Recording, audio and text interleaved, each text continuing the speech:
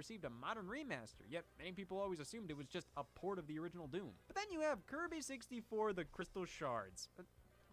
What's the point of the number here? You already have a subtitle. Putting 64 in the titles of these games almost feel like these companies were beckoning to fans who only had the Nintendo 64. Like, hey, finally, a Mega Man for you! But hey, at least 64 became an iconic number within the gaming community. It's so specific that when you put it in a title, people know what it means, and it definitely rolls off the tongue with a lot of these names.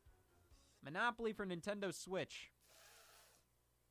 Could you be more specific? This is a trend I will never fully understand. How some game titles do the For Nintendo Switch or Nintendo Switch Edition subtitle. I see this mostly on that console, but other systems aren't immune. 9 times out of 10, a game with For Nintendo Switch in the title isn't like super optimized for Nintendo Switch or has crazy unique features. It's the same as any other multi-plat version, and 9.5 times out of 10, it's a digital-only release, which means you can only find it by going on that system's specific storefront. No fucking shit.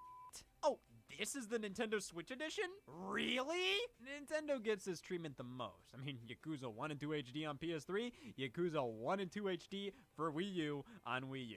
To be fair, they've done this themselves, most notably with Super Smash Bros. For Wii U and Super Smash Bros. For Nintendo 3DS, but also with Super Mario Maker for Nintendo 3DS, Brain Training for Nintendo Switch, etc. In many ways, I don't blame them, as, Smash for Wii U and 3DS have the same characters and roughly the same gameplay, but there are some unique features on Wii U, like swimming and climbing ladders, different stages and modes across both games. They're different titles, but the same. So what else would you call them? But I think using the console's name in a video game title just goes to show how potentially lacking of character that specific game has. Damn, you're no nonsense today. The identity of this video game is that it's on a video game console. Sometimes I swear companies do this to mask what their game truly is. Rayman DS? It's Rayman 2. Rayman 3D?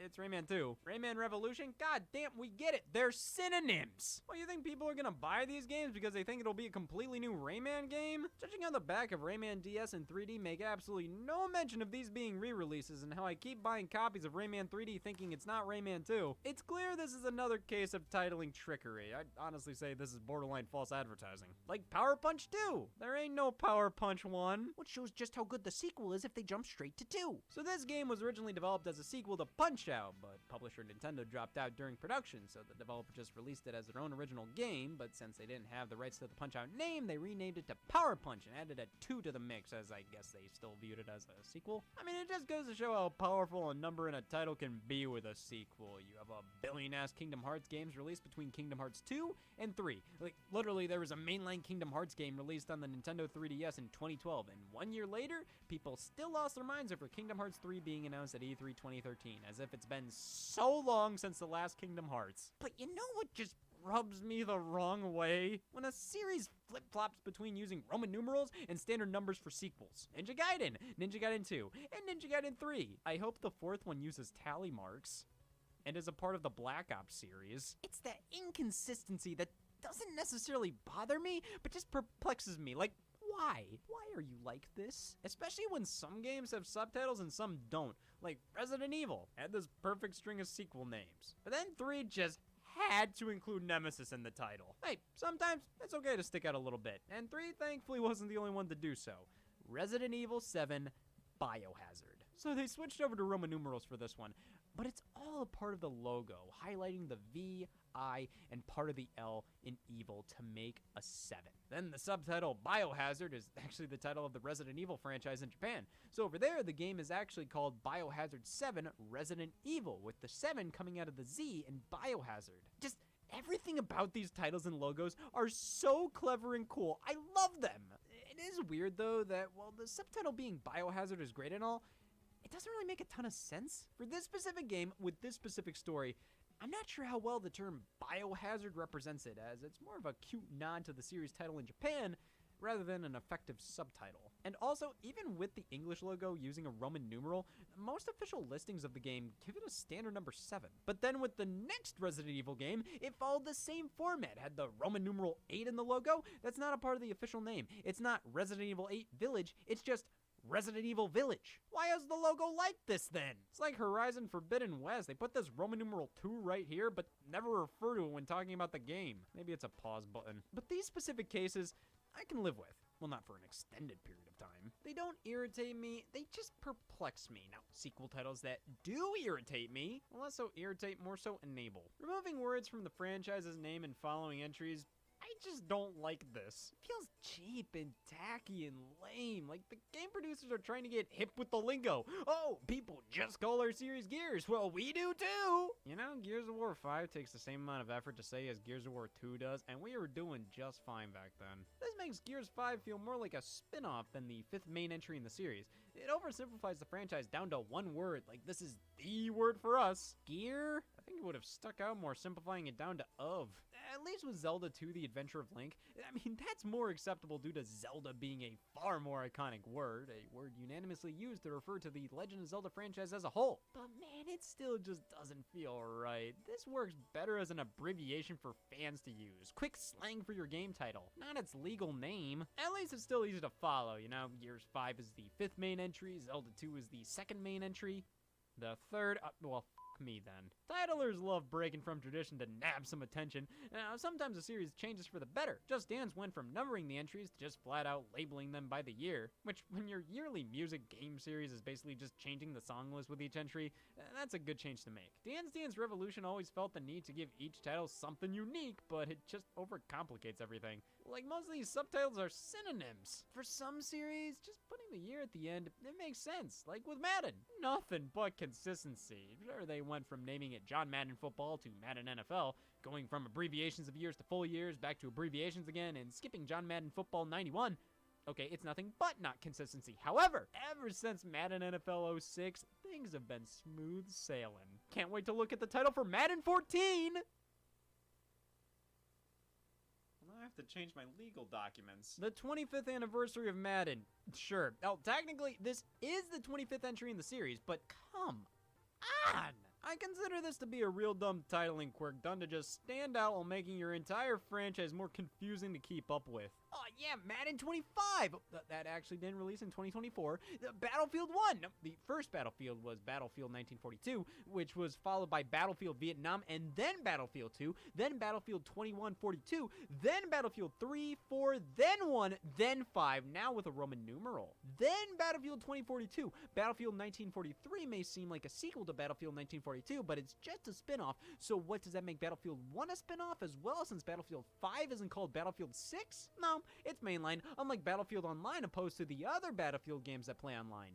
All of them. Now where does this fit in the picture? Battlefield Online was a Korean exclusive entry in the series that mainly took assets from previous games to make an online multiplayer-only PC game tailor-made for that market, which is a more common practice than you may think. I mean, Call of Duty did it with Call of Duty Online for the Chinese market. I just find the titling funny when pretty much all the other games in the franchise have online play, acting like this is the online one. When Call of Duty World War II was announced, I was pretty annoyed, like acting as if this was the first and only Call of Duty to do World War II. I understand it had been a while since the last game focused on it, but titling it implies like, yup, this is the Call of Duty based in World War II, and this is the banana. Like, come on, man, at least name it something like World War II Returns or something, I don't know. Call of Duty's already having the issue of reusing titles. We had Call of Duty 4 Modern Warfare, followed up with Call of Duty Modern Warfare 2, and later on 3. Then with some re-releases of the first Modern Warfare, the number 4 was dropped, like with Call of Duty Modern Warfare Reflex Edition and remastered, and then the 2019 game launched, Call of Duty Modern Warfare.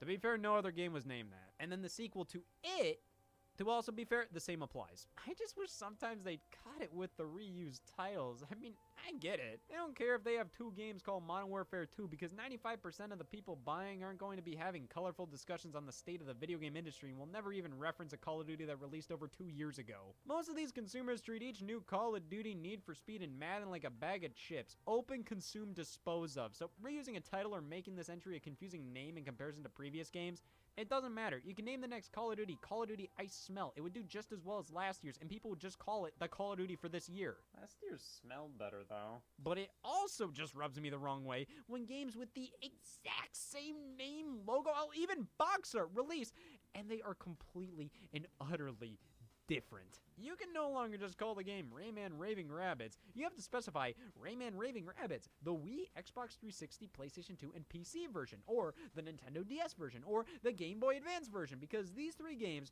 are nothing alike, being in different genres entirely. I feel that with these handheld versions of console games, they name them and market them as the same thing in a way to kind of trick unknowing consumers into thinking this is gonna be the same game you see all the commercials for on TV. I mean, come on, do you remember ever seeing the Game Boy Color version of Tony Hawk's Pro Skater 2 in the advertising? No, they just show screenshots of the PlayStation version, but lists Game Boy Color as one of the platforms. Oh, well, surely. If this isn't the real Tony Hawk 2, then what is? How many games are called Jeopardy or Wheel of Fortune, and how many of them are truly the same? You know, this would be a great opportunity to use that for game system subtitle, but no, just call this Jeopardy, and this, well, make sure the people know. But you know what's the most depressing thing ever?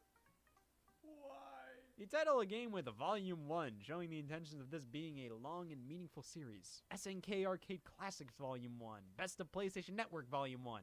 Damn, it's almost like a Volume 2 exists, just like Madden 14. You gotta have a lot of confidence to put Volume 1 in a game's title, almost enough to ensure that Volume 2 is probably already underway. Is this used as a bargaining chip to get a sequel produced? It doesn't work. I will say something. I love seeing a prequel with the subtitle 0. I just think it sounds good, feels good, like it's the perfect subtitle. It's a great buzzword on its own, and adding it to a franchise name, it's immediately obvious what it is. Earthbound released here in North America on the SNES, but is actually titled Mother 2 in Japan, with the first game on NES almost releasing over here in English, but getting canceled at the last minute. What was called Mother in Japan was meant to be called Earthbound here, but since that first game got scrapped, when they brought Mother 2 over, they just called that Earthbound. However, that original English localization was eventually found and dumped online by fans for people to download and play. Since we already had a game called Earthbound release, it just made sense for fans to call this Earthbound 0. I couldn't think of anything better to call it. You can find fan-made reproduction cartridges of the game with this title, and it just feels right. But then, Nintendo decided to finally officially release the game on the Wii U's eShop in 2015. What did they call it? This is one of my least favorite titles ever. It sounds so dumb. I'm sure they would have loved to actually call it Earthbound 0, but had to settle for beginnings because we don't want people to know fans exist. Sure, don't use the word 0, but why beginnings? Why not origins, inception? Hell, Genesis is a synonym for beginning, and that would have been a wicked subtitle. Yeah, it may have already been used for the Sega console, but there are other books of the Old Testament, Deuteronomy. But no, you pick 3 of the worst syllables I've ever heard. Though I've heard worse. Some names just look and sound weird the first time you see them. I remember calling The Legend of Zelda Breath of the Wild Zelda Wii U for years before it finally got its official name, and I thought using the word breath felt off. You look up any reaction to a new game getting announced online, and every single person posting a video has to say the title out loud when it appears on screen. Super Smash Brothers Ultimate? Oh, Jumanji the video game!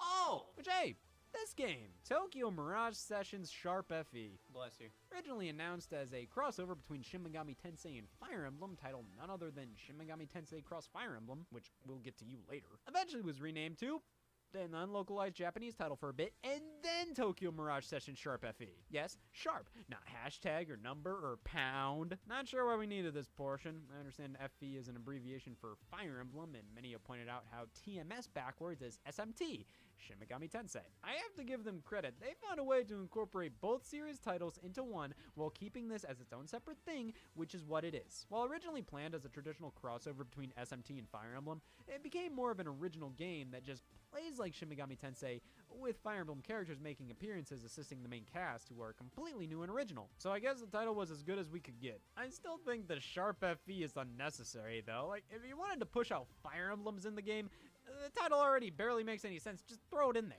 But again, I guess they wanted to push this as its own original thing rather than specifically advertise it as a Fire Emblem game. Except they did just that in a few trailers they posted online. I I don't even play this game. Let's talk about that pesky cross. Christ. Kind of an odd trend for a bit there was using an X between two words to symbolize a crossover and pronouncing it as cross. Shin Megami Cross Fire Emblem, Street Fighter Cross Tekken, Street Fighter Cross Mega Man, Project Cross Zone, which, what is that? A tactical role-playing game featuring characters from Sega, Namco, and Capcom? Oh, I get the title now. Yeah. Letters. Then they started moving away from the cross and started using a plus sign instead. Mario plus Rabbids, Mario and Luigi Superstar Saga plus Bowser's Minions, 3D World plus Bowser's Fury, Advance Wars 1+2, Pro Skater 1+2, Box Boy plus Box Girl. Just where did this trend come from? The plus sign I find to look a little juvenile. I don't like that. I'm too mature for this. I'm an adult who eats caviar. Localized titles. Something they just don't do anymore. I've been a little confused as to why Bandai Namco stopped using the English title for Taiko no Tatsujin. You know, Taiko Drum Master. We got it over here on the PS2. It's just a fun rhythm game with a drum peripheral. We only ever got this game in North America, but Japan just kept on getting these damn things. Finally, in 2018, we got another localized title. The first Nintendo Switch entry in the series, Taiko no Tatsujin Drum and Fun.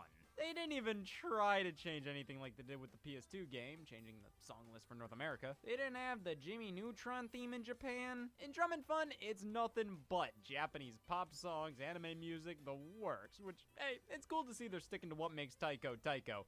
But like I said, I'm just confused why they don't just call it Taiko Drum Master over here still. It's not like a butchered localized title. Taiko no Tatsujin roughly translates to Taiko Master of Drums.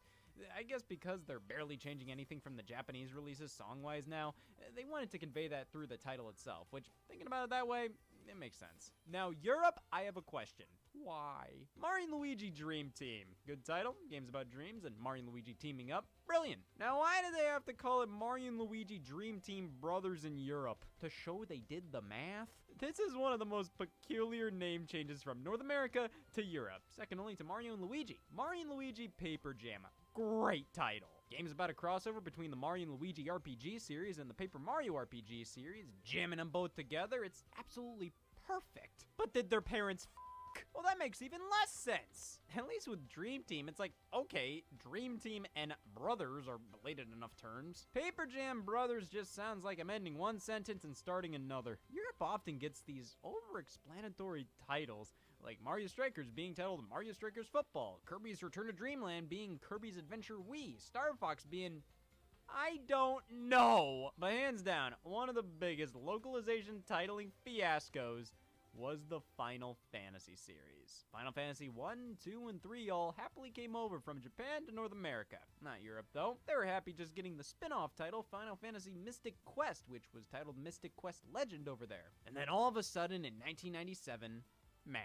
After Final Fantasy 3 came Final Fantasy 7, or for Europe, after one Final Fantasy that wasn't even titled Final Fantasy, came Final Fantasy 7. This was, of course, due to not every Final Fantasy releasing outside of Japan at the time, so we never received the original Final Fantasy 2 and 3. Though we did receive 4, they just renamed it to Final Fantasy 2 over here. Same with 6, we got it as 3. By the time Final Fantasy 7 launched, I think they realized how counterintuitive this was.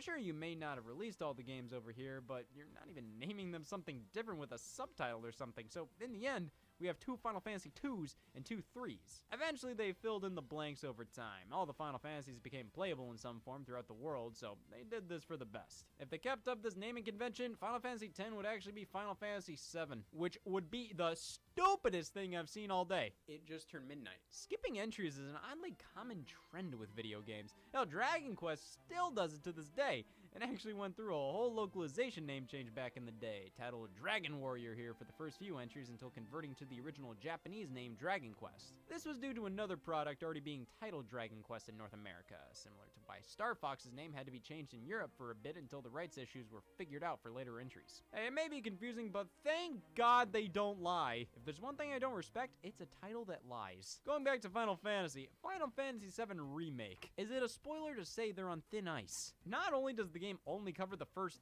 I don't know, third of the original Final Fantasy VII, now being split up into 3 different remake entries, but they changed so much and turned it into a completely different game with a completely different story. To be fair, they are remaking it. Just because you remake something doesn't mean it's beat for beat. The title doesn't lie like crazy, but they obviously know what they're doing. The box art and logo, the opening, it's all supposed to give the vibe that this is the original Final Fantasy VII remade for modern audiences. But in reality, it's an alternate take on FF7, so calling it this is kind of misleading. There's no getting around it. Though I can understand and agree with arguments in its favor, Dreamcast Collection gets no sympathy. That's a damn Sega Saturn game! Grand Theft Auto, the Trilogy, the Definitive Edition. Alright, well, you use the word "the" in the title twice. No, 3 times. I just find this to be a sloppy one.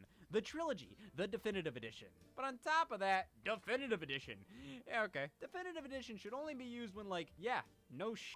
Xenoblade Chronicles Definitive Edition is definitely the definitive way to play, but even then, when it doesn't include some content introduced in Xenoblade Chronicles 3D, like, you could've just called it Xenoblade Remastered, you know? And don't even get me started on movie games. Like, isn't it kind of weird when a game based on a movie still has the word movie in it? Like, I get it, it's based on the movie. You can't just call the game based on the SpongeBob movie anything but. That's why it's good to be more specific sometimes. This isn't B-movie, this is B-movie game. Just call it B-game. Oh, I'm sorry, that's already taken. But you know what really rubs me the wrong way with many games like this is when you have to have the presenter at the beginning of the title. It's not Tarzan Untamed, it's Disney's Tarzan Untamed.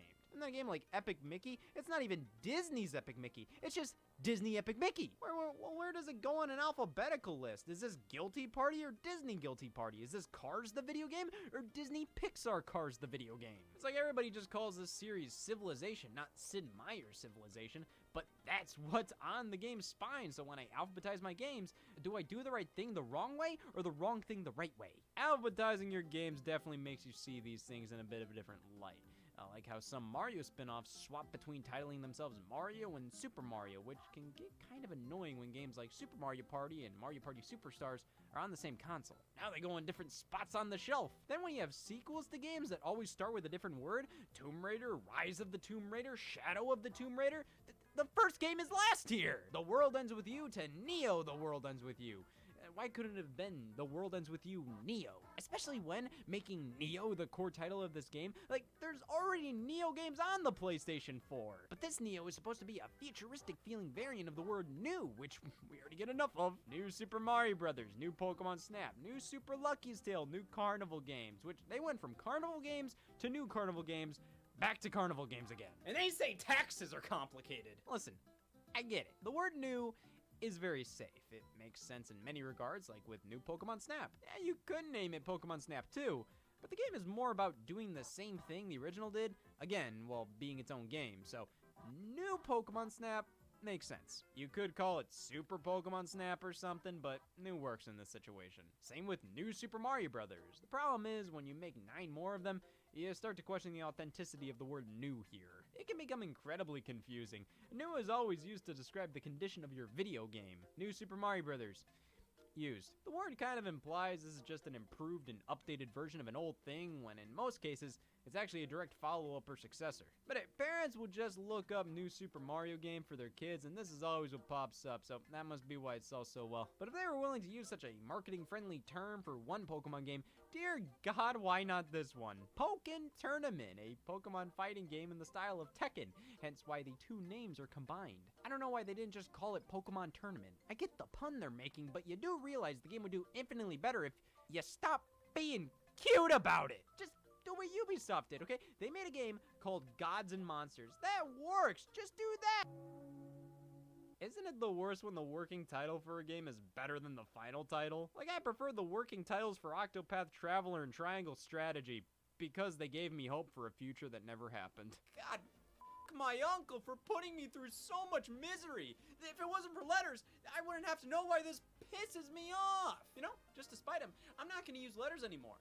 But I can damn well use words. And I'm gonna spread them, telling everybody how we're done using letters, and by proxy, titles. Can't be pissed if I can't read. Or I'm dead. So, say goodbye, Mr. Bones, and please welcome... What? Oh, man, I want to play tennis.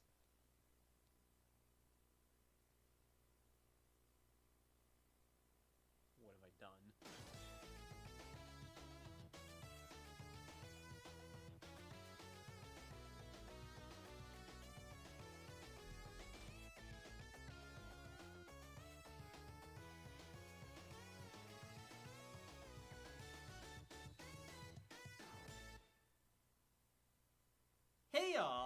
Scott here. I've been working on my impression of Nintendo DSiWare. Watch, why the f was I born? Buying the Nintendo DSi was my first instance of being an idiot. Oh, who made it that far? Let's be fair, if Nintendo offered you a new design of something you already had with superfluous additions and crippling feature removals for nearly $200, you have to take advantage of that opportunity. This is the last time they'll do it this week. I'm not made of stone. Released on November 1st, 2008 in Japan and April 5th, 2009 over here in North America, the DSi was the third version of the Nintendo DS, a handheld that was already everybody's favorite bundle of atoms. The DS and DS Lite took the world by storm, all while being severely impaired. You can't tell me to reset the system after changing the clock and expect me to think everything's okay. Hell, you couldn't even remove a game card from the DS on the menu screen without it freezing. What's the point of having a menu screen then? I think Nintendo developed the system by candlelight. It was completely fair to expect an upgrade. I mean, you look at what the PSP was doing with its user interface and compare that to how the DS didn't even like you going into system settings. Like, I didn't even change anything. So in October of 2008, Nintendo announced that upgrade, the Nintendo DSi, hell-bent on being an actual system.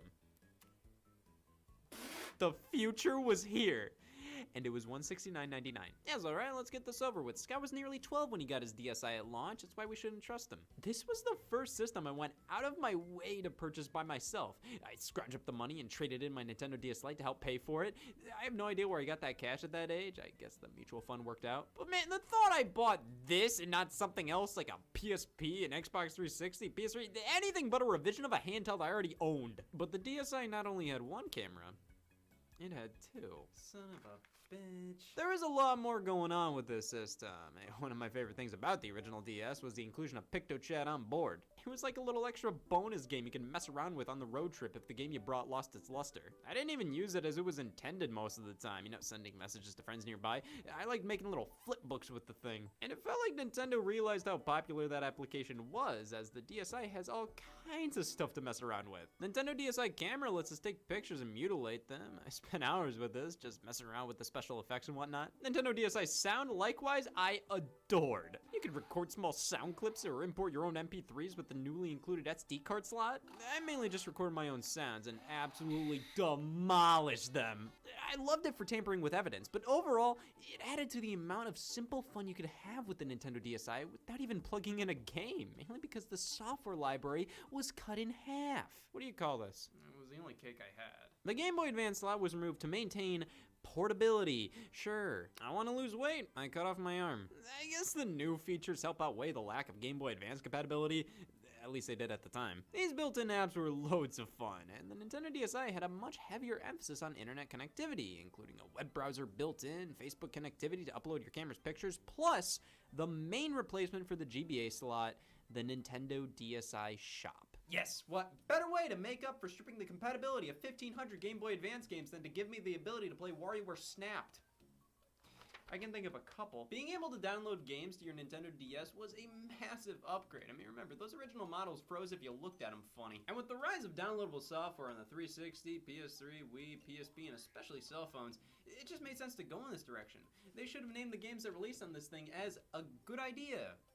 Instead, they named them DSiWare.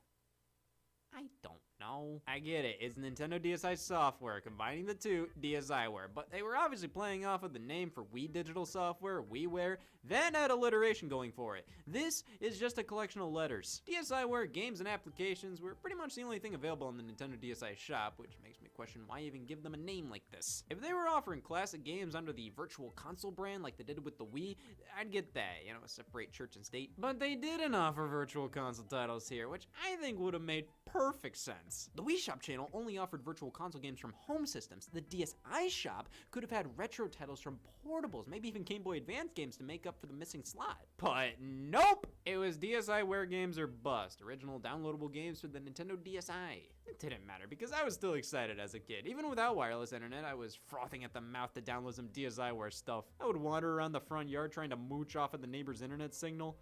Convincing my parents to get Wi-Fi was like convincing them I needed a lung transplant. I should know because Wi-Fi won out. But even beforehand, we were on vacation and the hotel we were staying at had free Wi-Fi, so I scrambled to test it out on my DSi, and oh my god, the email! I could browse the web, play online multiplayer, but most importantly, download software from the Nintendo DSi shop. And thankfully, Nintendo included $10 worth of Nintendo points to download games. Yes, this was still back when video game companies wanted to be cute about buying digital games, with 2,000 Nintendo points equating to 20 bones. Nintendo originally called these points Wii points for use only with the Wii Shop channel, but with the introduction of the Nintendo DSi, you could use the points on either a DSi or a Wii, eventually being renamed Nintendo points. Using a point system might have been a way to avoid you having to give Nintendo a W-2 for paying them so much, but hey, it worked. DSiWare titles range from free to costing $12 or so, and you'd find what you want on the shop by tapping through pages, 2 games at a time. My wife is going into labor, but where's WarioWare? The whole shop's aesthetic was modeled after the Wii Shop channel, and rightfully so. Both of these storefronts felt less like cold corporate marketing schemes and more so pleasant, relaxing elevators and shopping malls. Whenever I visit them, gosh, I should buy something. They even have a fun screen when you're downloading software, much like the Wii, except this one is based off of Super Mario Advance on the Game Boy Advance. That was one big final f*** you to the GBA slot. Unfortunately, the Nintendo DSi shop closed on March 31st, 2017. Oh? However, most of the DSiWare games released are available on the Nintendo 3DS eShop. Just looking up DSiWare, well, there they all are. Well, let's take a look at a good chunk of the releases, starting with a launch title for the DSi shop. WarioWare Snapped! He just fucking lost it! This was back when WarioWare was the big showcase for a new Nintendo system set of features, so here's a DSiWare title focused on the cameras for $5.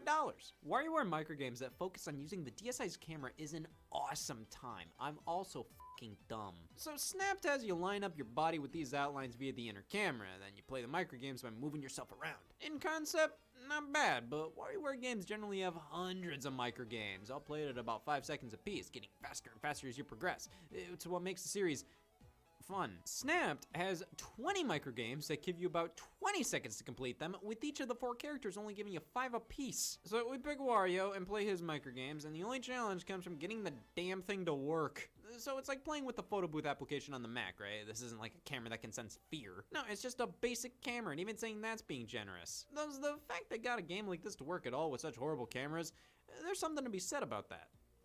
I don't know if it's something good. Back in 2009, this kind of thing was pretty cute. These silly cameras were all the rage, with Photo Booth, like I said, the iToy for PlayStation 2, eventually the Kinect for Xbox 360. It's not like there's no value at all here. As a free tech demo pre-installed on the DSi, it's just okay. As a $5 downloadable game, it's pretty bad. As a WarioWare game, it's fucking atrocious. You can experience the whole thing in 10 minutes. I've gotten more out of single micro games than actual WarioWare titles than this entire thing. Didn't stop me from enjoying it as a kid. I would play it in restaurants. Jesus Christ, like playing Brain Age wasn't bad enough. How about Dr. Mario Express? This was the other game I bought with my DSi shop credit, coming in at another $5, and this was a much better deal than WarioWare. Express is just flat out Dr. Mario, which you can't go wrong with on the go. I don't know, man. You ever just crack under the pressure of talking about Dr. Mario Express? There's nothing to it. It's just Dr. Mario. Not even a multiplayer mode, either local or online, is included. For $5, it's sort of hard to complain, but I'm gonna try. It's a bit too obvious how little content is in many DSiWare games. I get they're incredibly cheap and supposed to be small and tiny to fit on your system digitally, but still, like, come on, you couldn't have included more in WarioWare Snapped? At least Dr. Mario Express has a good reason to exist. Pop your DSi out, play around a Dr. Mario, throw it back in your pocket. But this entire game is just a downgrade of Dr. Mario Online RX on WiiWare. That game was $10. Why does this one have to be so stripped down? The WiiWare game didn't do anything the DS couldn't do. However, we gotta look at that their subtitle. Express was a term used by Nintendo a lot on DSiWare. Many other games used it to denote this is a smaller version of a game that already exists elsewhere. So Dr. Mario Express was a stripped down version of Dr. Mario Online RX. Brain Age Express, Arts and Letters, Math, and Sudoku were repackaged piecemeal variants of both Brain Age and Brain Age 2. See, in PAL territories, these types of games were called a little bit of, and that's a bit more blunt as what these are. In fact, Nintendo has a pop-up warning when you buy them on the eShop asking, you sure about this? Brain Age Express makes total sense as a DSiWare game now. This is the kind of thing you want on your system at a moment's notice. And it's not like this is just a repackaged version of Brain Age 1 and 2. It has some new puzzles and is mostly just a repackaged version of Brain Age 1 and 2. I can't stress how much I love to get ripped off.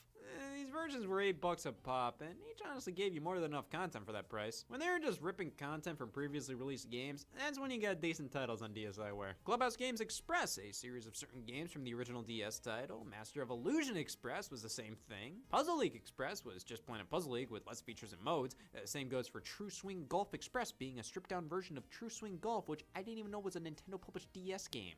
Oh, well, they don't teach you in school. Then Nintendo took the DS game Electroplankton and divided it up into 10 separate DSiWare games for $2 a pop. I'm starting to get annoyed at this strategy. Like, did Nintendo actually make anything for this? Well, that's where Mario vs. Donkey Kong Minis March Again walks in. Get out. Let's just download it, and oh my god! This is the image most see before death. This is a successor to Mario vs. Donkey Kong 2, March of the Minis, and the predecessor to Mario vs. Donkey Kong Miniland Mayhem, which was followed up by Mario and Donkey Kong Minis on the Move. Give up on the subtitles. You're just mixing words around. It's impossible to remember which one is which. The next one they're probably going to call Mario vs. Donkey Kong Move Minis Move. This game is quite derivative of Mario vs. Donkey Kong 2. Is a Mario vs. Donkey Kong game after all. Is there any fan of this series that goes, no, I like that one? They're all the same, but I guess Minis March Again is an improvement over March of the Minis. I mean, for starters, it's $8 and gives you a comparable amount of content to the physical DS game. Completely original new level designs with some new small tweaks to the flow of the gameplay. Once you tap the mini Marios, they move indefinitely, which makes things more interesting. You have to get them all to the goal while collecting everything, while in its predecessor, you could stop them and move directions. This is just more compelling. Plus, you have the level editor, which is basically ripped right out of the last game, but it did give this game an endless amount of content to play through user-created stages. For $8, this was a pretty good deal. It was better than Mario vs. Donkey Kong 2. Well, I think it flat out replaced it. I think everybody can agree this was the definitive Mario DSiWare game. Depending on your stance with Mario Clock. For $2, Nintendo was offering a clock application, in case this clock wasn't enough. Yes, this was considered an application, not a game, as some DSiWare titles were just that. This is a tool. You can set an alarm. Mario Clock has to be open for it to go off, dear Christ, but you can set an alarm. It's okay. Why would you close it anyways? Couldn't they have included a world clock showing the times from different areas of the world? Like a calendar even. Please, God, I've never wanted to see a calendar more in my life. It's frustrating because the sister application, Mario Calculator, which released the same day for the same price, has so much more to it. You can convert units, calculate fun things. Why is this so much more worthy of the $2? Well, why aren't they just a part of the same application? The 8-bit Super Mario Bros. Aesthetic is fun, but doesn't amount to anything more than just funny sounds and being able to control some movement. At least you have a bit of interactivity because, lo and behold, Animal Crossing Clock. Who the hell do you think you are? It's just a static picture, and this was $2 as well. It's the exact same as Mario Clock, but with an Animal Crossing skin, and the same can be said about Animal Crossing Calculator, but these both aren't nearly as compelling as the Mario variants. And that's saying something. They're fucking clocks. The Mario ones have more interactivity. Animal Crossing is the bare minimum. Just clocks and calculators with Animal Crossing pictures in the background. Now, you can make your own town tune for the alarm sound in Animal Crossing Clock. Great, not only did I spend $2, I have to supply the alarm sound for them. Nintendo also offered Photo Clock, because what were you expecting me to? The Nintendo Countdown Calendar, Nintendo DSi Metronome, Instrument Tuner. With the amount of applications Nintendo released on the DSi shop, it makes me wonder why they didn't do more. Like, they could have done a ruler, maybe an email client. While Nintendo did a few more applications, none was more tantalizing than Flipnote Studio. Socks. A free application that allowed you to make flipbook style animations. I was heard! This was an outstanding piece of software. It wasn't too in-depth. I mean, you weren't gonna make a masterpiece on here. I stand corrected. But you didn't have loads of tools and colors, but you didn't need that. It's a DSi application. Give it some slack. This is a toy, and it's so easy and simple to make animations. It's incredible. I used this for hours, recording my own lines, sharing them online via the Flipnote Hatana service. This was the killer app for the Nintendo DSi. Next to Photo Dojo. Oh, hell yeah! Take pictures to put whoever you want in a light fighting game.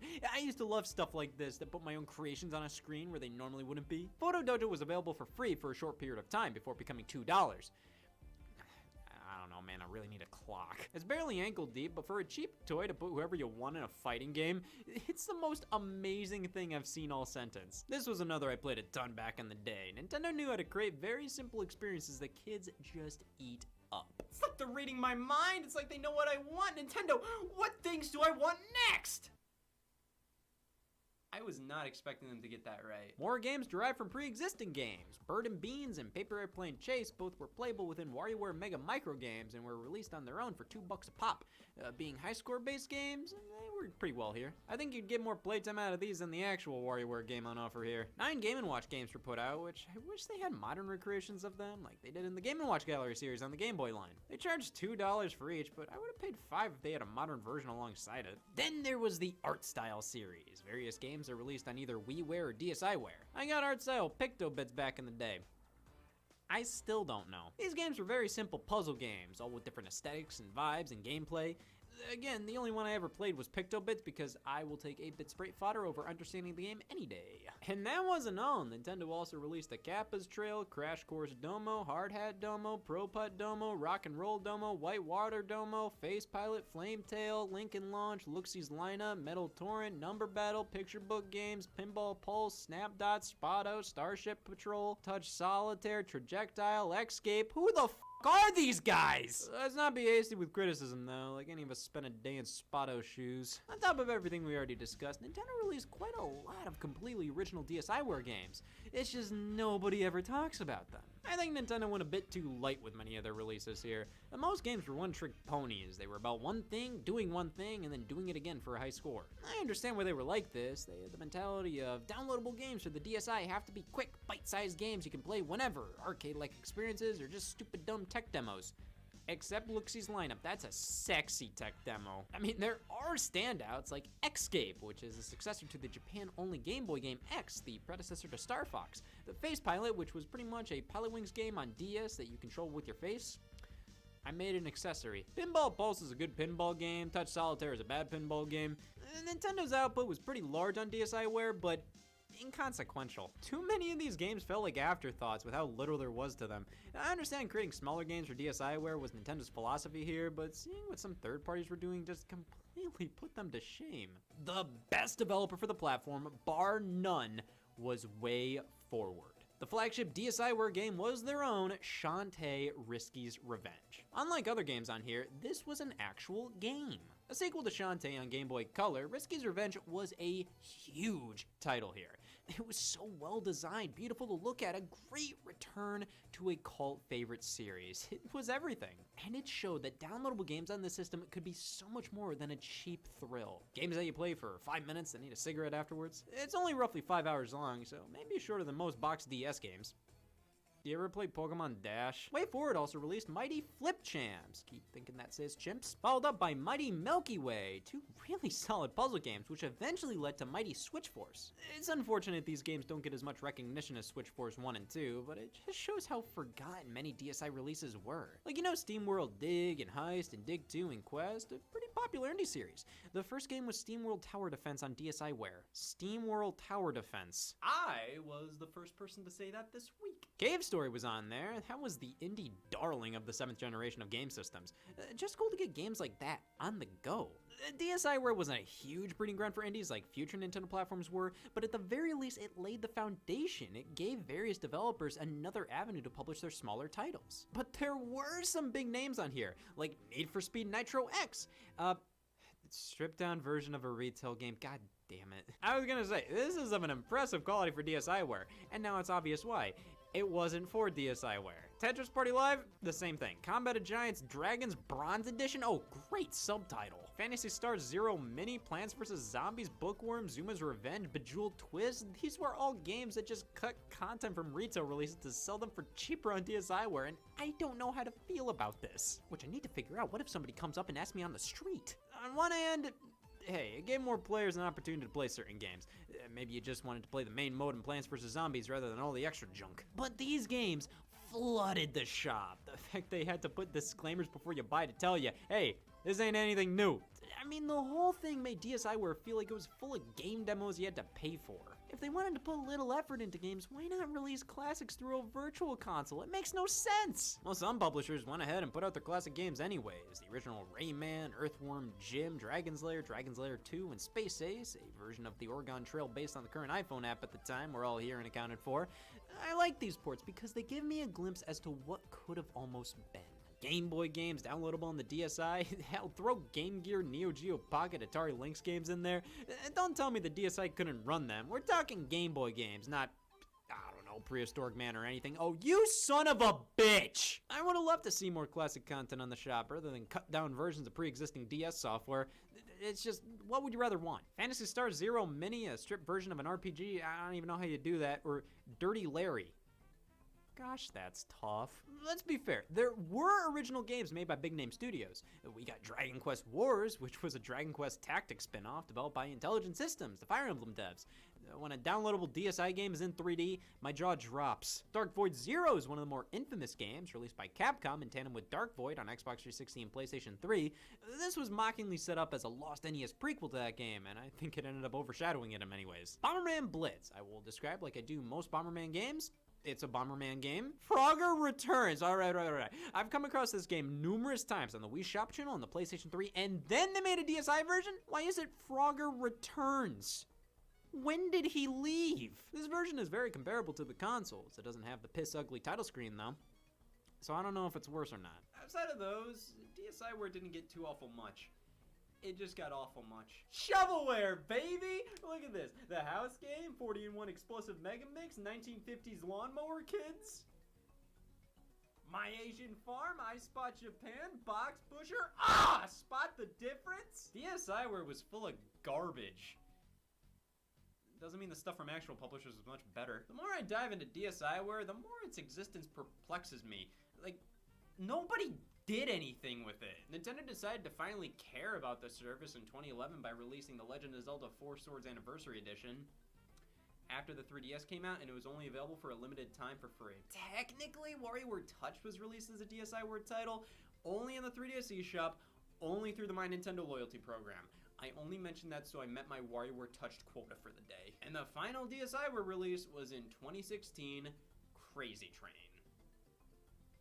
There are some gems on there, but most of the time it was either shovelware or just repackaging games that were already on the DS. Like, why? I'll tell you why, because they're only human. If I ever squirt out Need for Speed Nitro, you bet I'm going in for seconds.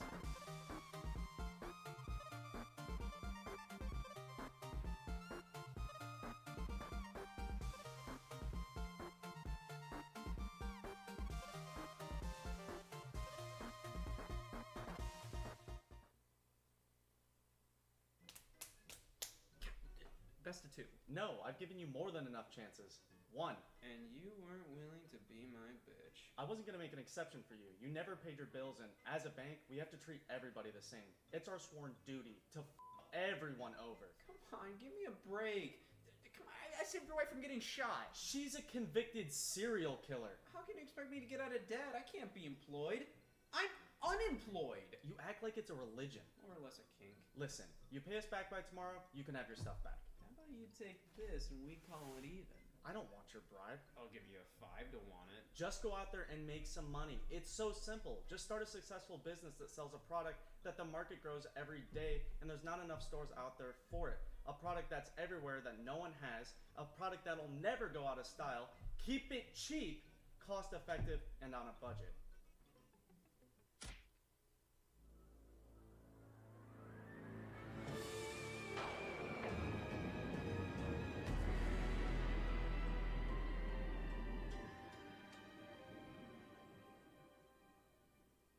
Hey y'all, Scott here. I got 4 words, 3 syllables, and 1 mistake for you. Ghost for sale. Located at Fleeting Smiles Cemetery by Death Productions, you will need a membership to get in. Come on down and we'll set you up with a ghost. Try to find a store that's not Dollar Tree do that. Act now and we'll give you a fresh ghost.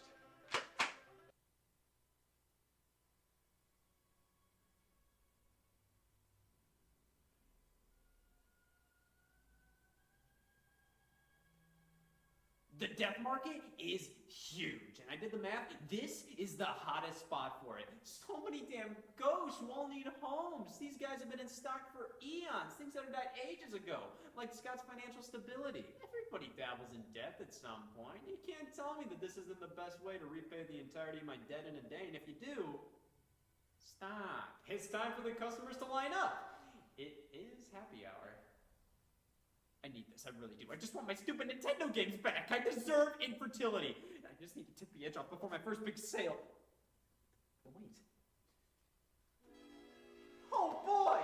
Bullshit! This is a tale of video game franchises that just wouldn't stay dead. You thought you could sleep well knowing Streets of Rage would never come back? It's been a tough year. Not everything lasts forever until it does again. Some gaming franchises will forever stand the test of time. There will always be a new iteration of Tetris, Mario, and Pokemon on the way because they aren't narc. These games will always sell. There's always a place for them. After Pokemon Blue, they said, well, we can't just stop there. But not every franchise is this lucky. Not all of them are surefire hits, and thus, they get shelved, buried, forgotten for years on end.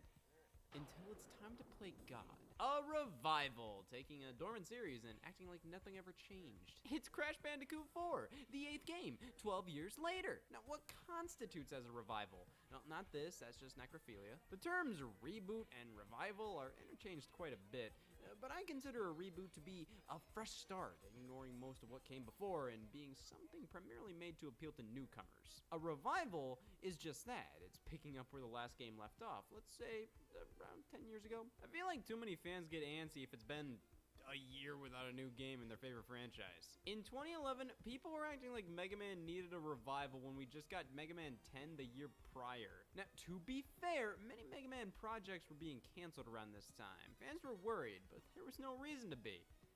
Now, 6 years later, I'll give you that, but games are taking longer and longer to develop. There used to be a 6-year gap at the longest between mainline Elder Scrolls and Grand Theft Auto titles.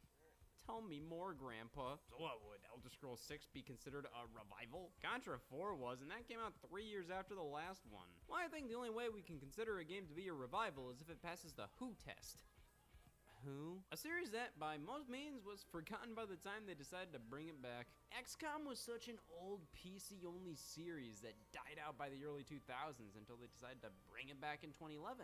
Fallout 3 released in 2008 with the last numbered entry launching a decade prior, and I guarantee you most people who bought these games never even heard of the original titles. While XCOM can be considered more of a reboot, Fallout 3 was exactly that, the next mainline entry in the Fallout series. This was a big deal, and with its insane critical and commercial success, it showcased that Dead series could have more life than initially thought.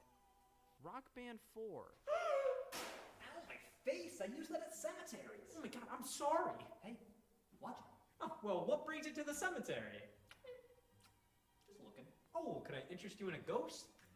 We offer different sizes. Nah, I already have a gun. I was just interested in a job. Same, that's why I have one. Come on, I got let go from my mail route for gross negligence. Oh, come on! You're not gross. I really need this, please. It was my childhood dream to bounce back after getting fired. Okay, well, what are your qualifications? So I like fucking lizards. Not like fucking lizards, but like fucking lizards. Also, I'm pretty skilled to give you back this book. You are so good at this. 2015 was the dawn of the dead for music peripheral games. Activision put a stop to all things Guitar Hero in early 2011 after declining sales, and Rock Band followed suit shortly after. The market was simply oversaturated with music games that cost over $100 that are the reasons landfills are so in right now. The earth wasn't meant to house these things. There's only so many plastic music peripheral games you can release in a year. 11, it's only 11. These games were all fundamentally copies of each other, just with different song lists, but nearly all of them would be a bitch to swallow. Customers were overwhelmed by the amount on store shelves and eventually lost interest in nabbing every single one that came out. People bought Guitar Hero 3, then got the 4th one after that, but asking them to get 6 that year was too much. So, the 2 series and the genre as a whole, capital punishment it is. That was until 2015, when Activision and Harmonix both decided it was time. The revivals of Guitar Hero and Rock Band were strange considering I think everybody missed these games to some extent, but nobody wanted to invest in them again. They take up too much space, they're far more expensive than regular games, and while Guitar Hero Live is definitely more of a reboot with a newly designed controller, live action backgrounds, and being a far worse game than the originals, Rock Band 4 picked up right where Rock Band 3 left off, which means, yes, it's in the same timeline as LEGO Rock Band. Rock Band 4 was pretty much just more Rock Band again. It's hard to deny this is what fans wanted, but the series was a little too dead to make a full-blown recovery. By 2015, purchasing large plastic accessories wasn't cool anymore. What? While the original sets for both of these series hold their value online, nobody dares to want Guitar Hero Live. Rock Band 4 fared quite a bit better with it being just a flat-out new Rock Band. It may not I've lit sales charts on fire, but it's been getting updates and new DLC for years. It's like feeding a grave. These revivals showcase that not everything works as well as it did back in the day, regardless if barely anything's changed or anti-barely. But then we have a series like Donkey Kong Country's comeback with Donkey Kong Country Returns.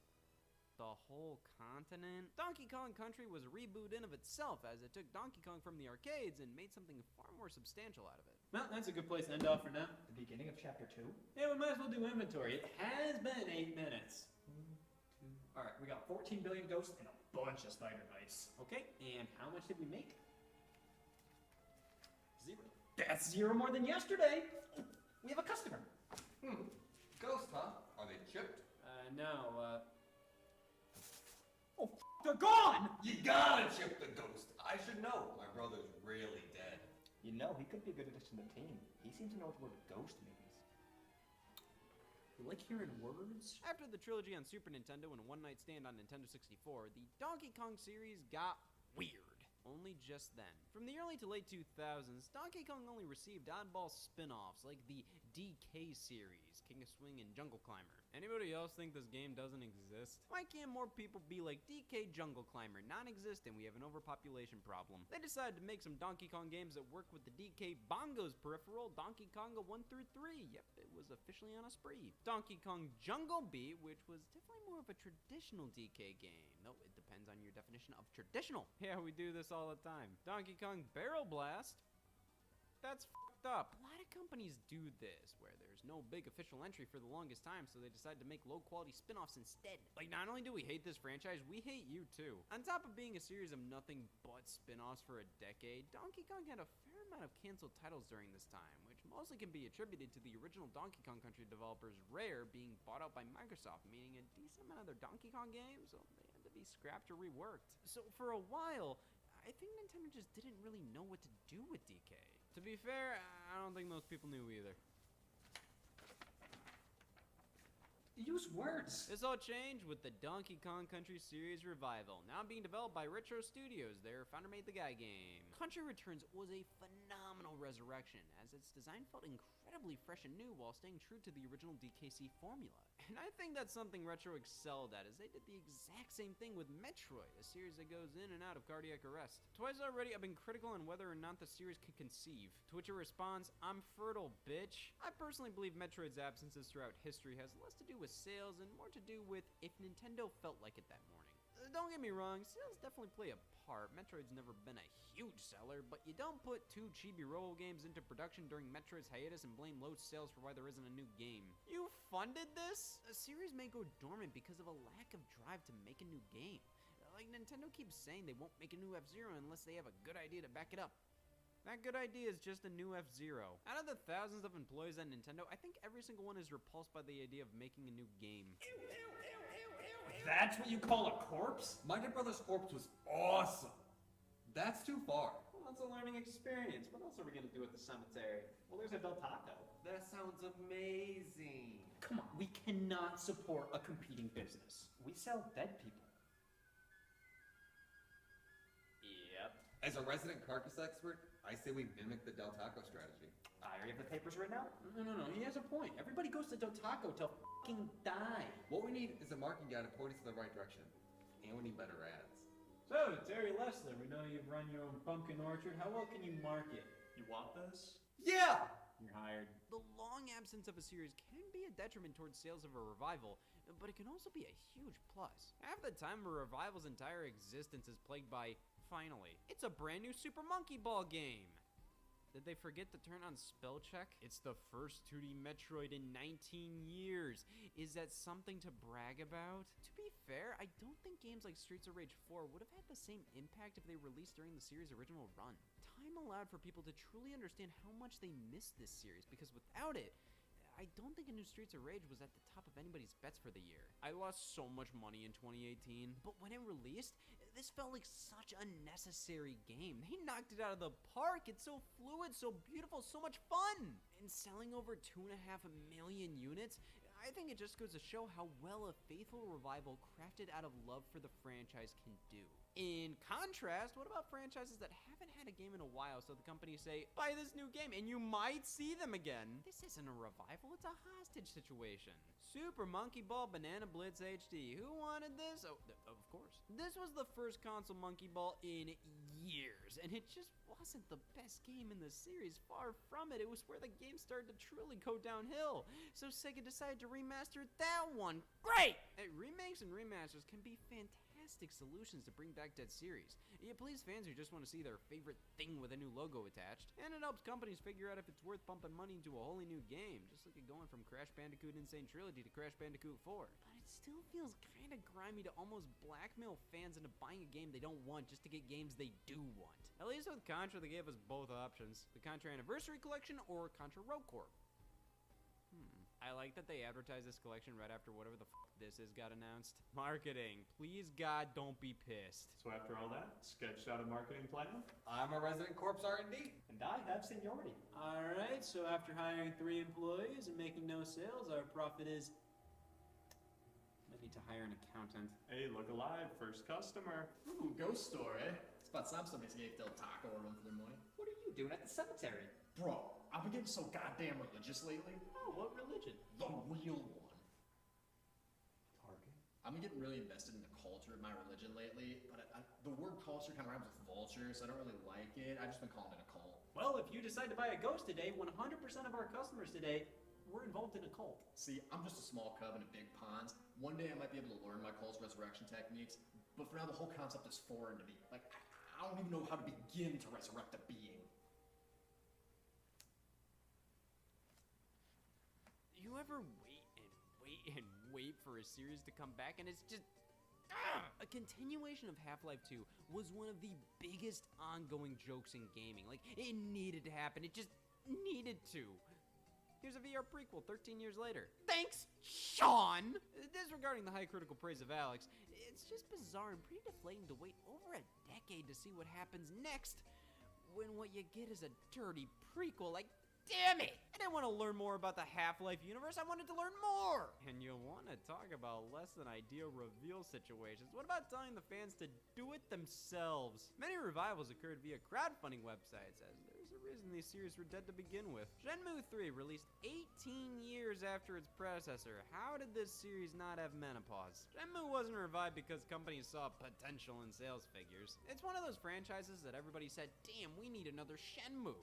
95% of the people saying that never played Shenmue and never wanted to play Shenmue. It was just something they heard that fans wanted and it became the big gaming thing to request. Like, we need a new Star Fox. Do we? We all just keep looking at new things to request, even if it's something we don't care about. How many people screaming at Nintendo for a new F-Zero actually want one? Many don't know what they really want because people will talk and talk and talk about needing a brand new Crash Bandicoot game. Like, I need companionship. Crash 4 was interesting as it shows just how far using a number can take you. Wow, these people must really mean business if they're willing to flunk math. So you have the first 3 games on PlayStation, then Crash 4 on PlayStation 2, The Wrath of Cortex. It wasn't numbered Crash 4 here, though it was in Japan. Crash Bandicoot 4, It's About Time, disregards all games following the 3rd on PlayStation. It's like the Halloween movies. You have the first one, then a sequel to it, then a 3rd that has absolutely no connections, the 4th as a sequel to the 2nd, then the 7th disregards everything after the 2nd one with a sequel to it, then the 9th one is a reboot with its own sequel, followed up by the 11th one, which is a sequel to the first movie, disregarding even the 2nd one, which got its own sequels. And it's just like Crash Bandicoot. Have you ever heard that? A game that called itself the 4th entry to later on have another game consider itself to be the 4th entry? Who the hell cares? Double Dragon 4. What happened here? So you have Double Dragon 1 through 3 on NES and in arcades, and Super Double Dragon on Super Nintendo, then Double Dragon 5 on Super Nintendo. It's obvious Super Double Dragon is Double Dragon 4. It's a beat 'em up like the first 3. 5 was a fighting game, so run. But this was the 4th game, even if it wasn't named it. After 2003, Double Dragon was fairly dormant until Double Dragon Neon in 2012, which was more or less a reboot by WayForward. I remember fans enjoying it and IGN giving it a 3. This is exactly what was expected from a Double Dragon game, but it's nothing like Uncharted. 5 years later, Double Dragon 4 was released. How? We were up to 5, so you go back one? To be fair, Double Dragon 4 seems to be a revival of the trilogy released on NES, even though the games originated in the arcade. I'm sure the style of Double Dragon is what most remember. does not explain Double Dragon 2 releasing in 2013 and having nothing to do with Double Dragon 2. Even the subtitles are different. Man, I'm having a really Double Dragon 2 and 4 kind of day, which is to say... Oh, that's fucking blood! Okay, so I guess this is a reboot, this is a remake, and this is a revival of a series that was already in remission. Obviously, I don't plead the fifth. It's always strange to see a series do a reboot, instilling a completely new continuity, to just end up going back to the original series. Prince of Persia got a reboot, then another reboot to just end up going back to the first reboot, the Sands of Time series. Strange they decided to revive this series only 2 years after the reboot, 5 years after the last Sands of Time game. Not so strange this coincided with a film adaptation of the Sands of Time. Can this really be considered a revival? I mean, it was 2 years since the last game, and only 5 years since the last game in the series that was revived. Give me one chance to raise the dead, I'm bringing back Garfield. I missed the comic I read this morning. Devil May Cry had a similar fate, receiving a reboot in 2013 titled DMC Devil May Cry, only to get a revival later on. A true fifth entry, Devil May Cry 5, in 2019, 11 years after the fourth. The return of the original series definitely showed that there is such a thing as too consumer-friendly. Stripping a series down just to make a reboot for wide appeal can be detrimental. I don't know anybody who refused to play any of the other Devil May Crys, but when DMC came out, bam! Finally, a black-haired protagonist. 5 ended up being the most successful game in the series, which shows that sometimes it's good to give the fans what they want. Sometimes, in name only. Sonic the Hedgehog 4 was set to be this grand revival of classic Sonic. I mean, come on, it's in the title. Well, when you put it like that. This was a complete crock. Literally just a budget Sonic game made for mobile, repositioned as a home console, returned to form. Just what the hell were you resurrecting exactly? The Antichrist? This plays nothing like classic Sonic and the Genesis, but various outlets considered fans who didn't like the new physics and design of the game to be typical Sonic fans, not actually knowing what they want. They'll complain about anything. But in reality, Sonic 4 was a two-faced backstabbing revival. Sega acted like this is what everybody wanted, right? And those who couldn't care less went, yes! It's like the people who kept asking for Star Fox, like, look where that got us. Again, I feel like a lot of people in gaming online just know about highly requested titles and chime in to request sequels themselves, even if they truly don't care. So you? I like to request games that fans want because I truly want to see people get the games they've wanted for ages. Do I really care if there will never be another Chrono game? No, look at me. But I think gaming as a whole would be better with it. But I need to learn to keep my mouth shut if I'm not actually going to buy the damn game. Oh, so that tells me something needs to be roughly 1 year dead for it to be resurrected? Judging by the Prince of Persia, the Forgotten Sands. Well, you ready to seal the deal? Yes, one ghost, please.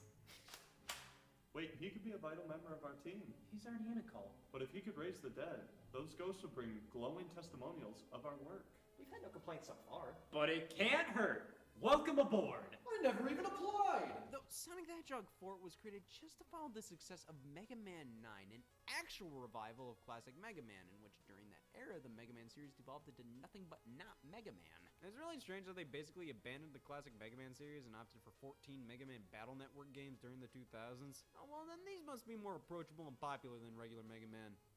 Huh? Well, Capcom decided to make a 9th classic Mega Man and brought it back down to the visuals from the 6th NES entries. At the time in 2008, this was awesome, and it's still really cool, though it feels a bit strange looking back. You go from this to this. What an upgrade. And that's all fine and good, but they did it again. It's just a strange feeling that they were devaluing what Mega Man was and acting like all Mega Man is 8-bit, which greatly limited how the franchise was perceived. Mega Man 9 and 10 are fantastic, but after that, when the series took another hiatus and came back with Mega Man 11, I think it was for the best that game used a much more modern aesthetic. Alright, do your thing. Oh, okay, so I think I can only resurrect corpses that are about 1 year old. It's my one flaw. Can we pick who to resurrect? My dead brother's over here. He's pretty cool. No, okay, at my skill level, they have to be random, and I can really only do resurrections that are already halfway underway.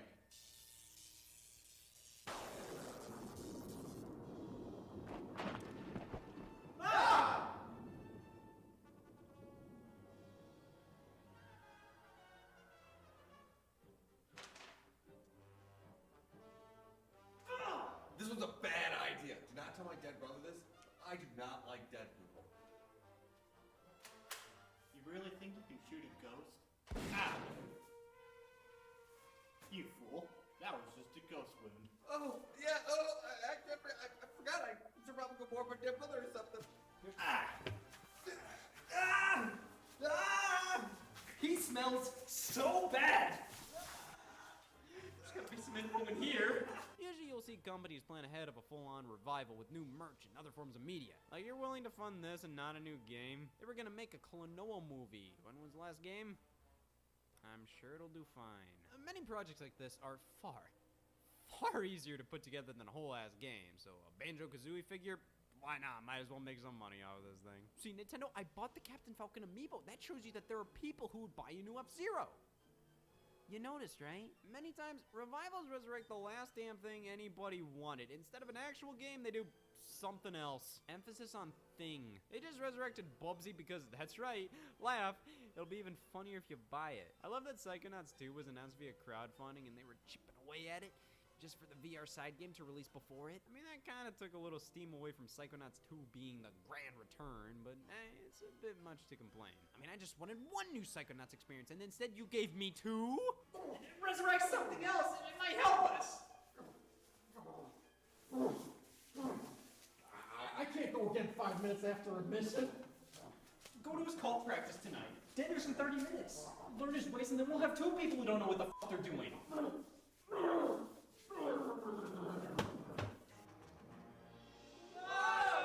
Well, I mean, this kind of stuff always happens at night. We wouldn't be in this mess if it wasn't for that damn moon.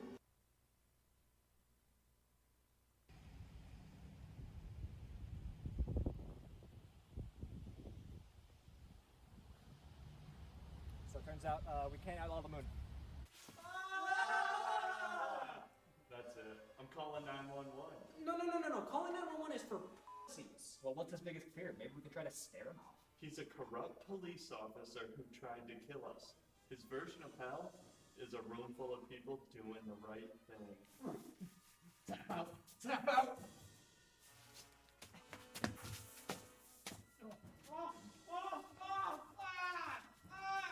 At the very least, we have to validate why we did this in the first place. Yeah, you're right. Sir, how have our services been for you? He's smelling!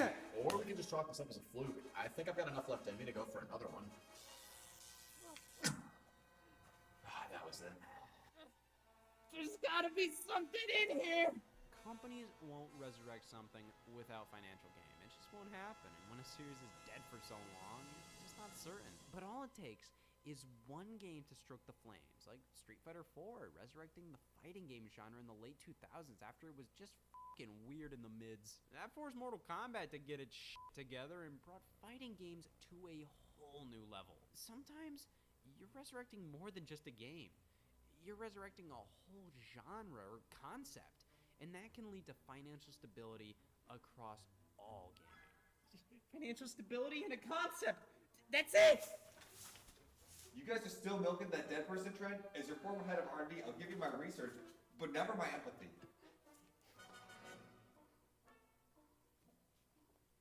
Rex, is your cult real? Yeah. That'll do it! My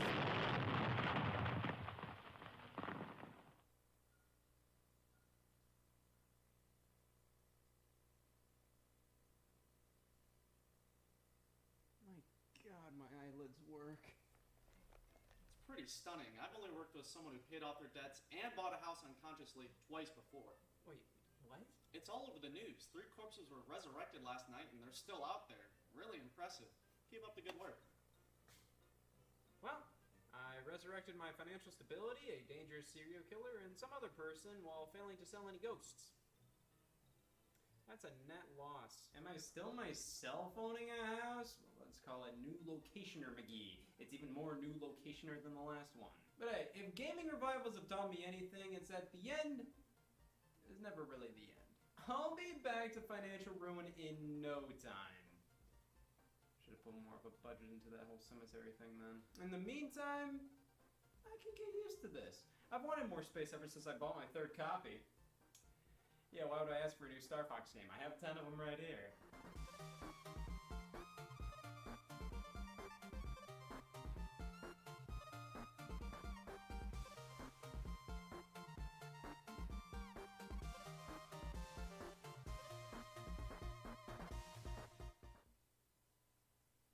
Alright, to-do list for the week. I got robbed, I took a bath. Now go on Wikipedia. You know, it's pretty hard to go, hey y'all, Scott here, here's a Wii U, when you just got robbed of everything that you hold dear. So, why not? Let's take a look at the game consoles that were held the most dear to the most people based on their sales. Of course, you may go, Scott, you were just robbed of everything. How do you have consoles to talk about? See, that's where you're wrong. I plan ahead of time. I have theft-proof items. I just spit on them a lot. That usually does the trick. My game console's still better than yours. Just look at my resume. See, there's a major difference between a video game player and a video game talker. Guess which one I am. What was I just doing? It's fine. I can go without talking about video games. I can just play them and everybody's happy. Wario. See, our type has to care about how well a video game company is doing. It's like rooting for your favorite sports team if you didn't even watch them play. I didn't buy Bravely Default 2. Gosh, I sure hope it does well. It just makes you feel good seeing the company that makes your favorite game system doing well. Like, man, there's gotta be some overworked employees in there. It's also just interesting to analyze those sales numbers. Why are they going up? Why aren't they going up? Why don't I play video games instead of talking about how much they sold and why you should care? How about this? Let's take a look at the 14 best-selling consoles of all time. If I don't convert you to a video game talker by the end, I'll officially play a video game. There's a lot riding on this. Of course, let's remove consoles that are still being actively sold, so anything post 2017, because those numbers will forever be changing. I always looked at that best-selling video game consoles of all time page on Wikipedia back when I was a kid. It was cool to see what was the most popular and think about why that might be. Why did this console sell so well, or not as much as it could have? If we actually figure it out, who knows, maybe we can more easily predict what will happen in the video game industry. The SNES being in number 14, see what I can amount to? The Super Nintendo Entertainment System sold just over 49 million units. What a little bitch. Yeah, only 49 million units, which is quite good. I mean, it is one of the best. But when talking about the most successful game systems of all time, numbers in this region aren't normally brought up. It's crazy to me that some of the most iconic systems out there, the NES, Sega Genesis, Nintendo 64, Atari 2600 sold as few units as they did. Now, 49 million is still a lot, but the SNES didn't do as well as it could have. It's hard to believe, but ever since the NES, Nintendo systems were going down in unit sales. The SNES sold 13 million less than its predecessor, and with the sheer quality of games that are released on it, we need to expand the definition of treason. However, the sales decrease makes sense for a couple of reasons. To many consumers, the Nintendo Entertainment System was merely the hot toy for a few years. The idea of upgrading your video game console to the next big thing, it didn't make much sense to them. Why would I get that new Nintendo? This one works just fine. And it smells. They viewed it as a toy or something along the lines of a VHS player, and the only reason why you'd upgrade either of those is if your last one broke. But I think what made an even bigger difference was the Sega Genesis. You hear a lot of people that went from the original NES to the Sega Genesis. Yeah, treason. The NES didn't face as much competition. Anybody that got in its way, it has a body count. I mean, any competitors just weren't exciting. Nobody looked at an Atari 7800 going, damn. The Sega Genesis was Nintendo's first piece of major competition.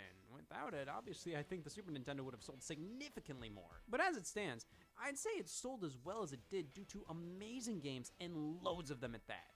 Though it didn't sell as much as it could have due to heavy competition from Sega and the climate of upgrading video game consoles at the time. Man, that's just sad. The Xbox One, estimated to have sold roughly 51 million units, not bad.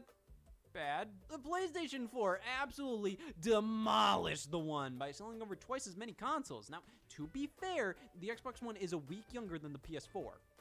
So it's been on the market for less time, let's give it that. But the Xbox One struggled to put much of a dent into the PlayStation 4's tyranny. And if you were there during both consoles' reveals, you know why. The PS4 had a nearly flawless track record with fans from reveal to release. Sure, getting rid of backwards compatibility was lame, but hey, here are games and a system. Holy shit. The Xbox One's reveal was watered down by talks about Kinect, TV, and streaming functionality, watching live sports, sports titles, Call of Duty. It was everything people despise about the Xbox 360 at this point, wrapped up in a neat little piece of shit. As time went on, it was revealed the console would require an internet connection to work. It would block used games from being played, and the system would retail for $499. And at E3 2013, Sony revealed that the PS4 wouldn't be doing any of this and cost $100 less. Spec sheets showcased how the PS4 was actually more powerful than the Xbox One, and the games Sony revealed for the console I mean, they weren't amazing, but they were games. That initial reveal ruined Microsoft's chances to sell more Xbox Ones. Ever since, you just ask, why would I buy that instead of a PS4? And honest to God, I don't know any live being who answered that. The exclusive games just weren't there. The PS4 took a bit to get some genuine must-have exclusives, but when they started hitting, it was already all over for Xbox. Their exclusives were either more Halo, Gears of War, and Forza, or some of the most forgettable exclusive games I've ever seen for a system. And a lot of the best games you could only play on Xbox One, well, they were also available for PC, and or eventually came to other consoles. And even Microsoft mainstays like Halo had a rough time on Xbox One. The Master Chief Collection launched in an abysmal state. Halo 5 was Halo 5. Gears of War just kept trucking along and only really appealed to Gears of War fans at that point. And even then, some Gears of War fans don't care anymore. And Forza's good, but it's fucking Forza! The only reasons to get the Xbox One was for the Xbox Game Pass service, which was a great deal. You get all these different games for a small fee per month. The backwards compatibility they started offering later down the line, which was a legitimate knock against the PS4, which had literally nothing of this nature. Or just because your friends are on Xbox and you wanted to play with them online. There was no other reason to get the Xbox One, but the Xbox brand has millions of diehard fans. No matter what, you want to stick with Xbox, and over time, the Xbox One with revisions became more affordable, consumer-friendly, and powerful than what Sony was offering. Due to its similarities with the PS4, most multi-platform games came to Xbox One, which didn't make it immediately unappealing. Millions of these console sales are from people who literally just play FIFA and Call of Duty. And wouldn't you know, do I have a console for you? The Nintendo DS. Coming in at 61 million units, the Nintendo Entertainment System took the world by storm in the mid-80s. You'd think for something this popular and iconic, it would be in the 6 billion units sold range. Like water. Frankly, the NES did a ton of heavy lifting popularizing video games as a viable market, a medium you could trust. The Atari 2600 initiated the home console boom but failed to capitalize on it in the long run, burning retailers and consumers out with the lack of quality and quantity control. Thus, the original Atari only sold 30 million units, which is pretty surprising considering how popular and iconic it was. Though back then, these things were huge investments, especially considering how new the video game industry was. Not as many people were willing to splurge on that kind of entertainment.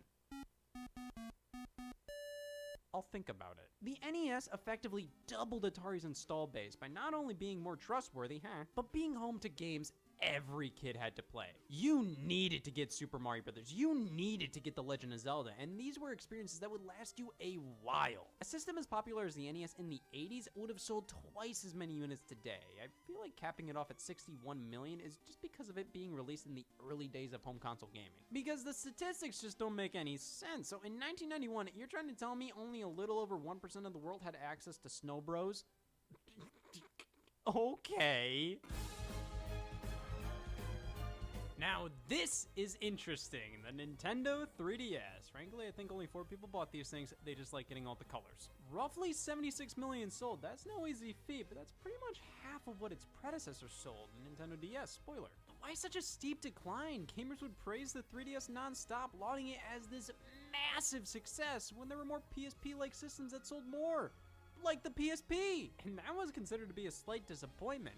But see, gamers like the 3DS, and they aren't people. The 3DS didn't win over the same casual market the DS did, mainly because around this time, those users moved over to smartphone gaming. Any casual-oriented titles on the 3DS that were sequels to DS successes usually didn't turn out that great. I mean, the 3DS was fundamentally a DS with some pro guts. And it's like casuals don't care if Nintendogs is running on a dual-core CPU now. They already moved on from the DS line of handhelds, and the glasses-free 3D display wasn't gonna bring them back because they weren't interested in buying anything that was 3D outside of a 90-minute trip to the movie theater. Thus, Nintendo's hit list decreased. The 3DS primarily appealed to core fans and kids. And with how cheap the system got, you can't blame some people for jumping into it even if only one game interested them. I know for a fact millions of people would just buy it for one game or two, plus many fans would upgrade their handhelds when new ones would get announced. This number does not represent the amount of active users at one time, not by a long shot. To be fair, you can make that argument for all video game systems, but the 3DS had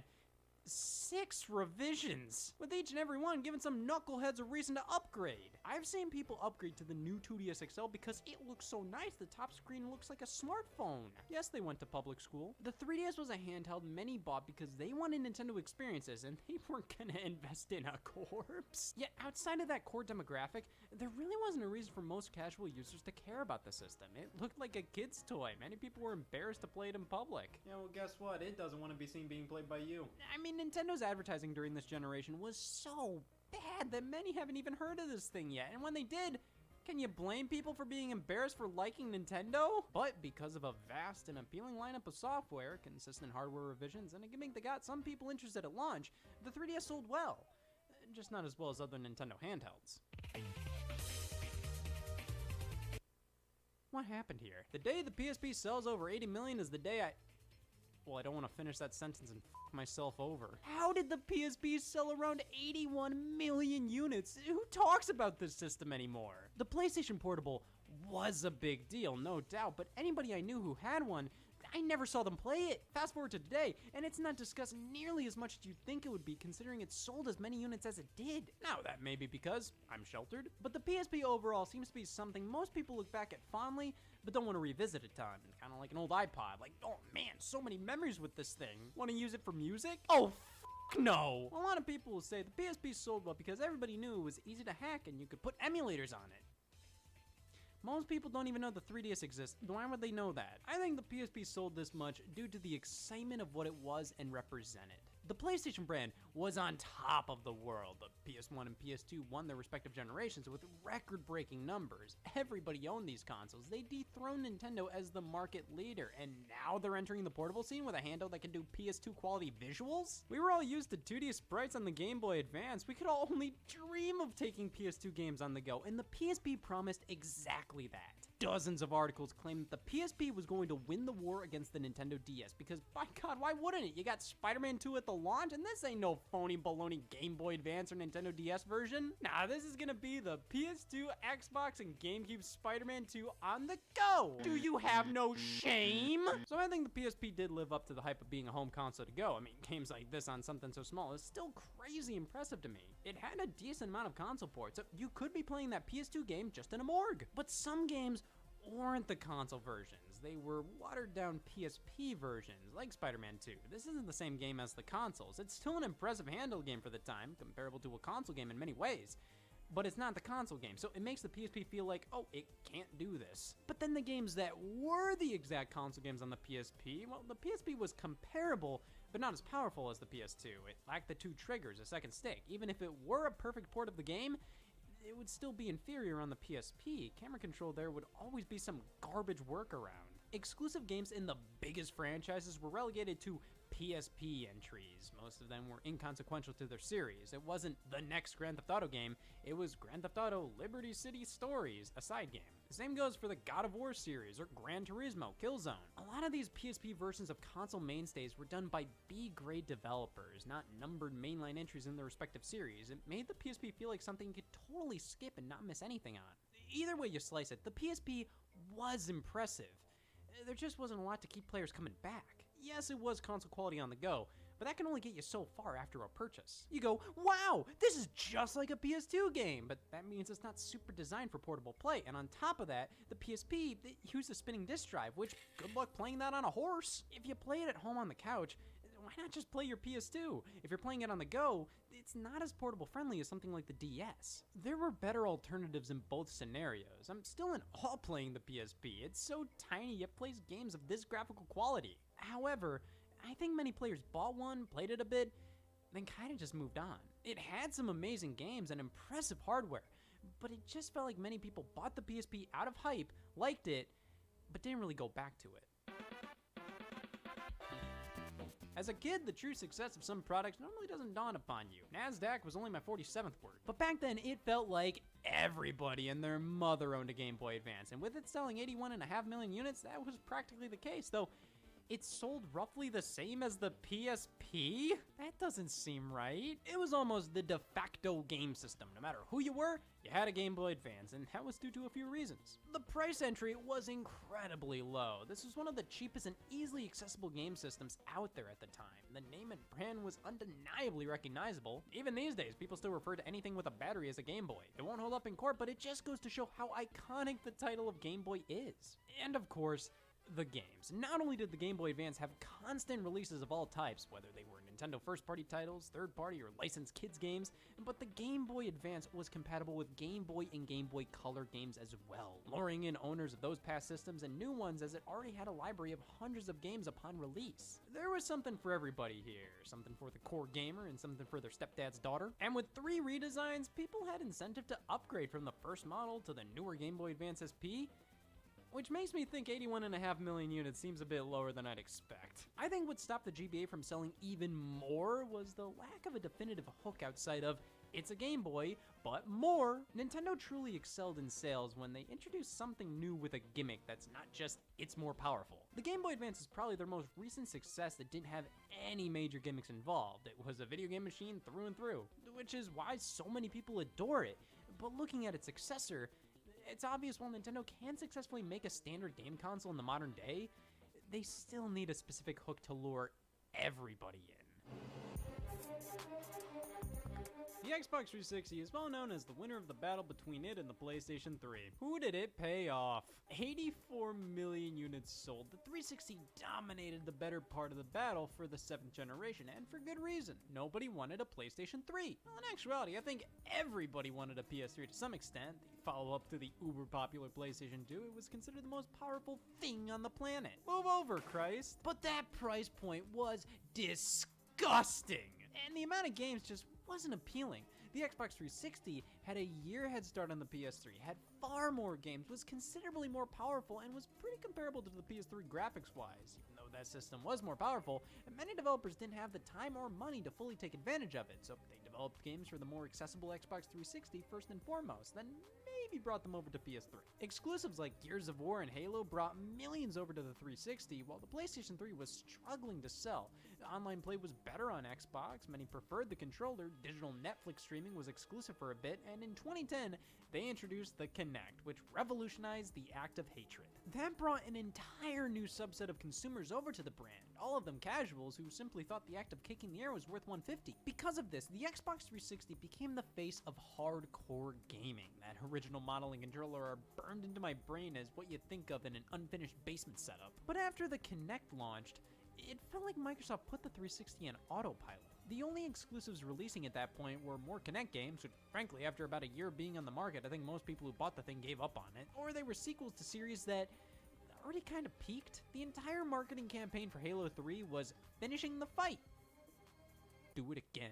Right when the 360 started to pump the brakes, the PS3 was entering a bit of a renaissance, which brings us here. Just barely beating the Xbox 360 right when the generation came to a close, the PlayStation 3 sold 87.5 million units, which surprised many. I think most people still think the 360 won this war. This system was almost always seen as a flop in comparison to the competition, being overpriced, overpowered, undergood. But like I said, by the midway point in the generation, Microsoft stopped giving people as much of a reason to buy a 360, while Sony was continuing to pump out exclusives. In June of 2013, I saw so many people buy a PS3 just to play The Last of Us, and that was even the year the PlayStation 4 released. Sony was hell-bent on saving the PS3 after it was flopping hard, redesigning it twice. These models may not have been as capable as the original. I mean, they removed the Spider-Man font. Frankly, the PS3 didn't sell initially because it cost too much and there just weren't enough exclusives in third-party games, and most of the third-party games ran better on 360 anyways because it was easier for developers to program for it. However, Sony addressed many of the complaints as the generation went on, and I think the PS3 is a shining example that poor sales at the start, well, those don't mean things won't work out in the end. Just you wait. This was the biggest sensation of all time. and it didn't even sell 102 million. I'm not sure if there will ever be something as hot as the Wii during its heyday, or at the very least something that feels like it. Every store you'd look, they'd be sold out. People were flipping them for 3 times more on eBay, and this wasn't just the hardcore fans wanting them.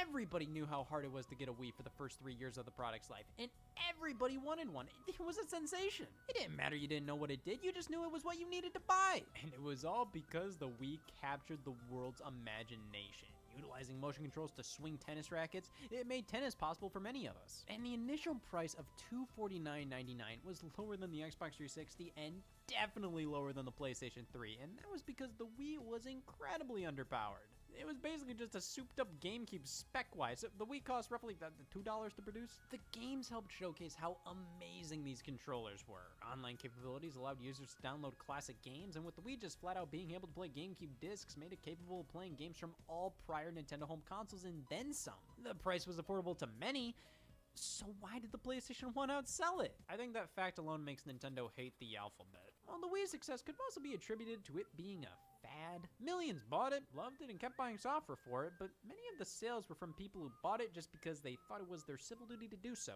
Buy it for Wii Sports, maybe buy Wii Fit afterwards, you're done. Didn't help that Nintendo stopped supporting the platform as much around 2011, and this was the time where if you didn't already have a Wii, you probably weren't gonna buy one then. After everyone who wanted a Wii bought one, they were readily available. There wasn't that huge urge to buy one as much, especially considering there wasn't a ton of compelling software releasing from 2011 onwards, while the Xbox 360 and PlayStation 3 were much more exciting around then. These consoles had a future. The Wii felt like it was old news, especially considering the lackluster graphics, not even including HDMI. There were some great core titles on Wii, but if those interested you, the 360 and PS3 were probably going to satisfy you a bit more. The Wii appealed to a casual market, and that's the reason it was such a runaway success. But that success was fleeting. It didn't stick around, and sales started to slow down. It's obvious the Wii did well, but there's a reason why developers still preferred to make games for competing platforms. I think Nintendo could have made this the best-selling system of all time, but the weak hardware and third-party support forced consumers to give up on the Wii quickly. Hell, Nintendo did, and thus, after a while, there wasn't a lot of excitement in buying one anymore. Yeah, it only sold 101 million units. I can do that in my sleep. The original PlayStation. Right off the bat, we have to comment on how incredible of a success this was. The first system by a newcomer. This wasn't Nintendo, this wasn't Sega, this was Sony. But it was proven that during this time, anybody could make a video game console that successfully competed with Nintendo.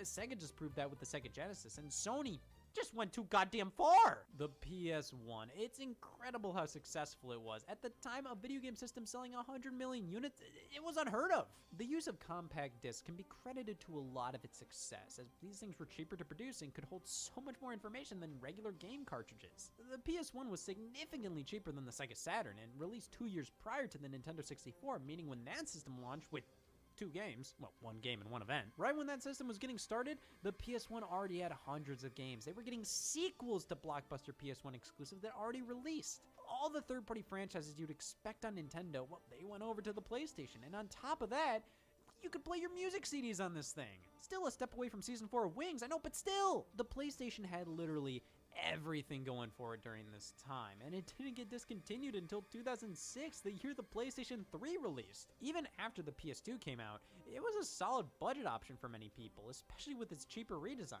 This thing was a runaway success. It's one of the easiest success stories to analyze. Well, that and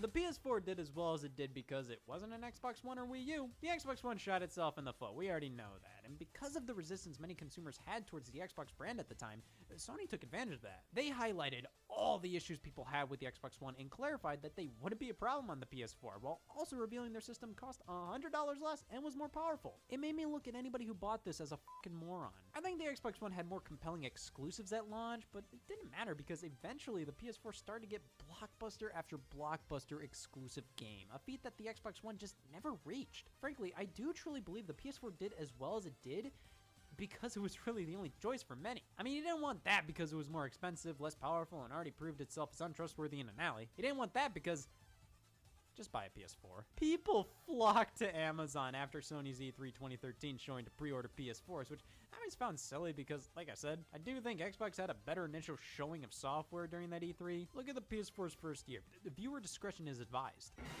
While I think the initial success of the system had a lot to do with the Xbox One's failure, eventually the PS4 found its footing with must-have exclusives, and on top of that, it had all the third-party games, and the best versions of them. Now, after both companies redesigned their consoles and pushed upgrades out the door with better specs, the Xbox One X was more powerful than the PS4 Pro. But at this point, it didn't matter. The war was already over. While the Xbox One became the more advanced system, the PS4 still had the games people wanted to play. What do you want me to say here? It's the Game Boy and Game Boy Color. Of course, I will admit the Game Boy and Game Boy Color aren't separate systems, and the Color was just a mere refresh of the Game Boy when I'm dead and buried.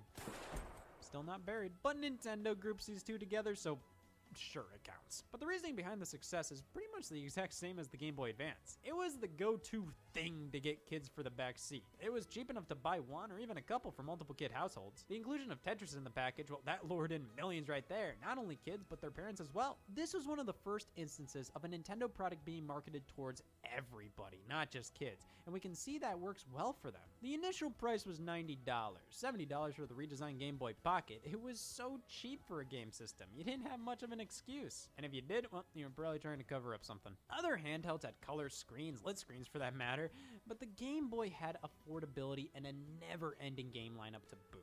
Now this sales figure is definitely a little skewed considering not only are we including the original Game Boy, but Game Boy Color as well. Though, to be fair, the Xbox One X is included in the Xbox One sales, the PS4 Pro with the PS4, the new 3DS with the 3DS, and that had exclusive games just like the Game Boy Color did. The amount of new 3DS software, though, what are you standing there for? Go! How the hell did this happen? The Nintendo DS sold over 154 million units. Am I alone with originally thinking the Wii was a bigger phenomenon? Well, while everybody was talking about not being able to buy a Wii, everybody was buying 5DSs each. Think about how the Wii's success was fleeting and how software became sparse in the final years. And flip them. The Nintendo DS kept rolling. It had a very similar strategy to the Wii, really reeling in the casual consumers with games like Brain Age. However, it did a better job of appealing to literally everybody. There were games of all kinds on the DS, and the system was at a power level where you could make games for it on a budget. It was cheaper to make DS games for many developers because you didn't have to worry about games not being asked for the eyes. And the games kept coming well after its successor, the 3DS release. Pokemon games kept coming out for the DS until 2012, and with this being a cheaper handheld with multiple revisions, it wasn't uncommon to upgrade. I got the DSi after I had the DS Lite. It's good to know I'm two of this number. It's just unbelievable the handheld sold this many. But to be fair, families get multiple DSs for all the siblings, and handhelds get scuffed up more often, thus you're more likely to upgrade them. Something like the Wii, well, the family shares that, and when they release a revision, it's usually just to cut costs and offer a lower price for new customers. And there's really no incentive for people to buy multiple consoles, while the DS was a completely different story. This was the go-to handheld. Everybody had one because there wasn't much bad press around it. Outside of Scrabble using the word fucker. Of course your mom liked you owning a DS. You did math and whatever the this is. So it's understandable why a handheld and not a console like this would be such a huge sales juggernaut. And then there was Sony. The PlayStation 2 sold 155 million units, which is obscene. Look at this graph. There's almost no point to having a graph at this point. The PS2 sales numbers can be attributed to many of the same reasons why the PS1 succeeded, but the difference is the competition wasn't completely arthritic. The GameCube was more powerful than the PS2. It used mini DVDs, but still. And the Xbox was so much more powerful and also used DVDs. But the PS2 had backwards compatibility with the PS1, instantly making it a no-brainer for the 100 million PS1 owners. It once again had a year head start on the market. It could play DVD movies right out the box when DVD players were expensive and not as common. Many people just said, "F it, I need a DVD player, a way to play Ants, and a way to play Ants. I'd be stupid not to." Let me repeat that again. I'd be stupid not to. The third-party support carried over from the PS1, and Sony was once again funding countless exclusives that rocked the world. Sure, the Xbox had a lot of what the PS2 was offering, but the PlayStation brand became one of the most widely trusted in all of gaming. After 100 million PS1 users saw the PS2 was here and could play movies in all their old PS1 games, in addition to the big new releases, and pretty much all of them considering developers didn't want to miss out on the PS2, I mean, the only games that missed the system? Well, can you blame me for going with GameCube? I think it just goes to show that the best-selling consoles aren't always the most powerful, or they don't always have the best games of the generation or whatever. Those elements help, but at the end of the day, it depends on the context of it all. Like, is it the PlayStation 2? If it is, it'll do well. I don't make the rules. Okay, well, that was a way to blow past 30 minutes. That still doesn't change the fact that I was robbed of everything last week, but everything will be fine. I'm looking at the bright side. I may have been robbed of everything, but that means I can't get robbed anymore. That's my solution to everything. Scared of home invasion? Go homeless!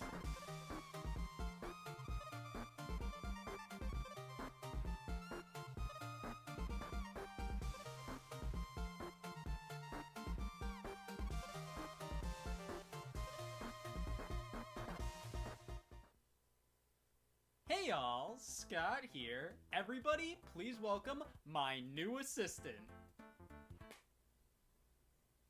I can see why everybody said this game was bad. This is the worst video game of all time. Second to be exact. And man, I played it so much, and I agree, it stunk. It was a horrible gaming experience and waste of my time that I'll never get back. And this entire time I realized I wasn't even playing the game. I was just holding a beehive. Ride to Hell Retribution. It's in the name. This game was released in 2013 for Xbox 360, PlayStation 3, and PC, receiving some of the lowest review scores I've ever seen. I then bought it. It was like $10 on Amazon, brand new. Nothing is free at the end of the day. If you want to experience the pain of childbirth, you have to pay for it. Announced all the way back in 2008, Ride to Hell was just that. Ride to Hell, an open-world biker game based in 1969. It looked so badass, as in, God, this ass is horrible! This trailer was released, not showing gameplay, any story elements, nothing. Just letting bikers be bikers, damn it. Coming in 1969, that doesn't make any sense.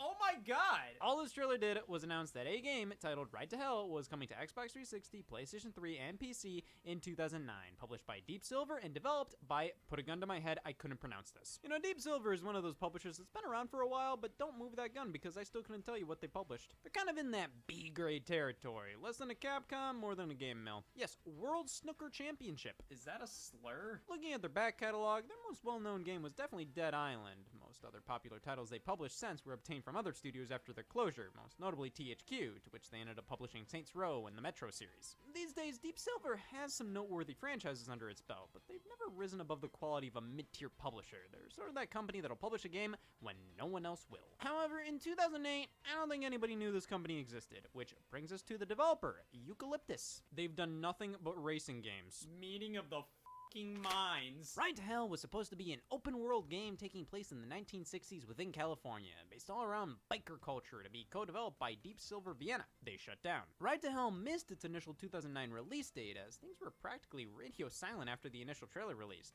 Cancellation was all but confirmed, but 4 years later, there was life. In early 2013, age ratings started to pop up on websites for a game titled Ride to Hell Retribution, and by April, trailers released. Still published by Deep Silver, developed only by Uperlight, and releasing in June of 2013. Hell, they announced 3 games during this time.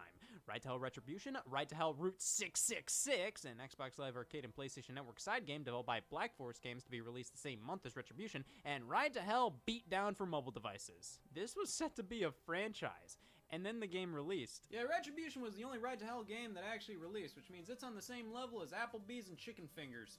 It exists. Upon release, this game got more notoriety than it would have normally, because it turned out this game was fucking horrible. Listen, I never even heard of this game prior to launch. I have no expectations going into this, which means I should play through it all. I am the prime specimen to do such a thing. Go ahead, test me. You can't win them all, but that doesn't mean I'm not gonna do it. I still haven't been Ocarina of Time, so you know what that means. I'm gonna beat Right to Hell Retribution. As a certified member of the human race, I will confirm. We like to bitch. So I don't know. I'll take the more mixed reviews on Metacritic to heart here. I can't understand why people hate this game. It reminded me of GTA The Lost and Damned. Biker's life with cool men with beards, girls, fights, bikes. Not awesome, but playable. This game looks like a PS2 game. Gameplay is not good, graphics are good, and controls are better. Objectivity at its finest, everybody. That's what more game reviewers need. You can't go into Right to Hell Retribution hating it. That's gonna spoil your feelings in the end. Well, let's take a look at what Metacritic deems as one of the worst games of all time. Second to Family Party, 30 Great Games, Obstacle Arcade. Which one do you want? Well, here's the copy that I own since 2014. Ride to Hell Retribution. 1%. What is that, the Metacritic score? Apparently this relates to outlaw bikers. Well, you'll learn something new every day. Like my opinion on this box art. This looks fucking awesome. This is on another level. It's about as epic as something like Red Dead Redemption 2. And you know what they say, you can't spell Red Dead Redemption 2 without Ride to Hell Retribution, Red Dead Redemption 2. 2 fists, 2 wheels, no rules. The groceries. The manual? Well, Jake will employ any means necessary to enact his vengeance, weaponizing his environment, using hand-to-hand combat on foot, and battling it out in high-speed shootouts on Jake's custom hog. Supports family settings. Oh, me and mom can share. looking at articles that detail games considered the worst of all time, many are because of unkept promises, bugs, and glitches that tarnish what would be an otherwise solid product. I mean, SimCity from 2013 had a disastrous launch, but it cleaned itself up in due time. Same with Final Fantasy XIV, No Man's Sky. Right to Hell Retribution may be just that. You know, I'm open to playing a bad game. I haven't beaten all these, so my standards haven't been finalized yet. Let's fucking do it! I wonder what the guy who designed this screen's doing right now. The title screen still just says Ride to Hell. I assume Retribution was a last-minute addition to boost sales. Oh. Selecting a new game, we're treated to a Ride to Hell sampler platter. Our hero's riding his motorcycle, and we get flash forwards to events that'll transpire in the future. So, our first bit of gameplay is using a turret. I always wanted to be a biker. Cuts to more cycling, then quick time event punching. Whoa, spoilers! And our hero shoots this guy in the head. The back of the box implies his name is Jake Conway, but for now, I don't know, I'll just call him Nibbles. He jumps a helicopter and...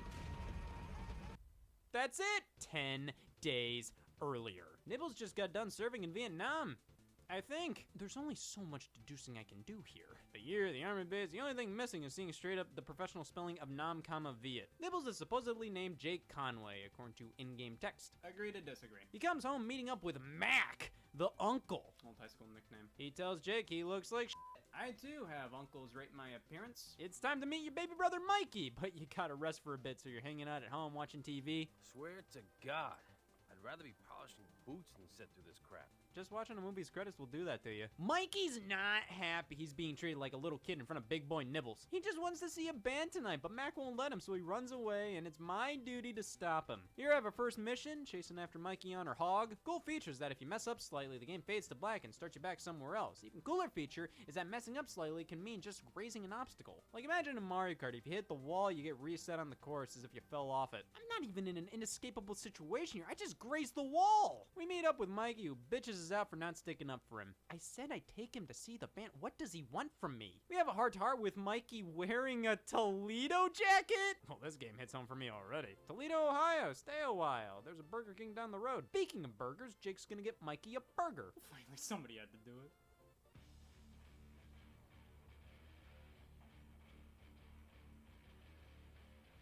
They're threateners. Mikey got his burger, let's get out of here. But they noticed the Toledo jacket Mikey's wearing. Toledo, Ohio. Don't get killed here. Motorcycle section, this time with combat. Hit the button.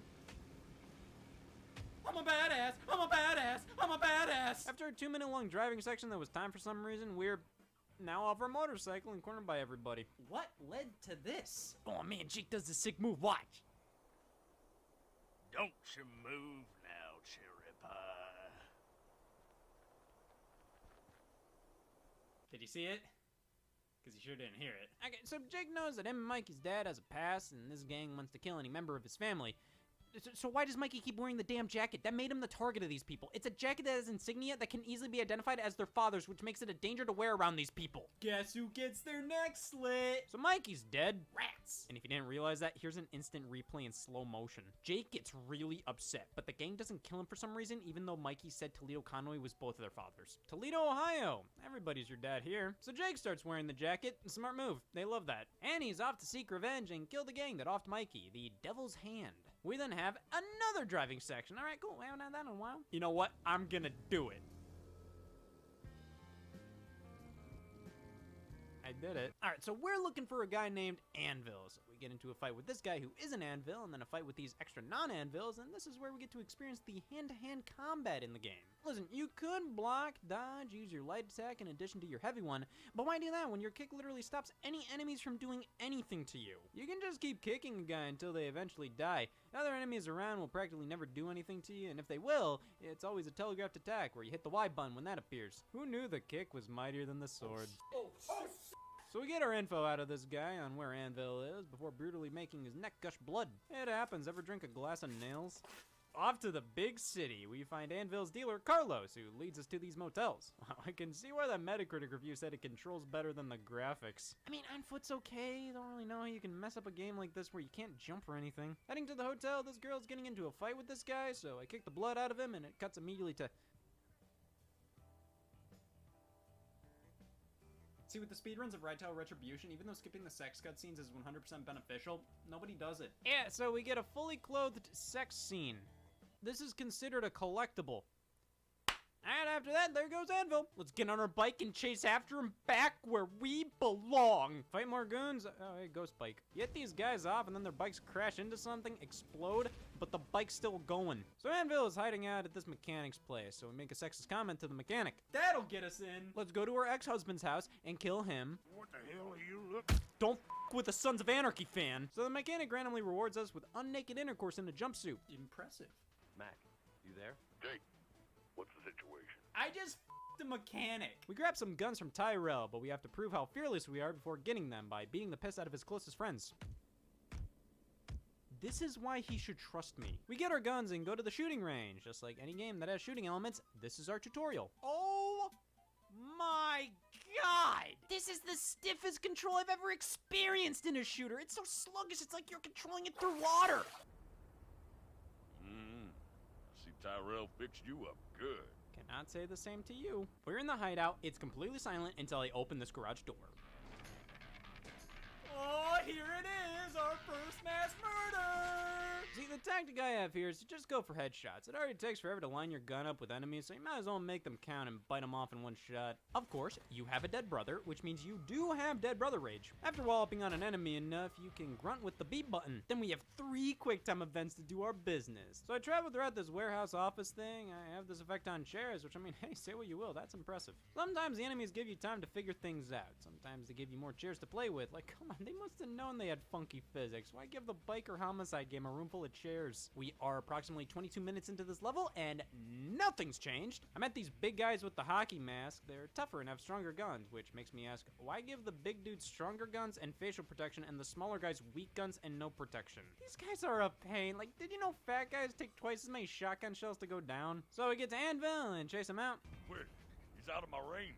Act like you did Chase Anvil on the road, we have the gun while Mac drives. It's almost impossible to be accurate here as the shooting controls are so stiff and your target is constantly moving, with you also constantly moving, and on top of that, you have to make sure Mac doesn't die. I try shooting at this guy, but I can't get the cursor on him properly.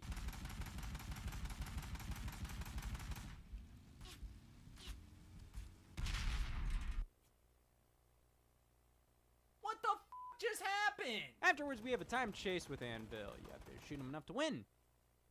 To win, to win, to win. The controls make this damn near impossible. You can't get a good shot on this guy for your life. But when you finally win, it's glorious. You get to ask Anvil where the rest of the gang is. Did he say f y'all or f all? Jake kills Anvil before he gives concrete answers. Jake, what the hell happened? What the hell happened? That that the hell happened. We're then introduced to the game's hub world, so it should be obvious by now, Ride to Hell isn't the open world game it was destined to be. It is stages of driving, quick time event combat, and third-person shooter segments. Is it better? It's Ride to Hell. Ellie, Mikey's girlfriend thing, calls on the walkie-talkie and gives us insight on what to do next, so we meet up with Dr. Blotter. He talks, I didn't listen. Wow, he is a real doctor. 5-minute driving segment ensues. Not only are the devil's hand against us, but the police are too, evident by them putting a air filter on the road. Aw, Jake isn't happy. So we gotta avoid those and whatever the f that was. Oh man, I ran into a car which fades us to black and sends me back a little bit. I'm sorry? So Dr. Blotter told us to go to this bar to find Colt. So we have a new driving segment, but this time we can use our gun and it enters this dumbass slow motion section where it wants you to shoot the enemies, but it stays in slow motion even after you kill them for an extended amount of time. I don't know what that was from. Make it to the bar and Jake says how these guys are showing disrespect towards this woman. Like he's much better. Come up. All right, so we win the fight and oh god damn it. This girl just said she had a man before this. Why was her immediate reaction to a named Nibbles killing lumberjacks to have sex on a pool table? So her boyfriend is cold and she lets us in on where he's at. So we show up to his ranch and decide we're gonna steal a tanker truck across the street. We've already killed so many people. What's one tanker truck gonna do? Oh man, Jake's getting mad. You get to drive with the tanker, but considering these levels were designed for the bike, there's not really a ton to do other than accelerate.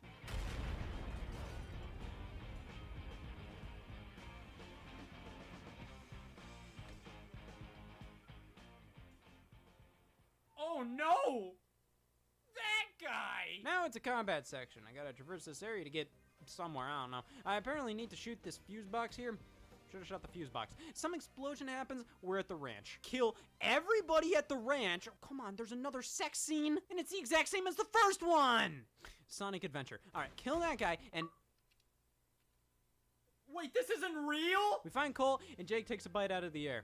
Arr. We shoot a gas tank to explode, but Colt escapes, so we escape too. But we have to figure out where Colt went, so we force one of his henchmen to spill it while burning alive.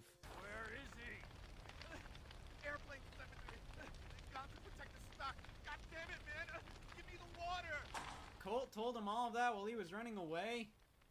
While he was on fire? So now we're here looking for Colt. It's the exact same goddamn thing we did last stage. Move forward, kill 10 enemies. Move forward, kill 10 enemies. Sometimes they have guns, sometimes they don't. Move forward, the stage took me an hour to get through, and the only challenge came from the jackass shooting controls. Other than that, it's just the same shit over and over and over again. We reach this guy who's shooting at me non-stop with a turret, on top of 15 enemies, all with guns shooting at me. What do you want me to do? Look how quickly my health goes down here, and I'm not even fully in the open or anything. It's just a game of fucking peekaboo of when to shoot and I'm dead. Maybe I'll go over to the left and hide behind this cover and shoot the guy. Nope.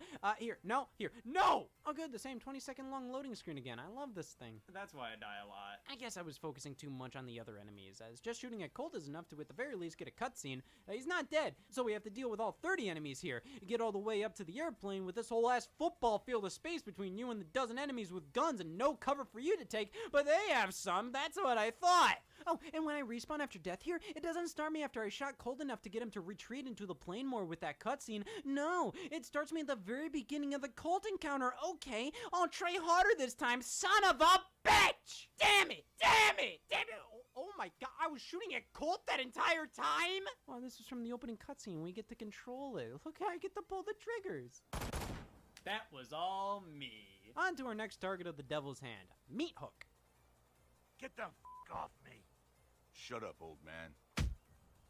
No! So I save this old man, and he says Meat Hook is boxing tonight, and he'd be glad to take me, but I have to race him first. My brother died. Maybe if I beat him in a race, I'll stand a chance in the ring. Dude, I just saved your life. Just drive me to a boxing match. Why do I have to do this? Whatever. All right, let me power slide beneath this. Wait, why is it resetting me? I cleared that. I'm 3 hours in.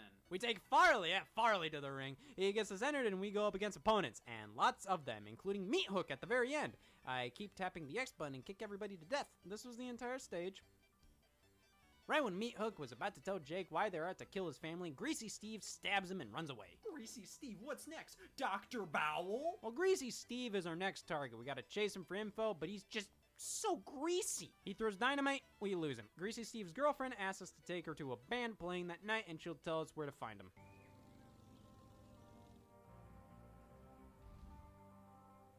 This is my favorite song. Home invasion, sex. This girl does not look happy. We fight a bunch of thugs again, this time in a warehouse, which is basically 90% of this game's settings. Then we gotta save the gas station from the guys trying to blow it up. Likes murder, loves small business. Okay, so we race and shoot at Greasy Steve. You know, Steve, you put yourself into these situations. Okay, why do you have to race? You have guns, you have knives. You can kill Jake Conway right there, but instead you decide it's more effective to kill a team member because they were about to tell Jake Conway why they were gonna kill him, rather than just killing Jake Conway right there. So, no, I'm sorry, I can't get behind Greasy Steve. All right, we have new leads from Greasy Steve. That doesn't stop Jake from killing him with dynamite. Lovely. On to King Dick. All right, so this guy who isn't King Dick, there can be only one, runs away, and we have to chase him. But all these guys get in my way, and okay, I know the text says aim your gun at him to intimidate him, but like, I just assumed that was their suggestion on how to kill him. Literally, every other character you have to chase down, you shoot at 1,000,000,000 times, then it goes into a cutscene of you capturing them, i.e. the last thing I did. And this character runs away and takes so many stupid-ass turns where you're gonna lose him immediately, and it's not like a huge chase all the time. Sometimes it's time sensitive, like here. Like the game will say, oh no, he got away. You f***ed up. But other times it's not. Like this section before you open this gate, see, he's just standing right there waiting to run again. So you spend time fighting these enemies that appear. But the next run of enemies beyond the gate, well, don't waste your time on them because the suspect will get away during this time. But not during this time. And there's nothing else in the game where you just aim at the enemy for a period of time to win. Also, why is this guy so important to spare while others Jake just murders without hesitation? Why this guy, all right? Okay, he tells us King Dick is at a strip club. Strip club? Yes, Time to say hello to the ladies. You f*** constantly. We get to the strip club and they tell us to talk to Susie. Okay, well that was f***ing pointless. The strip club was just a 20-second cutscene. Why couldn't this guy just tell us to talk to Susie? What was the point of the strip club? We rescue this girl Susie and kill this guy Johnny. I don't fucking know. Susie tells us where King Dick might be. I checked the casino. The police are called because... Oh, I'm killing dozens. A fight with the police ensues as I escape via the roof. To church we go. There's so many damn enemies, as per usual. The AI is so inconsistent. Sometimes they're pissed dumb and other times they're just unfair. I take cover and this guy just runs behind me and starts blasting at me. Great. The amount of time it takes for you to die is also incredibly inconsistent. I go up to shoot this guy and within 3 seconds I'm nearing death when they're this far away from me. But here I'm literally right up their nose and I'm not dying. Like, come on, right here. That seems like a little quick, doesn't it? These hockey mask guys are a bitch. They take forever to take down with bullets. You have to land like 20 headshots on them. And even then, these spaghetti head start wiggling out. It's the same shit over and over. You just keep running up, 10 enemies pop out, and they just keep coming. I'm 7 hours into this game and 40 minutes deep into just this segment of running up to the church, and I gotta be honest, I'm starting to not like this game. But I finally made it to the church where King Dick resides. I'm so happy. My thoughts exactly. He seems pretty happy with himself for deciding on the church to do his business in and forbids anybody on revealing the location or else he'll cut off their fingers. Yeah, the countless people surrounded with weapons and huge gang signs spray painted on the door to a church, yeah, that won't draw any attention to it. No, not at all. Damn, our guerrilla marketing tactics aren't working. So we have to traverse this church while King Dick constantly throws dynamite and his men shoot at me. So you want to stay behind cover, but staying behind cover isn't gonna work if dynamite is being thrown in your direction. My point is, life fucking stinks. There's no way to get past any of this without cheesing the game. I have to find this corner where I can just kill all his henchmen and then wail on him myself. Oh, what are we gonna start giving raspberries on his tummy? We get to break King Dick's fingers with quick time events. This bucket list is getting f***ed. You rotten son of a bitch! That isn't an insult directed towards me, per se. Well, we get to drown him via quick time events, too. Take your time. Next mission, Young Love. 666 comes up and starts heckling Jake. You know what kind of mess you're in? Kill him, kill him, kill him, kill him, kill him, kill him. Mac comes out and shoots at him, but then they all come back and start shooting at his garage. Why shoot the garage? Jake's right there. You're outnumbering him. One guy. Can just shoot him right there. One guy. All it takes is one guy. But no, guess how many enemies you have to kill in this section defending the garage? 38! But they're just trying to destroy the garage for some reason, because they'd rather act like this rather than get work done. I should be killing you right now, but instead I'm gonna tell everybody you have hemorrhoids first. But who gives a shit when we have lumberjack communication? Please helping me.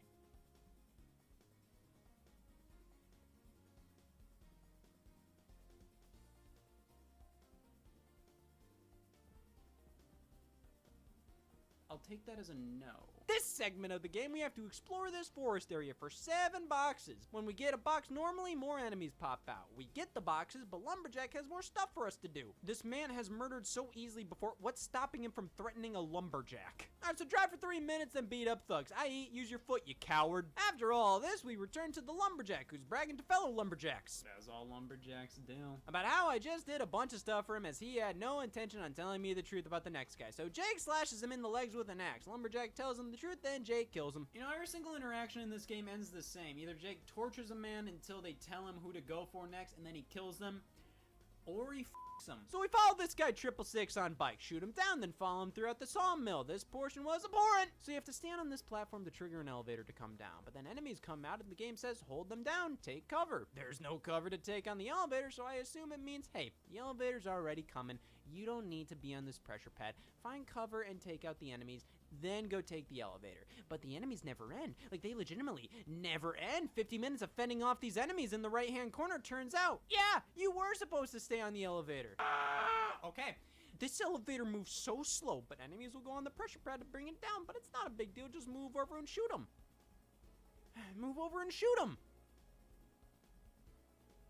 Move over and shoot them! So we get into this sawmill and beat up more guys for 20 minutes and meet up with 666, and his boss fight requires the most thought, as you have to counter certain moves and dodge others. But my god, this game needed a sprint button. The only thing you have is the evade option, and that barely works. Look at this! So we beat 666 and Jake actively tortures him. Oh, I wonder if after 666 tells Jake everything he needs to know, he's gonna murder him anyways. Oh. Next mission, we're introduced to Ellie, who was introduced before. Twice. She tells us somebody named Brandy would be around the speedway. She knows Pretty Boy, but to earn her trust, we have to win a race. This is like the only driving segment where I have to drift, and it doesn't work. It just doesn't work! Thankfully, holding up on the thumbstick gives us a boost. I don't know how we get more boost and why we're boosting, but hey, I won after 4 tries. Brandy tells us she needs to see me win another race. Oh, for the love of Christ! Alright, so we win that, and Brandy tells us to pick up a bike in these mines from Orson. Oh my god! Orson's in the game? The miners don't like me, so I have to beat them up. Then I run into the mines with my hard hat on. Damn, it's good to be a biker. So I get through that and get to this miner. An of-age miner. Listen, buddy, I'm not here to kill you. What was I doing for the past 40 minutes? So Orson lives next to a graveyard. We stop by and see some guys defacing Mikey's grave. Oh, does that mean I have to fight them? And then more come, and then more come, and the final wave has dynamite that they throw at me that I can't easily avoid, and even if I do, I still get into the slow-mo mode, and then the other enemies can use that as an excuse to shoot me? You bet! Alright, well, let me reload and try again.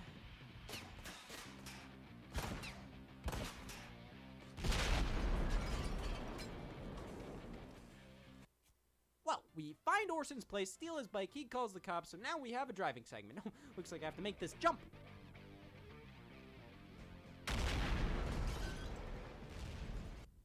We're 9 hours in. So, we bring this bike to Tyrell, who put some explosives onto it or something, but he wants us to check in with a friend of his. He's killed immediately. So now we have to go through this level. For no reason. Yeah, I'm running through this trailer park. Okay, 2-second cutscene. What?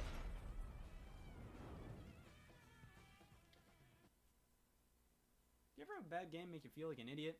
Like, literally, everybody else during that section knew exactly what to do there. Except me, apparently. So we get back. Tell Tyrell his guy died. Oops, I don't know. We get the bike with explosives, give it to Brandy, then follow her with Max. So I assume we're gonna wait until Pretty Boy and Brandy go for a ride on it themselves, or at least wait until Pretty Boy goes outside to take a look at the bike to detonate it. No, just blow it up to bring attention to yourself so you can kill all of his men. What the hell hell? What was the point of fitting it with explosives to begin with? You might as well have just given Brandy the bike as is, follow her to Pretty Boy's house, and then just throw a fucking grenade. Mac does this dumbass thing when he's driving, when he gets shot, and it's like, oh, there you go. That's how you know I'm dead. All right, so then we chase after Pretty Boy and gun him down. So then Jake goes from torturing these people to really torturing these people. So he punches this guy after he told us pretty much everything we already know. Like, yeah, there's a kill order on Jake's family led by some guy named Caesar. His arm becomes untied, so you know you could do something about that. Never mind. So Mac and Jake are hanging out, and Mac admits that he always knew about the kill order, but it's like, wasn't it obvious there was a kill order on the family? I don't know. Turns out Jake's dad got into a ton of bad junk. That's why there's a kill order here. The Mac's bike explodes. Sure. So we're off driving away, and because we're near the end of the game, difficulty ramps up a bit. The quick time events here. You need to be tapping the button that appears basically before you see what it is. The split second it takes to register what button you need to hit, it's too late. The game won't count it, and you have dumb shit like this happen. Turns out a viable option here is to just tap all the buttons. That works. Ellie tells us she's proud of us as nobody's ever stood up to them like this before. I've killed thousands. So let's drive after an army truck, take out the thugs who stole it, shove this guy's head against fire to tell you info, then just let him be afterwards. He's a serial killer with a conscience. Then we take the truck and drive that back, get an RPG from Tyrell, but get a call from Ellie saying the Devil's Hands stormed the property. Jake heads back and they did something to Mac.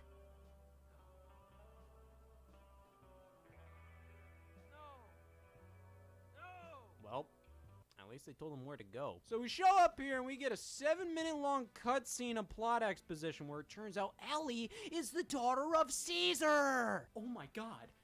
Who's Ellie again? So she was Mikey's friend, a girlfriend or something, but she doesn't like Caesar, and Jake's dad was not cool with Caesar, so that's why he's running this whole thing. Sure. Our final section of the game, we have to fight off against these enemies, some with RPGs as well. You know, I truly realized how horrible the weapon management in this game is. Half the time, I have no idea where any of mine are. Up on the D-pad grabs the one on your back, left and right cycles through the rest, but it's so unorganized. You have all these enemies coming out to get you, with one using an RPG, and the amount of times it takes for you to die is either fucking endless or instantaneous. Like, really? Really?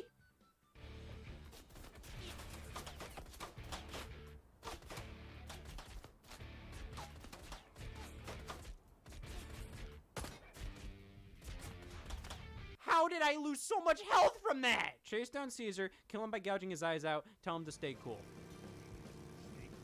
I'm done! I'm fucking done!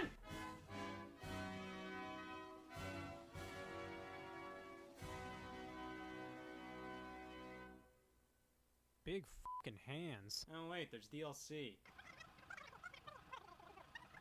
It's bad. So that is Ride to Hell Retribution. Not only is it glitchy, unplayable, unfinished, brutally difficult for all the wrong reasons, offensive to play, offensive in general, but I felt something while playing it. It shocked me at every corner. It's so horrible, the mere act of it existing shocks me. I played this game for 15 hours and I beat it, so I have that going for me, though howlongtobeat.com lists it as lasting 9 hours. Well, that makes me feel like a bitch. So the extended time I spent with the game changed me. I'm a badass now. I know exactly how badasses operate. Watch, I can draw blood with a plastic knife. Okay, so I got cut with a plastic knife, though I drew blood with a plastic knife. Am I a badass or a pussy?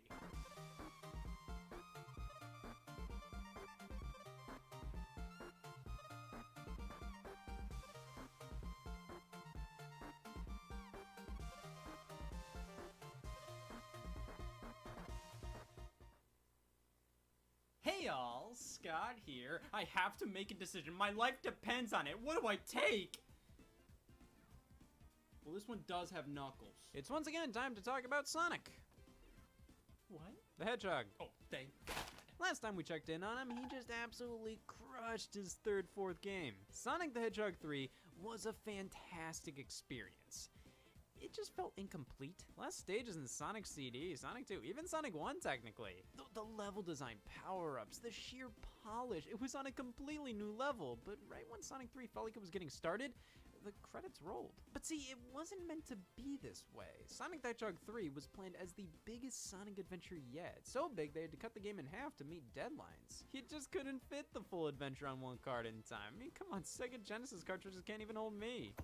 but they do hold me accountable. Thus, Sonic the Hedgehog 3 is more so Sonic the Hedgehog 3 Part 1, with Part 2 releasing later that same year, under the name Sonic and Knuckles. It's brilliant, really. If you were in the know, you knew this was Sonic 3 Part 2, but if you weren't, this just seemed like its own Sonic game, and you could totally play it like that. I feel bad for those who picked up Sonic 3 without this knowledge and felt like it was lacking, though. The level select code is so damn hard to pull off in this game. You have to be faster than slow in putting this in.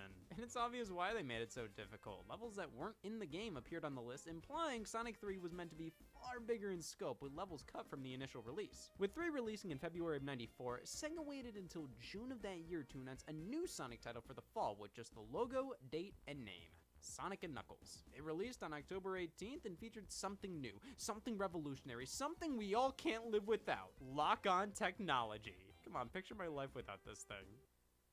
Yes, it was the answer to my conception. Sonic and Knuckles comes on this power tool of a cartridge with another cartridge port on top. It's like these double-ender game cartridges for Atari. These things always lead to amazing experiments. Look, they're kissing. But Sonic and Knuckles is special. I mean, they made a Lock-On Technology logo just for this occasion. Now, with a cartridge port on top, you may be asking, Scott, what are you gonna do? Check it.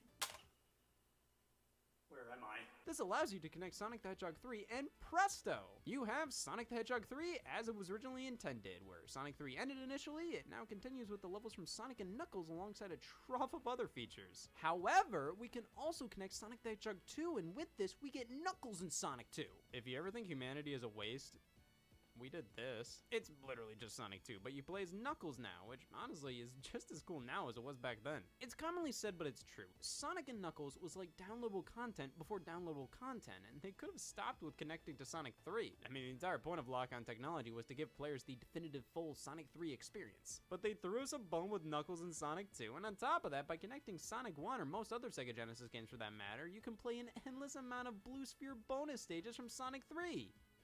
Or 134,217,728 Blue Sphere bonus stages to be exact. That's still pretty fun. I mean, I like Blue Sphere, but after that 30,000th time, it's okay. Actually, any random Sega Genesis game after pressing all the buttons on your controller will give you a random Blue Sphere stage. Sonic 1 will give you the stages level by level, but how would you know that? If you have any game other than Sonic 3 or Sonic 2 on top, it just says, no way, no way. Don't mock me with some of my favorite music in the entire Sonic franchise playing in the background. Just give me the damn spheres! I think if they did more stuff like Knuckles being in Sonic 2, now that would have been wild, and it was discussed for Sonic 1, though they decided against it, considering Knuckles' playstyle to just not fit that game well. I would have still taken it compared to just Blue Sphere, though. I mean, Knuckles doesn't fit Sonic 2 that great either. However, there's still a certain magic to plugging games into this cartridge and seeing new junk. It's something I'm surprised more games didn't do. Like, come on, you put all this work into a Lock-On logo, at least license it out to something like guns. You know, Sonic and Knuckles was a Sonic game I haven't owned physically until just recently. I think that's because since this is a later Genesis game, they used cardboard for the box. So I always thought, oh, I see Sonic and Knuckles at this game store, but I'll just wait until I find a copy in better condition.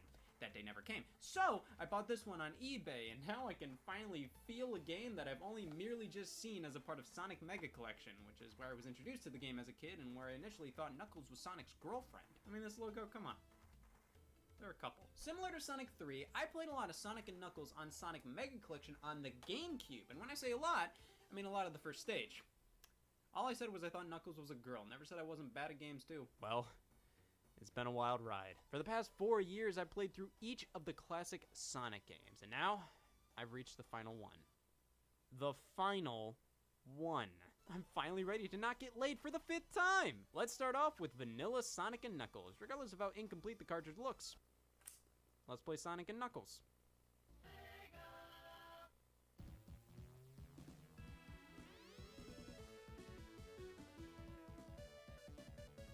I'll give the game this. The title screen is much better than Sonic 3's. Every time that one started out, I flinched. So we get to choose between 2 characters. I hope one of them's Jimmy Buffett. No, it's just Sonic. And? Oh they got Knuckles in this game? I always thought this was a typo. Strangely, these are the only options we have. We gotta pick a character we want to play the entire game as, because when we select it, that's it. We're in the game. No cutscene, or more shockingly, no save file feature from Sonic 3. Listen, I get they needed to cut costs. I mean, it's expensive to put another hole on your body. Plus, they just expect you to plug Sonic 3 into the cart to get full saving functionality across the whole game. However, this was sold as its own game, on top of being the second part to Sonic 3. Just like a password feature or something would have been nice. Hopping into the game. it's Sonic 3. At least in terms of presentation, level design philosophy, power-ups, controls, special stages, Sonic & Knuckles is just the second half of Sonic 3, which is made incredibly obvious by the first stage. This just doesn't really feel like a first level in a Sonic game. It's too busy. I mean, it's a fun zone, but it just doesn't feel like the opening acts to other titles in the series. This is obviously the halfway point in a game. And this was where I got stuck as a kid. So you get to this lever type device and Sonic just hangs there, and I thought, Well, I've done everything I can do. in reality, you're supposed to hit down multiple times to seesaw up. I was a sheltered child. My parents didn't let me use this button until 14. Of course, we can also play as Knuckles, though we have to decide to play as the entire game as Sonic or the entire game as Knuckles at the start. We can't change our mind later. Sonic and Knuckles is harder than choosing a major. Well, this is because Knuckles and Sonic's stories throughout the adventure are different. They're similar, and most of the levels are the same, though you do have some differences based on the character you select, mostly with some of the boss fights. But both characters have their own abilities. You pick Sonic because you're too insecure about deviating from the norm. You pick Knuckles if you climb walls and fly. Do the Knuckles give him that ability? No, apparently it's his dreadlocks. Okay, good. That's cleared up. Knuckles' moveset is a bit tricky to get down, which does give us a perfect balance to the playable Sonic characters. Knuckles is hard mode, Sonic is normal, and Tails is easy. So why can't I find him? Easy to use, easier to lose. Yeah, Sonic and Knuckles on its own is just like Sonic 3. Wait 1 second. Just like Sonic 3. Tails isn't even with Sonic in his levels. At the very least, I would have expected that. Without the save feature, opening cutscene, or Tails, Sonic and Knuckles brings us back to a simpler time. The worst time of my life. I know why it's like this. Sonic and Knuckles has to act as both a part 2 and as a standalone game, so you strip out these features and make them accessible when plugging Sonic 3 into the cart. But at the end of the day, Sonic and Knuckles on its own feels like a tremendous step back from Sonic 3. I mean, it feels just like Sonic 1 without even an opening cutscene. Speaking of the opening cutscene, I'm surprised I haven't asked the only question I ever tend to ask during Sonic games. What's happening? Taking place right after Sonic 3, Sonic continues his quest to stop Robotnik on Mushroom Hill, but Knuckles was still tricked by Robotnik to think Sonic was a bad guy, so he's still trying to stop him. Sonic, Christ, get a fucking lawyer! So pretty much, Sonic and Knuckles is just Sonic 3 continued in every conceivable way outside of, well, Tails isn't here. I will say, the story, while it is a continuation, feels a bit held back by being a standalone part 2. Like Sonic 3 ended with Sonic defeating Robotnik, so then Sonic and Knuckles continues the story by saying, well, Sonic defeated Robotnik, but he got back up again. To be fair, that's every Sonic plot, but with this being a direct continuation, it kind of feels a bit like, why? Knuckles' story is a bit strange, as many official Sonic sources imply it occurs at the same time as Sonic's. Which doesn't make any sense. If it did, then you would see the parts where Knuckles and Sonic interact in Sonic's story, but you don't. Hey, here we get our cutscene. Knuckles' story seems to be taking place after Sonic's story, with Knuckles hanging out and then getting pissed off by an egg robo. So he plays through a whole Sonic game just out of spite. While the game starts off at Mushroom Hill Zone, a solid ROM, but a questionable first level. How would a beginner know the down button exists? You get stuck on loads of vegetation, but that plus the amount of bouncy platforms give this stage such a lively feel, almost like there's a rhythm to everything. Like I said, the special stages are the same as Sonic 3's, Blue Sphere, but the bonus stages you enter by jumping into the checkpoint with a certain amount of rings are new.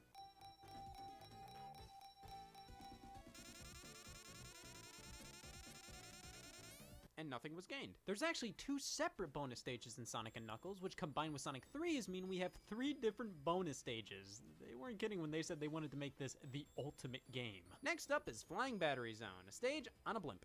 Thank you. This level is filled with scrap metal and technology from Robotnik, and it's awesome. It's weird to me how well a Sonic level inside of a blimp feels like a Sonic level inside of a blimp. The music is amazing, much like the rest of the Genesis Sonic lineage. And Flying Battery Zone may be one of my favorite tracks. It really makes the level feel so exciting yet dangerous. Sandopolis, well, they can't all be winners. I don't care for desert stages. In the first act, it's alright, and the boss fight at the end of it took a few tries to figure out, like, how do I kill this guy? Oh, I just stand to the left and he'll just walk up and kill himself. Okay, Act 2 is a piece of garbage. It's like a sort of labyrinth where everything looks the same, and you f up one jump and bam, I'm 20 miles down with no hopes of getting out, and on top of that, there's ghosts. Well, that just makes everything worse. Damn it! I hate this stage. It took me 45 minutes to get through, and next up was Lava Reef Zone. Ugh, I mean, it's better, but it's similarly easy to get lost in. It took me forever on my first try. Next up is Hidden Palace Zone, which primarily just serves the purpose of being a boss fighting cutscene zone. Just one act, and it's mainly just to give you a fight against Knuckles and for Knuckles to realize you're not a bad guy, and Robotnik's been lying to him this whole time. You know, this zone is a reference to the famous Cut Zone in Sonic 2, named the exact same thing. It's cool to see it return as a part of Sonic & Knuckles, Knuckles, but it's honestly more cutscene than zone. Well, immediately afterwards, we're in Sky Sanctuary Zone, another one-act deal. This one, pretty good. Alright, we pissed the bed with Sandopolis, shit in a car with Lava Reef, and f***ed my dinner with Hidden Palace. This one is challenging, but really fun. And then the final traditional stage, Death Egg Zone. Back to 2X. This dumbass anti-gravity section. I was in the air for so long, and I don't know what I did to stop it from happening, and I'm taking that lack of knowledge to the grave. Now, I said this before, but as good as classic 2D Sonic platformers can be, they almost always had some level of bullshit to them. I love Sonic 2. It has its moments. But Sonic 3 was shockingly absent of that. And now I know why. Because that was all in the second half of the game. We defeat Robotnik and his middle fingers, and that's Sonic and Knuckles. Partially, because if you beat 7 special stages and get all 7 Chaos Emeralds and unlock Super Sonic, you then get the true final boss. This is cool. And that's Sonic and Knuckles. Not really. The true final boss here, while fairly easy all things considered, gives the whole true Sonic 3 experience a bombastic finale. It's one of the first major final bosses that's more flashy than difficult, but I don't think that's all too bad. I remember final bosses that make you feel like a badass just as much, if not more so, than the most difficult and tricky ones. Yeah, Sonic and Knuckles is another fantastic time, though I think on its own, it's a bit lackluster compared to Sonic 3. Like, I just don't care for a good chunk of the zones here, at least compared to Sonic 3. They're not bad, though compared to Sonic 2's and 3's best zones, they're just not as fun to me. So, I've decided the definitive list of the best classic Sonic games. At the bottom, Sonic Cease and Desist. Next up is Sonic 1. Whenever I replay this one, I pretty much exclusively just play Green Hill Zone, and when I get to Marble Zone, I just reset the console. Followed by Sonic and Knuckles. It's a good game, just not my favorite compared to the others. Then Sonic 3, and then Sonic 2. And I think Sonic 2 has higher highs than Sonic 3, which is just more so consistently good throughout the entire adventure. But then it ends right when it feels like it's getting started, and the same goes for Sonic and Knuckles. So Sonic 2 is my favorite. If we're not counting the best Sonic game, combining Sonic the Hedgehog 3 and Sonic and Knuckles, we get Sonic the Hedgehog 3 and Knuckles, when the number 3 just isn't enough. As stated, this turns Sonic 3 and Sonic and Knuckles into one connected and seamless experience, and honestly, this rocks! It's unfortunate the game had to be split up like this, as I feel like both titles on their own feel somewhat lacking because of it. But together, it's no debate, this is one of the best 2D platformers of all time. The amount of great ideas, gorgeous sprite work, amazing music, it feels right out of a modern platformer, but to see concepts so advanced and well thought out in a game from 1994, it's mind-blowing. Both games together may take a bit longer, but hey, you have the save feature from Sonic 3 included. You can play as Knuckles from the very start, and due to the combination of 2 games worth of levels, you have more special stages to beat. And beating more gives you Super Tails, Super Knuckles, and Hyper Sonic! Sweet Christ! This is the definitive 2D Sonic game. Well, at least when it came out. And it's a shame this version of the game always gets neglected in re-releases. Sonic Mega Collection, it's there, but you have to open Sonic 3 and Sonic and Knuckles 20 times each to unlock it. I mean, just opening and closing immediately works. I earned this. And Sonic's Ultimate Genesis Collection on Xbox 360 and PS3, they have Sonic 3, they have Sonic and Knuckles, but you can't combine the two. That's something I think any collection or re-release of these games should have, and many do, but that just feels like a massive oversight. Playing both games separately highlights how inadequate they each feel as their own game. They're still fantastic titles, but it's just a fact. They're both incomplete experiences, but together, they make squeal. Well, I think this has been an incredible experience, finally playing through these games that were still a big part of my childhood. I may not have gotten far in these games as a kid, but I would boot them up all the time and just run around in these stages.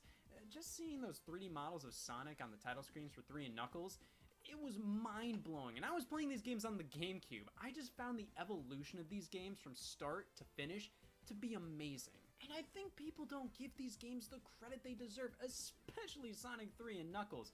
The amount of creativity and polish in these Sega Genesis games is honestly something I think more people need to appreciate. But they chose Knuckles over Jimmy Buffett, so I think they were kind of asking for it. Well, I'm done with Sonic. You know, I put off years of colonoscopies just due to my business surrounding playing all these games, but now I'm free. So tell your family's proctologist to clear their schedule. 12 years from now.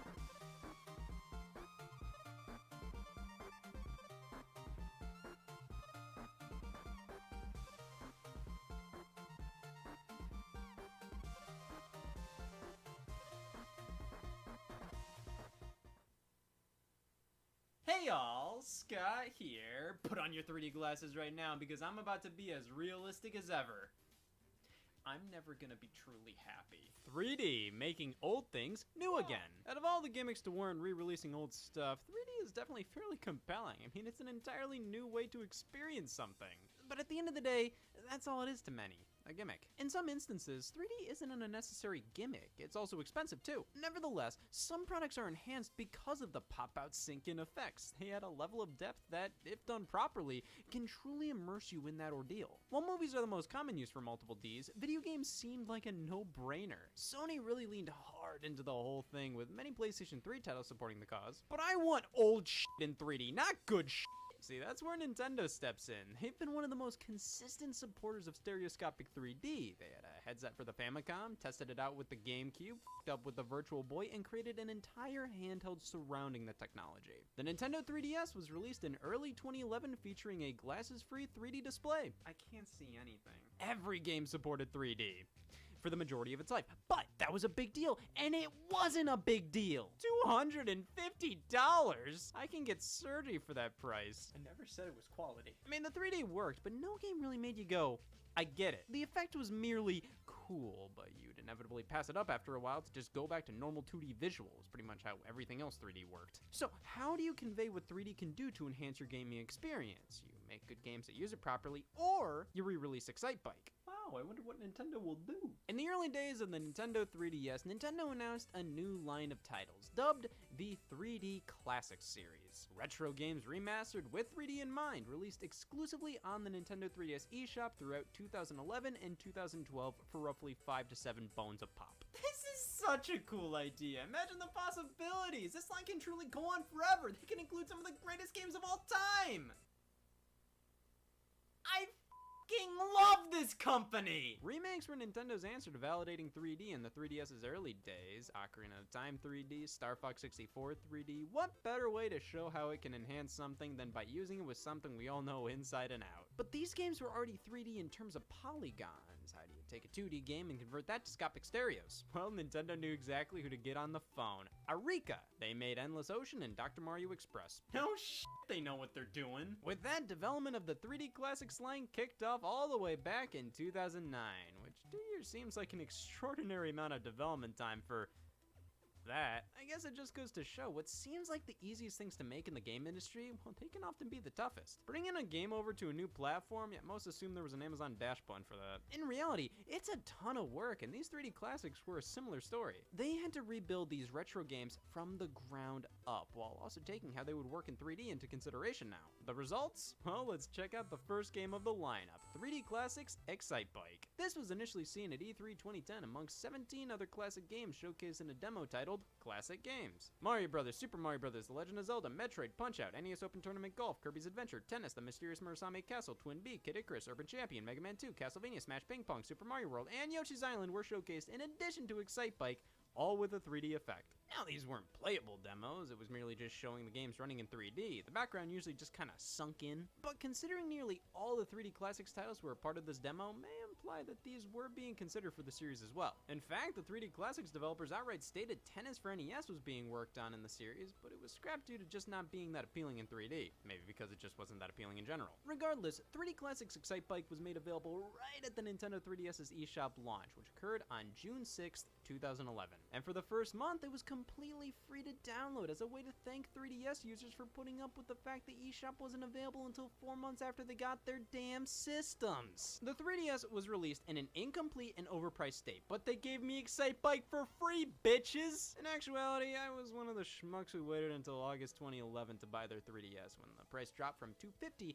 to $170. That was quite the discount, but because of that, I missed out on the 3DS Ambassador program, which gave those who bought the system for $250 before August 10 free downloadable NES games valued at $5 a piece, 10 free downloadable Game Boy Advance games valued at $7 a piece, and I missed out on free Excitebike and had to buy it for $6. Did I save money or not? It's been a while since I used the 3D effect on a 3DS. I used to go all in with this sucker, full 3D to the max. Christ, it's just the title screen, and this is one of the most loud 3D effects in the 3DS library. It's just so 3D. That's probably because not only can you use the 3D slider to adjust the intensity, there's in-game 3D controls too, so you can gouge your eyes out, but you can gouge your eyes out just a little bit more. Go the extra mile. Interestingly, 3D Classics Excitebike has the entire background change perspective with the adjustment of the 3D slider. Like, you literally see more of it when it cranks up. Most of the time, adjusting the slider in 3DS games just feels like adjusting the audio's volume, you know? It just increases or decreases the 3D effect, nothing major. This title, it literally moves the background further and further within the game, which is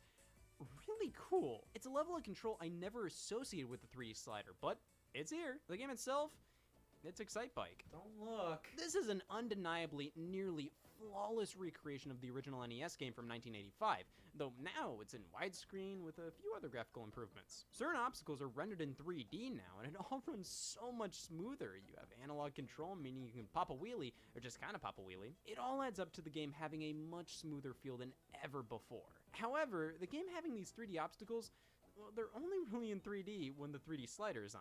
What the developers did was fundamentally make the game exactly like the 2D original when the slider is down all the way. But when you crank it up more and more, it strays farther and farther. It's really bizarre. Some scenes, specifically the menus, are still in a pseudo 4x3 letterbox, which is strange considering these were remade from scratch. They didn't have to be constrained to 4x3, but they chose to. And they chose to do it with the easiest part of the game to make widescreen. Like, wouldn't the actual game be the hardest to turn widescreen in this menu with a one-color background? Couldn't that be done during a lunch break? I don't care. I mean, it looks fine. It's not like they kept black bars there. They spruced it up. It's just confusing to me. The biggest upgrade, though, has to be the track editor. Excitebike infamously had a track editor that was a bit of a nightmare to use, and as a bonus, was pointless. You couldn't save your tracks. It gave you the option to save, but that just meant for as long as your game was turned on, because when you turn it off, I got pissed for you. 3D Classics Excitebike gives you numerous slots to save multiple tracks to. The interface has been completely revamped in such a smart way, where you can shift through parts more elegantly. However, if you still want to use the editor in the style of the original, you have that option. At the end of the day, this is the definitive version of Excitebike in my opinion, and that's not even taking the 3D effect into consideration. With it is no contest. This is the way to play Excitebike. It's a fun arcade-style NES game about making jumps properly to get the best time, and now it's more realistic than ever. This title set the standard for what I expected out of the 3D Classics line from that point forward, and taking all those games Nintendo demoed at E3 2010 into consideration, I was excited. Like, come on, Super Mario World, Zelda, Mega Man 2? So many possibilities! How about Xavius, you dumb bitch? This launched right alongside 3D Classics Excitebike in Japan on June 7th, but everywhere else, we got it a month later on July 21st. I remember Xavius. I had it on one of those Namco plug-and-play consoles. Ever since, I haven't been happy. Yeah, this isn't a Nintendo game. It's a developed and published by Namco arcade joint. Well, I think we all at least know of Xavius. I mean, come on, we're all friends here. It's not a favor for many of us, which makes sense as it turns out Xavius is beloved in Japan.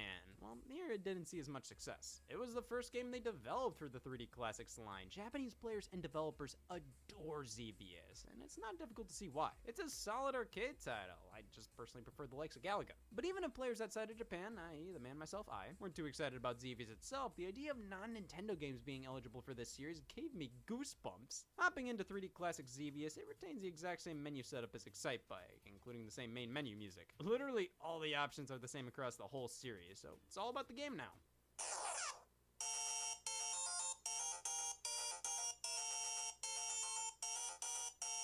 The 3D effect is so good, it made me deaf.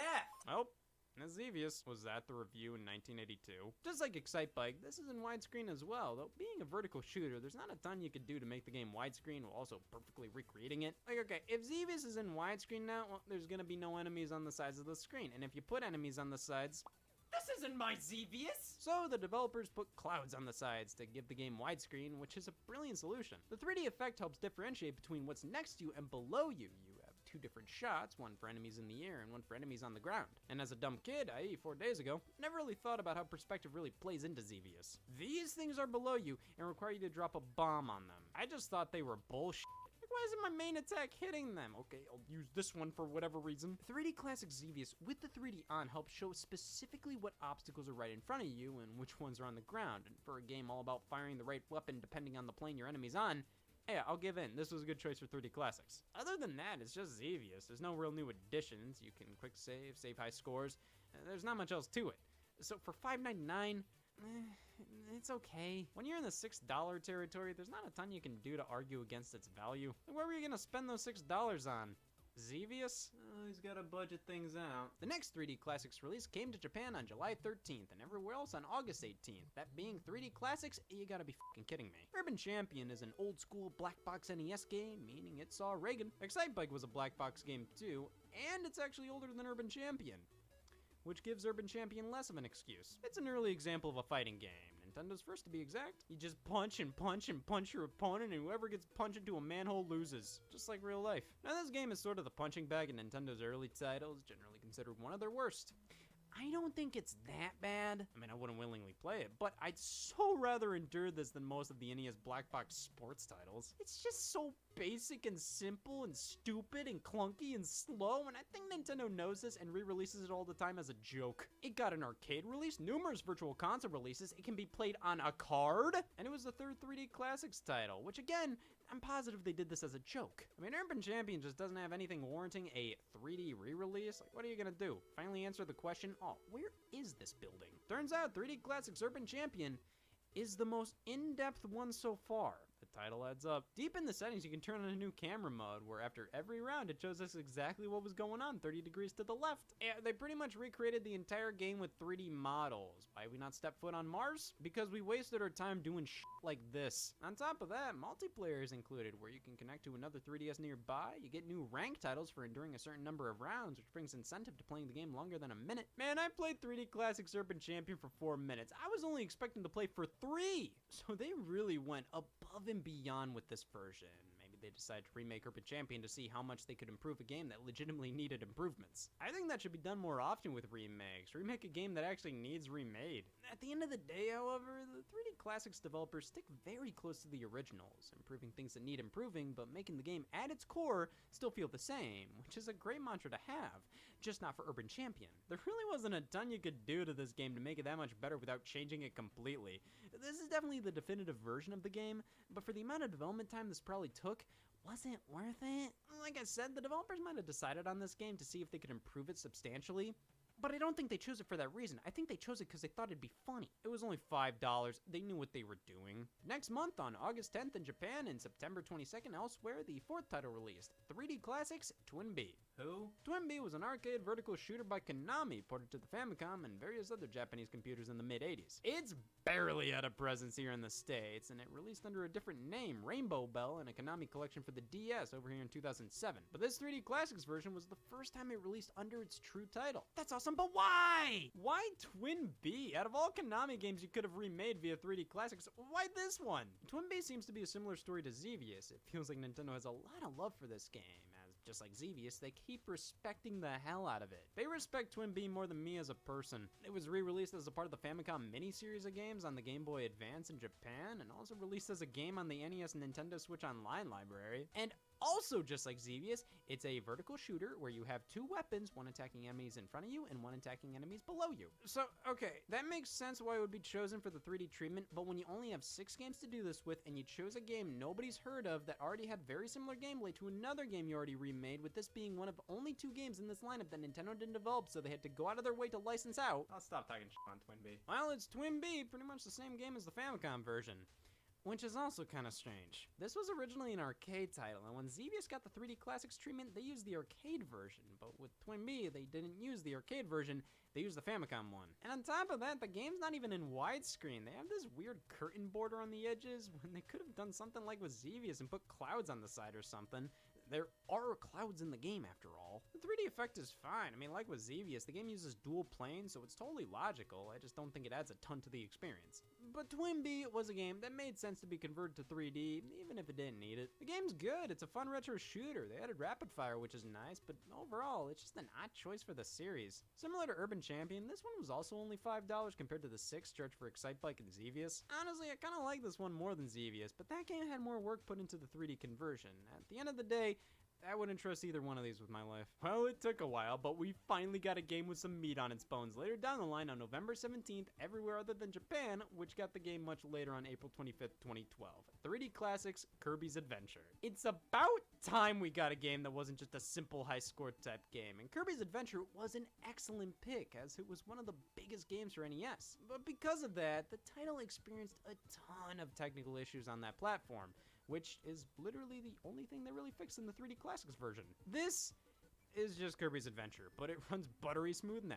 It's like I'm really there. The game is still in 4x3, which is disappointing. It's not a big deal, but when the first 3 games were given widescreen and now these don't, I feel gypped. The 3D effect is pretty minimal here as well. They kind of dim the background a bit, which you can turn on or off, but even at max 3D, it's just not that impressive. It's fine, it's not bad, it just adds nothing to the experience. I think they probably could have utilized the bottom screen more as well. The other titles just put random info on there, usually stats that would have taken up screen real estate, and Kirby's Adventure always had this big bar at the bottom showing the ability you have, the score, your life counter, and if Urban Champion could take all of its info and put it on the bottom screen, why can't Kirby? That's 0.1 for Urban Champion, going against Kirby's 1200. This is the best value out of the series so far though, being a game that actually has more than 30 minutes of content. And they could have done a lot more, but just the fact the game runs smoothly comparative to the NES version is enough to make this pretty definitive. Now, is it worth $2 more than the $5 Nintendo charged for the game on Wii and Wii U? This is just ridiculous, Nintendo. I was $2 short for my surgery money because of you. Next up is 3D Classics Kid Icarus. Alright, we're finally doing some actual games. This released alongside Kid Icarus Uprising here in North America as a pre-order bonus on March 23rd, 2012 before releasing to the public on April 19th for $6. It released as a Club Nintendo reward in Japan on January 18th and Europe on February 2nd and Australia on April 12th. Yes, who else had 5 birthdays? 3D Classics Kid Icarus is based on the original Japanese Famicom Disk System version, which you can tell by the music. The Disk System featured different audio capabilities from that of the NES, so games like Kid Icarus, Metroid, Zelda 1 and 2, those have different soundtracks in Japan on the system. Not vastly different, but they do have a different quality to them. I think they used the Japanese version specifically because it featured saving capabilities. Over here, it was a password pack, which they were very proud of. Damn. Again, this isn't in widescreen, so the first 3 did, the last 3 didn't. Instead, we get this sort of tacky border. I wish the 4x3 games gave you the option to change it or turn it off at the very least. The 3D effect is similar to Kirby's. It's not game-changing, but it's much more robust than that game. I feel like there's a lot more going on here, and there's more going on with the features too. You can play with the original controls, but the 3D Classics control option features a ton of quality of life improvements. Just better overall. Jumping and shooting is better, timing's adjusted, speed's adjusted. It's not a whole different game. It just feels smoother now. But the biggest addition is the color and backgrounds. This version includes backdrops, and they look gorgeous. The original Kid Icarus, much like various other NES games, had plain black backgrounds, which made each stage feel the exact same. I remember when they added Skyward the Smash Bros. Brawl as a stage, I thought, this looks nothing like Kid Icarus. It looks good! These backgrounds help you distinguish not only where you are in the game level-wise, but also the story. Now it's like, yeah, no shit, I'm in the underworld. With the backgrounds and new control options, the save feature new to Ohioans, this is my favorite way to play the original Kid Icarus. The original has its charm, but it's not too fun to go back to today. This one helps me to appreciate the game so much more, and they didn't even change a ton. They just tweaked elements that really needed it. Because I think even the most die-hard Kid Icarus fans won't admit the first game was perfect. You're gonna have mega fans say how if you're not playing the original, you're just not playing Kid Icarus. You truly haven't lived until you've been shot in the face. But you can play this game just like the original if you want to. The new control options just made it a more fluid and fun experience. If the challenge from the NES game came from how slow and clunky the game controlled at times, you beating it doesn't mean you're the gaming messiah. It kinda just means you had more free time to beat the game. And with that, the 3D Classics line wrapped up. What a disgusting family photo. Okay, so I followed these games extensively as they were releasing. I bought Urban Champion on release day, and I still haven't made my money back on that investment. 3D Classics Excitebike was the first game I ever downloaded on my 3DS, and I bought it for $6 3 weeks after it was made available for free. I got Xevious and Kirby's Adventure shortly after. The 3D Classics as a concept was something I think everybody could get behind. 8-bit remasters in 3D. They were still the same games at their core, but enhanced in multiple ways while retaining the same visuals, music. It was amazing. They just picked the worst games to do it with. The developers commented on how difficult developing these titles were. They probably thought this would be easy peasy going into it, and then 2 years later they said, voila, Xevious. Now, I don't doubt these games took a lot of effort to make. They didn't emulate anything. These games were remade and enhanced in more ways than one. You can truly see how skilled and hardworking the developers were in not only remaking these games for the better, but retaining the feel of their original releases. That's not as easy to do as it sounds. And I'm sure, judging by the amount of 3D games they had as demos at E3 2010, they had far more plans for this series, but cut it after the 6 because they just took too long to make. Plus, they didn't sell as well as they wanted, and I totally understand that. You don't want to put all that work into something and won't make money back. But that just makes me ask why they chose Urban fucking Champion. 4 of these games were very simple, high-score-based titles. Most of them were good, but why didn't they do more titles like Kirby's Adventure or Kid Icarus? Why not Zelda 1 with the top-down perspective? That would have worked perfectly. Even something like Super Mario Bros. 3 with the whole stage play aesthetic would be highlighted that much more with the 3D effect showing depth with the shadows. What, Mach Rider, if they wanted to stick to simpler games, that would have been good. Why not Game Boy games or Super Nintendo games or just different third-party ones other than two vertical shooters which weren't that popular to begin with and honestly have a bit too much in common? I'm sure it 100% came down to these titles being the first they tried out because they were simpler at the end of the day. And if the series was a success, they would move on to more popular titles like Mario and Zelda games. But how would the series be a success when these were the games you were depending on? All these games are on systems that Nintendo was already releasing games for on the 3DS through the Virtual Console. And putting out Super Mario Bros. For $5 on the 3DS with little to no effort involved probably still made Nintendo 10 times more money than remaking Excitebike in 3D for only $1 more. How 3D Classics Urban Champion was the same price as most unaltered NES games on the 3DS eShop. It was the same price they charged for Urban Champion on Wii and Wii U with no changes or improvements. No wonder they canceled this series. We're gonna put more effort into this re-release but charge the exact same price as we always did, or $1 more. I personally was hoping to see a sister series on Wii U called HD Classics, where it's the same idea, but 8 and 16-bit games would be remastered in HD, but I can always write to Nintendo about that later. Well, that's not the complete end to the story. Where Nintendo left off, Sega picked up with their own lineup of 3D remasters, the Sega 3D Classics, kicking off in Japan on December 26, 2012. These aren't a part of the same series, but I guess the term 3D Classics can be used by anybody. Compared to Nintendo's 6-game output, Sega released 27 of them. They know something we don't. So this is what I think happened. Arika is a fantastic studio. They've made some phenomenal games. They're not a porting house. You give the Teddy Together guys Excitebike, it's gonna take them a while to figure out. They did a superb job, but I feel like they weren't as efficient as they could have been through development considering this was relatively new territory for them. Sega's 3D Classics were developed by M2. This is their thing. They almost exclusively work with re-releases and consistently are contracted by Sega for this kind of stuff. And their 3D Classics have a lot of the same bells and whistles as Arika's, so I think this kind of explains why there were only 6 Nintendo games. Because my god, these are packed with features! You can adjust so much, including whether or not the 3D pops out or falls in, the screen looking more like a classic CRT, what system you want the games to be running on, since there were extremely minor differences between playing Sonic on different models of the Genesis. Some games go further than others. Some are in widescreen and others are just in 4x3. Some have touchscreen control for more precise movement like Power Drift or Galaxy Force 2, and others, even if they are pretty basic like Puyo Puyo 2, Streets of Rage, or Sonic 1 and 2, they're at the very least really good versions that run great and look fantastic. However, Sonic 1 and 2 not being in widescreen, like come on man, the mobile phone versions were, why not these ones? If Fantasy Zone can be in widescreen, I don't understand why Streets of Rage can't be, and that mentality I have with pretty much all these 3D re-releases by Sega or Nintendo. I am very curious as to why some games got widescreen and others didn't.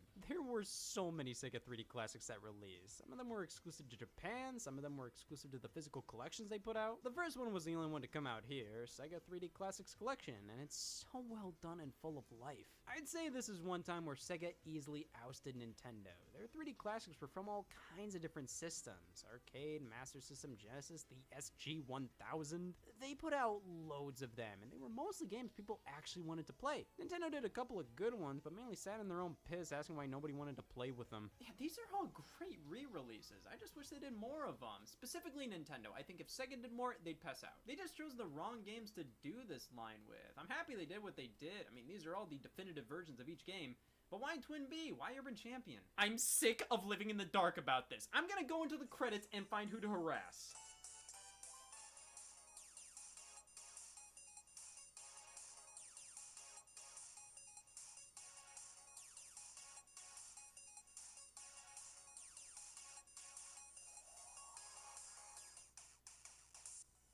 I'll give Arika this. They're hard to threaten.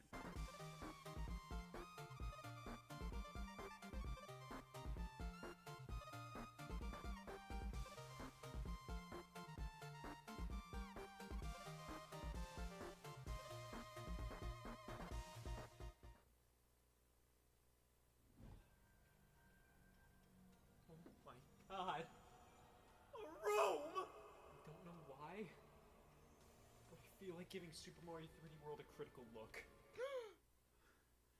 Hey y'all, Scott here, and I just had the craziest dream. I was a virgin talking about Mario. which is ridiculous because I'm a virgin talking about Mario again. Oh, so many games I can talk about, so many new experiences to have. How about this one? Even when I'm convicted, I still talk about this game. Super Mario 3D World was a game I talked about during the dawn of my Peach Fuzz era. We're still in it. But I feel like it's necessary to give this game more attention. I want to give Mario 3D World another look, Mom! On top of a few other things I've talked about in the past, I feel like I can fully commit to some topics that I've merely just brushed upon before. So let's rip the band-aid off and dive back into Super Mario 3D World. A collection of words that language was always leading to. Mario games used to really mean something. New one came out, Congress shut down. Each one was a revolution in its own right without totally invalidating the previous title.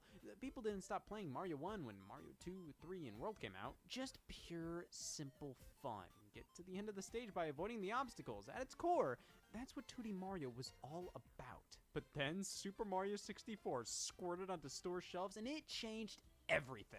Revolutionizing 3D gaming, this set the standard for not only future Mario games, but video games as a whole. Manhunt has somebody to thank. These wide open areas to explore with a huge moveset at your disposal led to one of the most memorable gaming experiences of all time. Everybody remembers their first romp through the castle grounds and walking into the castle themselves, jumping into a painting and collecting their first star. The game fundamentally had a mission structure. Due to hardware limitations, they couldn't fit 90 plus levels in here like with Super Mario World. They had to craft just a handful of large open stages that housed various different missions within them, in which this is the format 3D Mario rolled with. At the end of the day, 2D and 3D Mario were two vastly different things, 2D being about just ending it all right here, and 3D being about exploration. There wasn't always an end to the course. Most levels were open-ended. They were designed with numerous end goals in mind, with missions and different ways to tackle problems, more puzzles, more solutions. Still haven't graduated. Super Mario 64 was a big deal, but it pretty much killed off 2D Mario for a while there. The Wario Land series on handhelds was sort of the replacement at the time, with the only 2D Mario platformers being remakes or re-releases. Because 64's direct follow-up, Super Mario Sunshine,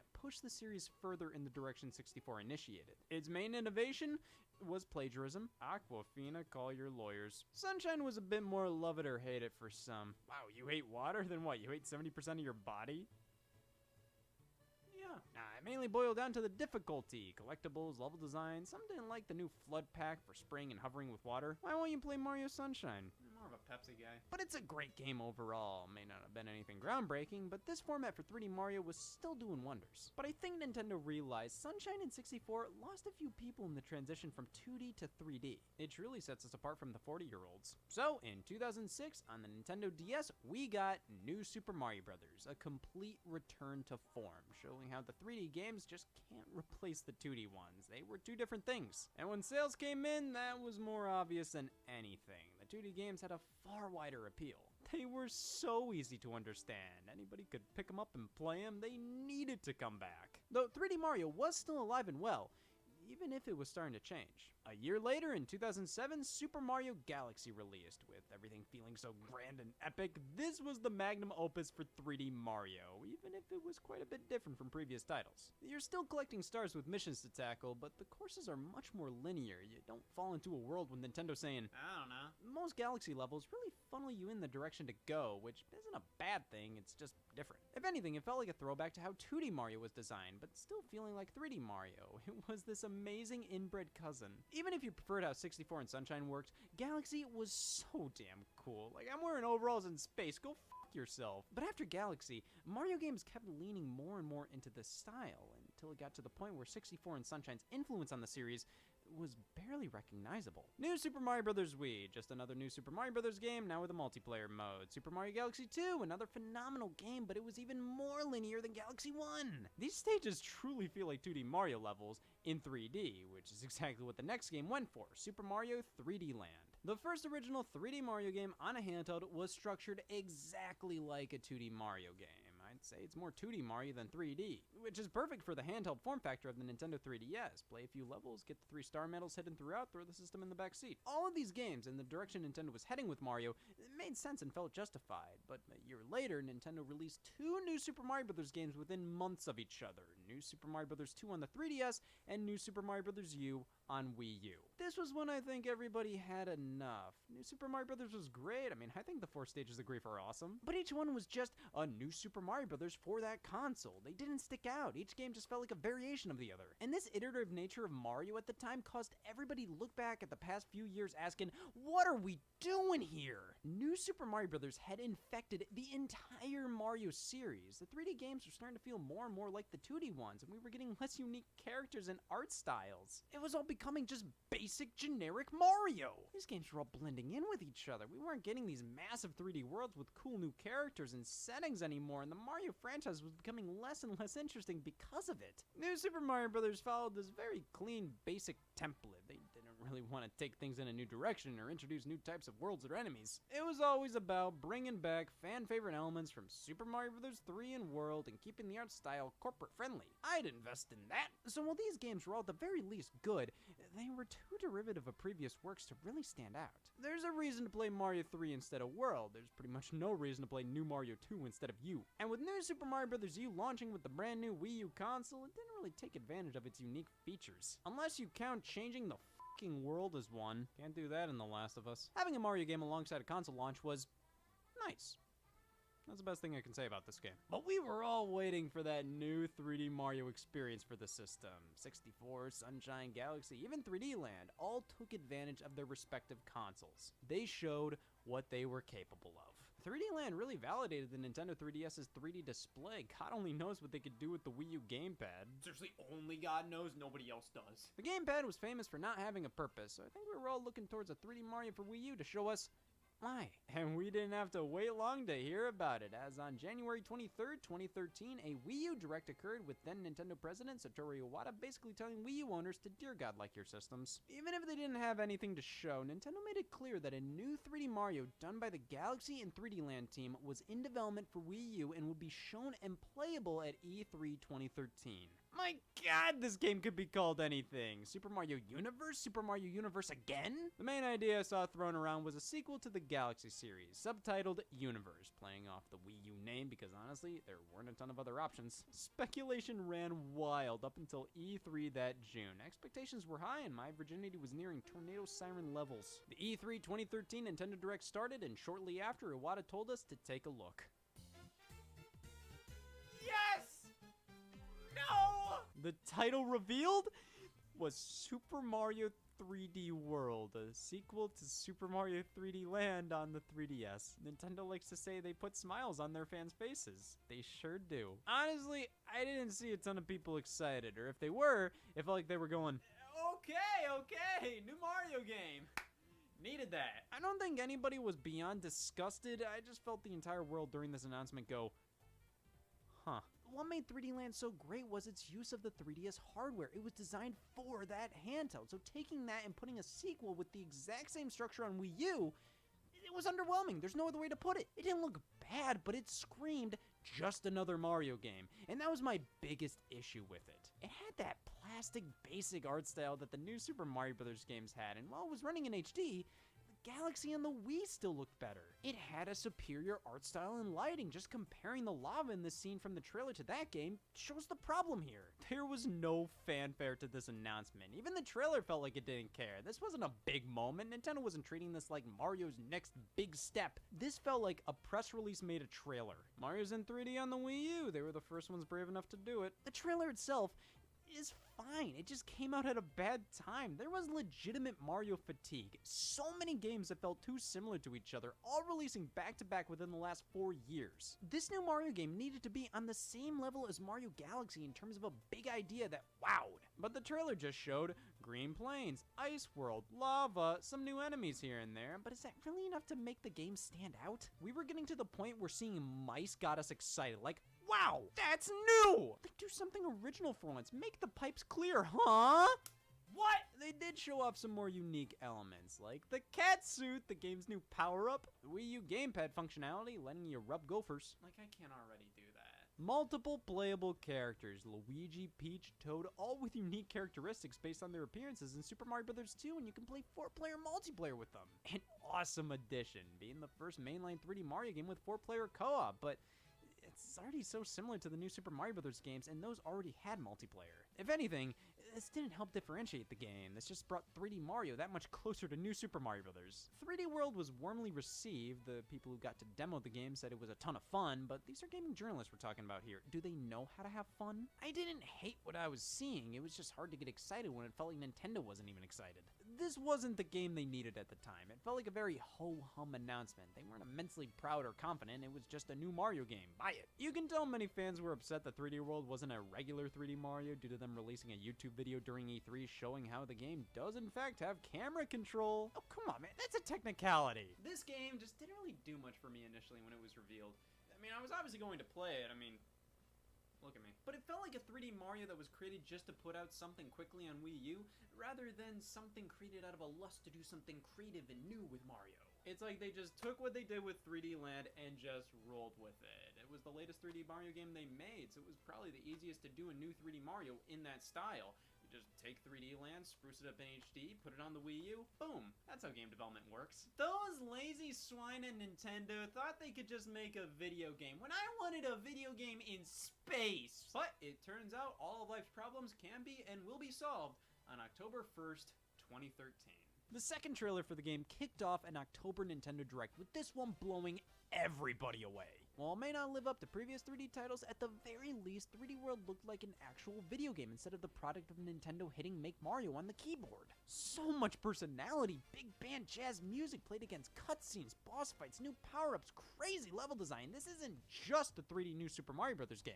It showed a lot of that creativity and passion we came to expect from a big 3D Mario like this. It's just in a more simplified form now. All edited incredibly well into the trailer too. It's pretty clear why this trailer got everybody excited, and this one started a revolution. Back at E3 2013, the game was initially set for a December 2013 launch, which was bizarre for a Mario title. The month of Christ! That's a Xenoblade thing. They ended up swapping the initial release months, with Donkey Kong Country Tropical Freeze finally confirming a November 22nd, 2013 release date, alongside Mario and Luigi Wii remotes coinciding with the release month. Nintendo also uploaded an overview trailer for the game a few weeks later, but just called it the October trailer. Then what the hell was this? I guess Nintendo was really worried that people didn't know Motley Boss Blob was in the game, so they released another trailer a week before release, pretty much spoiling any secrets the title had to offer. I mean, that's cool, but I doubt they would actually have Motley Boss Blob in it. Those tricky bitches! The trailer showed off almost all major secret unlockables, like, why? I guess because 3D World had a ton of competition on release day. Not only was Nintendo releasing it alongside The Legend of Zelda: A Link Between Worlds on 3DS, not only was it launching the same day as the Xbox One and its launch games, but it was releasing the same day as Mario Party Island Tour. And the Xbox One never recovered. 3D World was met with critical acclaim across the board, with many considering it the highlight of all the November 22nd releases. 10 out of 10s were thrown around, calling it the reason to buy a Wii U. Must have been a 10 out of 10 minus. Nintendo really pushed the game, making YouTube videos where they didn't know how to capture their own gameplay. They were serious. Commercials, which just highlighted the problem with Nintendo ads during the Wii U era. Lights, a child on the couch, playing Wii U, game on the screen. Game world expands to living room. Mom satisfied, dad's like, whoa! Narrator tries to make anything sound appealing to your parents. Clear pipes are in this family fun Mario 3D Wii U only for the Wii U. Scene. I played this game at launch and was so excited to do so. I followed everything up until the game's release, and it all looked like so much crazy fun, and I played through the whole thing, completed as much as I possibly could, and was satisfied knowing that this was an excellent Mario game. Though as time went on, I became much more critical of the game, considering I didn't remember a ton of it. It wasn't that memorable. So I decided to take a critical second look at it, and now I'm going to take a critical... Hello, can you all hear me?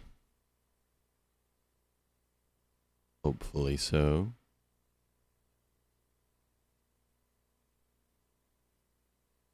No, damn it.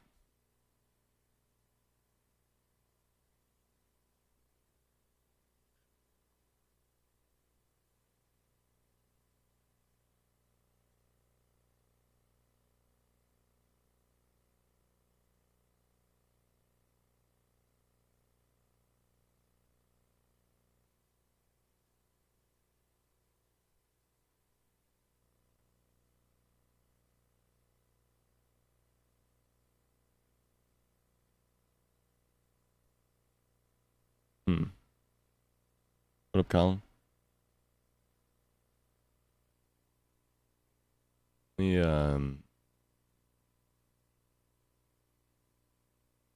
restart the songs thing.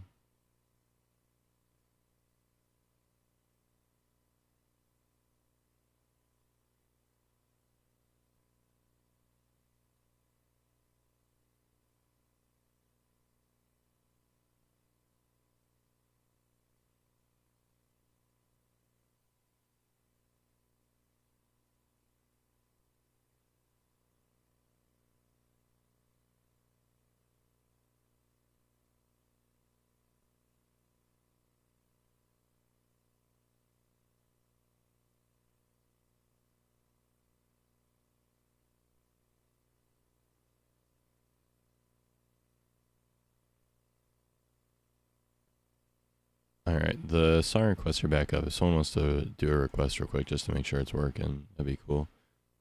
Requests are still free at the moment.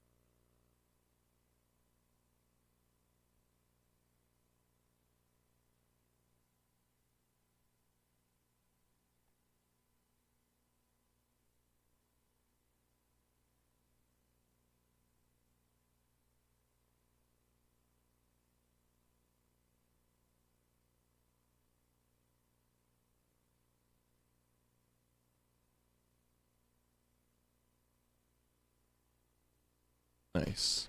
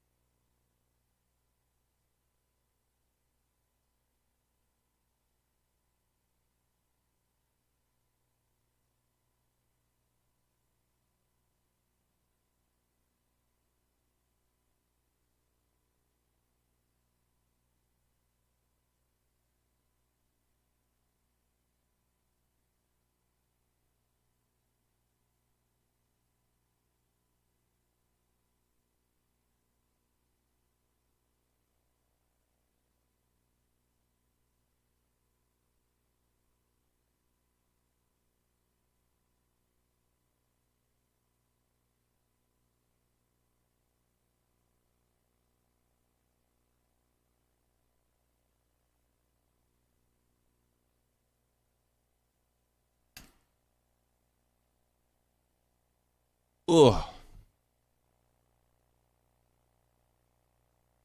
All right.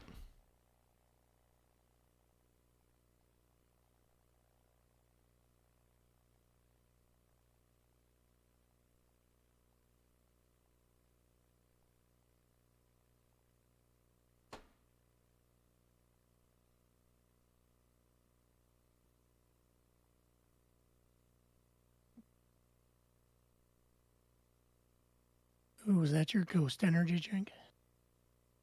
Mm-hmm.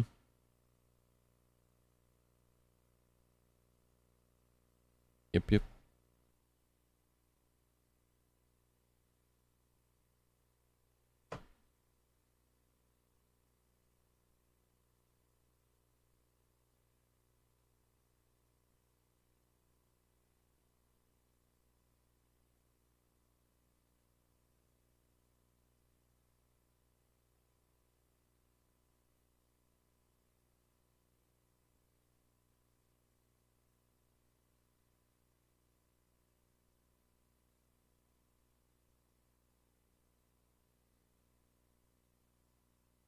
I'll play Neon White for a little bit to try and wake up.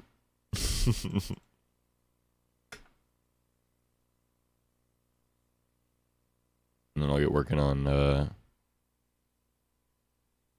goals and shit.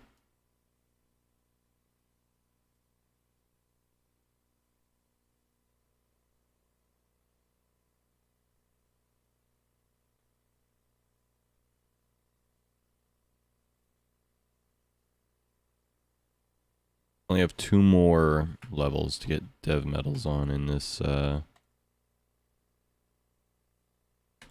section, so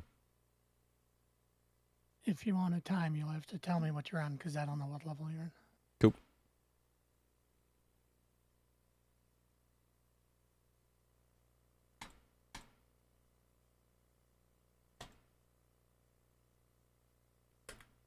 I think this one's like 19 seconds or something like that.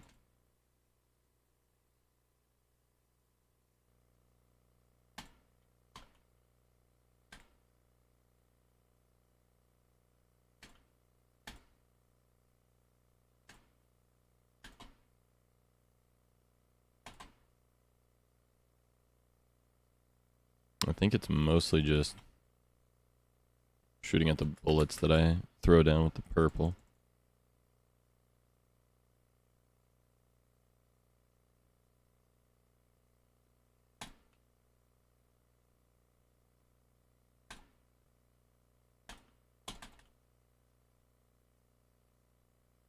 Okay.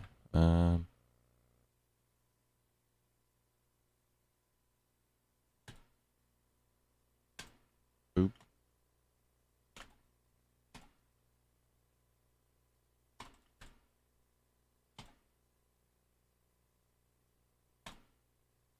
Oops.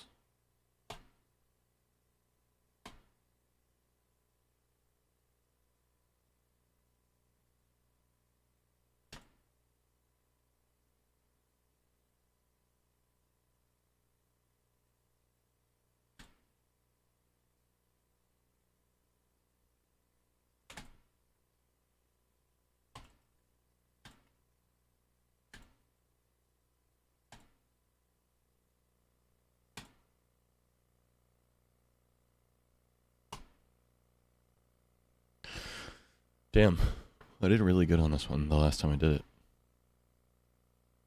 Alright, Zez, that's your 3 for now, I think. How am I feeling? There are a couple real life things that affected me today, made it hard for me to get out of bed, unfortunately. And then every time I woke up too, I'd see the messages that are like, still in bed, what the fuck? And I'm like, ugh. Which made me less want to get out of bed. So it's just kind of hard to get up today. I don't think it's actually like indicative of like the subathon or anything necessarily, like burnout. Just there's a couple things IRL that have made me feel a little meh last couple days, unfortunately. So, you know, is what it is, I guess. You go through it. That's life. I would be inhuman if I didn't feel bad sometimes. So.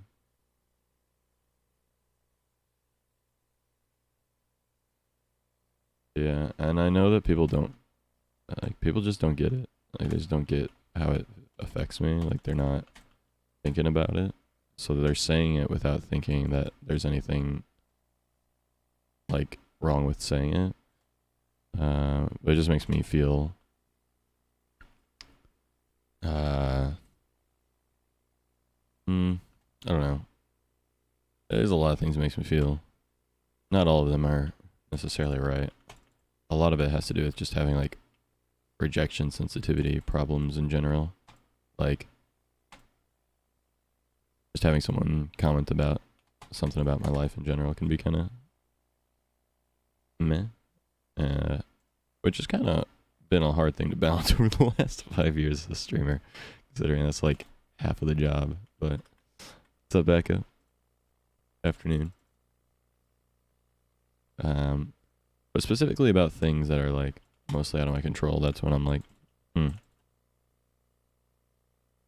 like how tired I am and like my motivation in the morning to get up and stuff is kind of out of my control for the most part. So happy Saturday. Yeah. Let's go.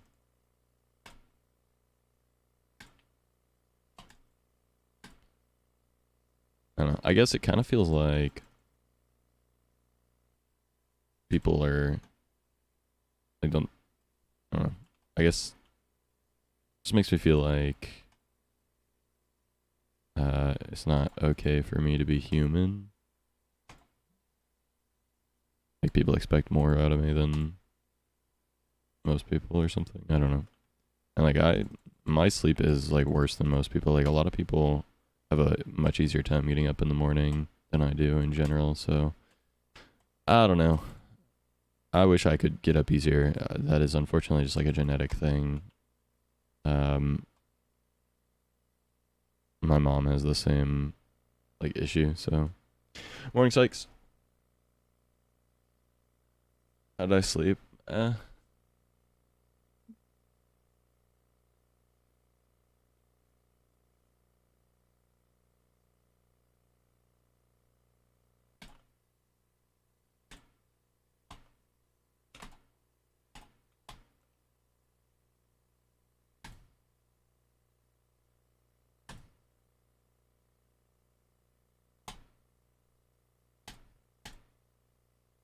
Did I do it? Is that Dev? Holy fuck. Whoa. Neck today? Mostly good. Just a little tight here. But otherwise good. 1908. Tales of Arrive is addicting. About to leave out with the GF and then might muck. Nice. How is Valorant going for you? Oh, I kind of remember this one. This one was actually so fucking hard to do for the gift. I'm hoping it's not as hard for Dev Metal. What I have for breakfast? I don't eat breakfast. Not like it's a lifestyle choice, just I'm never hungry in the morning. It's not a part of my daily routine, so I just don't usually.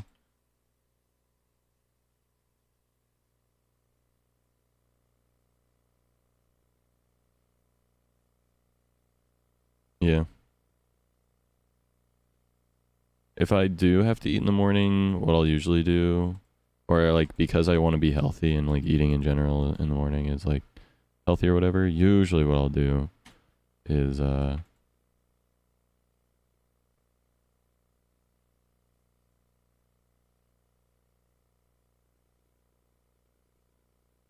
usually what I'll do is I'll have like a protein bar, like a meal replacement type thing.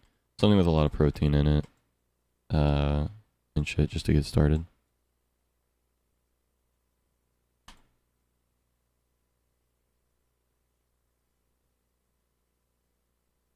Morning either. I get hungry before my lunch break at work, so sometimes I eat. Yeah, usually, honestly, most days I don't eat until dinner time. If I'm being for real. Like I eat one meal, but I eat like 2,000 calories in that one meal. And that's all I eat for the day. And then I'll have like a midnight snack or something.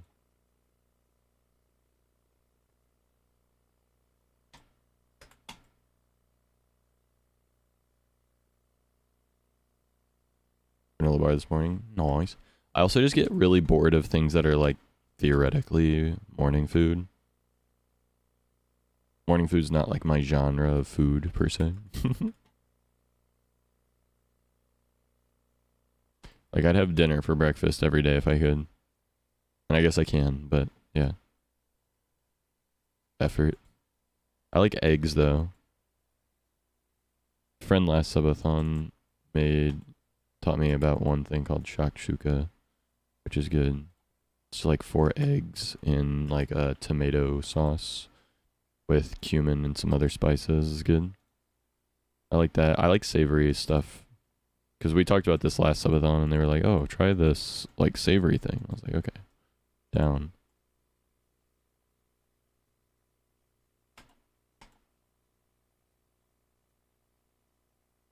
Scrambled eggs, yeah. I don't really like scrambled eggs that much.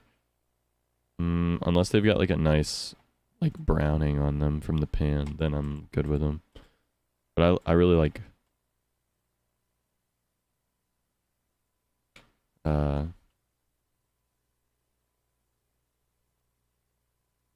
Yeah.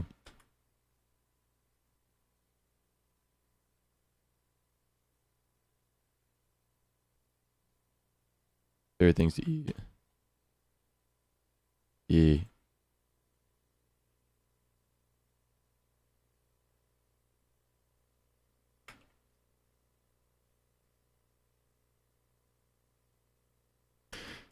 My eggs cooked, yeah. Want slimy eggs, yeah. I like I like sunny side up eggs, but yeah.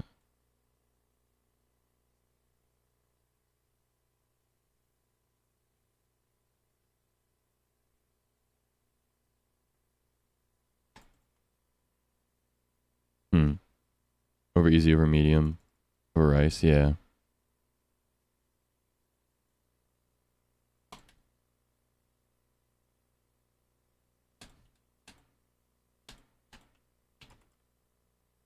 Yolk does something to me. In terms of, what do you mean? What is the something? Positive? I like a running yolk.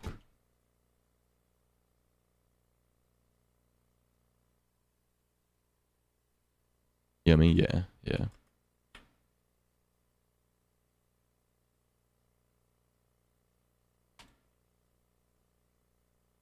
Running yolk so good, yeah. Real.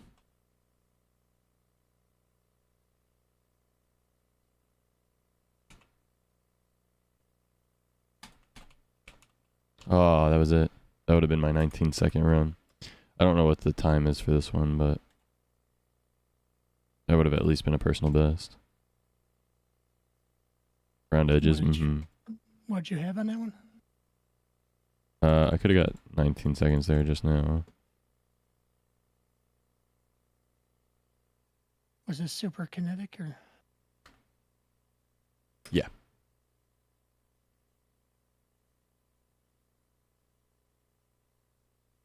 I see 2010 here. Maybe I'm looking at the wrong thing. Let me look. Oh, nice. Then I would have had the dev medal there.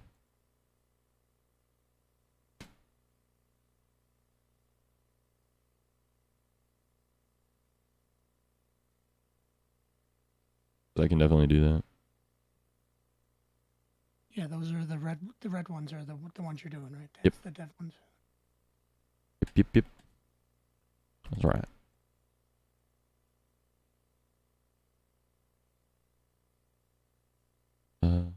Oh.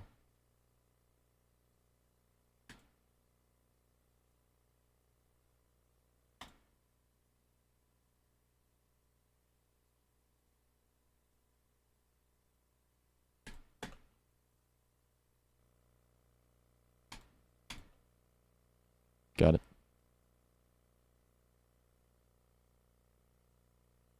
Seems like the more dev medals you do, the more you realize how to do them.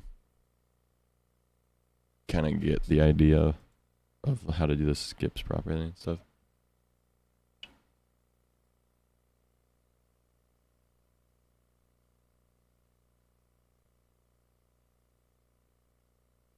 Arrival says 22.95. 22.95, alright.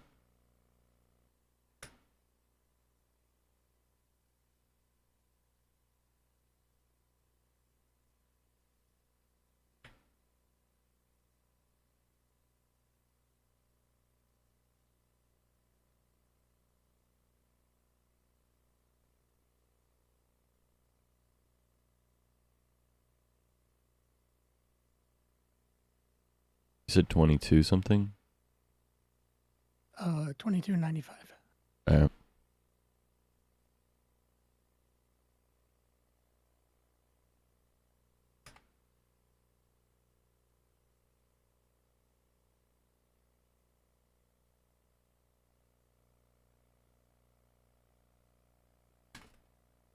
Close. Found the skip though. Well, I found like 3 skips, but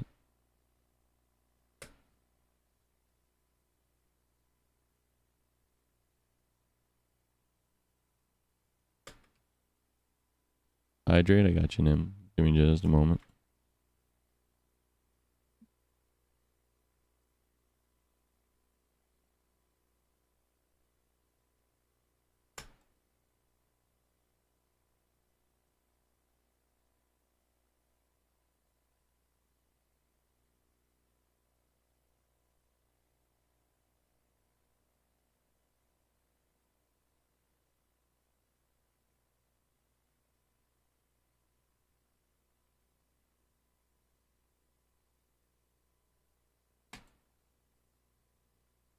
Oh, I did it by 0.01 second. Nice.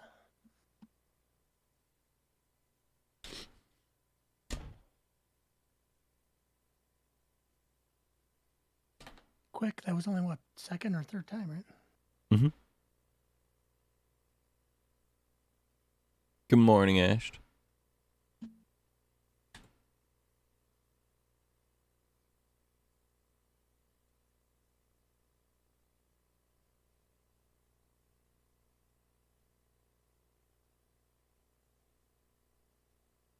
If I remember correctly, the skip on this one's a little weird.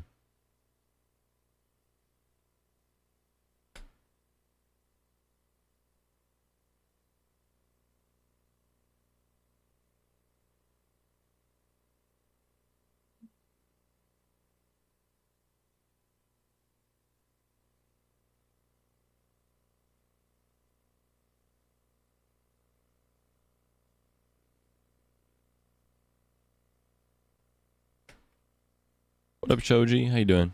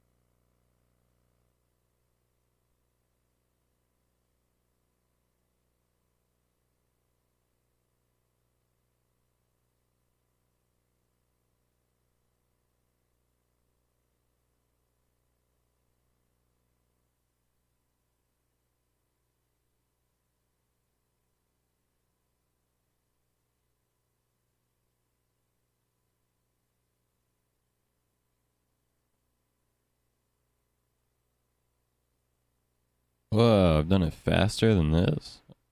What was the time? 32:02? Yeah. Damn. Hmm.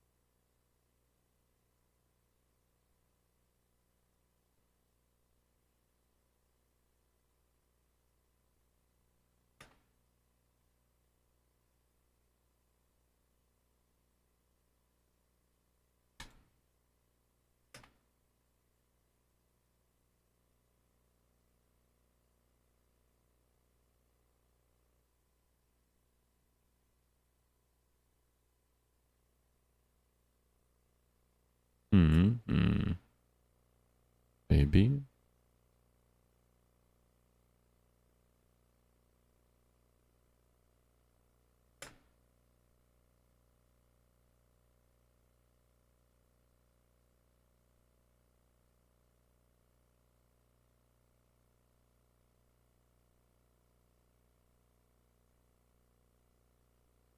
Watch your tone now, Colin. This ain't a power hour. Maybe later.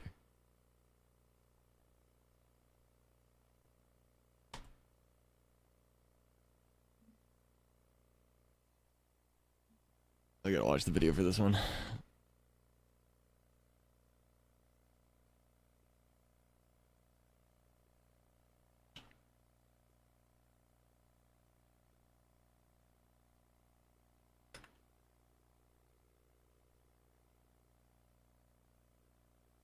Much as I can ask for. Yeah, I slept in as well.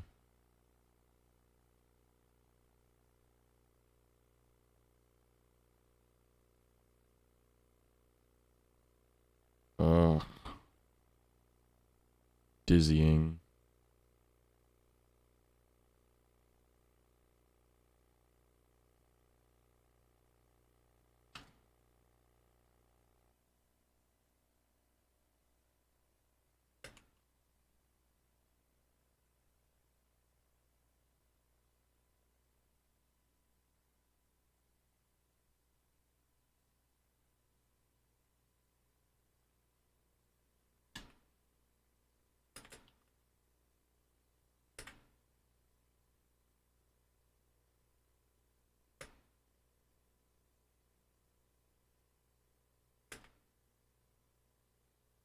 How does he do this part?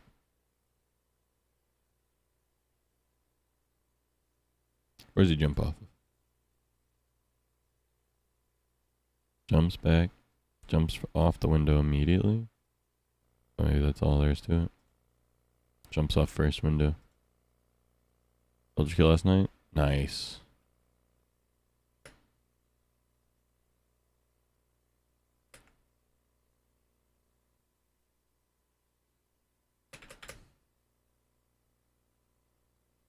I used to pray for times like these.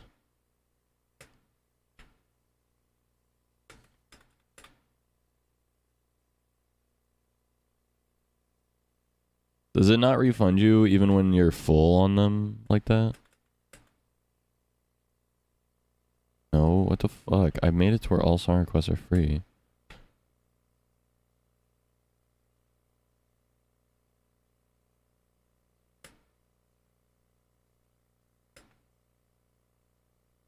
It just doesn't know how to handle a filled queue then, I guess.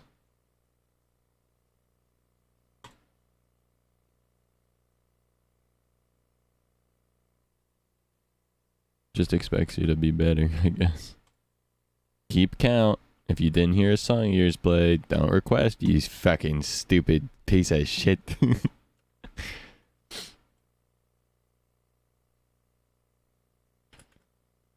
That's so dumb, though. Thought my song did play, no. Yeah, sorry.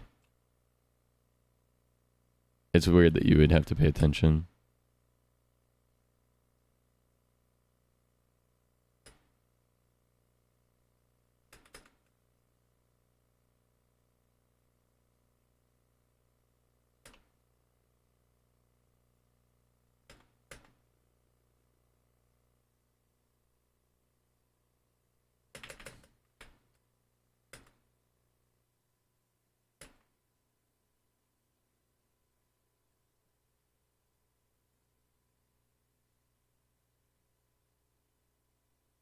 Pause, champ.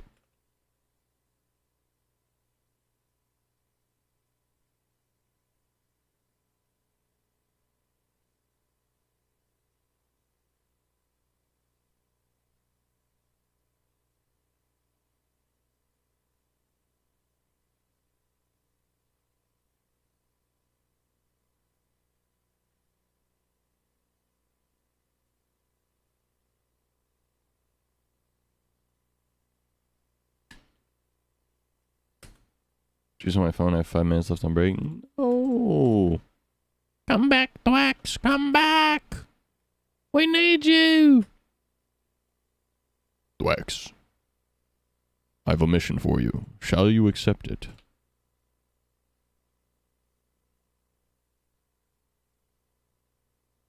You will be rewarded handsomely.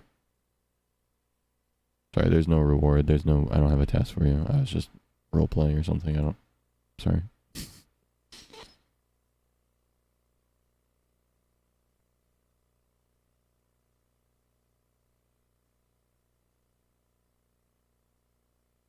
Feeling good? Let's go, homie.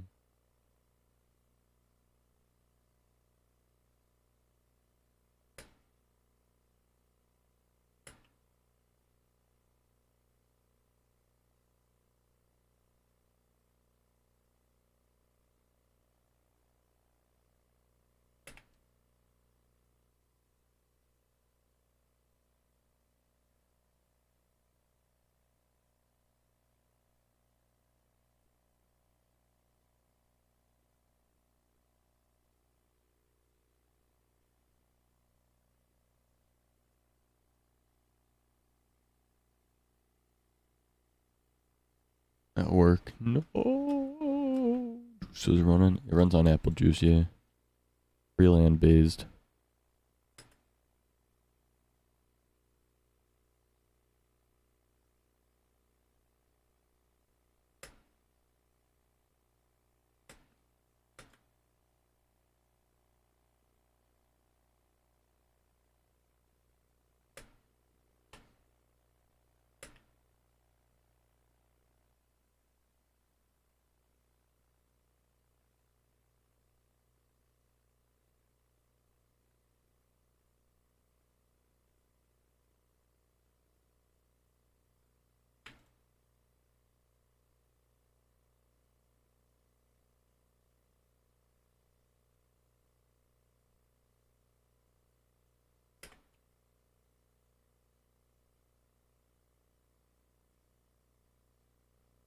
I didn't read the book.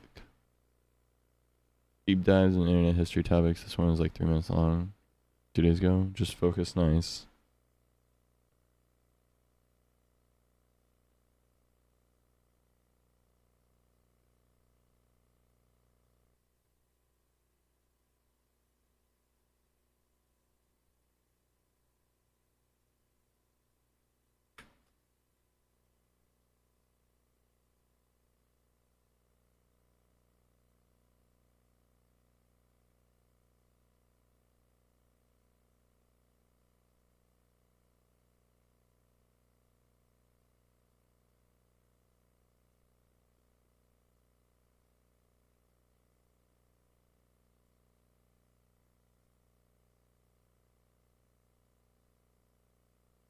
Hope silly goofy and they giggle.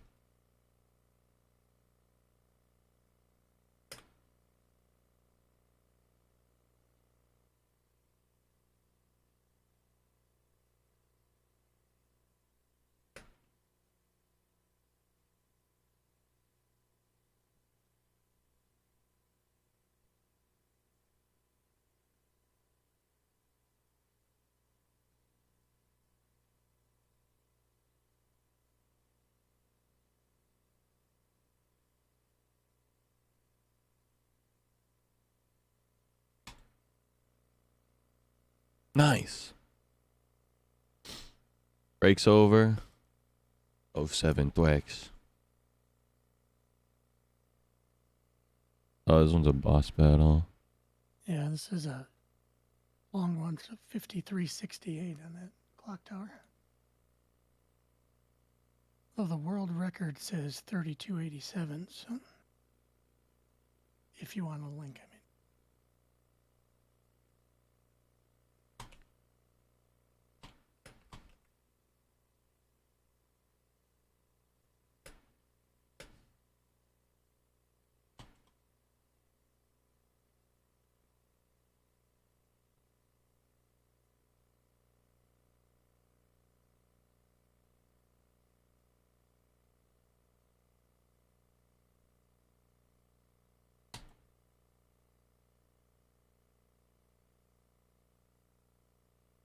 People talk like a little slut.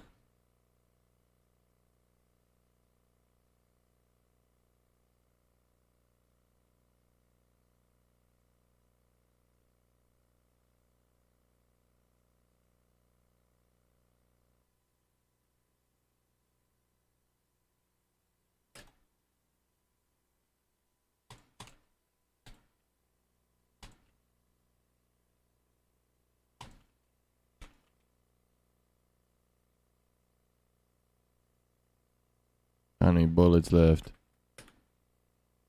Damn it.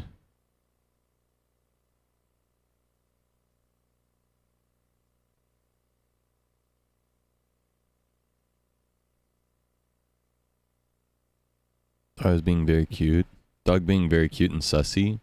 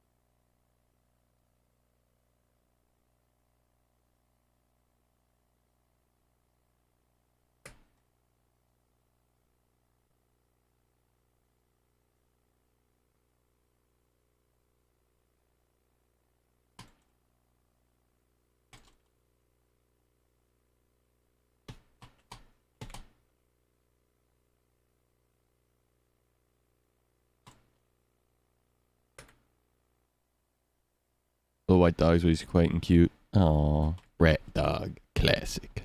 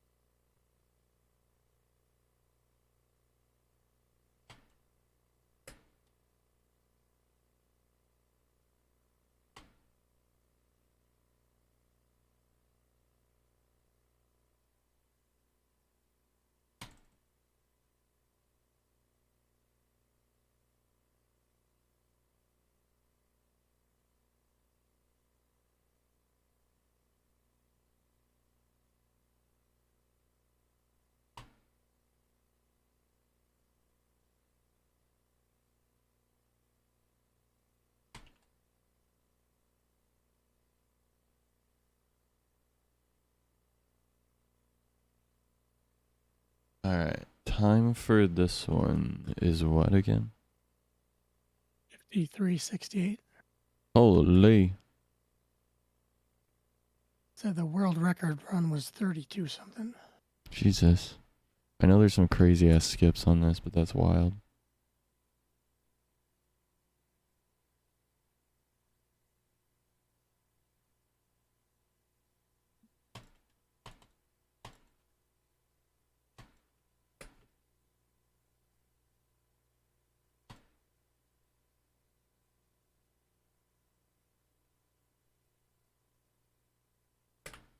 Oh hey, what up, Brad? Dude, yes! Zaz, thanks for gifting a sub. I really appreciate it. Thank you, thank you, thank you.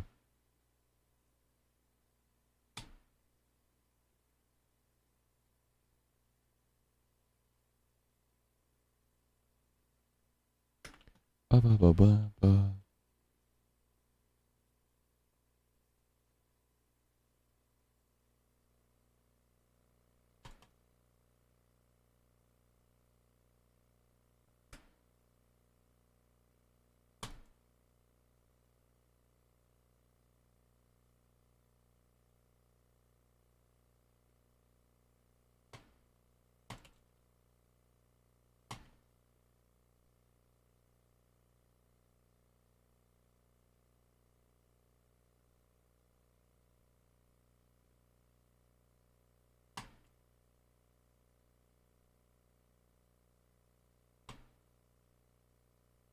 No!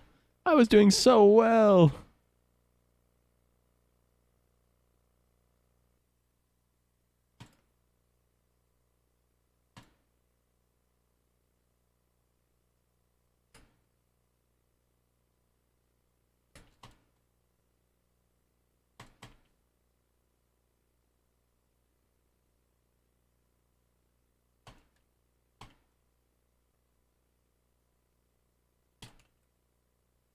Okay. How did I do that? I saved a card earlier.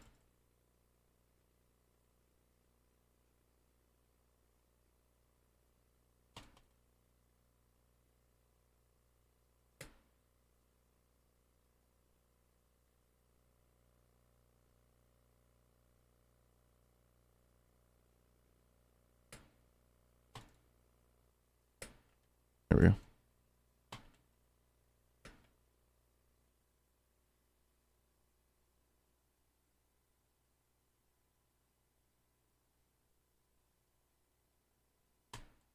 What the fuck?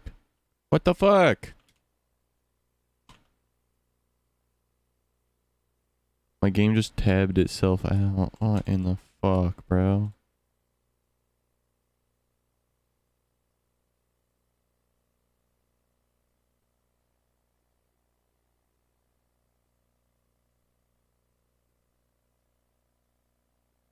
Okay, I think that I need to skip that last phase, so I need to do more damage to him here.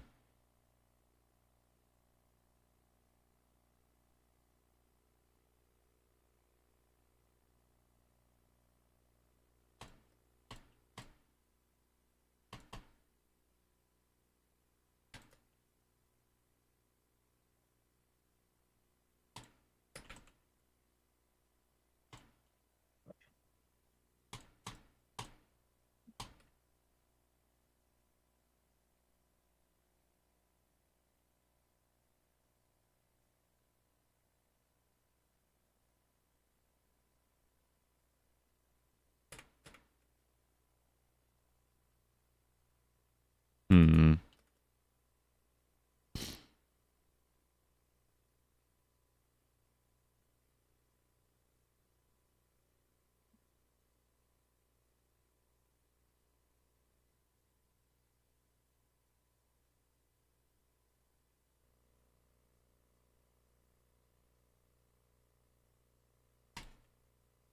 Damn it.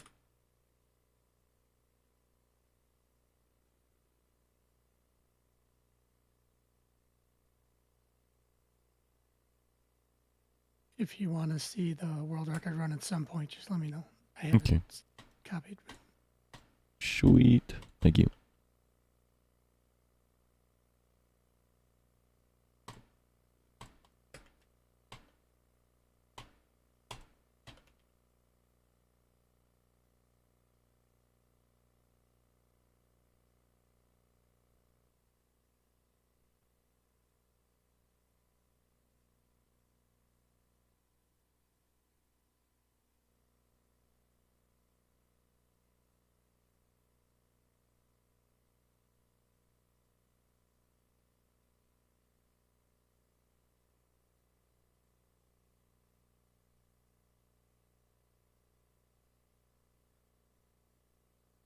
Are you fucking me?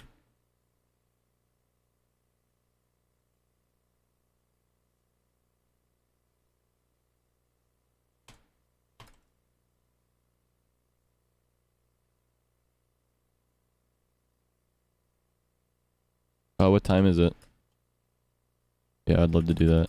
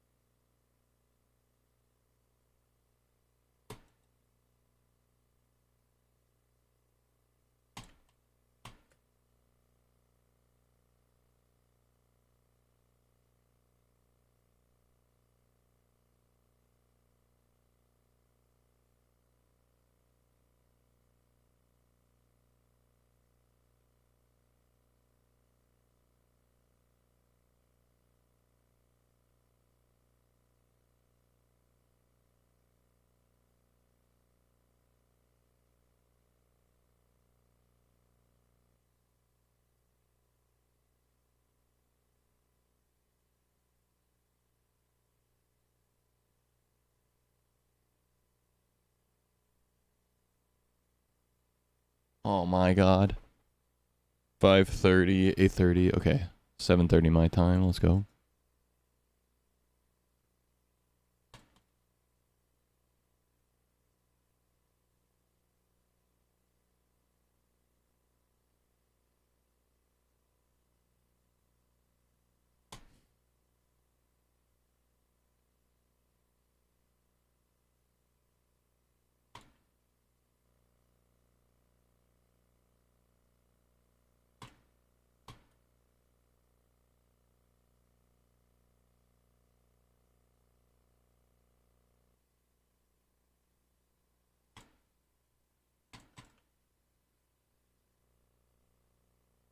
Wonder if there's a way I can do that, like as a skip there.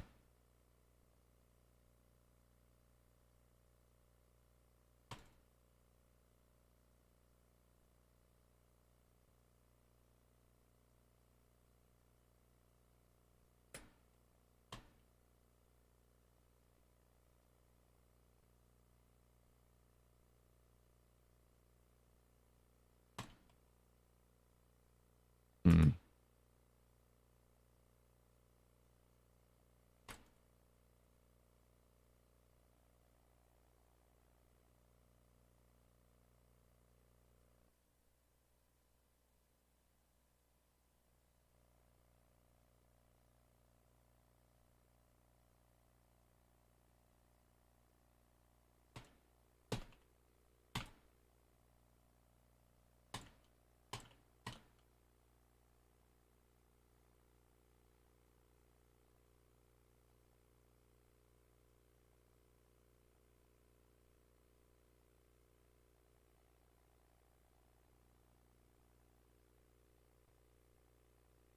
Hmm.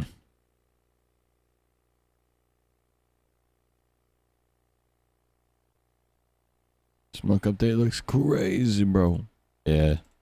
It is actually kind of wild, to be honest. If I were you, bro, I wouldn't even fuck with it. Too hard. New muck update, too hard.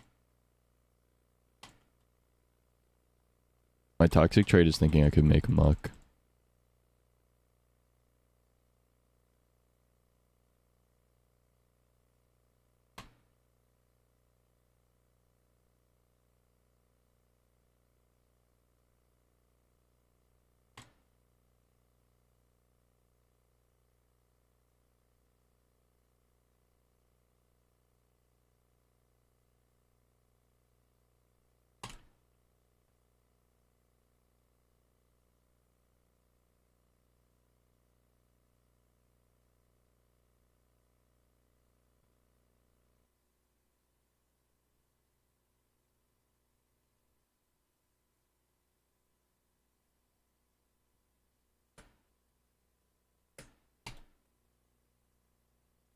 Hmm. If I can get just like a little bit more damage off on him before that spot, I think I can win it all.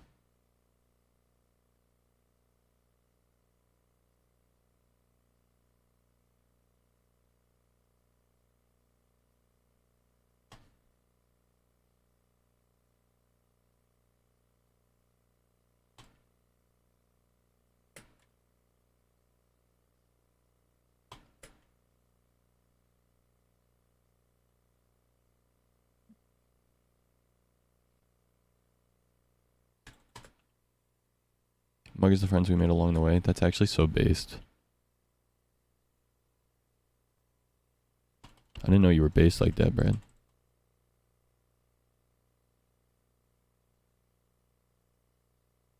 Oh, so close.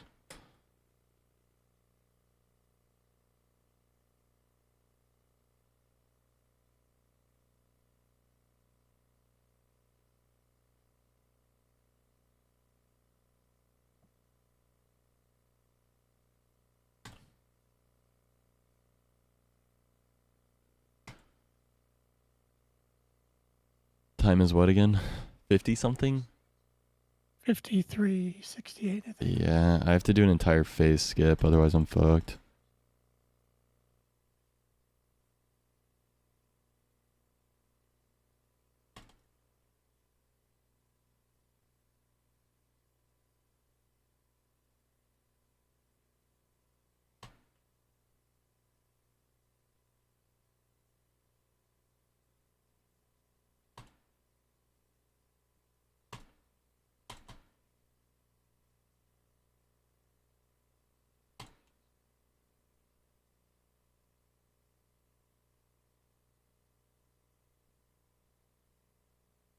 Hmm.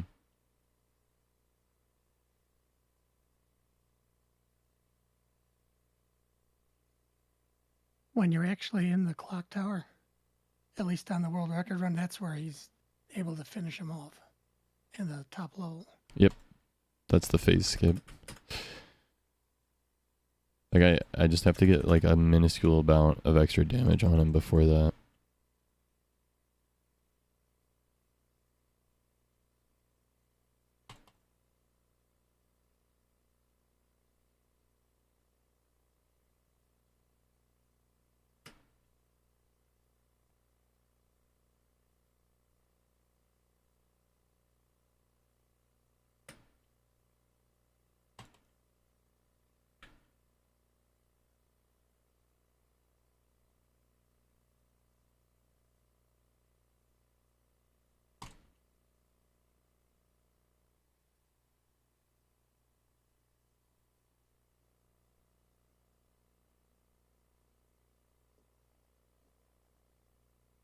No.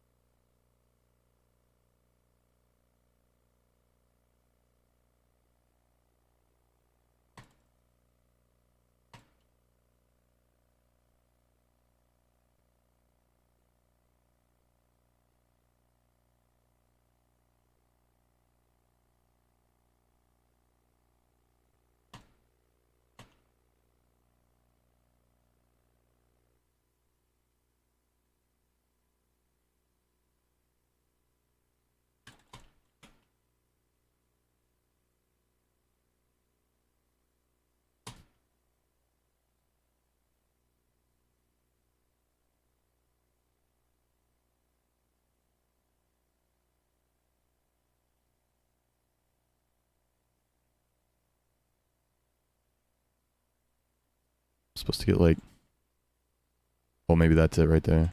Maybe that was the extra damage we made.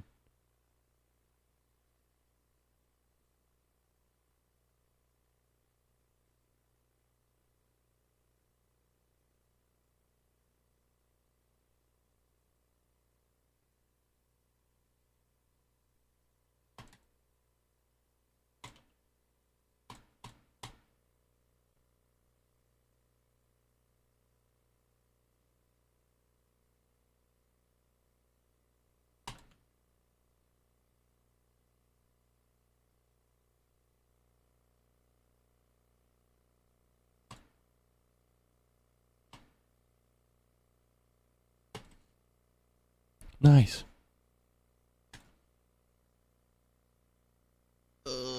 Please. No! Aim labs with extra steps. I got an achievement for that, though. I think it was an achievement for skipping phase. Dude, so close, actually, too. You know, when you go to the bottom of the tower and you climb up it at the end. Yeah. In the one I'm watching, he's able to go jump right to the top level. Not going down. Mm. Like above the clock face.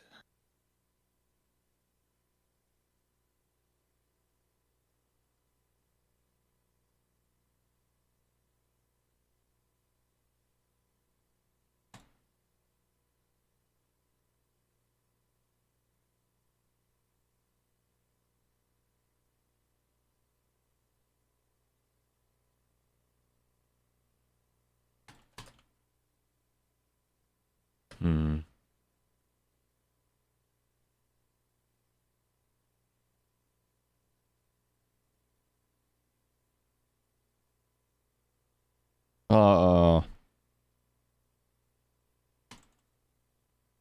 Damn it.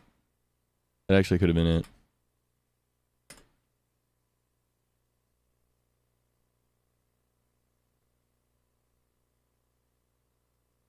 Because that extra damage I'm doing right there is the extra damage I needed. So now I'm fine as long as I just make getting to him faster the rest of the way.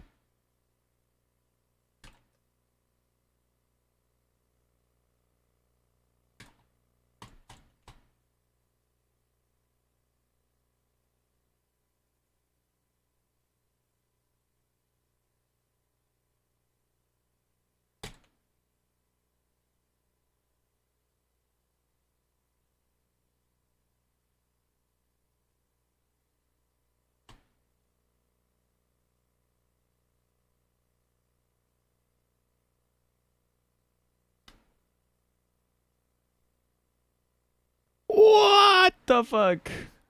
Oh my god, okay. Freebird, come on, Freebird.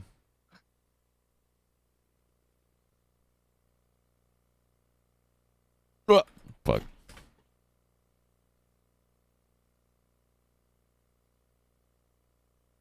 Come on.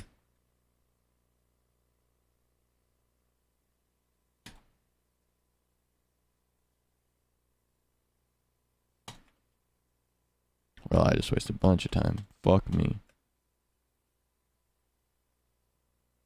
Maybe I still got this, but probably not. Unfortunate. No, I definitely don't. I don't have the extra thing. Hello?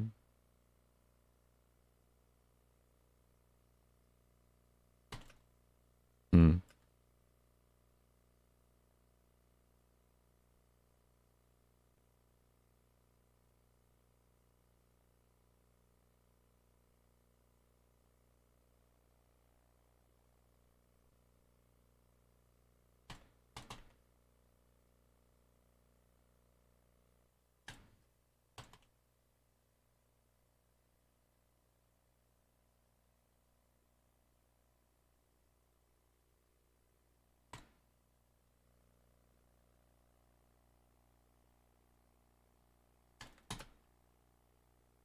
Oh, really?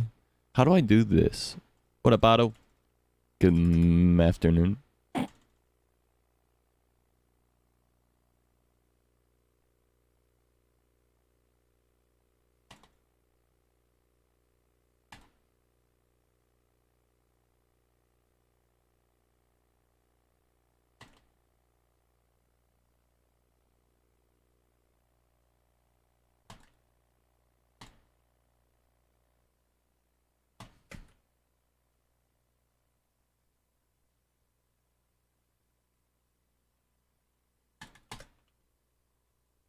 Damn it.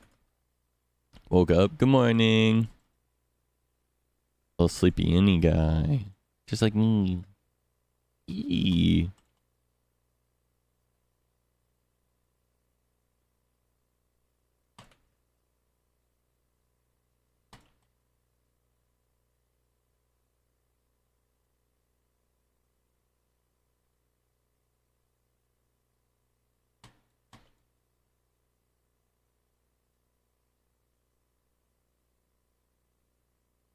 Bro just pushed me into the fucking box.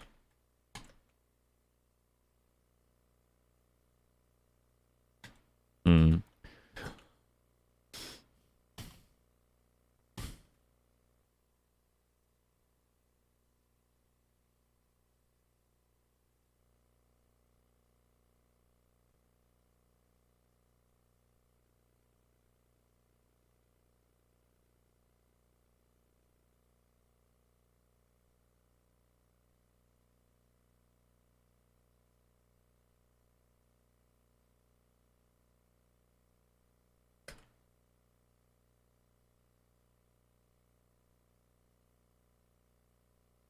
Well, that 32-second one I kept watching said failure at the end.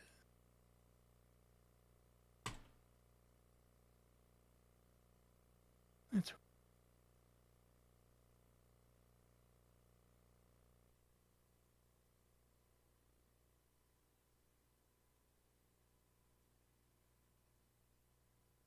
I got this. I got this.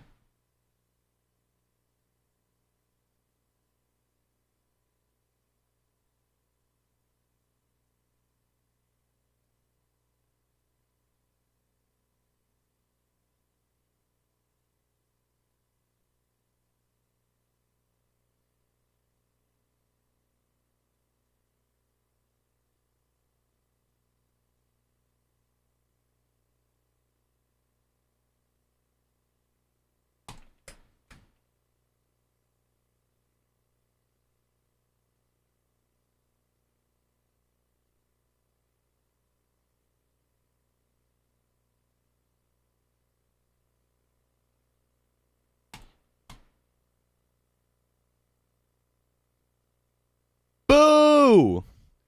What the fuck? Ah!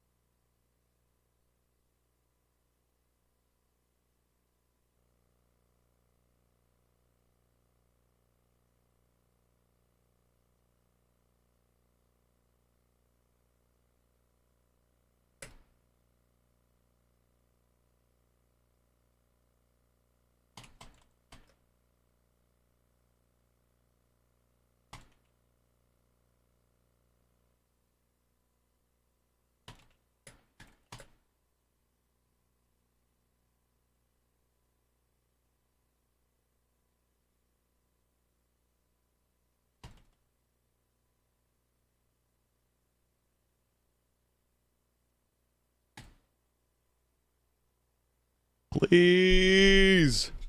Ah, new best. Okay, new best. New best. I'll take a new best. Whew. Okay. One more watch through on this one. Not this one. Where's the... Can I get the vid? Yeah, this one is a 51-second one, but it's like I said, at the end he's able to jump straight up to the top, and I think that's where he'll be fine.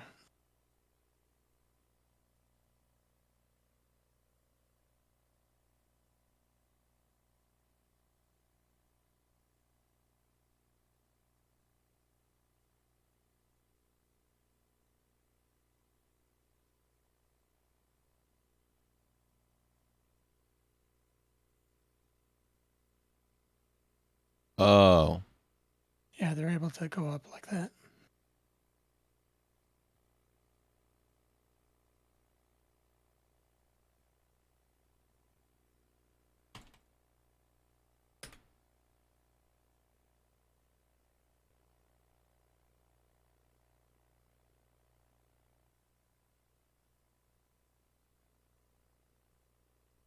Oh, fuck. I shot too much.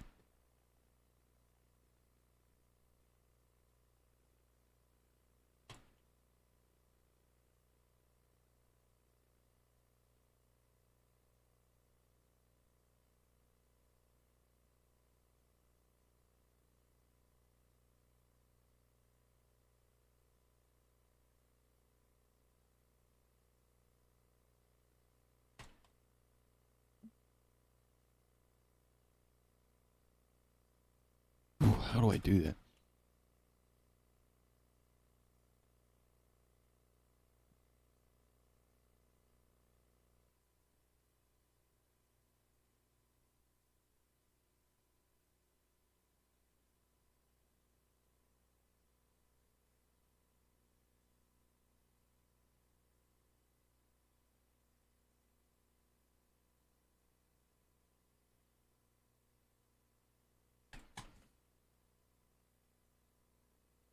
Okay, I just gotta figure out how he gets that bigger push. Does he double bomb? Oh yeah, he's got 3 of these and then he double bomb. Okay.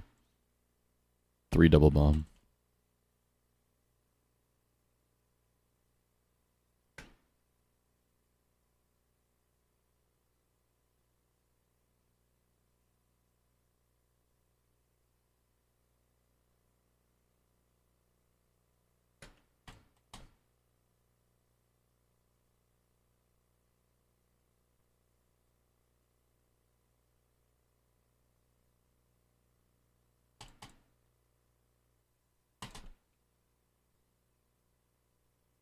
Damn it.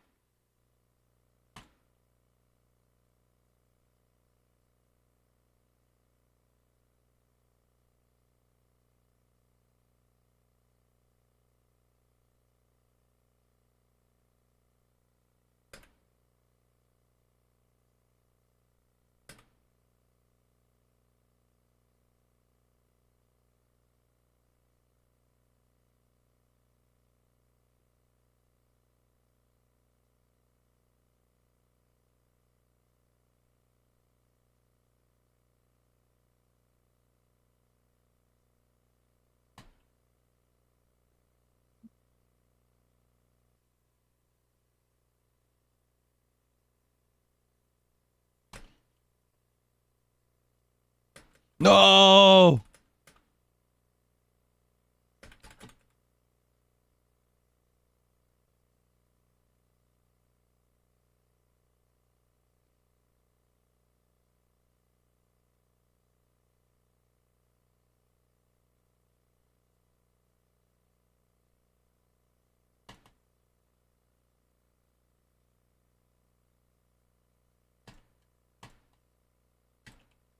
Damn it.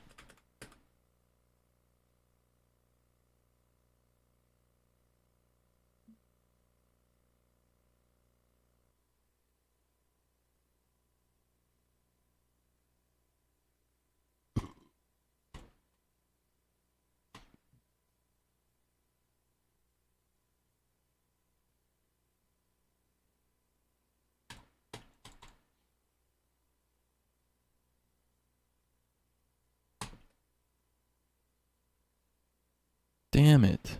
How do I get up there better, man?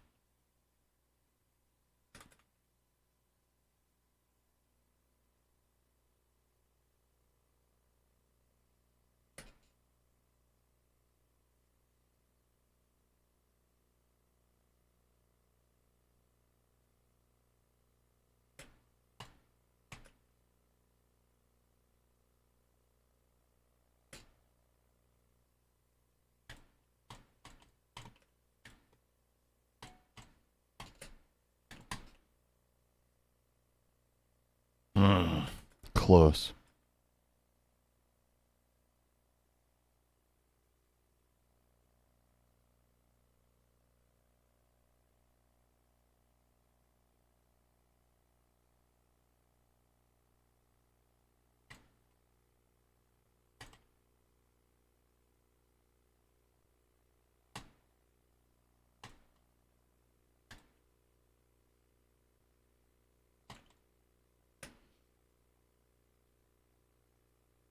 Damn it, man.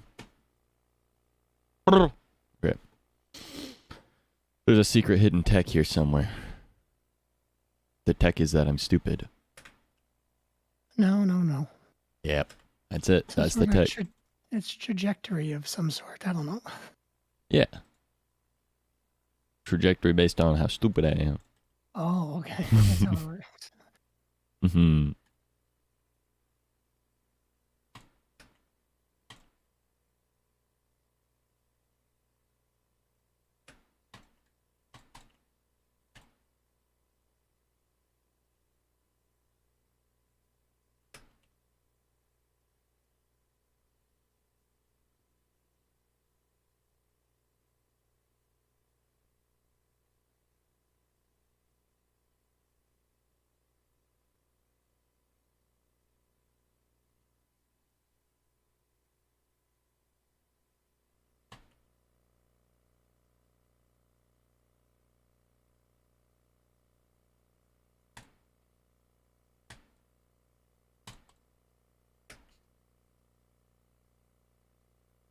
I did it.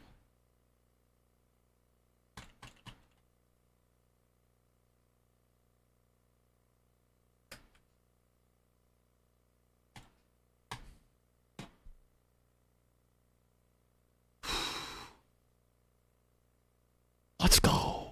Let's fucking go. Let's fucking go. 44. Let's fucking go. Good job, gamer. Thank you. I'm gaming. Skip. Found a skip. Found a skip.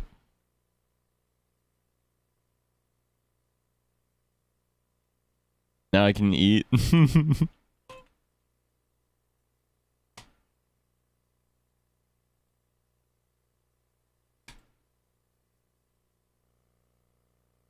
Be relatively free tonight or tomorrow if you actually trying to do Zomboid or Mario. Let me know. Ooh, yeah. I'm so down.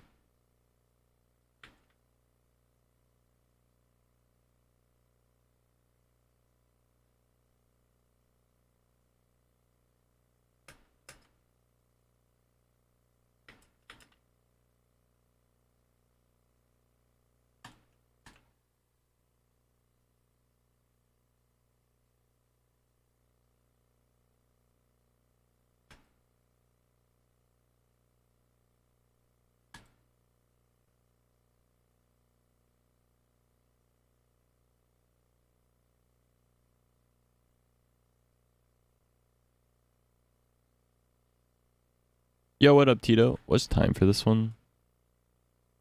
1912.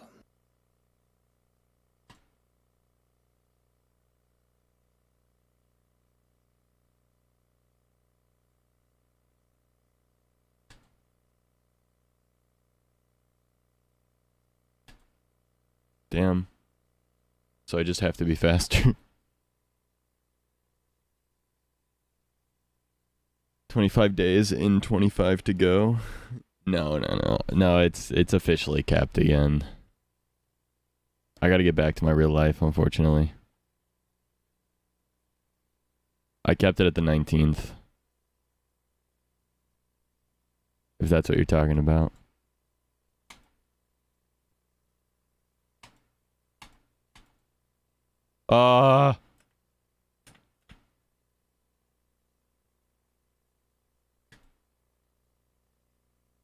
Make it 30? Yeah.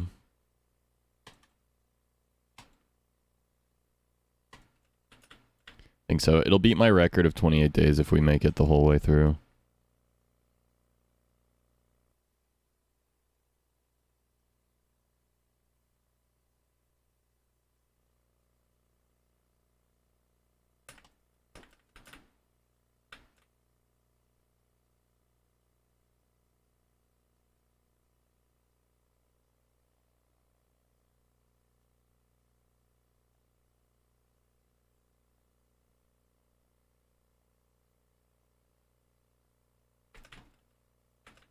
Damn.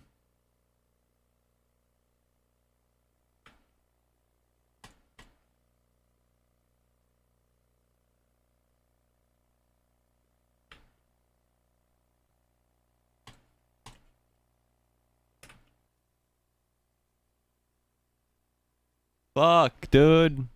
0.01 off of my own record is so annoying every time it happens. It just screams, you've made this as good as you can so far.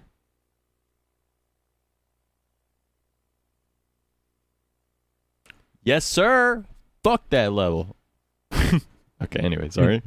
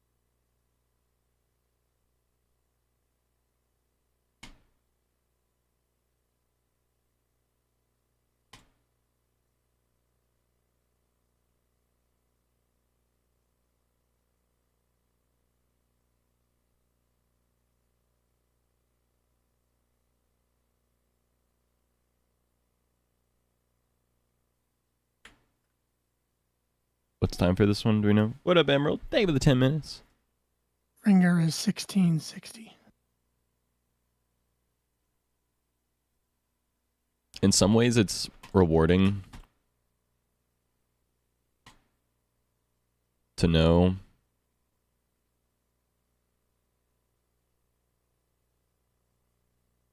that I'm doing it right and that I'm just like too slow, basically. Like I just need to do it faster. On the other hand, it's infuriating. I mean, yeah. It's one of those, it's not using new tech that you don't know about. Exactly. You just gotta incrementally get there.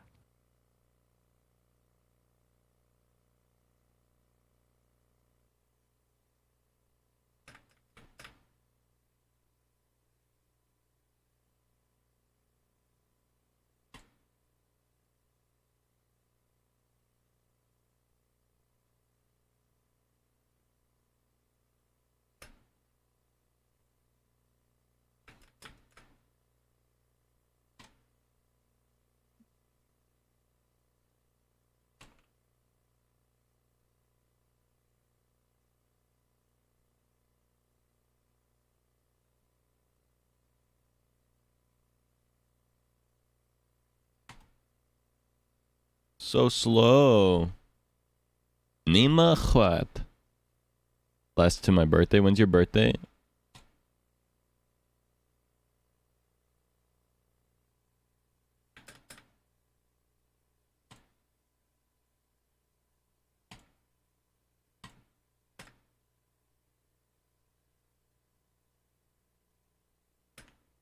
That might be tech.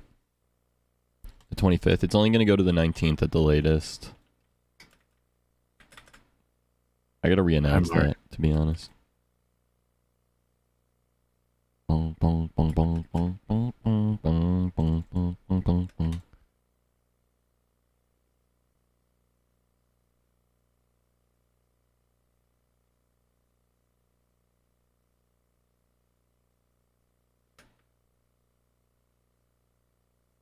Damn it.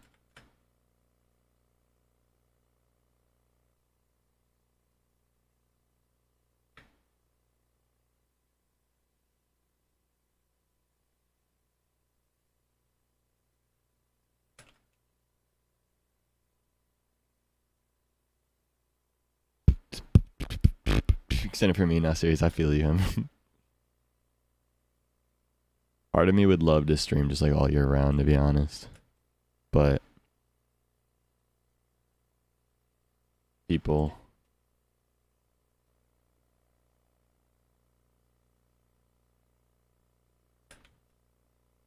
relive other responsibilities. Mm-hmm.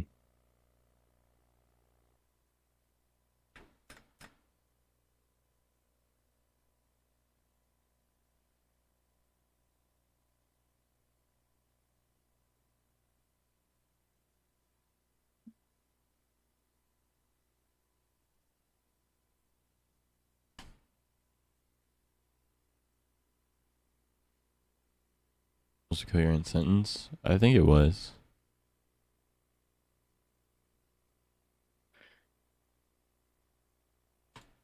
Yeah, Ash always got that throated, goated music taste.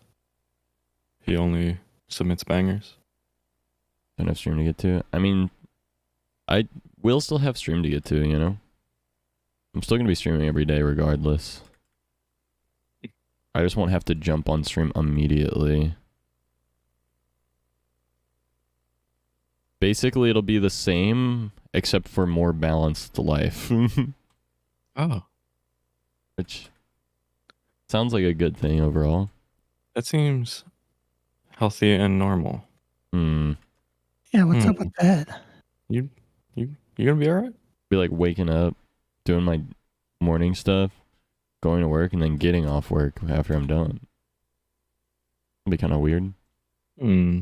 Kind of cringe, to be honest. It will feel a little weird, though. I remember last subathon, it felt so like unusual that I did stream like entire days the days after, because I was just so used to just being live. That's one thing that's nice about the subathon, is it kind of like gives you the energy in a sense to like, it like trains your stream stamina in a way. Like for a lot of people it's very difficult, and honestly it just is difficult to be live for very long extended periods of time. But when you're forced to be live for an extremely long period of time, you just, you know, figure it out, kind of. Yeah, it was like the opposite that I was expecting. I figure after subathons, people just want to take a fucking break, never, not stream for like a week. It's been the exact opposite from what I've seen with people. Well, I broke 17 seconds, so let's go. Yeah, 1660 isn't far off.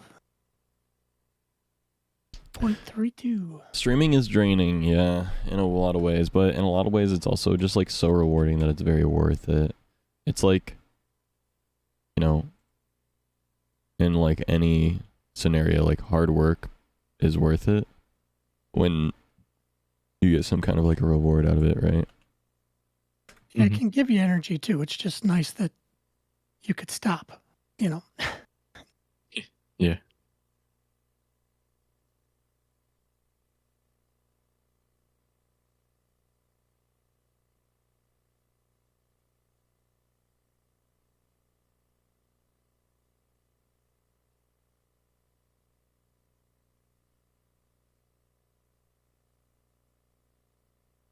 The world record video is 1197. Well, they can go fuck themselves, to be honest. Yeah, they can. Yes, they can.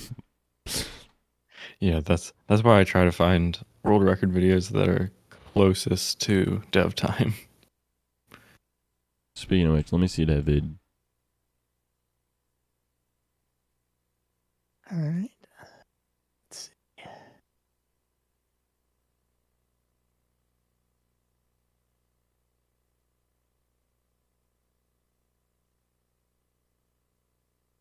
Speed. I know it's going to have a lot to do with bullets hitting other bullets. Mm-hmm.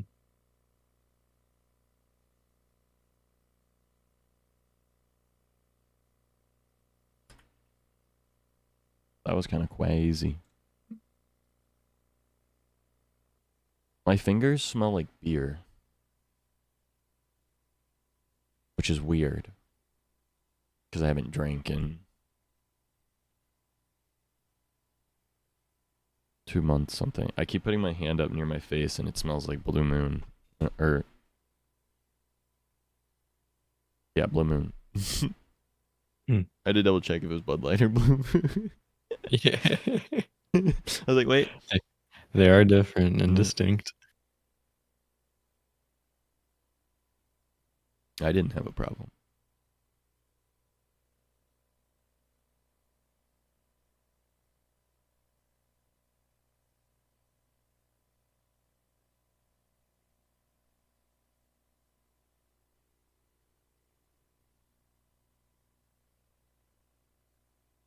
God damn.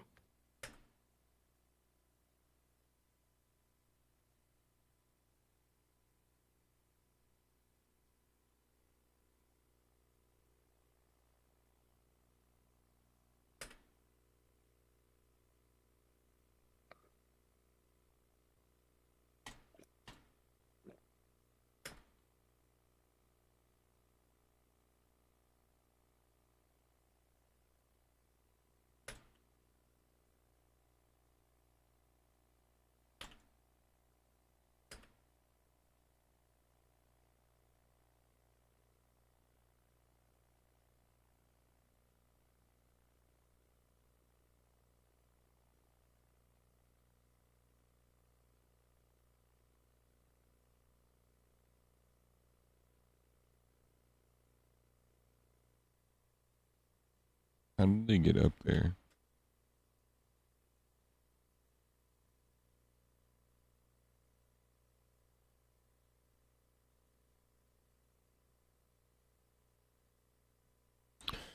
Oh, I don't know if I'll be able to do that, to be honest. I know how he did it now. Oh, he shoots bullets. What up, Joey? Hi, Joey.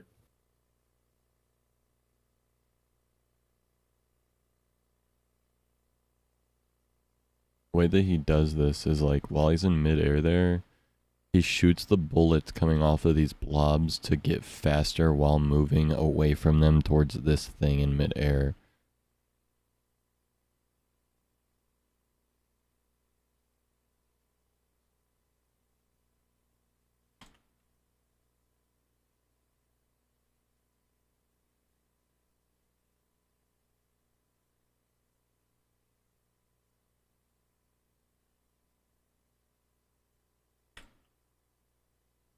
Hmm.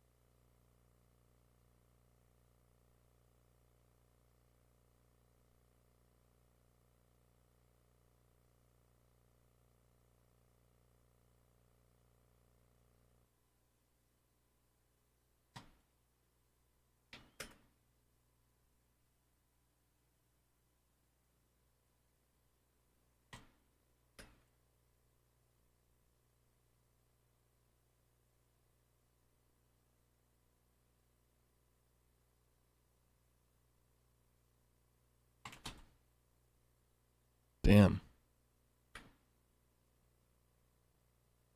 You didn't take care of my shit? Sounds good, Ash.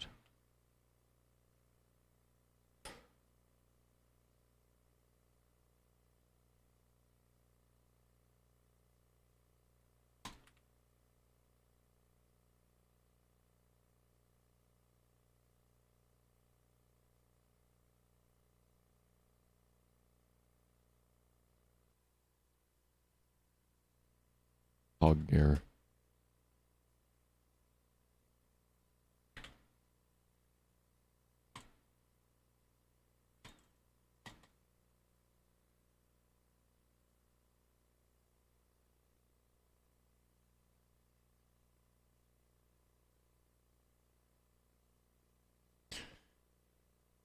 I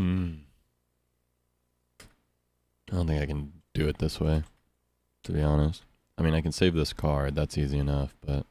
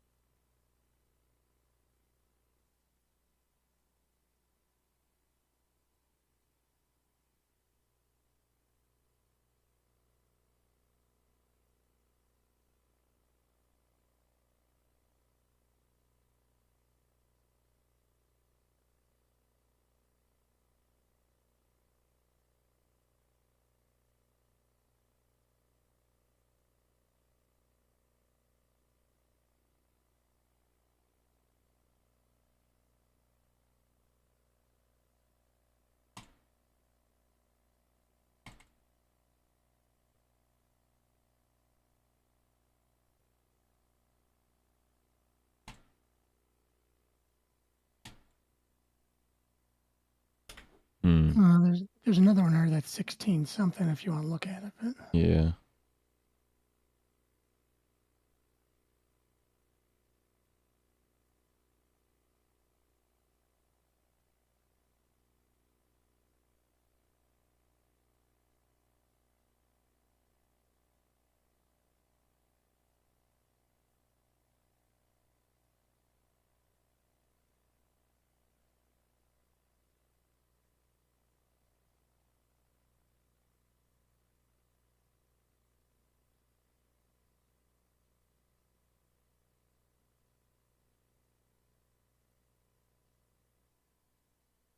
I don't understand when people do the like exact same route I'm doing and do it somehow like better. It's confusing. Mm-hmm.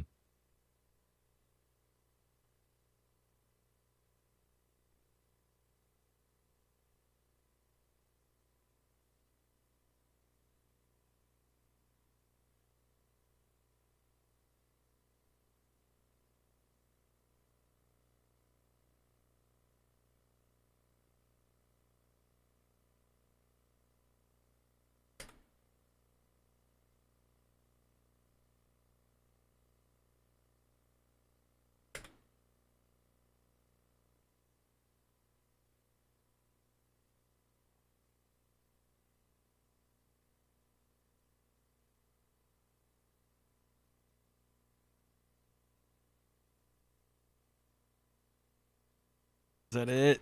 Oh, fuck me. Oh.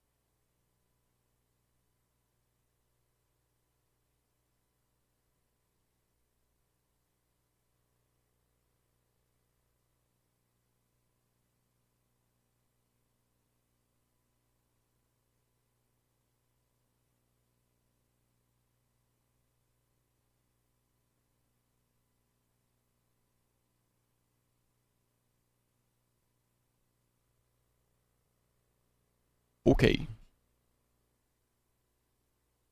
We'll get there.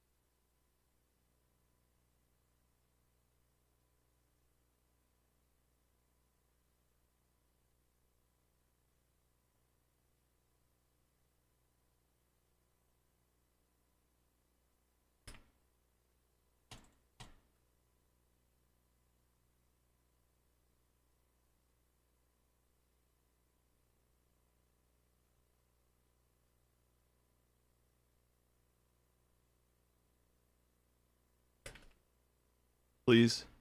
Fuck me. Tell me I'm stupid. Well, no. What's the time again? 16 what? 16.60. Dude, being 0.03 milliseconds off of a thing is so fucked.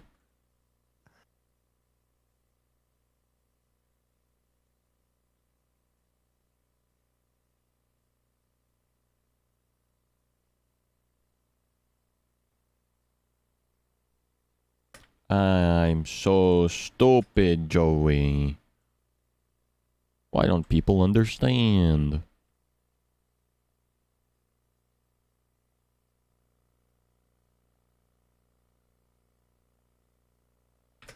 Fuck you! Let's go!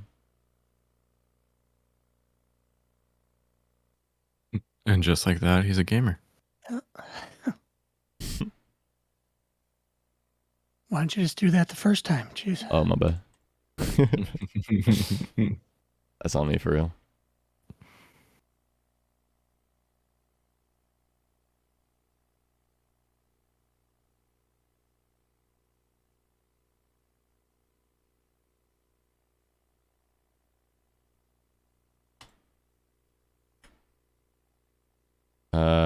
Time for cleaner.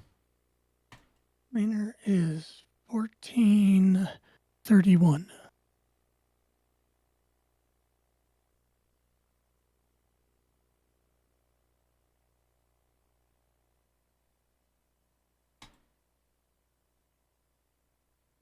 $14.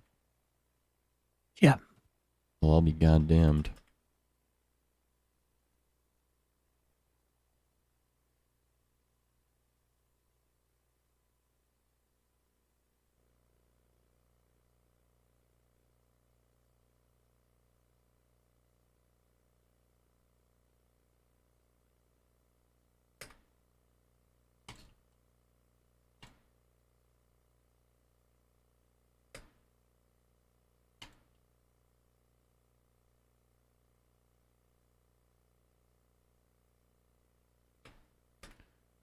Who up pogging this shit right now? Yes, sir.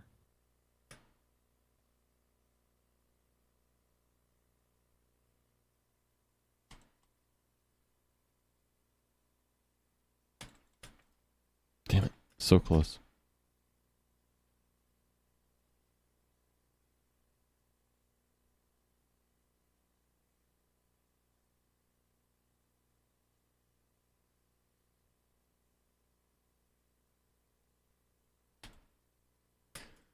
How am I gonna shave 2 seconds off?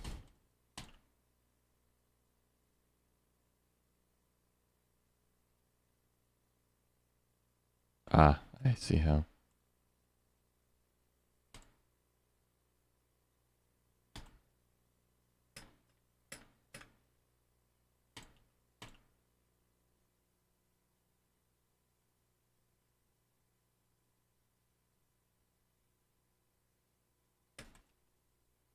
I don't Zach, see. stop. You're gonna get in trouble. Yo, what up, Felix? How's your stream, homie? What were we up to?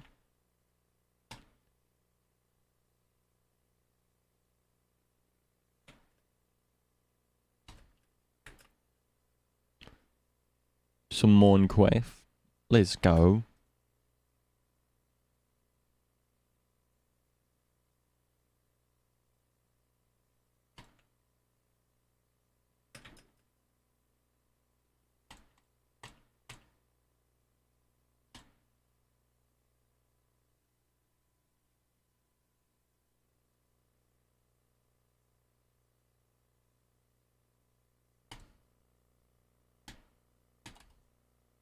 Slow. How's it going, homie? Good, just doing some building and chatting on Hi-Ret. August subathon. Good. Fantastic.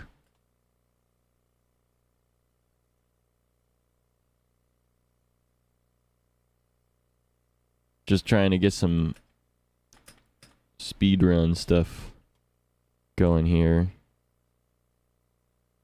Going fast.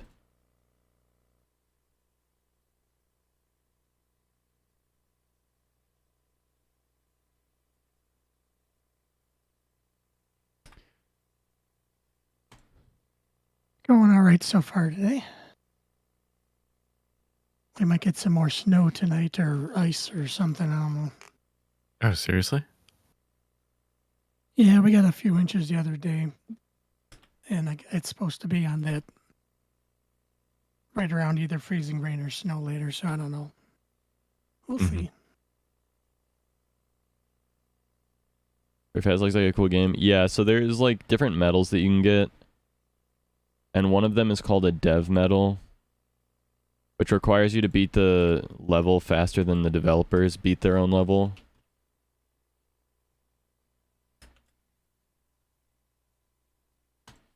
And it's very difficult.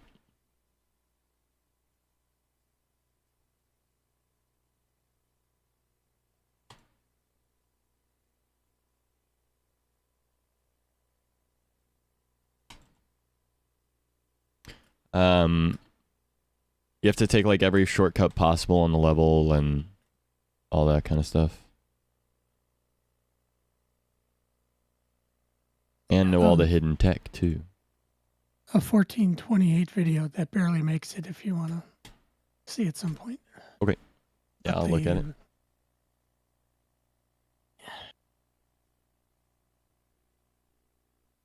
The world record one though was 997.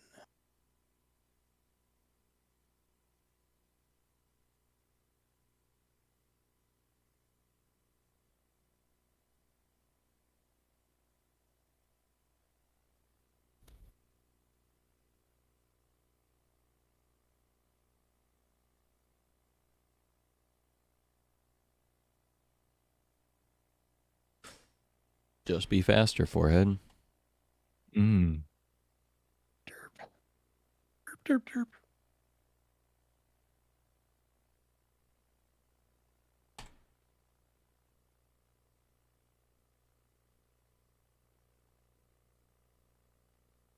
Hmm.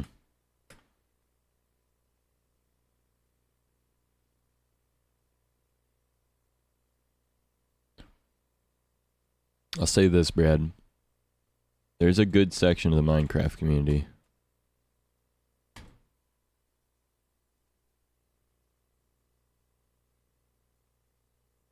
I've been there before. It was awesome.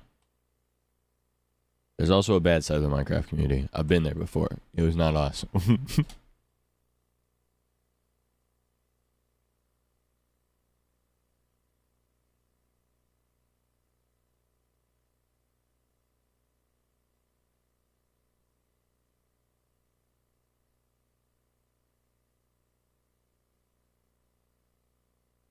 I love Minecraft, man. Oh, fuck me, man. Come on.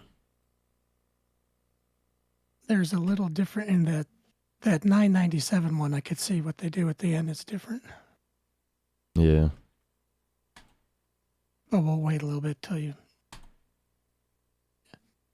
get whatever on your own here. Create train. Fred, there's a server that I've been wanting to do, and if you want to help me make it, it would be awesome. Because my big thing is I suck at doing stuff on my own. I don't have the motivation to do stuff on my own. I like working with other people and stuff. It is a vanilla thing, kind of, but I think you might like the idea.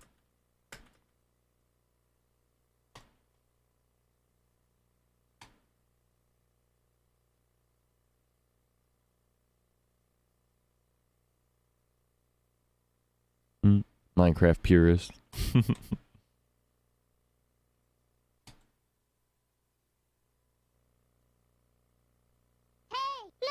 Hello.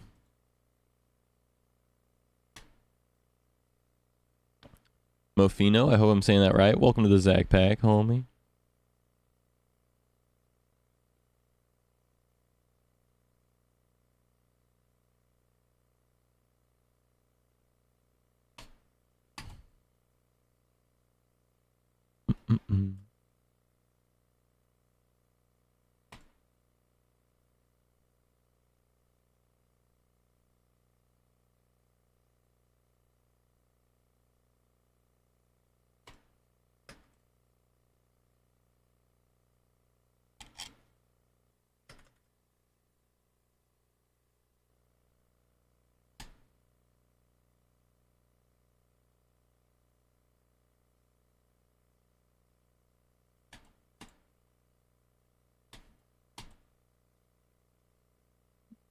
Dev is 14, huh?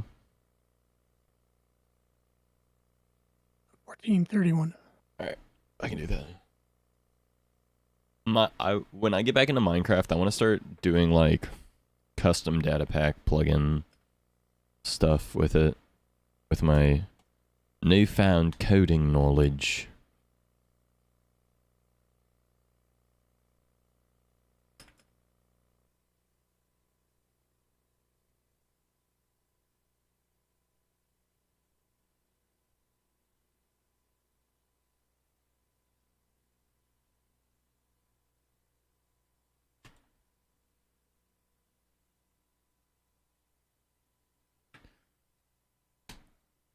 Computer craft, change your life.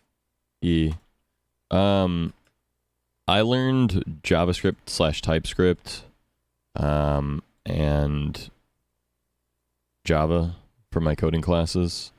I've been dabbling in Python recently. But yeah. Dev, let's go. Alright. Got it. We're good. We can move on. Hold on 1 second. I want you to look at this one. I'll watch it. But yeah. Dabbling in Python. I want to get into C# stuff though, or like C languages. Not because I really want to, but more so because it's so useful for like game stuff.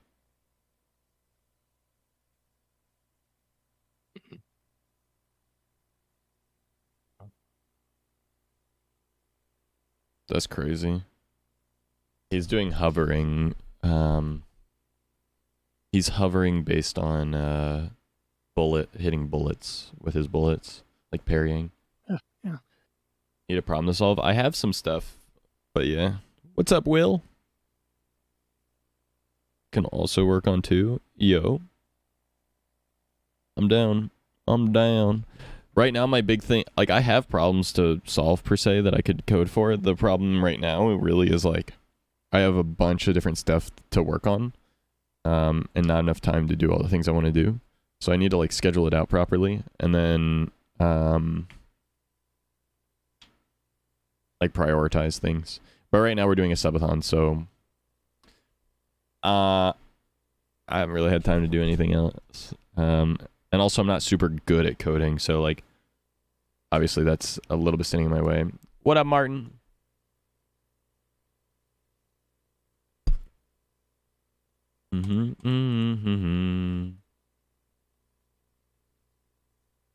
GitHub is for silly. No, I know how to find the sources and stuff, but...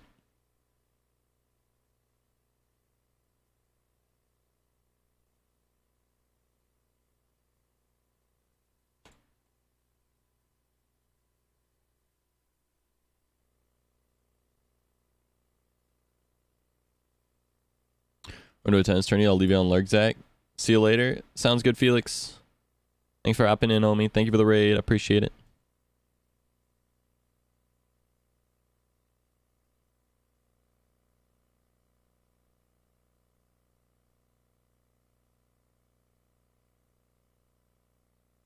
$16 something. 1398 is the dev time. Alrighty.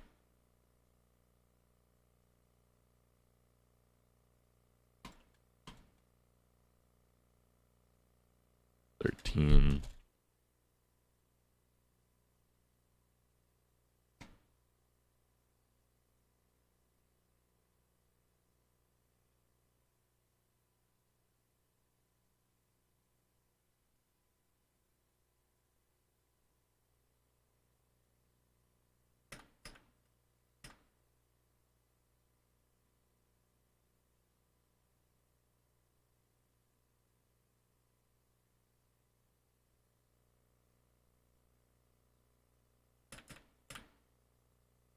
I have an idea.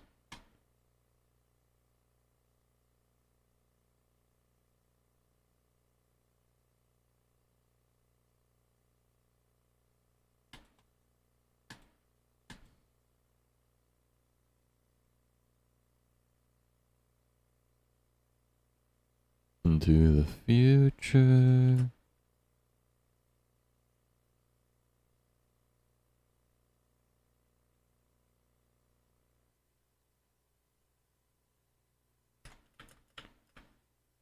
The time is which again? 1398. 1398.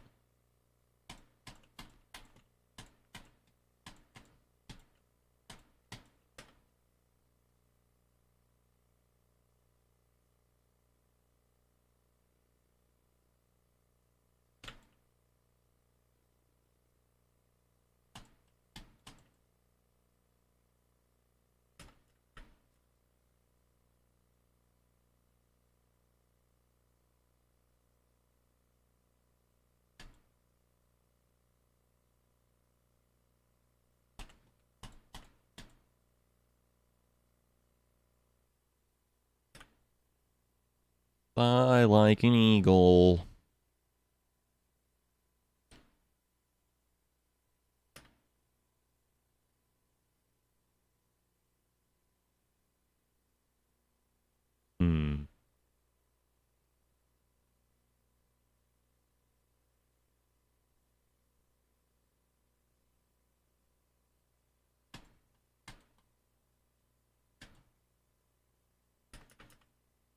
What up, Lonnie?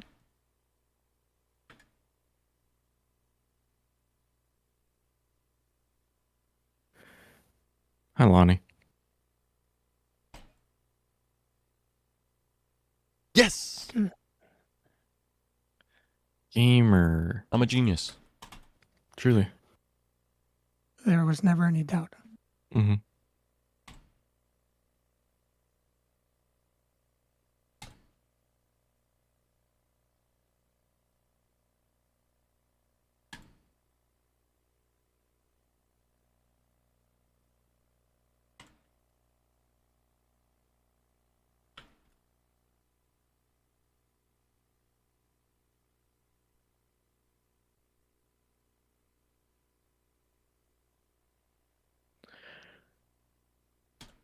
Is being called a sunk cost fallacy?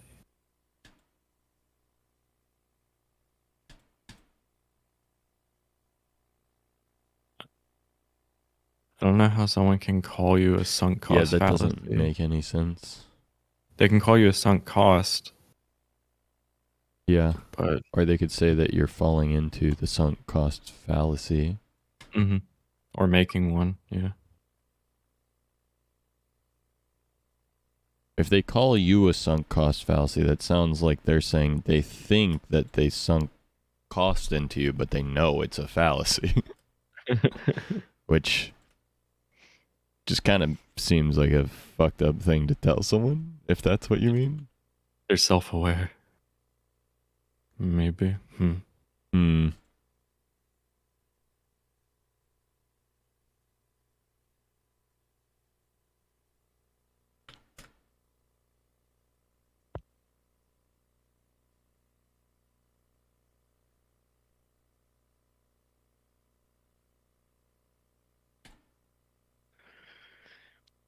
It's not a great phrase, right?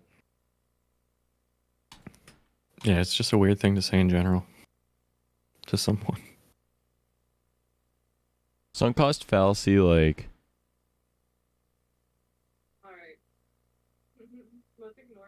Sunk cost fallacy, like...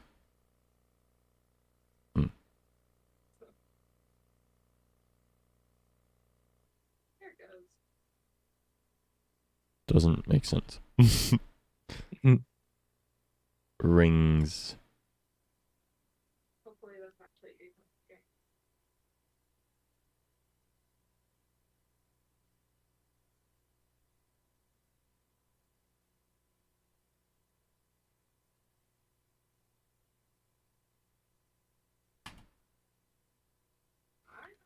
Me when I say rings, money, money, money.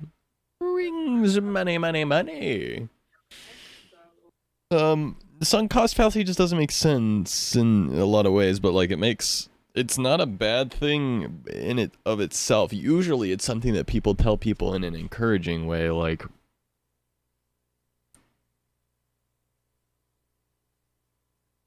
people are about to give up on something or whatever, and then they're like, no, no, no. Or rather, sorry, someone's not going to give up on something that they should give up on, and they're like, well, you're kind of falling victim to the sunk cost fallacy. Maybe you should give up. It's usually about, like, for example, if someone keeps gambling all their fucking money, and you're like, hey, buddy, have you thought that maybe the reason you keep gambling is because of the sunk cost fallacy, and, you know, you're not going to win money if you keep spending it? Surely, yeah, but what if the next hit is big? Well, that's right. That's the thing. It's always the next one. Why stop gambling? You're just about to win. You're just about Lonnie to hit gets it, me. bro.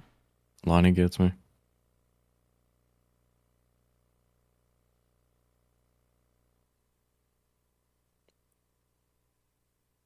You know, the people who never win, the people who stop gambling.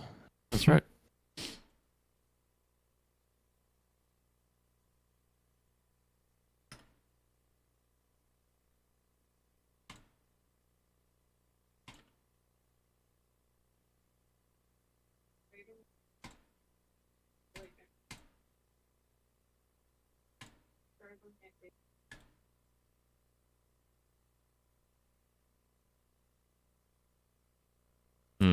What's the time for this one?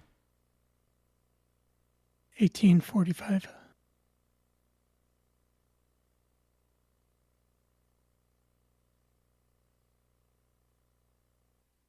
And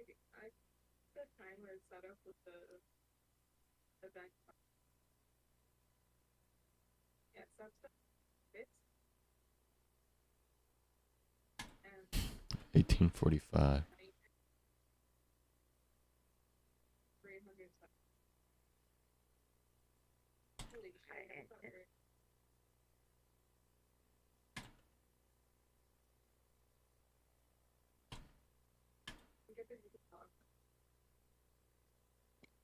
Oh, Zeus, I didn't even think about it that way.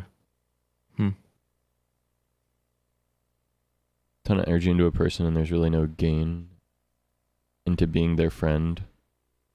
Fits the mark pretty well. I would consider that an insult if someone told me that. That's what I'm saying. Like, if you're being called a sunk cost fallacy, that yeah, it's not a good thing, but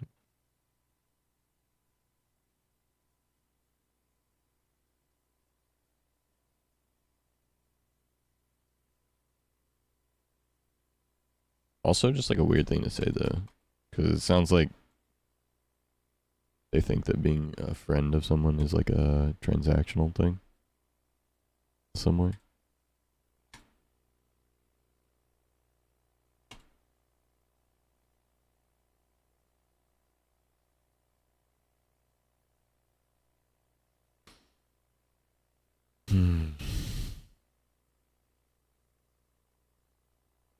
Nefarious or bad faith? Yeah, but I feel like if you're saying that to someone, then that probably isn't nefarious. It's a bad faith, in my opinion. I don't know. It's just me. I just feel like saying that to someone is really shitty.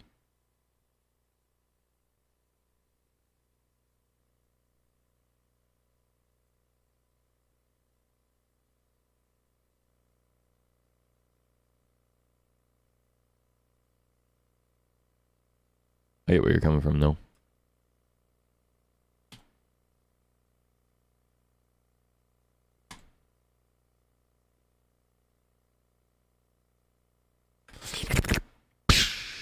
Pissed.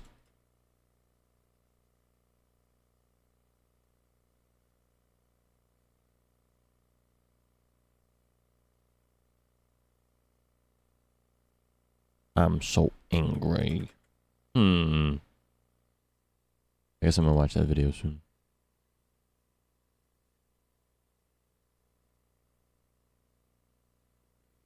Oh, that worked. How's the gaming? It's going. We're gaming.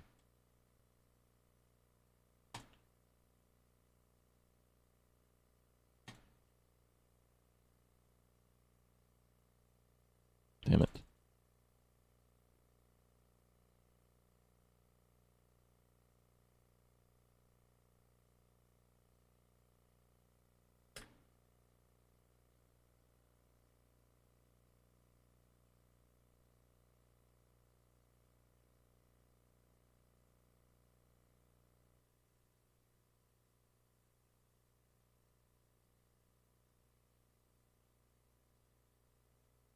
When you see what they do in the video, I think you'll be able to get it.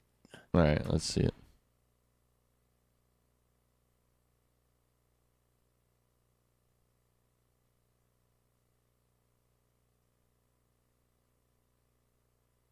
Shouldn't be said to someone. Yeah, it shouldn't be said to someone. I've also had people in my life that like actively like basically bring me down.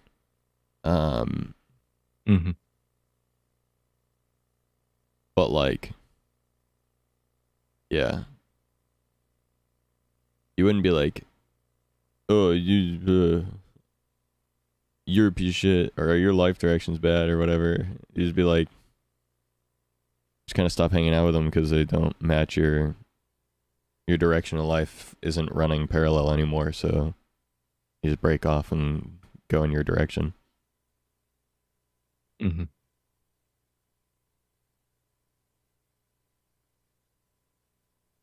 What the fuck? Okay. Oh, wasn't it sweet? Putting time into you, Lonnie, I think is very valuable. He didn't use the...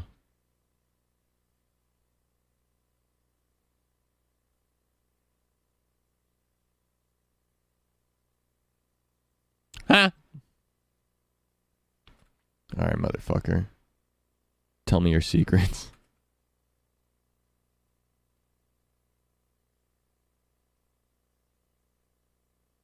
Okay, this literally doesn't make sense.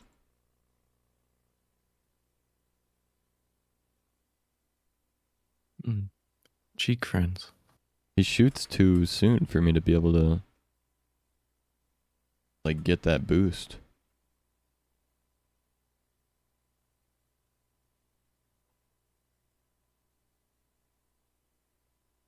How?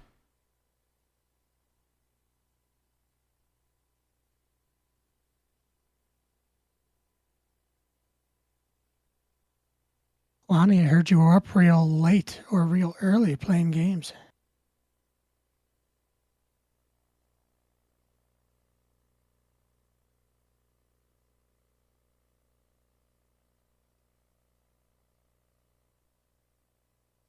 Hmm.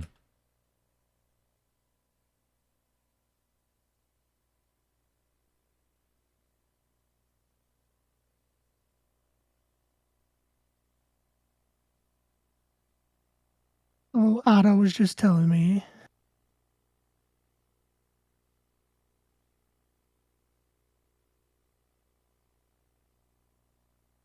It was a good time. What was you playing? Lonnie and I played some Stardew. Ooh. Mm-hmm. Otto's not real? True? Also true. I did it.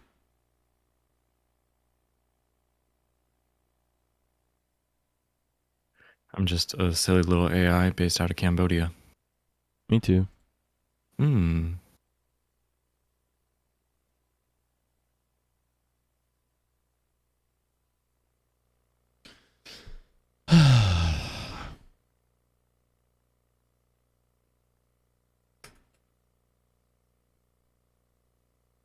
Yeah, you made Otto sleep till the middle of the day, basically. It was fine. It was worth it.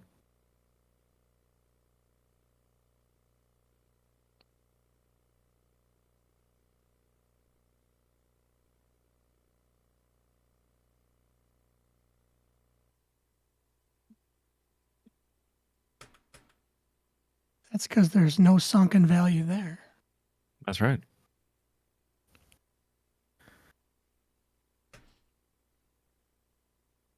This is like so fucking hard to do it this way. I don't know if I can do it this way, to be honest. See if there's something a little higher.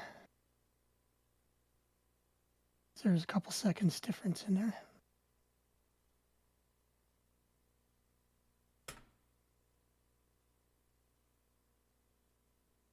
Whoa, there's an even quicker one. Jesus, I don't know if I even want to look at that.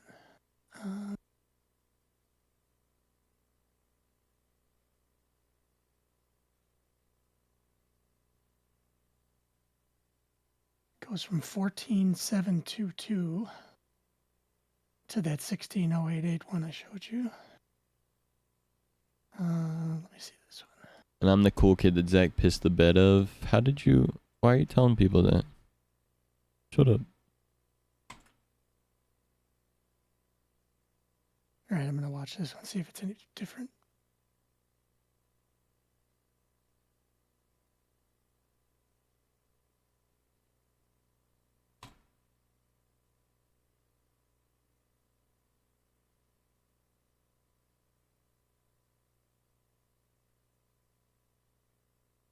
It says 1723, but I don't know if it's the same.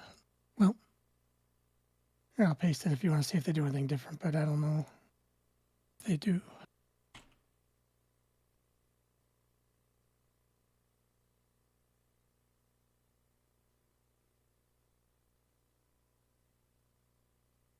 They might have just been slower than the other guy was on. Ah. Annoying. I I'm gonna can't do look this. at the world record one. I want to see if they did a totally different thing or not. Oh, I know what my fingers smell like. Garlic. There you go. Yeah. Bye, Lonnie. Bye, Lonnie. Bye, Lonnie. All right, I'm gonna look at this 14 and see if they have any other clues. The problem with the red boom route is like I literally cannot get to it fast enough to kill this thing, hit the things to get the boost, and get to that ledge properly. I don't. This one that they have a different angle, so I don't know if that'll help at all. But here, I'll just. They're doing the same thing, but they're like at a different angle at the beginning, though.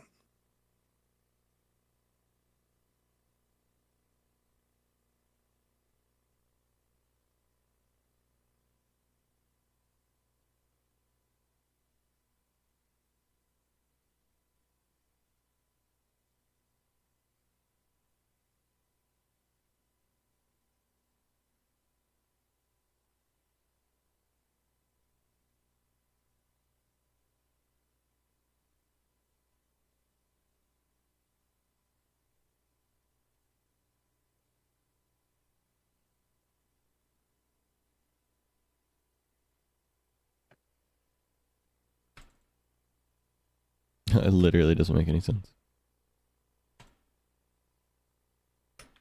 Smells like a liberal. Hi.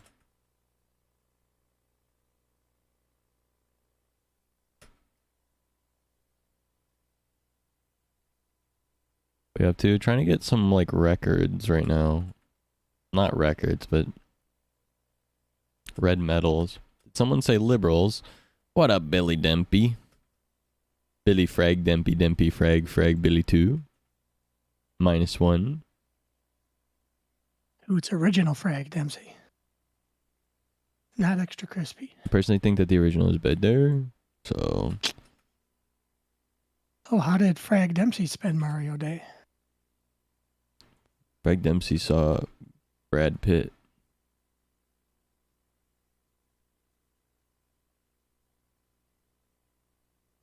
Or Frag Pitt. Billy Pitt. Frag Pitt.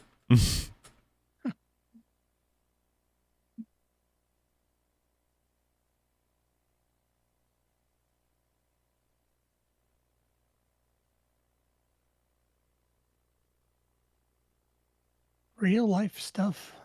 Interesting. Gross. Get a grip.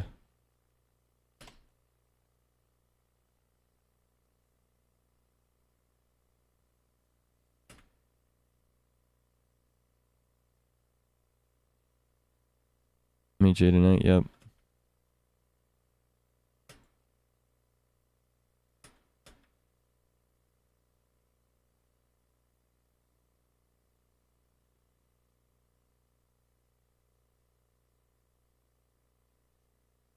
When you say grandpa, what do you mean by that? Talking about me, or are you talking about yourself? Or are you talking about... Talking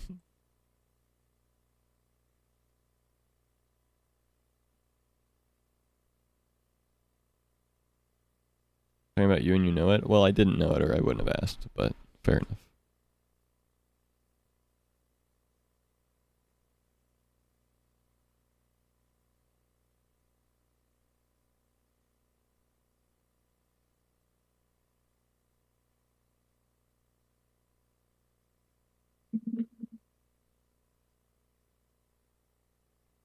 But yes, there are people in VC. They were talking. You could hear them. You should have been Yes. able to. Hi, hello. Yep. I can see their meter going.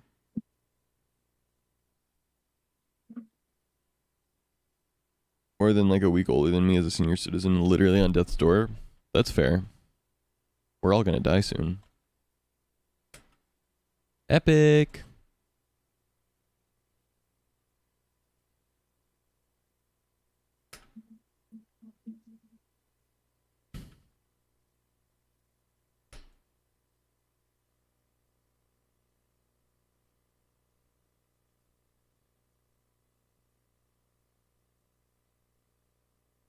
Different grind set, I guess. Get well soon.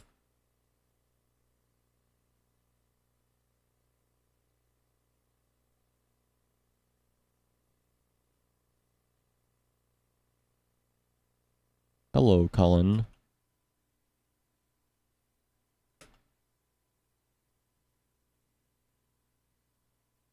Trying to find my own way to do this because I can't do it the other way.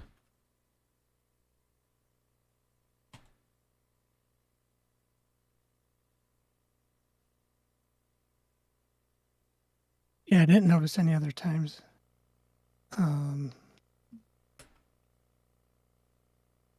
That didn't have that side jump. Side jump's far too hard.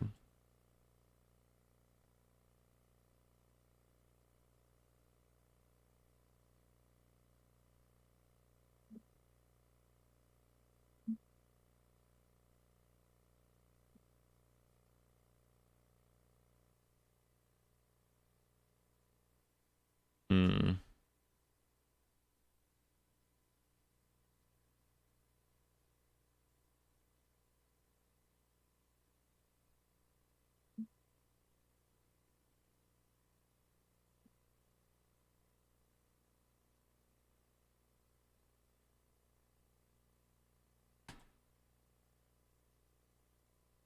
Mm-mm.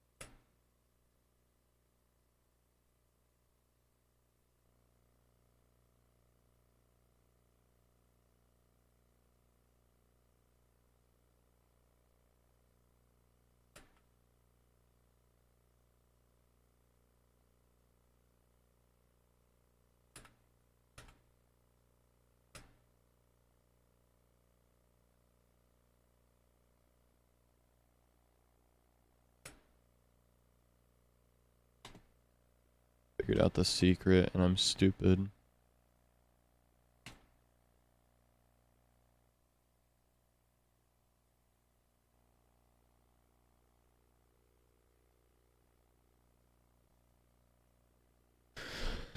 I'm so upset. It was just, the secret was literally to not jump before shooting the bullets, to boost before jumping. Oh, okay. Anger. Well, you got it though, so that's good. I did.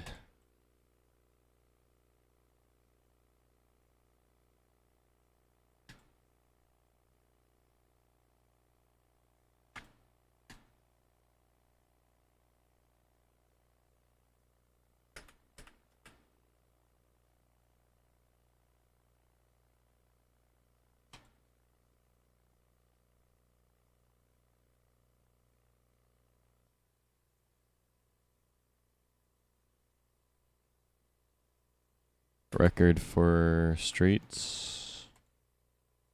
9.6.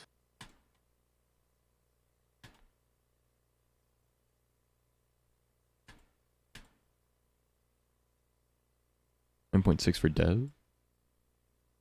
Yeah. That's crazy. World record I see is 5.836. Huh.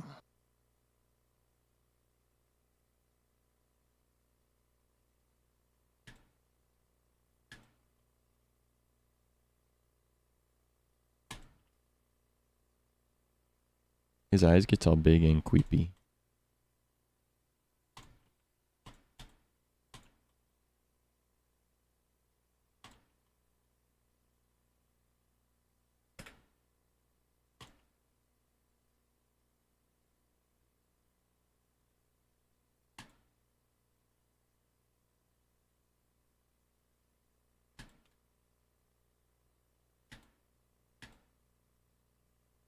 Mm-hmm.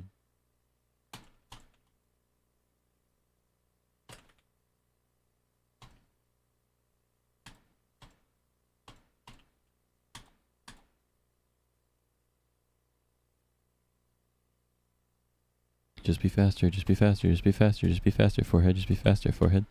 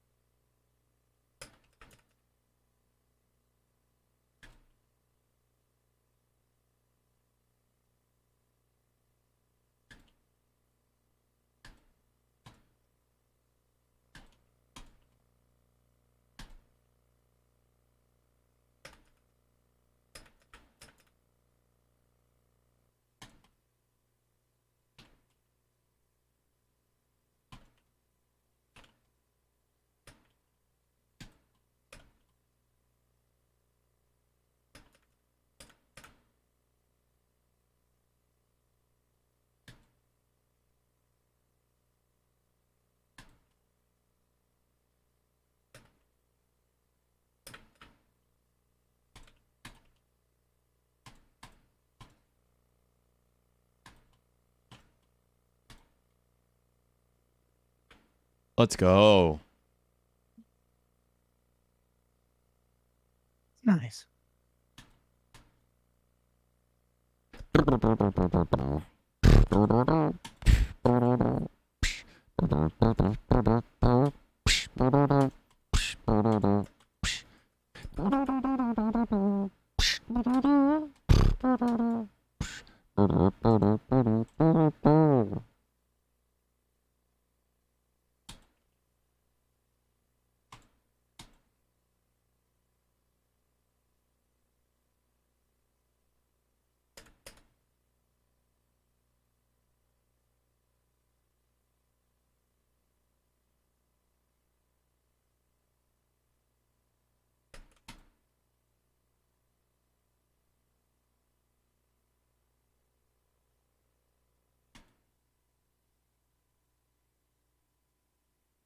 Oh, wow. All right, time. 15:15. Get a grip.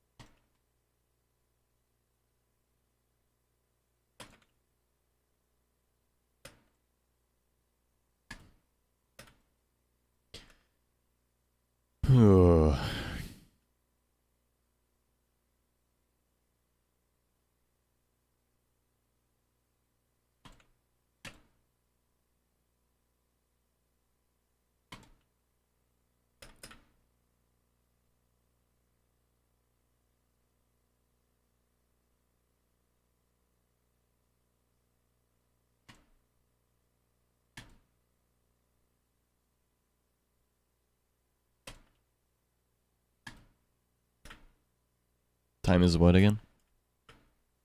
15:15. 10? 15:15. Ah, okay. I was about to have a panic attack, bro.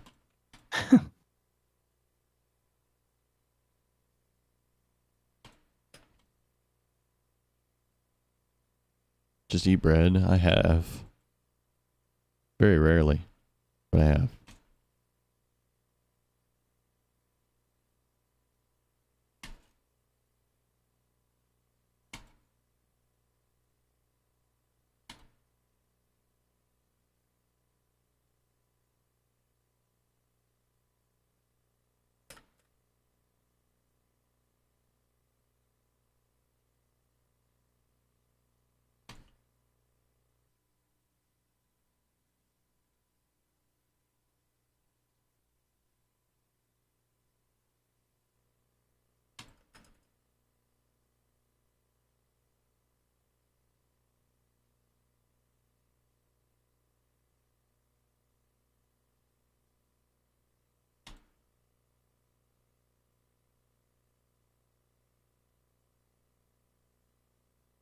Damn it.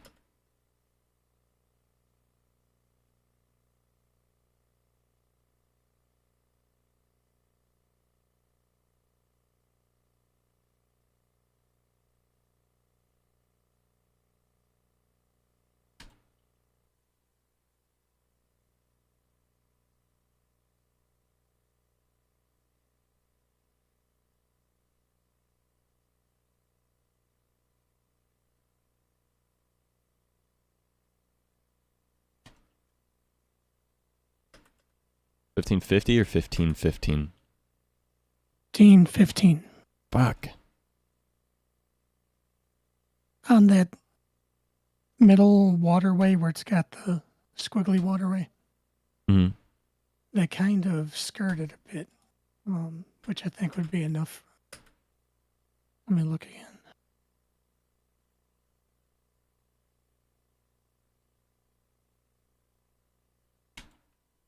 Oh, shit! All right.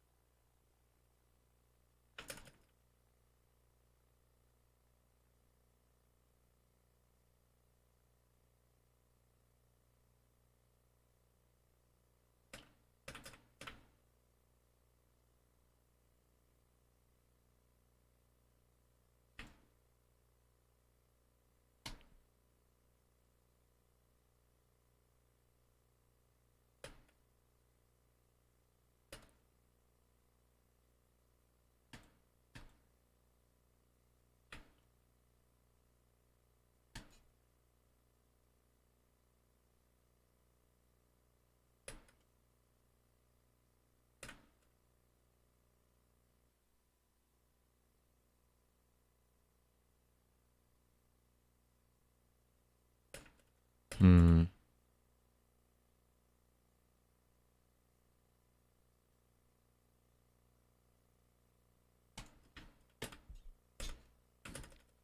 I can do it, I just need to find a way to get that one last monster that I'm missing. It's that one.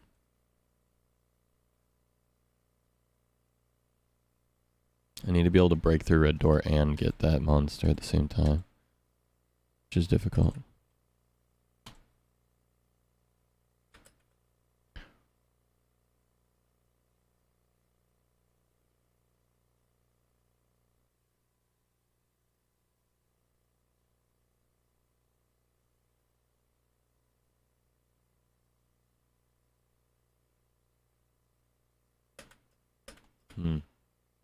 How do we do that? Boom, boom, boom.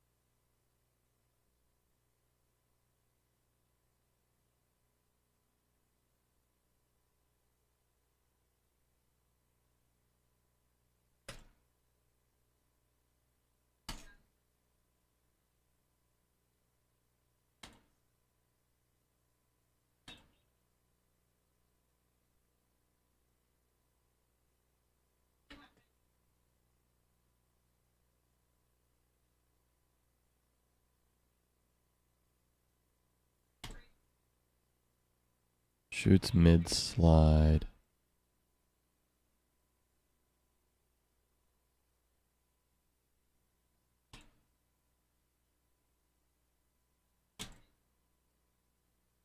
Oh, wow.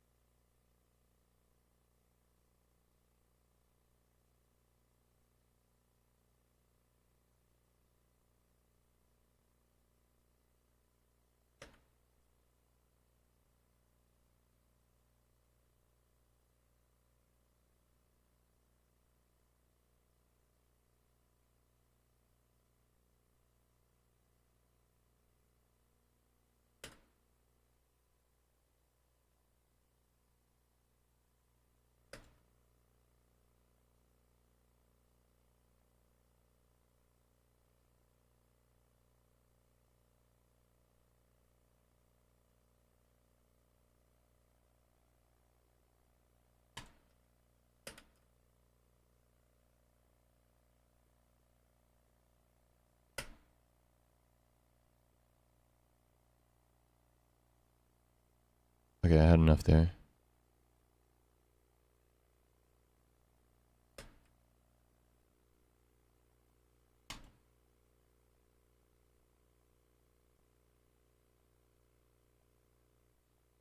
Okay, nice. Whew. There you go.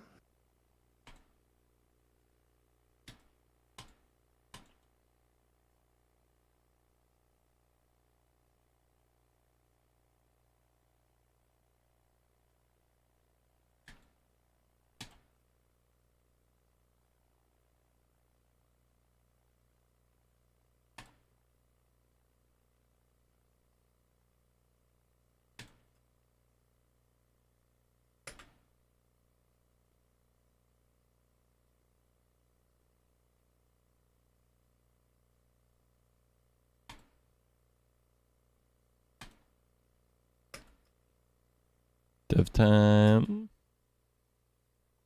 It is demolition at 973. Close. I win. Some of them I just like get, and other ones I just like fucking don't. I'm not sure what they did on the world record one. It was like 575. Jeez. And what's this time? Arcs is 1862. 1862.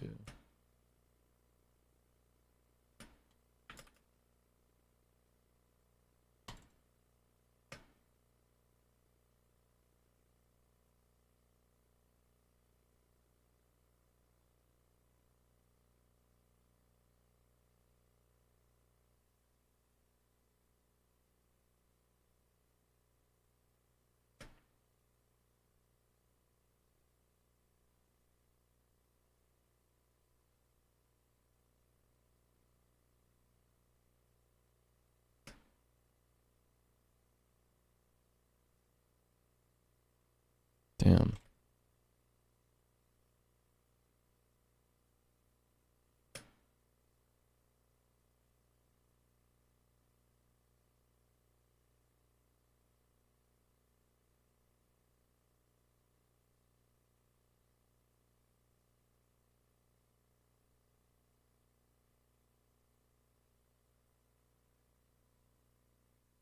It ain't me.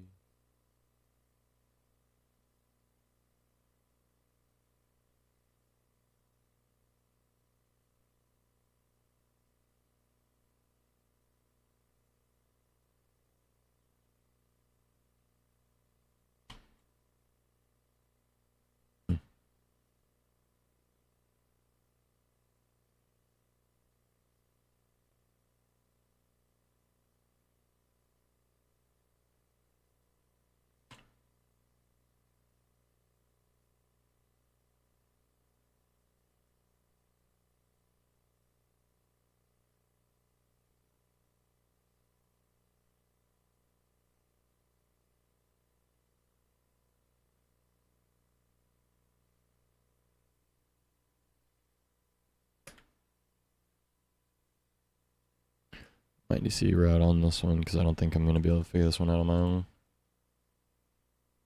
Yeah, at the beginning it's, I think, on a totally different side. I only looked at it once, though.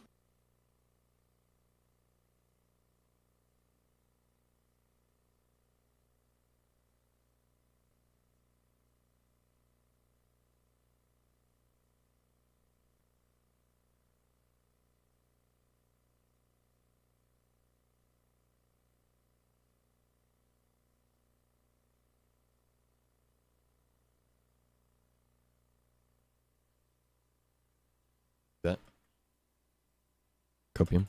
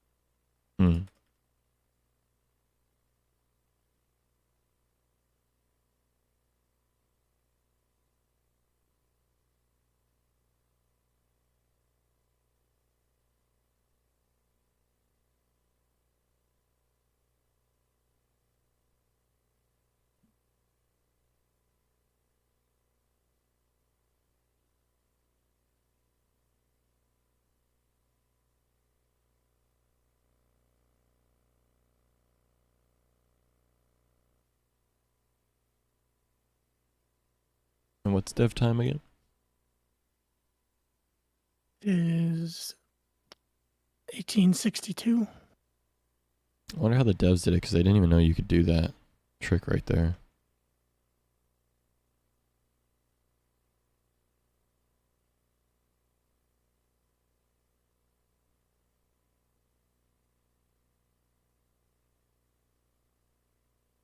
I'll check out another video, see if there's one that's any different.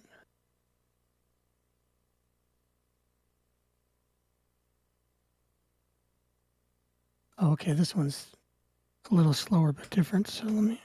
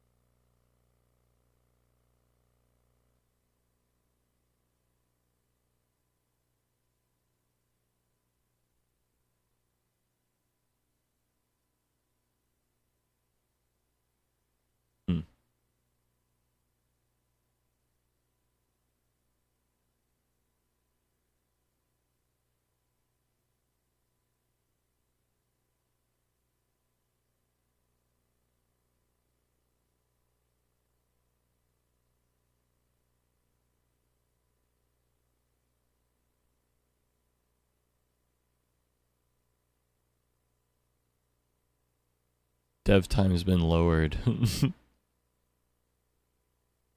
at that. It says dev time's 2288, but I have 2106, and I don't have dev. Yeah, no, because it was, yeah, it says 1862 in the other one, so maybe that was... Oh, They must have went back after they found out about this skip and that side one, yeah. made it lower because of that.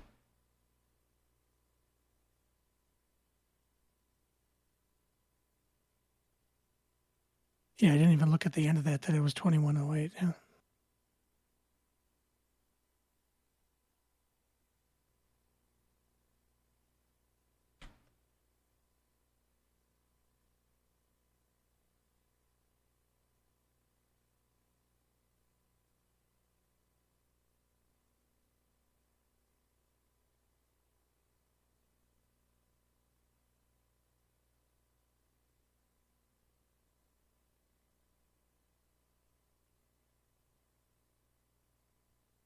Mm-hmm. Mm-hmm. Mm-hmm. Mm-hmm.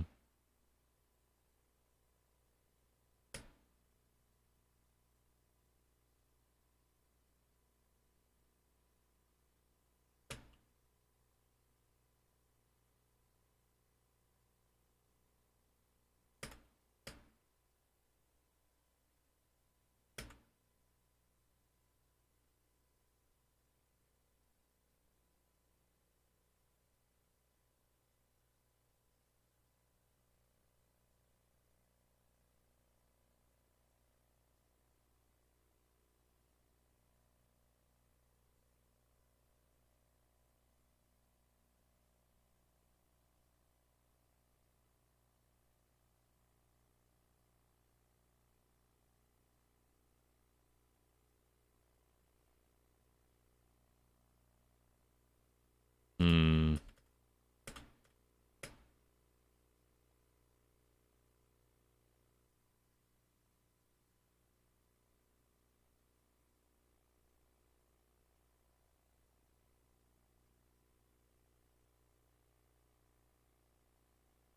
Anger. Anger in my entire bone. My whole bone is anger. Okay, I don't... This one is... Oh, let me get to the beginning. It's the same one, except at the beginning it's a slightly different... Ragey in my bone. That's right. Angle that is. So I don't know that this will help at all, but probably won't.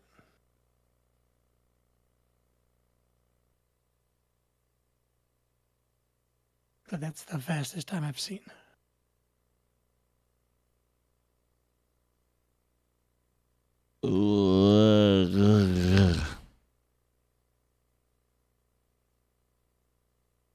You're getting there.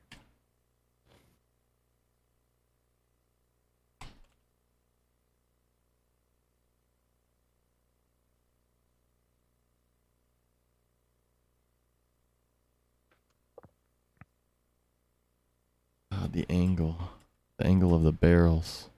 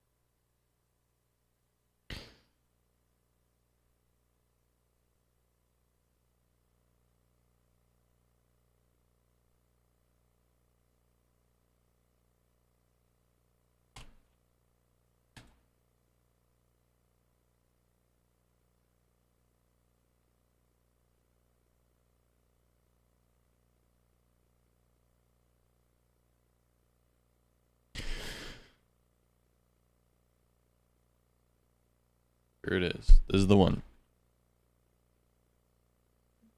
Right.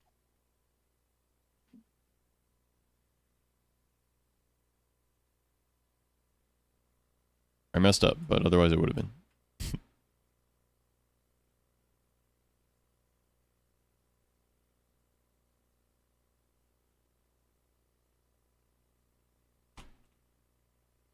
Messed up again.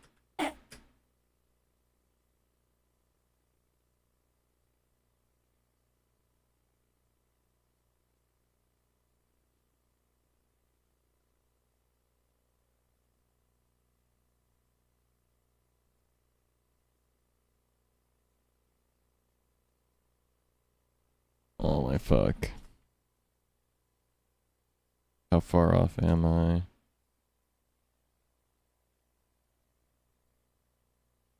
$18.62.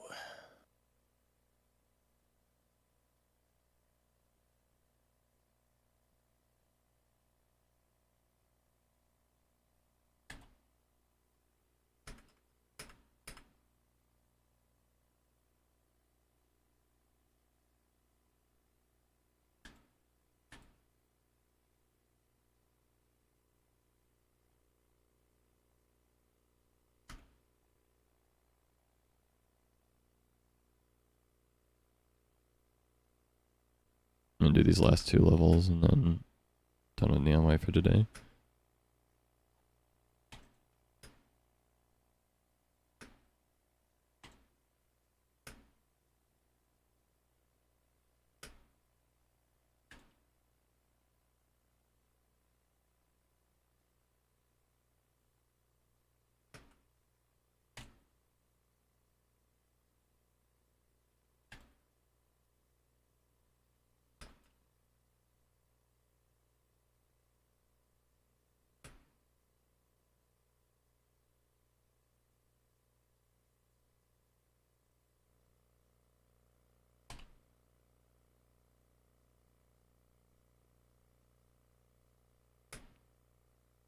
case.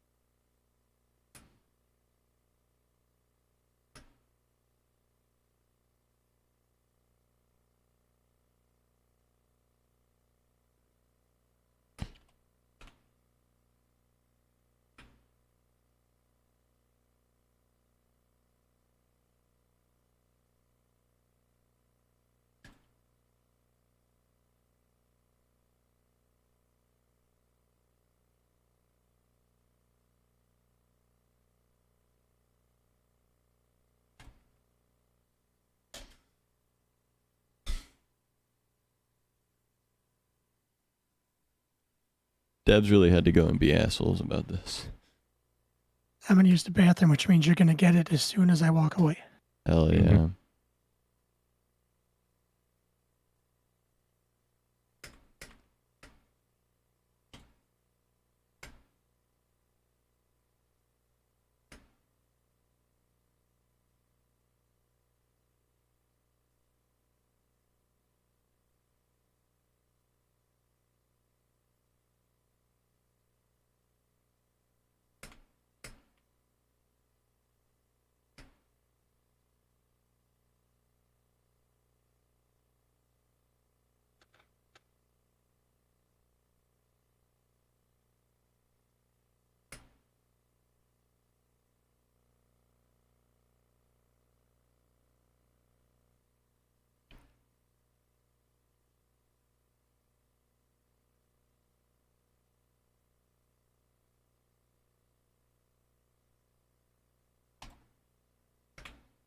Oh my god, I broke 19 seconds. Dude. And the time is,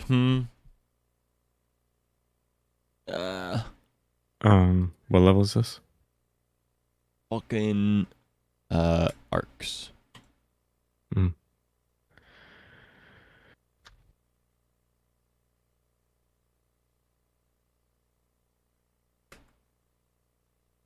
We're watching this stream right now. Arcs is 1862. Someone annoying.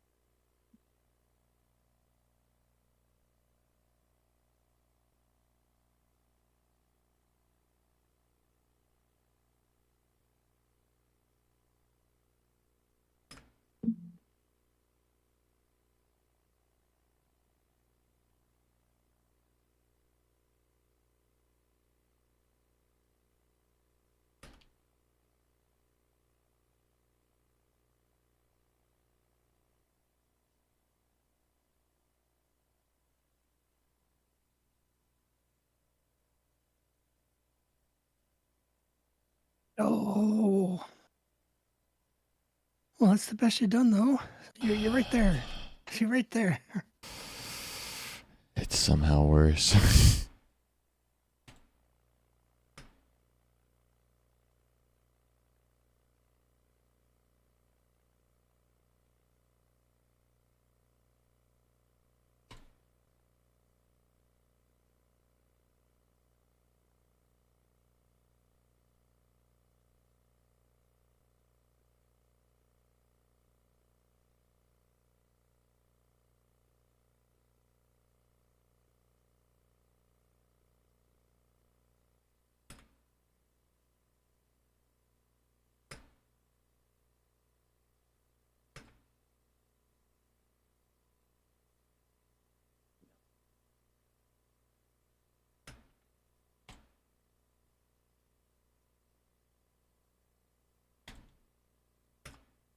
0.01, dude. Fuck a dev. Okay, last one.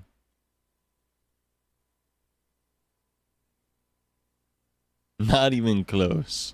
Extremely close. Monka S.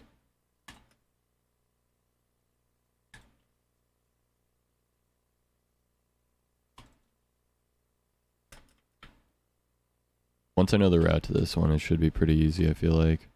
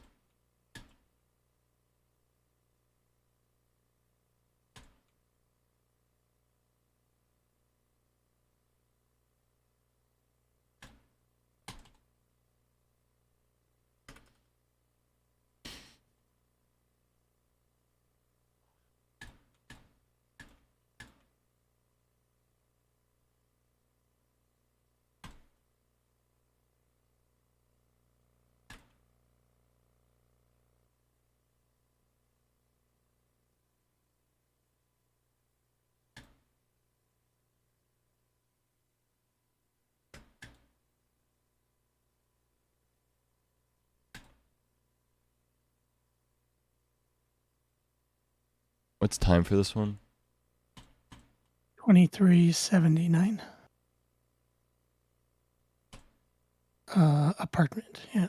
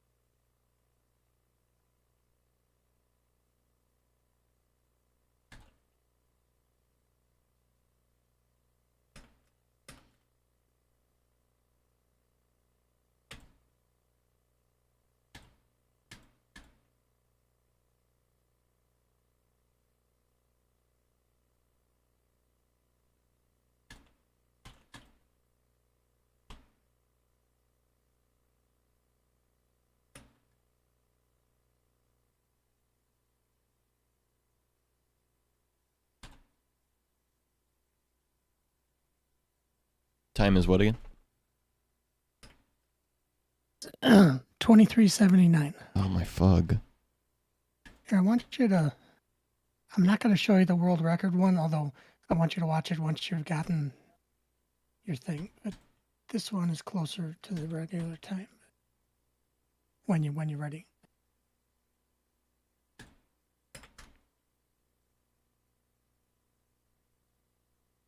This is another one where the devs like got I think made the time faster because the world record times used routes that they didn't realize they had put in.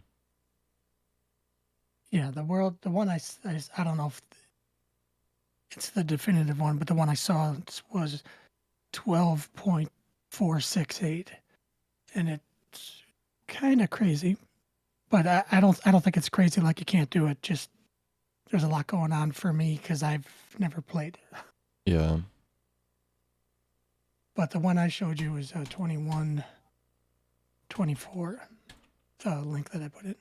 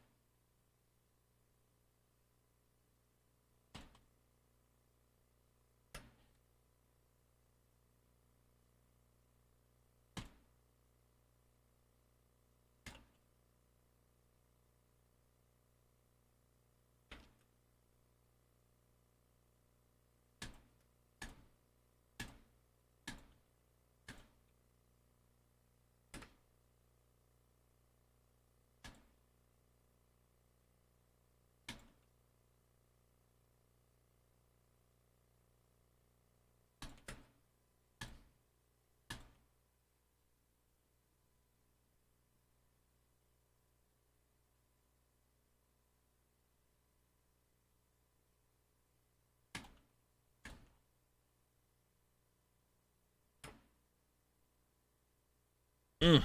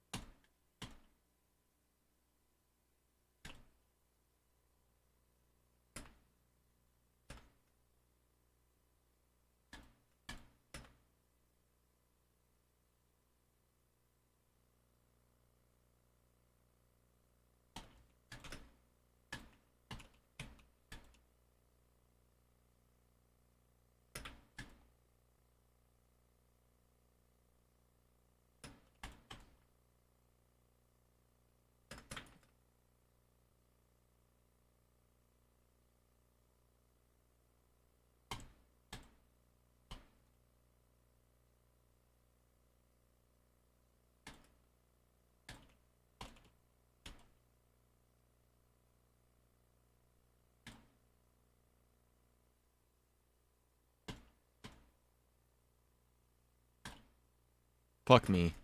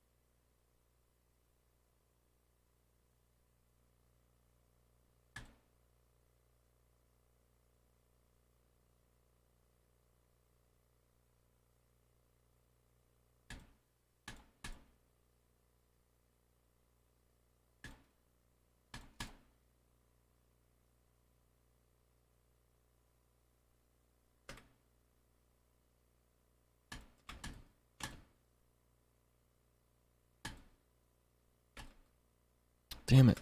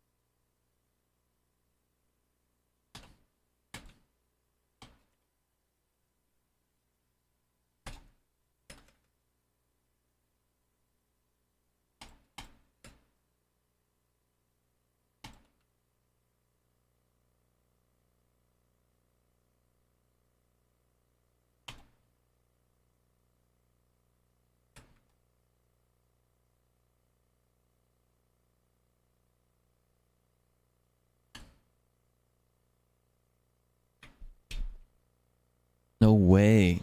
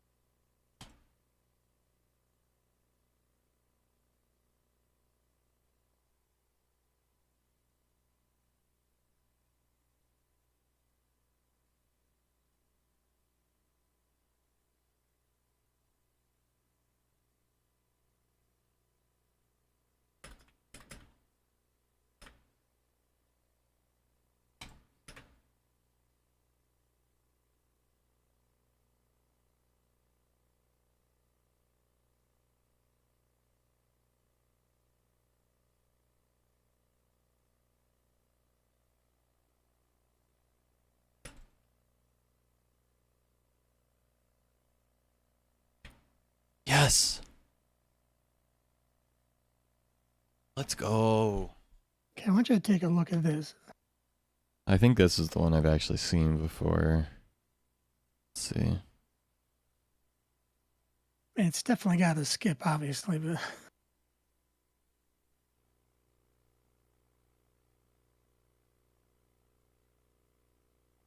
Oh, the shooting on the way down is different, but yeah, shooting all those balloons on the outside before going in and stuff. I saw and I was like, oh, like how the fuck do I skip? It's like when I first started on the level, I was like, how the fuck do I skip this part? 5, 6, 7. I have 7 out of 12 chapters completely done. Covenant is next. Whenever you do it again. Which one? Covenant is that the next grouping? Here it's. I mean, it's. Yeah. Hanging Gardens is the first one, but yeah. Yeah.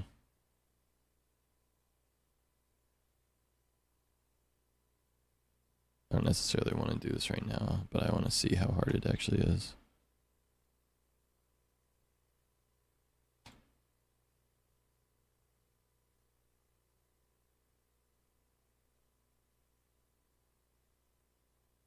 Are your song requests coming up? Because you're just like playing the songs that I usually listen to, I think.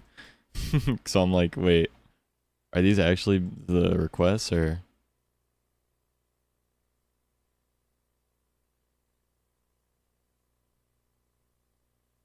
These are mine? Okay, sweet. I just want to make sure that they're actually playing. Because these are the songs that normally come up for me anyway.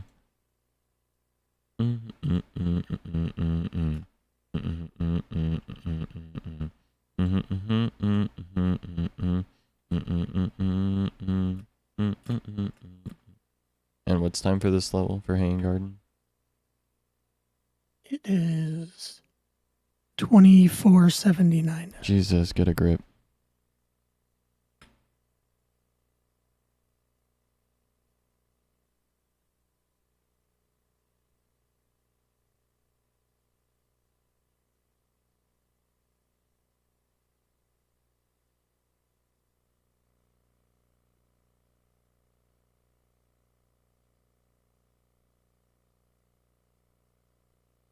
Bye, family. So,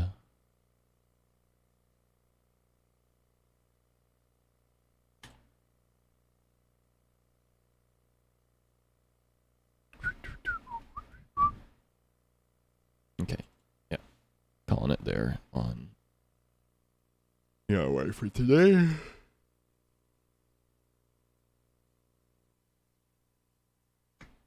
Car's oil's changed.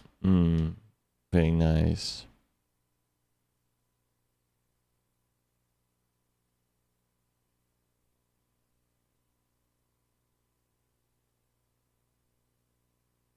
And close my entire browser of neon white stuff.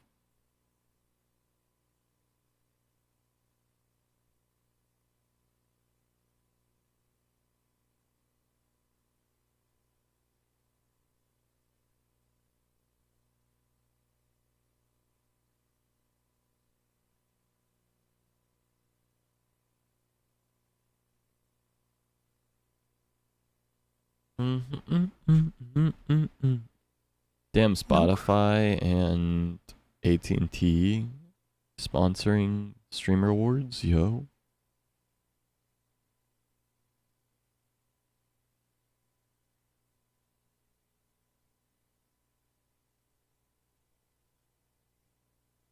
No croutons. Croutons are good though. See you in the category because I'm on it this year, and Sorry, Croutons. it was just a That's little what I weird to not see you in the category. Honestly, having less viewers is better because it allows me to talk to my viewers more frequently and get closer to them. And not unless you're on my stream, in which case I will be reading the chat. Yeah. And I will be yelling at you regardless. Well, anyway, buddy, you're nominated for that. What else are you nominated for? I am nominated for Just Chatting streamer as Wow, well. Hopefully that's so we win one cool. of these. You know, I hope to taste victory at any given point. I have a question for you. What is it? This, if you guys don't know, Streamer Awards sponsored by Spotify. I'm here to do some ad reads. You know how it goes. They're sponsoring the League of Their Own category. What song do you think is in its league of its own? Like in general, Yeah, like like out what's of like a all really the good song? Yeah, songs. what's a good song? Name a good song. Plastic Heart. Do you mean Plastic Love? Plastic Love. You're so old. No. We're gonna go to commercial break. You really Plastic Heart? I don't know. Bro, hey, if you don't want to see those ads, you don't all know you need to do is any subscribe. music. That's not how it works. What do you mean? It's like real ads are gonna it's not like they're running. Interesting piece. Let me bring in my Oh, expert. nice. So many scratches. Those are from my car keys. That's not how it works. What do you mean? history. It's not like it's Won't gonna. do well at auction, but That's at a AT&T, it's fucking worth a brand new goated Samsung moment. Galaxy Holy S23. shit. Really? What about this? I love that. Alright guys, I'm gonna go use the restroom and stuff. I'll be back shortly. Give me just a minute. I'm gonna use the restroom, think a little bit about some stuff, and then I'll be back. Okie Bye, Schultz.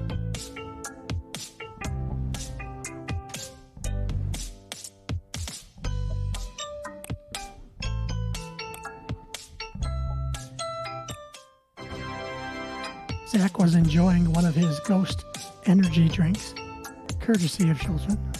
Mm-hmm.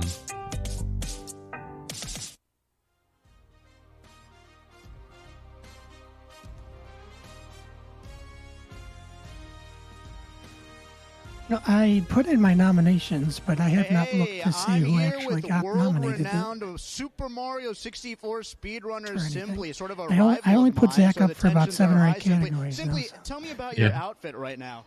Sure. So we got the black I look at suit, Simply being custom handsome. tailored at Men's Warehouse, a very fine establishment. Not sponsored, by the way, but you know they did their job.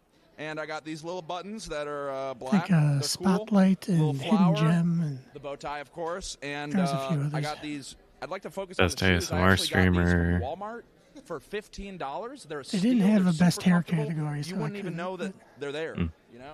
Yeah, there's no way this guy's not getting some sort of coupon code. I mean, there's no way. Yeah, we're touching. Well, here's the thing. Some of the casuals at home may not know, but this is Mario Color. Minecraft. I mean, I think I talk put about Minecraft down, commitment too. to the craft. Oh, hell Simply. yeah. I mean, yeah. I mean, so tell me. I know you're also going for a world record. Streamer coming Awards up. got Can you sponsored explain by a little bit, for the AT&T. folks at home, what that grind And looks Spotify, like? yep. It's Holy hours shit. upon hours Yeah, not every bad. day. Yeah, fasting, no, this is like, you know, and I complete think I saw sobriety, recently that good sleep chess.com schedule, eating sponsored good, working out one of the twice a day, categories. meditation, reading. I put This it is all actually big. in, and I'm currently 6th place. Good but for them. The Yeah, it world should record's be. around the I corner, mean- so should be good. Totally There are fair. Simply. millions Now of people let's that just actually cut watch to the it. chase. Who simply More so is going to than- win Streamer of the Year? Well, a lot of even Streamer of the newscasts year. and stuff. Oh, I and other right. shows. Drama drop coming up. Yeah, no. If- Streamer if of the year, Afghans man, wins Hidden because Gem, you'll never shut up about it. Contestants are That's crazy true. for that one. A lot of possibilities. Well, I wouldn't either. I mean, I just don't know if I want to, you know, Zach pick a were the side one because I out think of they're all town just that never great. does You know, crap I'm gonna sit about right it. on the fence and say Mhm. anyone could win it in the run-in. Insane. So at Simply hates every streamer, and now we're going to cut to Sweet Anita with another exclusive interview. any category that is, I suppose. Okay. So hello. Do But you yeah, I wanna think he would introduce do a yourself? special job Hello, if Kansas City. So. my name is CuteBot, also known as Kiana. I do just chatting streams, and I usually run like dating shows and stuff. Okay. Are you enjoying the event so far? Yeah, this is the first thing I walked into, but a lot of beautiful people over here, and especially Sweet Anita that I'm talking to. So pretty. Thank you. I mean, you look amazing yourself. I'm loving the color coordination. Yee-hoo. Could you tell me I wasn't if, you're, listening. if you're okay with it? What's I the gotta most turn the expensive volume thing up. you're wearing today? I don't know. I think the dress, it's like $400 or something. It's supposed to be like a knockoff of Bella Hadid's dress, which was super Dude, this revealing. this chat is so Well, you look cursed. absolutely amazing. Not our in it. chat, How long but did it take you to get ready? the Streamer Awards chat. Like 3 Like hours, they've never seen a woman in a I'm dress. kind of a slacker. Sarah. 3 hours. There are people here who took 20 minutes. Yeah, I mean, like, I'm they have a having my talent that I king don't of the have, hill probably. stolen from me. I think that talent is just being male, if I'm honest with you. Yeah, I don't know. Help Like, me. some guys take a really long time. I don't know. Some people's hair looks so perfect. It really, You can well, curse I this would chat say if you you're one want. of them, honestly. That's Well, not thank my you so call. much for coming. We're going to head over to Squeaks now, and you have a really great day. Yes, you too. And also, I think we know who Colin's voting for. I'm here with I don't even know Keo, who that is. I wish I did. world-renowned Valorant player. I was telling Keo, I was watching some of his YouTube videos earlier today. But Keo, can you sort of explain your year and I'm what assuming sort of some Minecraft. big moments that happened? Yeah. Yeah. Okay. Well, I announced that I bought a house about a year ago, and then I built the world's first trampoline streaming studio and moved into that with 2 of my best friends, Grim and Shiro. After that, I did a subathon for about 27 days straight in that But you've room. started something, and Colin, then look. most recently, I got selected to be on American Ninja Warrior. So now I got a lot of Ash is on board now, things too. up in the air right now. So Wait, that's amazing, dude. I thought you were gonna be like, Don't know "Whoa, any I of these ranked people. up in The only Valorant." person I've recognized is Squeaks on the left. He's a Mario 64 speedrunner. He's kind of rad. Player, for maybe some of my friends at home, what are some tips and tricks that you would say just on the surface as someone who's trying to grind the ladder here in Valorant? Oh, just communicate with your teammates, have a good time. Honestly, don't take it too seriously. Like, just have some fun, talk to people, make the most of it. Okay, you're playing a totally different game than me because, I don't know. I just try to act cool in front of all the super Valorant players. That's my goal. But Keo, so tell me about some of the your outfit here. I don't want to go ahead and step all over you, but tell me about your outfit. I didn't really put too much thought into it, honestly. Well, you look great. Thank you. Just went for the black on black, just rocking it out. Classic. Well, great. Well, it's great to have you here. We're gonna go ahead and throw on over to Ludwig. Oh, great. Now we're going to talk about streamer awards here than trip. ever at the Streamer Awards, and because of that, we're announcing some of the winners here on the red carpet. And so our first one we're going to announce is the winner for Music Streamer of the Year. And if you know anything about me, I love music. I'm very excited for this one. Bro, I've seen your Spotify Wrapped. It is literally just Plastic Heart, right? And then Karl Marx audiobooks. And then How to Not Say Slurs, which is a new one. Anyway, let's take a look at that video. Who won Music Streamer of the Year? Asshole. Best Music Streamer. And the nominees are Chris Next Door, The 8-Bit Drummer, T-Pain, Hakomai, and the winner is T-Pain.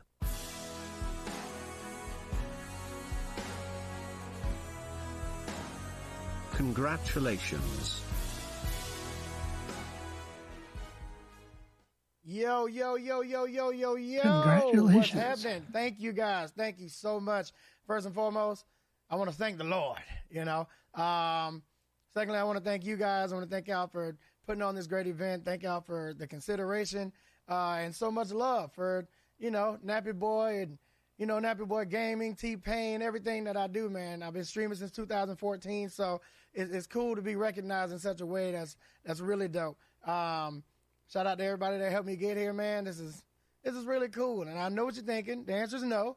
I'm not going to start thinking I'm better than everybody else. I'm not going to start thinking people are beneath me. I'm not going to start thinking, I'm the best streamer in the world. That's just not the case. Mostly because I was already thinking all that shit. Okay? Have fun. First try. First nomination, first win. More to come. Figure it out. Let's do this. You better get in my face, bitch! He's oods! And a big congratulations to the Music Streamer of the Year, T-Pain. That'll go on the shelf alongside like a dozen Grammys or something. He's famous, bro. Who's to say what is more impressive as far as awards go? I think the Streamer Awards is more impressive. They've been thinking of changing it to the EGOTs. Yeah.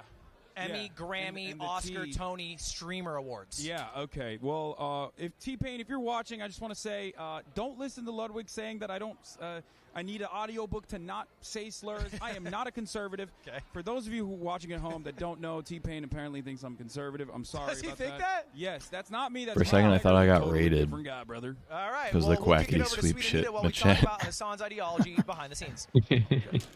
So hello, welcome. Do you want to introduce yourself to everyone?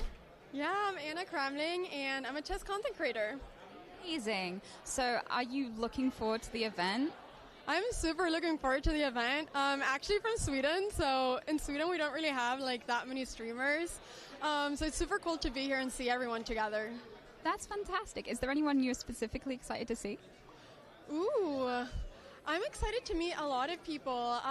Probably maybe Fusli, maybe Pokemon. But there's a bunch of people and also like old friends that I'm excited to meet. Yeah, everyone here is so lovely. It's amazing. So I'm going to ask you a hard question here. Yeah, all the interviews are kind of awkward, all but the other nominees, it's just who do you kind think of par for the course. It's fine. probably the most deserving? Well, Ooh, I would probably say Gotham it's streamers. Right, yeah, that's the point. His YouTube Yeah, has been amazing, and he's really they're good at not- chess. So I'd be really happy if he won, even though I want to win. They're too. not used to this kind of That's setting. actually a really awesome normally. answer. How long did it take you to get Some ready of them, at today? least. Sorry. How long did it take you to get ready today? It took me like 3 hours. Except I think. Zach. Zach wouldn't have been nervous Burn at my all. hair, and I was gonna do a bunch of stuff, but true. I think I like burned my hair when I used the curler. So I just. I mean, gave up yeah, on you that, gotta and I just realize, decided to like, keep not it only are on they live in natural. front of But like yeah, like 3 hours, 100,000 I'd say. plus people, I think you made the right choice with the hair. As- It looks gorgeous. and they're Yeah. they have the same problem I have as a streamer, where like when their whole body is visible in real life, that shit is nerve wracking. Yeah, also, being interviewed in this setting is not like going to the fucking grocery store and talking with the cashier. Yeah, it's totally different. You realize you're live in front of everyone on Twitch. There's 200,000 people watching you, and on top of that, they're in real life too. Like there are actual people in the real world. Like all the big streamers are there too around them. So like the atmosphere itself is also nerve wracking. Frogan, Spotify here has a question for you. What song did you listen to to get ready today? Fall by Big Time Rush.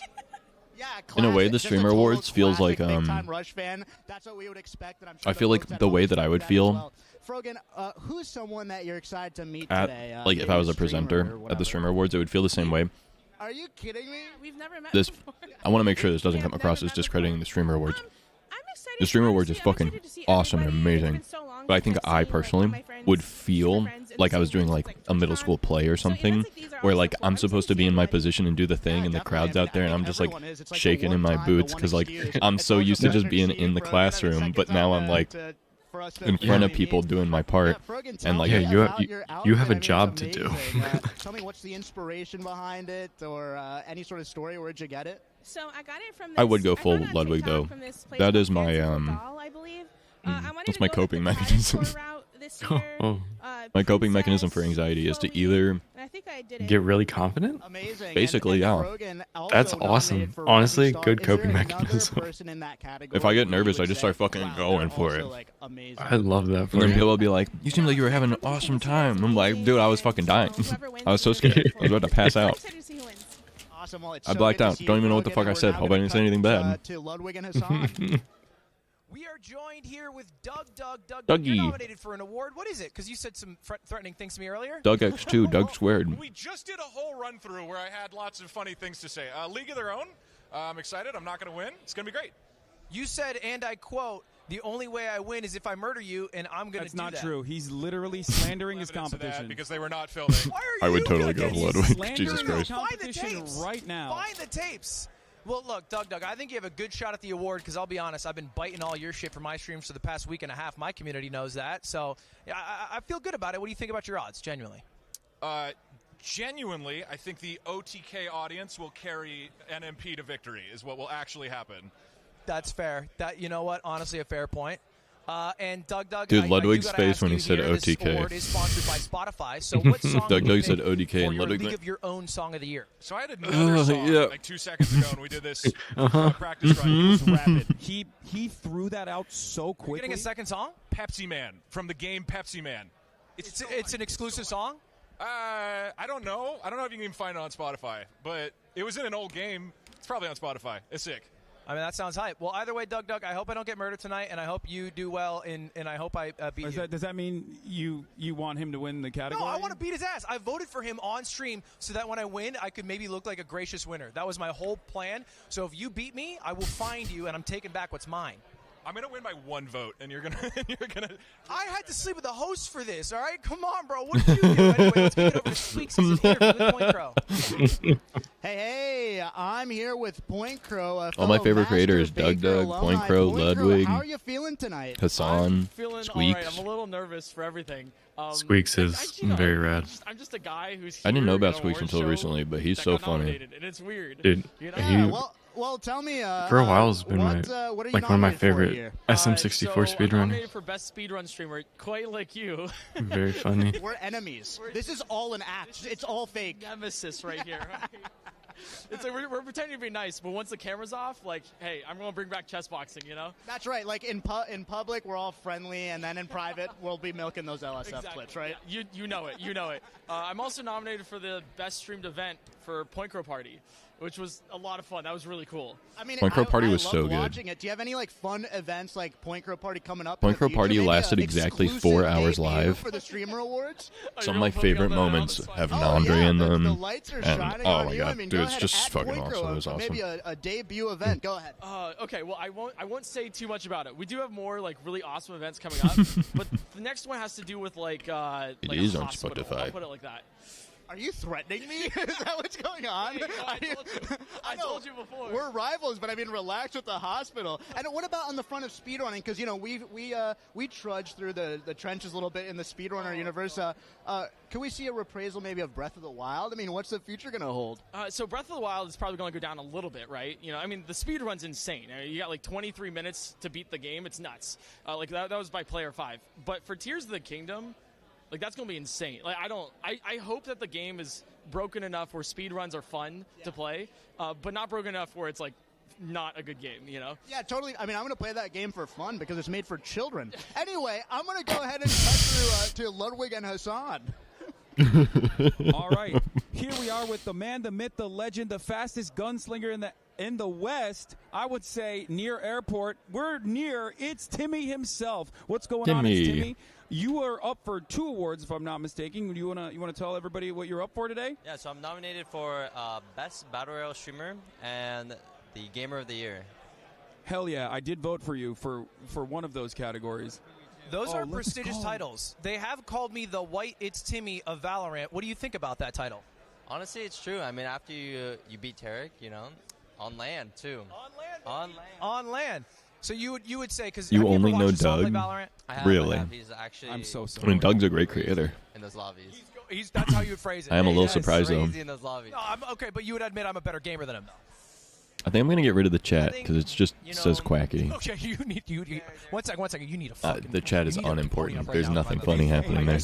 Hey, It just says I quacky. know the host of this. You're not going to win shit. I gave him money. Sorry, back to you, Timmy. That was better. That's right, Timmy. It's a great I'm pretty sure he call, just hit as Timmy in always the from you. jaw Honestly, with which of the these mic. awards are you most excited I about? heard that a you're up dink. I That's think Ludwig. realistically, I have a chance at the Battle Royale Streamer one. AKA Game of the Year.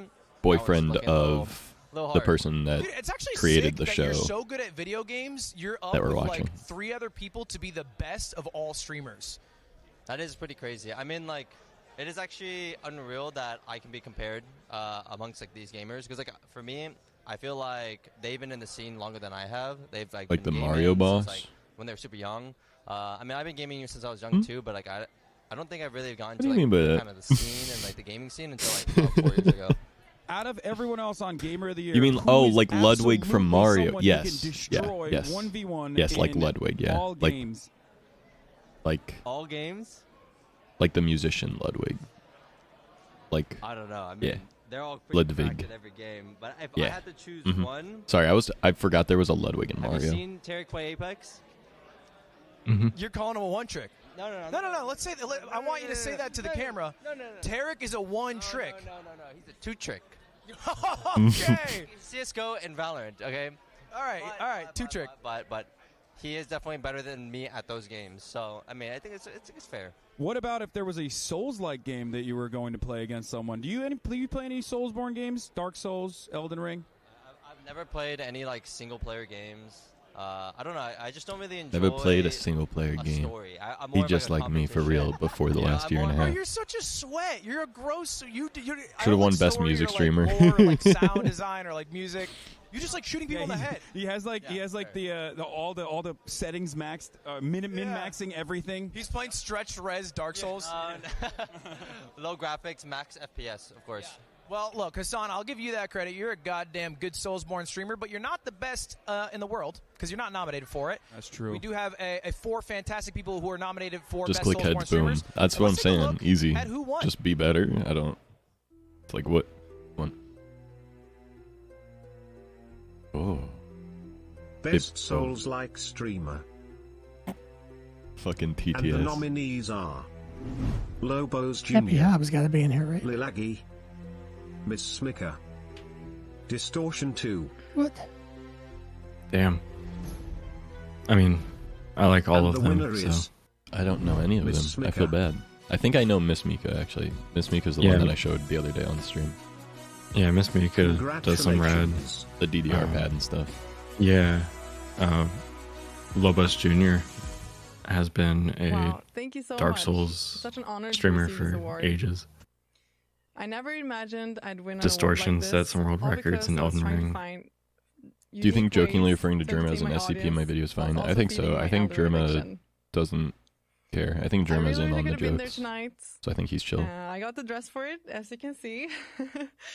But hopefully I'll be able to attend Stream Awards in the future. Thank you so much to everyone who voted. Thank you to Cutie and everyone else involved in the event. And of course, thank you to my community for always believing in me when I found new, unconventional ways of beating Elden Ring. You guys are the best, and I wouldn't be here if it wasn't for you. So thank you so much. Oh, shit.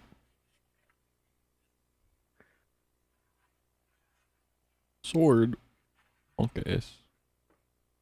The sus guy, yeah. Nitro Stream Racing. Is this a new... Is this Discord? What up, boys? What is that? What was that buzz?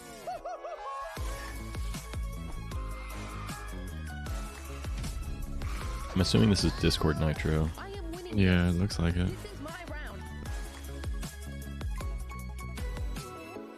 Yes, you, chat. Oh, I'm chat. That's me. I'm chat. It's me. That's got to be another one of the reasons. See, this is why it's awkward to be doing the interviews. Like, they're just got tons of lights on them with all these producers and other streamers around them, and they're all doing their interviews right next to each other.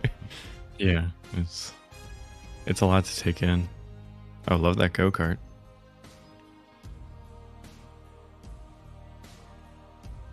Next year, I'm gonna be in the Streamer Awards. That's right. If I'm still a streamer.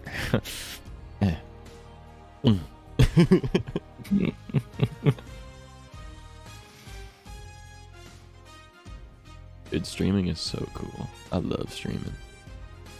Next year I will be older. You're lying. You can't say that.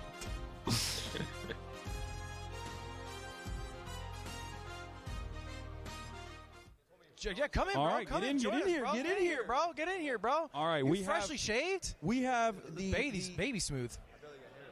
The infamous. We have an incredible guest here tonight, right here. We have Clicks right in the I'd building. be so in the cut. intimidated What's going standing on, man? next to Hassan. I'm excited to be here. It's my first reward. Oh, okay. That you've ever been nominated for? Yep. Okay. Yeah, I see you're kind of dressed up. What are you rocking right now? Yeah. Dude, I'm gonna be honest. I got this like 2 days before the event, and they fitted it, and I think it's fitting pretty good so far. It looks good. I like the blue.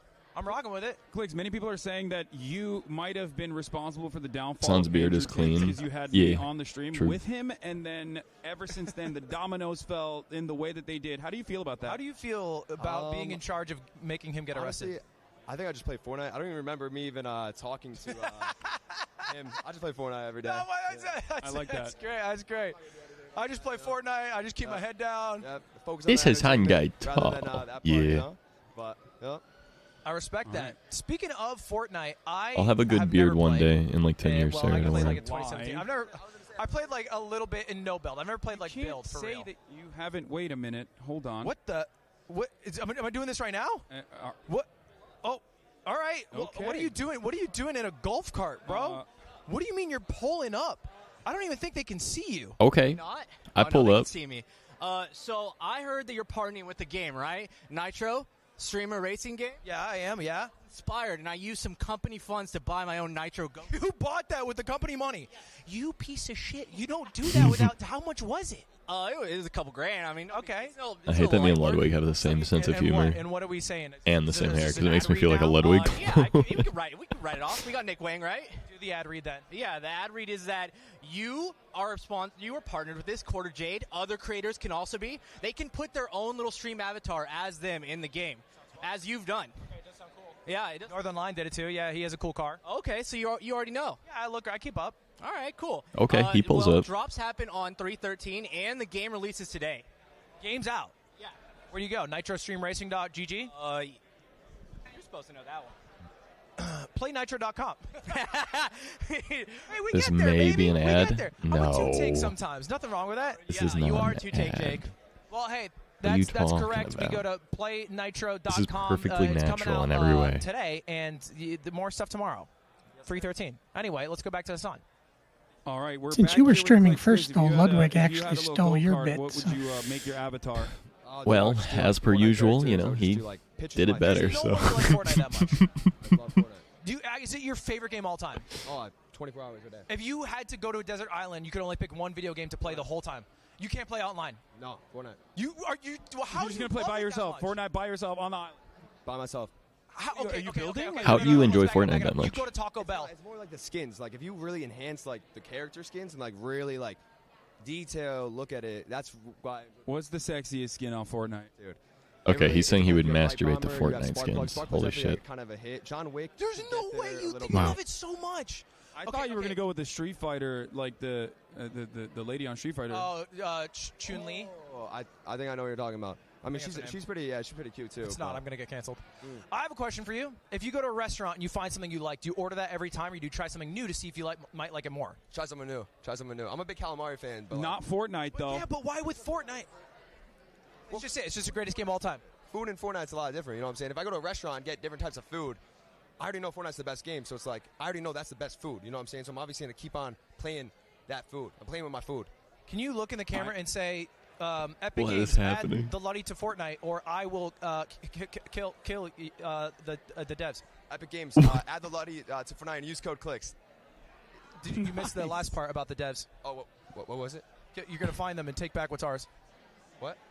Let's go over to Sweet Anita. Ludwig is really towing the line. Hi, everyone. So we have Will Neff here. Would you Holy like to shit, introduce Will yourself Neff and what looks kind of content like you make? Sure, I'm Will Neff. a raid boss or make something. content about banging your He dad. looks like a character in The Matrix. No, Yeah. I mean, I do anything and everything. I talk about film. I do love Will Neff though. He stream was a lot with a that guy, Yeah. Sean Piker over Will there. golden Neff is a retriever of a character. man. Will Neff is a character and I'm here now. absolutely This is the most awkward part. It's weird to warm up well to this. dressed. Well, you're doing great. He reminds me of. I feel like he kind of. If he had an earring on right now, he's one earring away. You're gay. True. Bend over. He's one. What are you wearing? He's one earring away from looking like Piano Man Well, it guy. looks absolutely great. How long Elton did John? it take Yes. to get ready Bill- today? Billy Joel? To get ready today? Elton John Not long. is who I meant. I actually ate Yeah, a long lunch he and kinda took he a said nap. the wrong song, but that's then I was fine. late, I knew who he so was going for. I threw it Thank you. together. Nice. Did you listen to Piano any Man. songs We while listened you to were Piano getting Man ready? earlier, so it was Yes. just the first Curtis song that popped into my Mayfield, head that was in Nirvana, the same like and Drake back to back. When- circle Once in I my saw brain. the glasses, Absolutely. all my I love your neurons rings. Do you wanna show the connected. camera It's your fine. rings? So The rings like an good, earring, so yeah. good. Bond movie can villain look, I yeah, know for this is a sure. weird question. Yeah. Can I smell you? I think they would like to know how you smell. Sure, go ahead. Full sniff test. He smells like raspberries. I'll take that. Just Yeah. order my musk. You know. Hands down, best smelling person today. Absolutely. So Streamer award what for did you best actually have smelling. for your late lunch? I had There also needs to be a some streamer Thai award for food. worst smelling. Colin wins that every a Thai time. iced tea. Stinky and, man. something called Miss Dang's crispy rice on fire. I don't know. There's probably some stinkers So there, that's but that's great. all right. That sounds very filling. You're At gonna the have lots of streamer energy today. awards, dude. You've been amazing. No way. There was no No need for the shot. nerves. No I'm sure everyone was shot. very entertained. Fuck off. You can go. Thank you so much. All right, I'll see you later. And we're over to Hassan, I believe, now. All right, ladies and gentlemen, boys, girls, MBs, we're back with an Good incredibly eyeliner. important Good eyeliner. guest. Guest of the night, I would say, the gayest in all the land. Yes, sir. Looking flashy. We have Austin Show in the building. What's going on, Austin? How are you feeling? You know, I'm feeling great. Thank you so much. Feeling great. I think it's hilarious that Austin's entire brand is just and I couldn't gay. let anybody out-gay me this year. So Yeah. I'm dressed like It's such a What do you say funny about like the allegations that you and Hassan are gay baited for meme. views? Yeah, he found his own niche way to commoditize it. I will have to defer to He's a gay grifter, dude. It's the best brand. Also, hello, hi Niles, how are you? Wouldn't call it baiting at all. Well, you had a recent announcement that kind of set a stir. I enjoyed it. Tell me about it. Yeah, absolutely. I've joined Misfits. Very happy to be a part of the organization. And most importantly, with that, Name Your Price is coming back. Woo! So I love Name Your Price. How many episodes? How many episodes am I in the tank for without even realizing? Hassan has been contracted for at least 5 or 6 episodes. It's not bad. That's not bad. Know it yet.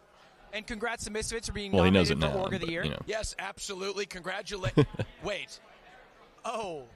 We're going to change that next year. Yeah, Okay. no, it's a 2024 thing. Absolutely. Wait, what did Ludwig say? Realistically, Ludwig, I couldn't be more excited. I just joined with zoned out. Carl Jacobs, and we're joining with also the fabulous Cutie Cinderella, who is hosting this fabulous award show. Those are Misfits guys behind me, right? Yeah, those are Misfits. Can I ask you a question? Yeah, what's up? How did you convince them you're a streamer? Look. This is true. Don't blow my This is Dude, true. Austin streams like once every 2 months and somehow gets the craziest like partnerships and deals. Streams the absolute most. Okay, so what are you wearing? It's because Austin knows how to My you God. know, I'm gonna be honest with you. I have no idea. how to They talk. just put me in it, and Yeah, here I am. grift. Exactly. That's right. That's exactly what I meant. Yeah. Well, yeah, No, he knows how to went talk. On a You drip know. stream yesterday, and Austin, of course, Everyone was always going with says a classic when they're on the Midwestern, just came out of podcast the with closet, Austin that gay, one fit, thing he's really and, good we at decided that was is like not enough. calling We a were company going when he doesn't to, get what he you know, wants and queer getting him what he a little wants. bit, make him look a little bit more Harry Styles like. And honestly, goddamn, it happened. Yeah, no, it didn't. It did happen.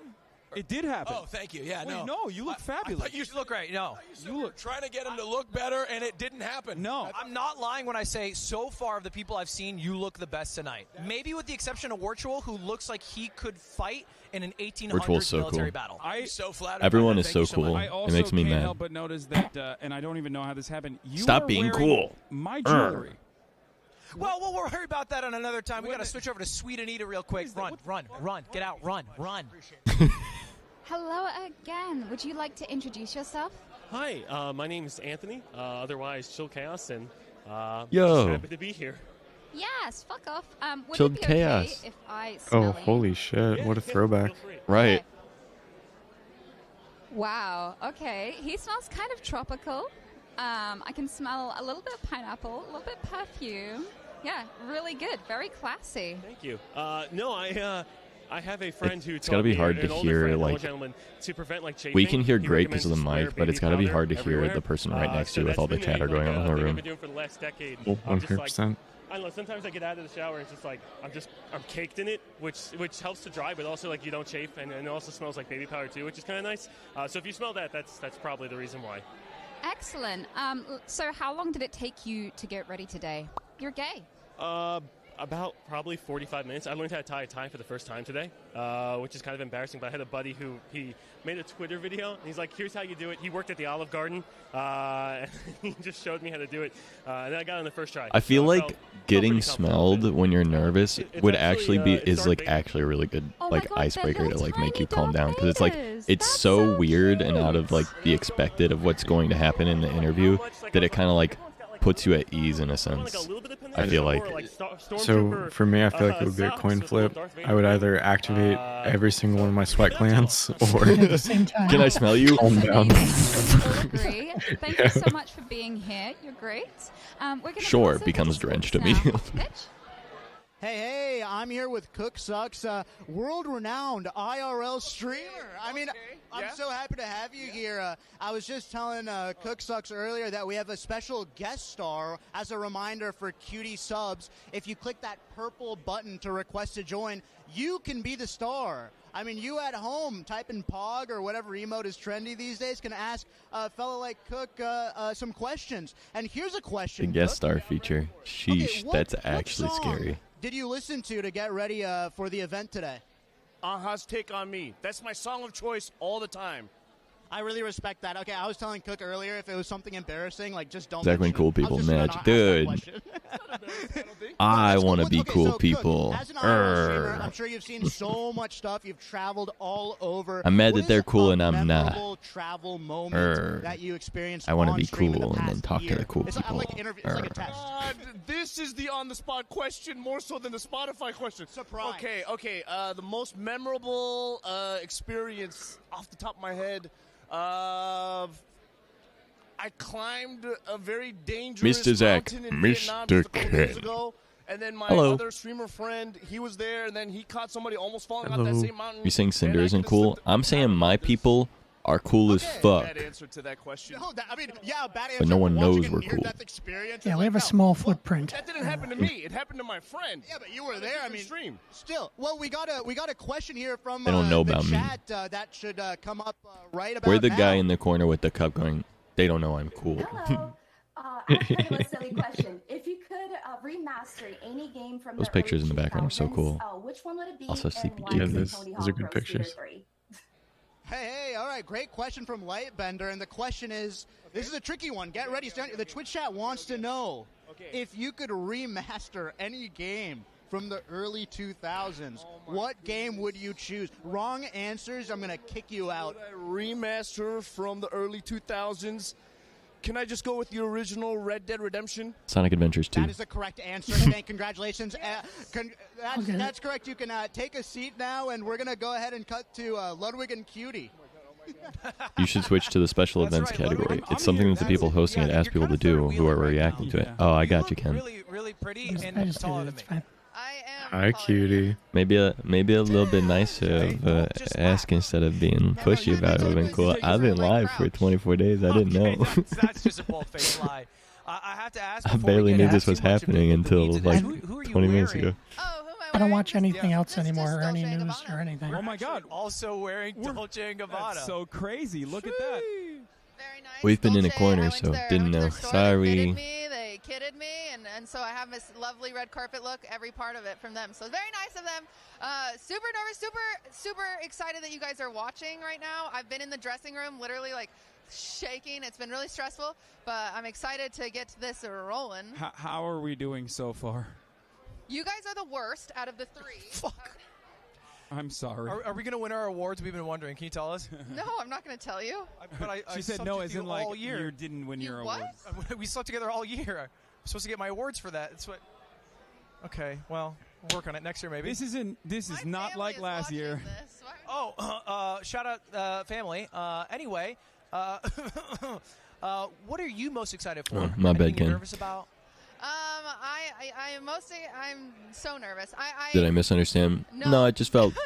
I'm not a good interviewer because I have so much going on in my head right now. I don't know. I read it People the don't wrong way. realize when they're like, "Oh, why is this on Cutie's channel?" You're Because good. I planned the damn thing, and so it's been a lot. I read can't it tell you like how many DMs I read it with like a tone of, "Hey, you stupid fucking idiot! Don't you know you're supposed to be in a different category, you stupid piece of shit?" But yeah, I am responding to chat. I'm just stressed. I'm nervous. I can say on your behalf, for the past 2 weeks, you've been doing nothing but working about 12 hours all day, every day, while also having a bit of a sick pup at home. Capital B And I colon. think, That's not what I said. Sure, the votes have Sorry, already Ken. happened. I've You been can't blaze really, interrupt it. I've been really emotional recently. But you were saying on Twitter, I've been and I taking agree with things this, more that mean it's than they meant also to just be. fun to have everybody in I town can't because it read happens tone so properly rarely recently. to I'm hang out with sorry. streamers who are usually so exclusive in their own bubbles. For them to take a shot, going out to an award show, have a good time, meet people that you've never met before, I think it's It is kind of very cool. parasocial for me in particular. When I'm like, oh, I watched that guy. Like this. That's how I felt with Doug. I'm a fan of Doug, and so I met him, and it's like I'm too shy to say I've watched all your videos and stolen like half I of them. think he was pretty aware that you bite his thing a week later every time. Well, anyway, just saying congrats. I think it's cool. I'm proud of you. That is my goal. When everyone asks, like, why do you do this? It's literally to get everyone together. I like the feeling of a big family reunion, and I just want us all to be friends because maybe everyone will stop fighting. I like that. Why are you looking at me? I like that. I hate fighting. Well, okay. Well, anyway, kick it over to Sweet Anita. She's got an interview coming up. Okay. Fighting is cool. Hi, everyone. Except for when it's Welcome. not. So do you want to introduce yourself? I'm sure everyone knows who you are already. I like the tie. Hi, I'm Emma Longevin. Yeah. So what kind of content do you do? I did a lot of just chatting, and I played a lot of horror games. Nice. Can I ask, how long did it take you to get ready today? What was that? How long did it take you to get ready today? Oh, maybe like 2-3 hours. Not too bad. That's not too bad, I actually. got my routine down, you know? I know what I look like. She knows what she's doing. And I mean, look at your outfit today. That is amazing. Could you tell us what your favorite part is? Definitely I have this Annie Klein gold bolo tie. That is real for once. Bolo tie. So I think it just makes the outfit. I think it brings everything together. It looks beautiful. I know this is really weird, but can I smell you? Can I? Thank you. She smells kind of like roses, really soft, like rose water, a little bit of vanilla, really classy. I feel like this is gonna I'm be like YSL Black really Opium. cute for a long time. Beautiful. And then there's gonna be one person that did you listen stinks, to any and songs while you're and getting then you're like, Yeah, I listened to a lot of Måneskin. You think they'd play it band off was cool? actually the inspiration I'm wondering for this if outfit. Sweetie Nita would be like, an Italian rock they smell star like, type and then of just look. make something up that's And like it really nice, works or for if you. they'd be You like, look incredible. So Shit. I'm gonna ask you. She's Yeah, like- I think she would try to be nice about it. I think. She's like, oh, they smell like roses. Gags off camera. Cutie Cinderella. or because like, I'm just a cutie defender smells like till the a day I die. a You know what I great mean? Like, I'll get musk, a anybody good out there. parmesan. actually a really great That's answer. an interesting And if I smell. offered I you can't quite place it. Yeah, $1 million, smells like a would good, you mod for amazing someone? cheese. Would you still not mod for? What was that? If I offered you $1 million I'm not gonna lie. to mod for someone, who would you Emma's still fit not mod is for? good tonight. Mm-hmm. I'm gonna get in trouble. Smell like a wet trap. Yeah, I feel like the. Hassan's a safe answer, I because his feel like strap's a whole Anita's bunch of smelling everyone just sometimes, because you know? it's like a decent What I love about icebreaker, that and I feel like answer is so many they did it with people one have even said person, he's and the then one on the they next would person mod they're for, like, "Ooh, or I want to wouldn't. see what this person smells This like," and then after that they're like, scares "Now me. I have to do this with I don't everyone." know, yeah. I don't know if I It's can a deal with that. funny, He's got a lot unique, of patience. yeah, icebreaker like you said earlier. Okay. Yeah. Well, thank you And so no other much award shows for really being can here do today. that. So, yeah. And we're going to go over to Hassan now. Bitch. All right, we are here with Fan. You are up for IRL Streamer of the Year. How do you feel about being here, and how do you feel about doing one of the most difficult parts of streaming, in my opinion? Well, I kind of feel a lot of imposter syndrome with getting nominated with all these crazy IRL streamers because they're all really impressive. But I'm super honored to have been nominated and super honored to be categorized with them. But yeah, I'm really happy to Do you Easy. suffer from imposter syndrome? Did you just pull the microphone away from her, you I'm sorry, sexist? I'm so sorry, Fan. He's a bit of a misogynist. I apologize. Not a misogynist. misogynistic and racist. Wait, Yes. Whoa. Please, like, at least give me only one so I'm not in too much trouble. All right, I'll pick racist. No, that's the worst one. He is a right-wing commentator at Mogul Mail. And a career boost if it was misogyny. I mean, yeah, true. Yeah, Ludwig Tate. Okay, well, what are you wearing today? That's a question people ask. Why are you asking a woman what she's wearing? Like that's most important. Damn it! That's so weird. What do you Dude, like the about duo the of world? Hassan and Ludwig like women. is the same. Me too. Yeah. What's your favorite woman? What's your favorite? Cutie Cinderella. Me too. Wow, 2 for 2 on that one. She's all right. Yeah. Prime sub to Cutie. Yeah, drop a Twitch Prime right now. I feel You like just click Hassan and Ludwig is the same dynamic as anyone your and question, me. no, I It's do not just feel imposter them syndrome. being cool and me at getting all. made fun of nonstop. You keep pulling the microphone away from her. You shouldn't die. That was Hassan, not to you. I'm sorry. Talking right before. Sorry. Okay, This is just on me incredible. now. I'm never letting go of this. I'm never letting go of this. All right, what I'm are never some- going to live down these misogynist, Okay, racist accusations. what are some tips and tricks you can give to like I don't know, like an up and coming IRL streamer? Like maybe they went to Japan recently. I don't Your IRL streams are crazy. I feel like it's crazy that the meta right now for live streamers is to be ironically terrible because of the fact that it's like so common to say something terrible as a live streamer and get in trouble that now being ironically terrible is the humor of like is the in humor of being a streamer. Connor was on one IRL stream. And that was the best one. Okay, yeah, no, it was. You didn't even watch. It was. But Connor's great. Yeah, Connor's I think great. Connor would be a great IRL streamer of the year, to be honest. But yeah. Well, either way, it's been a pleasure doing this outside of the racist and misogynist accusations that I'll never live down. Let's go over to Sweet Anita, another The woman post who Tate I era like humor. I because don't even women think are it's great. necessarily just Tate. I think Tate made like Hey everyone. So we ironic have Blau. Do you wanna misogyny or introduce whatever a yourself and what kind thing, of content but you do? Yeah, I'm Blau. I think that like I used just to in do general, GTA there's so much content, like now I shit. pretend to do variety content. Like people get in trouble all the time. Awesome. Like all How the long streamers did that it get in take you to trouble get with ready, for bitch? different kinds of shit, right? Probably, well, no, I'll keep going. Probably took me about, like 10 minutes, I think. Just about 10. 10 minutes? Are you kidding me? 10? How did this take 10 minutes? You look so good. Well, I mean, obviously, like, things like the nails took longer, but I had that done ahead of time. But yeah, just The nails 10 look sick, minutes, actually. put on Holy the shit, suit, the hollow. Do the hair. Wait, are they try to hollow? make myself They look just like a zoomer. Yeah.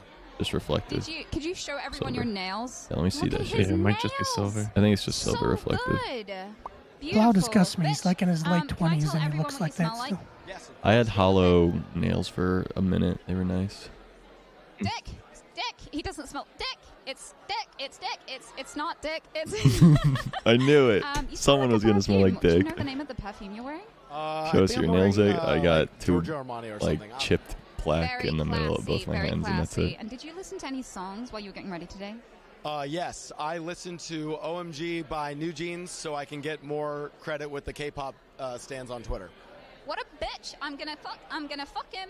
So basically, I've forgotten all of my questions now. Oh dear God. Thank you. What did you have for breakfast? He was the one. I just had coffee Smells and like dick. Some eggs. That was it. Nice. And nope, my Oh, brain that's has awesome. gone blank. This is it. That's all I got. No, that's fine. Oh yeah. What award are you looking forward to? Oh, what award? Okay, I'm most looking forward to Role Player of the Year because there are fantastic people nominated. roleplay. Nice. Phantom, Zerka, Fusli, Buddha, and no matter which one wins, it's going to be the most Zerka. dramatic award, and a lot of people are going to be really pissed off. And I The love when throwbacks RP are communities crazy. Get pissed off, so. Perfect. And lastly, if you could mod for anyone, who would you mod for?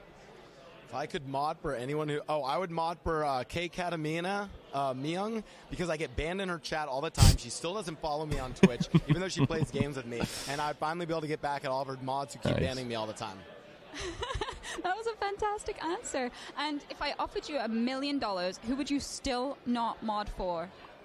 You offered me $1 million. Hassan. God, I would never mod for Hassan. I'm sorry. By the way, he's looking great tonight. I don't know if you guys saw him. I'm really curious what set list he's going to play. If he's singing Frank Sinatra or not. I'm assuming he dressed as a singer on a cruise ship. So I'm really excited to see what kind of songs he brings out. That is a nice save. I'm sure he won't be mad. Thank you so much. We're going to head over to Squeaks. I feel like it was so obvious. Afghans is an OG. We've been talking for a long time. I My think we're like streamer. sort of brothers here, My man. streamer. How excited are you to be here? My streamer. Feels surreal. My streamer. That's my streamer. Nice. Everyone's That's my like, "Who's fucking this guy?" streamer. I'm Afghans. Nice to meet you. Hidden Gem, Who Make a Little Word, either one works for me. We'll bring it home, though. We'll bring it home. We'll bring it home. I love how you say we. This is like reversing the roles. Afghans is the man on the street. We're doing it for the brown people. Yeah, I respect that. Well, Afghans, I mean, it's so good to have you here. Listen, the people want to know, our friends over at Spotify, what song did you listen to get ready today? Oh my God, I love Spotify. Well, listen, here's the deal. I started crying in my bedroom, and so I was listening to Number 3 by Aphex Twins to really just feel like the finite existence of life. And so that felt good in the moment. So that's my go-to. Well, I mean, that was weirdly sad. It's a good thing. Life is great. You know what? I have something for you. What? I have something for you. I brought something for you. Okay, go ahead. Oh, I'm content terrified. pilled 24/7 Afghans. Okay, what do you expect from Okay, me? go I don't ahead. have diversity. Go ahead. So I got you a little shirt. Are you kidding me? Yeah. Afghan's #1 fan. Oh, is this like ironic or is this some sort of ironic? I love it. Is this a promo going on right now? Do we have to hashtag add this? Holy shit, he's I can't afford an ad genius. space. I love This is him. an organic ad, I think, Yeah, as the organic Twitch ad. people say, the big elites. Yeah, I appreciate it. Yeah, well, thank you, man. It's great to have you here. And I didn't know how tall Afghans See you at was. the after party or something. Perfect. Yeah, you won't like big dog me, right? Oh, I will. Don't even. Okay, Afghans perfect. who megalo. No. Thanks so much. We're I cutting mean, I'm over still not to, exactly sure Lud how tall he is. and, Me neither, Hassan. but Because And Squeaks, we're back here from what I with hear, is Nadia pretty and short. two Yeah. of her favorite white knights. That's right. We have both defended you Yes. on the internet. Jack in the Box valiantly tacos and ranch are and very not bad valiantly. legs. How are you Yeah. feeling How do you feel Exactly. Being out here at the Streamer Awards? Now tonight, let me Nadia? say this. I think it's pretty cool. It's Jack my in the first Box time here. tacos I'm pretty new to this stuff. are so I don't know. I didn't know what to expect. B I didn't tier come in with any in expectations, but the it's pretty big. I did tier not know it was list gonna of be this all big. food ever. So I'm not making I'm not saying like Jack in the Box tacos and ranch are like fucking S tier best food ever in the world. I'm just saying for fast food, it feels real. It's cheap, I can't is believe good. we're doing the same thing. Like we're in the same industry. Every time I go to When San see this Diego, I sort of get stuff, Jack I'm in the like, I Box. just sit in my There's living just room, something about it. but I convert it into a studio. It's weird. How about yourself, Nadia? What's your setup looking like? My setup. I don't know if have, that's like, 4 I don't know if that's monitors. true. I mean, Hassan's just tall as fuck. Yeah, 4 monitors. But fair, okay. I feel like you would know the look better than me. Okay. Maybe you know the look. Because this cheating thing, obviously, like you've like used it in a way to like excite a fan base on TikTok specifically by like. If you guys think I cheat, I have like a foot cam, dog cam, cat cam type thing, and you gain viewers from that. Is it something that now you're straying away from? Because it's like, damn, this is annoying shit to deal with every day. Yeah, 100%. I mean, it kind of got old. I milked it as much as possible, which is I think, what I wanted to do. successfully. Yeah. No, because there was either like 2 ways you could I go just about it. You finished could my defend water yourself, or 3 you could seconds just before you use it got to here. your I advantage. swear. So I just used it to my advantage as much as possible. But now it's old, so. Can I One thing you forgot about retroactively is say that, I just you know, Symphony dehydrated? did that, She just as seems well people for a long happy. time, Yeah, but you're a right. woman, Same. People which is happy. why Just I people feel happy like to when be you there. tried doing that, a lot Gotta of run people back later. just Sounds good, Schultz. hung on to it and then never really let that go. Looking back at it, would you do it again? Yeah, I don't Guess that's fine. Okay, thank you. I just don't want to run and refill my water right now. A lot more difficult being a woman because like the backlash was a lot more than I exceeded, but I still would do it again. I will say, honestly, what always blows my mind is that people think that there are cheaters in Warzone. There's barely players in Warzone anymore. Like, who's going to spend that game fell off. What do you think about Warzone 2? It's terrible and it fell off. It's everything Warzone 1 wasn't, so it's kind of like a dead game. I kind of want to get away from Warzone 2 as well. That's so funny. Warzone is a dead game, but I have never enjoyed it more than recently. Swap you out right here. Thank you so much. Yeah. And have a great rest of your evening. Did I get nominated? No, you guys didn't nominate me. No, I did. I tried. That's true. Yeah, E-Rob! That guy got me 20 subs! I nominated you for cutest streamer. Aw. Mm-hmm. Oh my God, you look incredible. You are taller than me. Bro, and this is not how tall you normally are. Yes, this is how tall she is. What do you mean? You gotta get in the middle somewhere. You gotta. We Norway did a experimental, quite controversial Tall. lengthening process. Very. It was supposed to originally be for Nick, but it seems to me like she's the one who took it. How do you feel about that, guys? What's going on? This has been a dream of mine to be, picked up by someone so tall, and this is good for me. It's very fun. Exciting life. All right, you can take it over on that side too. We've never. You nominated me. We did nominate you. You guys nominated? Well, I take everything back then. Holy shit! Tell me what category you guys nominated me for. If you nominated me, tell me. I nominated you for Hidden Gem. I did that one. Steak Day. I did Minecraft streamer. Minecraft. I did Valorant streamer. Holy shit! I didn't do Minecraft one. You can get nominated for anything if you're a variety streamer. Wait, what? Yeah. Said you told me that before. Did at least 2? Damn. Yes, you told me that. I appreciate that. That's not something I do. You probably have an actual alt account. You just banter with me all day long. Yeah, okay, because if I chat as Ludwig, it's way more lame, and your chat And makes then, fun of of me, and course, they hurt my streamer feelings. of the year. That's the fun part of it. No, that's Well, why I yeah, go my alt account yeah. to talk shit and just be a normal. I don't talk shit to you. I'm a chatter. Okay. And every single one of your chatters talk shit. Care, man. It's okay. I swear. All right, well, Take it over. They're you hurting me guys- over here. You guys have come from. Sorry, I was listening to the producer on the background. This is a little chaotic here, but you guys came from a faraway land known as Texas. How was the journey? What is the one thing you're looking forward to in Los Angeles while you're here? Honestly, I don't know why, but the minute he said that they all came from Texas, my perception of what was happening here suddenly shifted. I just all of a sudden was like, Okay, so one the question I have Southerners for are you here. guys is, This so is crazy. Soda has left, or My you brain guys just are- went. You guys are after 10 years. Perception changed. No longer living. It's like with when one you get another. high. How long until he dies? Oh, whoa! Everything's different all of a sudden. Everything. 2 months and then he's dead. These are the nominees: Zach Koblenz, people Well, insane you know, cheering. Regardless Dude, of whatever happens to Soda, you next know, year. I do have a house. Next year, with I'll rooms get if you guys it ever wanna come for sure. Live in Los Angeles, you know. Hidden gem You're next so year, guys. desperate for roommates, bro. Or Nobody maybe wants to I live won't with even be you in your hidden tiny by ass next year. You know what I'm saying? It's You know what I'm not saying? even Maybe I big, blow that's up the and then worst part of all I'll the get fucking nominated for some rumors. real shit or something. I don't know. Tiny ass baby mansion for Okay, Hidden we're gem moving is on. real, Now we're but Squeaks you know with what I League of mean. Legends. Damn it. Baby God ass damn mansion it. for babies. That's right, Squeaks. White. League of Legends. I'm gonna get nominated for White Streamer of the Year. Mansion. Cool. No, I'm just kidding. But no, I get the distinct pleasure and honor. I'm sure the chat is absolutely flooded with pogs and claps. But let me tell you, we're about to find out who wins League of Legends Streamer of the Year right now. If you do, I'm obliterating you. I'm done. What do you mean? Best League of Legends What? streamer. League of The Legends nominees streamer. are Cedral, Dantes, The Balls FFS, What? Lol Tyler 1. I And the winner is You know, I guess those Lol pictures Tyler do 1. fit for League of Legends. Yeah. I was thinking, I was like, what are those pictures? I was like, oh, it's League category. Okay. That makes sense. That makes sense. Yeah. T1's probably going to win this. Well, I win again. Surprising no one. I'm the absolute best in everything I do, and it's not Tyler 1, you're the only League of Legends streamer left, man. squat, 195 IQ, tested on stream. I am a comic book character in real life. Thanks for the votes. Thanks for the award. I earned it.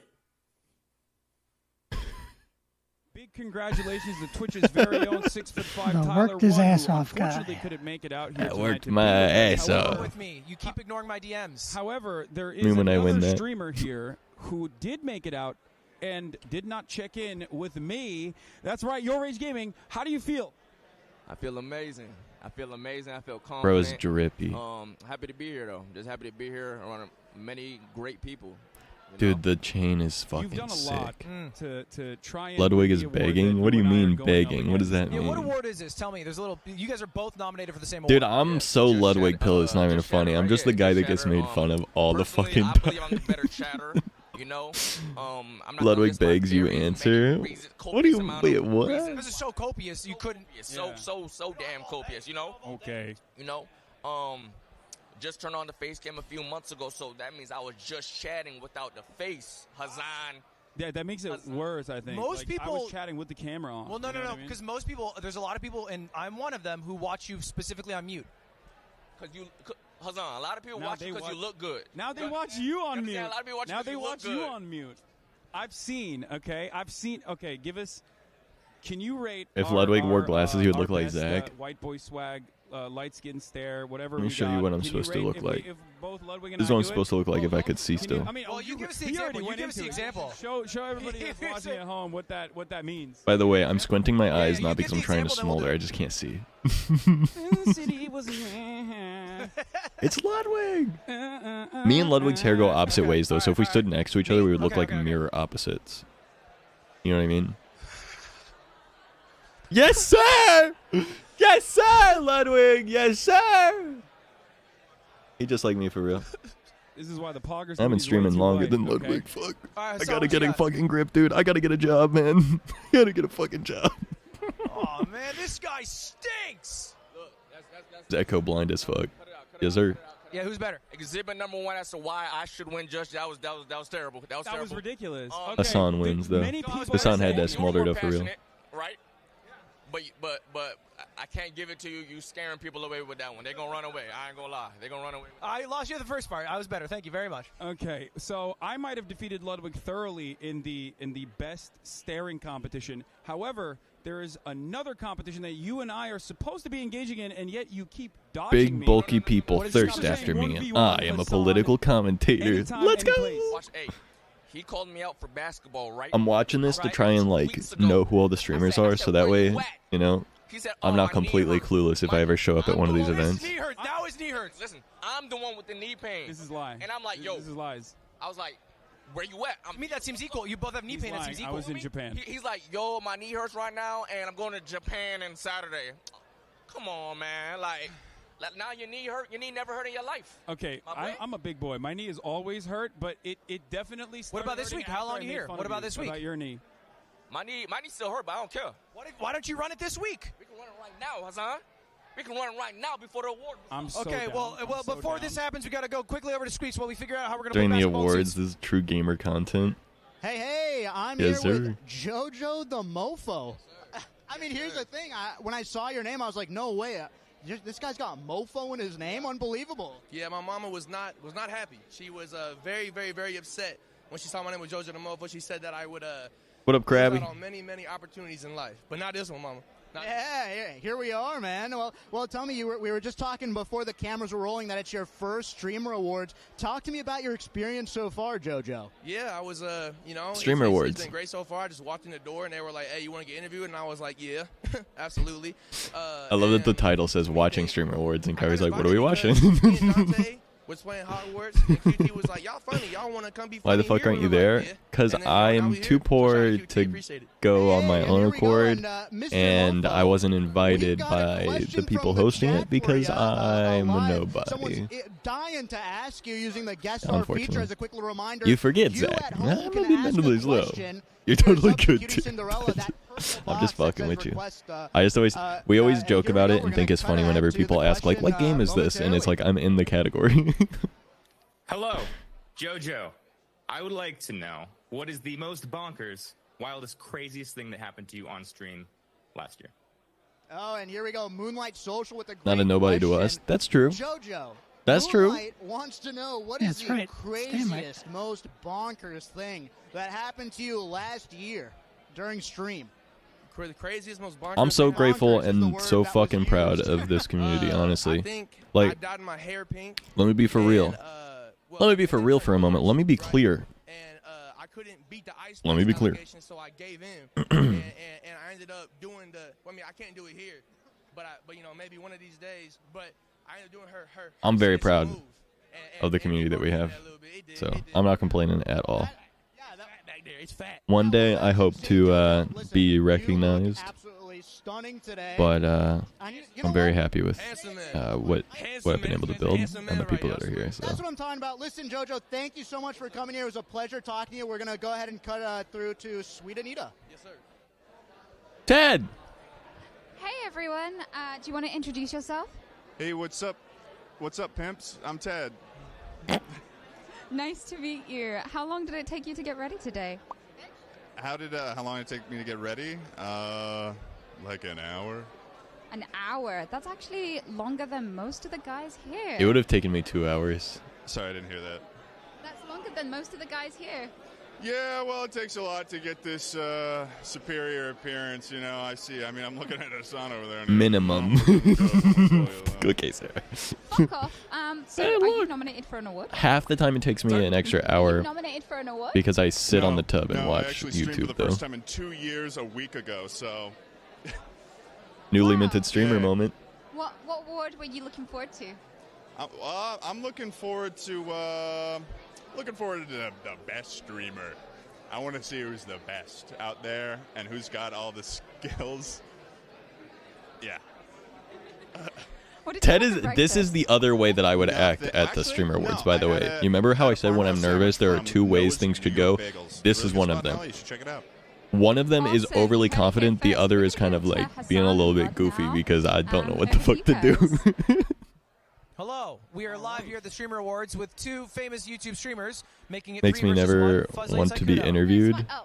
She does have Tourette's, yes. Grabbing the mic, Leslie. 2 hours minimum. My maximum is 5 minutes. God damn. You guys ever think that you guys don't get interviewed? You know what I mean? Pusely's So why dress. don't we interview you guys Orange. tonight? All right. Okay, let's do it. Here you go. Hassan, Oh, Lund, look. what are you guys wearing tonight? This is Dolce & Gabbana as Dolce designed & by Gabbana. Francesco. We both have a Dolce & Gabbana suit on. Did you guys go shopping together? We did not. Into get it this for together. fashion, We were sorry. we were fitted right before. What are you saying? I'm saying we did not get it together. Oh, yeah, looks good. Is that what you bought yesterday on stream? Hassan No, did a good yesterday I job bought, of some Japanese fits, as a matter of fact. dressing because up this year. You bought Japanese fits. Everyone in made LA. fun of him so When much we went last to year. Japan and couldn't Because find nothing fit him in Japan. yeah, that is true. I was there. He knows. He was there with me. I like Was he a Sykkuno's host last He earring. was there when every What's up? retailer laughed at me. Was They he a laughed at host me. They last laughed- year? Every time I went Like an into interviewer? a store, I don't they were remember, like, oh, dude, to be you're a honest. big guy. Okay. Ha ha ha. That's really funny. Yeah. Whereas Sykkuno, you are dripping tonight. I don't What are think you he wearing? was, What is but I this don't pendant remember on either. your- He doesn't look like he's dressed like a Republican senator this year. I'm so What is this proud. right I here? know, right? Bro got a haircut. He's left leaning again. Like, what, no, what is this one right here? I think last year, didn't he like buy his stuff like the day of or We something? do have an award weird? for him, by the way. I don't remember. I remember someone doing that. Listen, Well, I don't know anything I'm wearing I tonight mean- except for this clutch. It's awesome. No, It's that was someone else. Never mind. Alexander McQueen, not Lightning McQueen. Okay, what are you guys most excited to see here tonight? Ray and Cutie hosting and killing it. Oh, is Ray co-hosting? The show. Yes. If you Hell guys yeah. win Best Charity Stream with the Roomies Charity Week, do I Yeah, get I the think award? Maya's there, but Ray is the official co-host. Toilet. And we're on. We're on. I was there, I think too, Squeaks. I think so. Squeaks. Local money one. Yeah, stop asking questions. Stop fucking talking to me. Stop talking to me. Stop talking to me. Stop talking to me. Stop talking to me. Stop talking to me. Foosley's so We're chill. going over to Squeaks, I think. I don't know, one of those people. Well, great. Thank you so much, Lud. I'm here with Chris next door. Took Colonel Sanders' suit. Chris, Yup. music Hassan maker, extra crispy. absolute world class, world renowned. I will now Chris, feel tell less me, guilty about eating this What do you cupcake. mean Let's I'm gassing you go. up? I see you're all your friends that a are over golf there wearing gassing jacket? each other up. Mhm. I mean, I'm sure the mic can God. pick it up. Chris, talk to me about your music making process. Shout out 5 Star, Black Boy Max. You know, if it wasn't for him, I wouldn't even have done the music stuff to start. You know, but I'm not lying. I'm not lying. We have like a group of hecklers also over here. We got a whole fan club. Support. This is the first time I've heard of this person, but they seem really sweet. Okay, Chris, tell me about your outfit right now. What you sporting here? Like the dress code, I was like, bro, come on, I'm not a suits person. I don't wear suits, and I don't. That's too. You know what I'm saying? I don't. Well, listen, it would be so awkward because if it wasn't a suit requirement, I would have worn the exact same thing. I'm telling you, it would have been really awkward. I mean, you already fly with the suit. I'm fly, yeah, like on the street, like regularly, like Something makes me Peepo giggle like a little slut when Squeak says he'd be dressed the same and then says he's fly. Let me tell you, what do you mean? Nobody said that. Nobody. Listen, I go to TJ Maxx, Ross, Dress for Less. I got all the great deals, the coupons, man. I'm fly. Okay, where do you shop? I just Oh, people giggling like a little slut right now. Yeah, no free promo. I actually don't know. I just randomly I go and grill and stuff I just I get stuff from there. But Well, let me tell you, Chris. Even though you're not wearing a suit, you look great. Is there anyone here you're excited to I'm meet? ascending. Hassan again. Always right? You know giggling what like a I'm little saying? slut. I I'm a bit of a haven't seen slut. Hassan I'm for a bit of a while, little you know what I'm slut, saying? but It's just good for to you, see Sarah. him again, I mean, and, shit. I'm just happy Shit. to be here. Type shit. Yeah, well, we're happy to have you here. I mean, Hey. is this your first award show? I just feel different, bro. I came out the red carpet. I was like, hold on, Dude, it suits you, man. Huh? Oh, the Charlies! The Charlies! The Charlies are back! I'm nervous. I got, bro. You know who my combo? Holy shit! I just farted myself. I got so excited I farted. Be a tough one, but try and enjoy it while you're here. I saw my 3 first Charlies. stream I award fucking show. shit I'm just trying myself. to soak it in. I mean, it's beautiful. This is my first one, man. He's like a puppy. My little puppy. Thank you for telling us. I thought you guys would think it was funny and giggle. Well, that's exactly what I was going for, Chris. I wanted to be a salesman. Oh, yeah? Hey, do you have a phone that I could borrow? You don't? Well, let me tell you. Here it is. There you go, man. I got you. Hey, thank you. Thank you, Chris, for joining me. It was so nice to meet you, man. I'm sure we'll see each other again. Perfect. We're no longer Improv. Do not put me on the spot.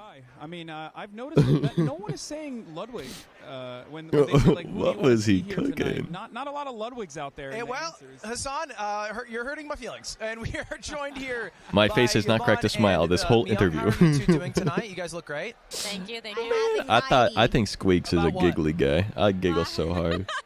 Oh, yeah. She's gonna break down. So many big lights. Not that whole Why is there a one. red I carpet? love Squeaks.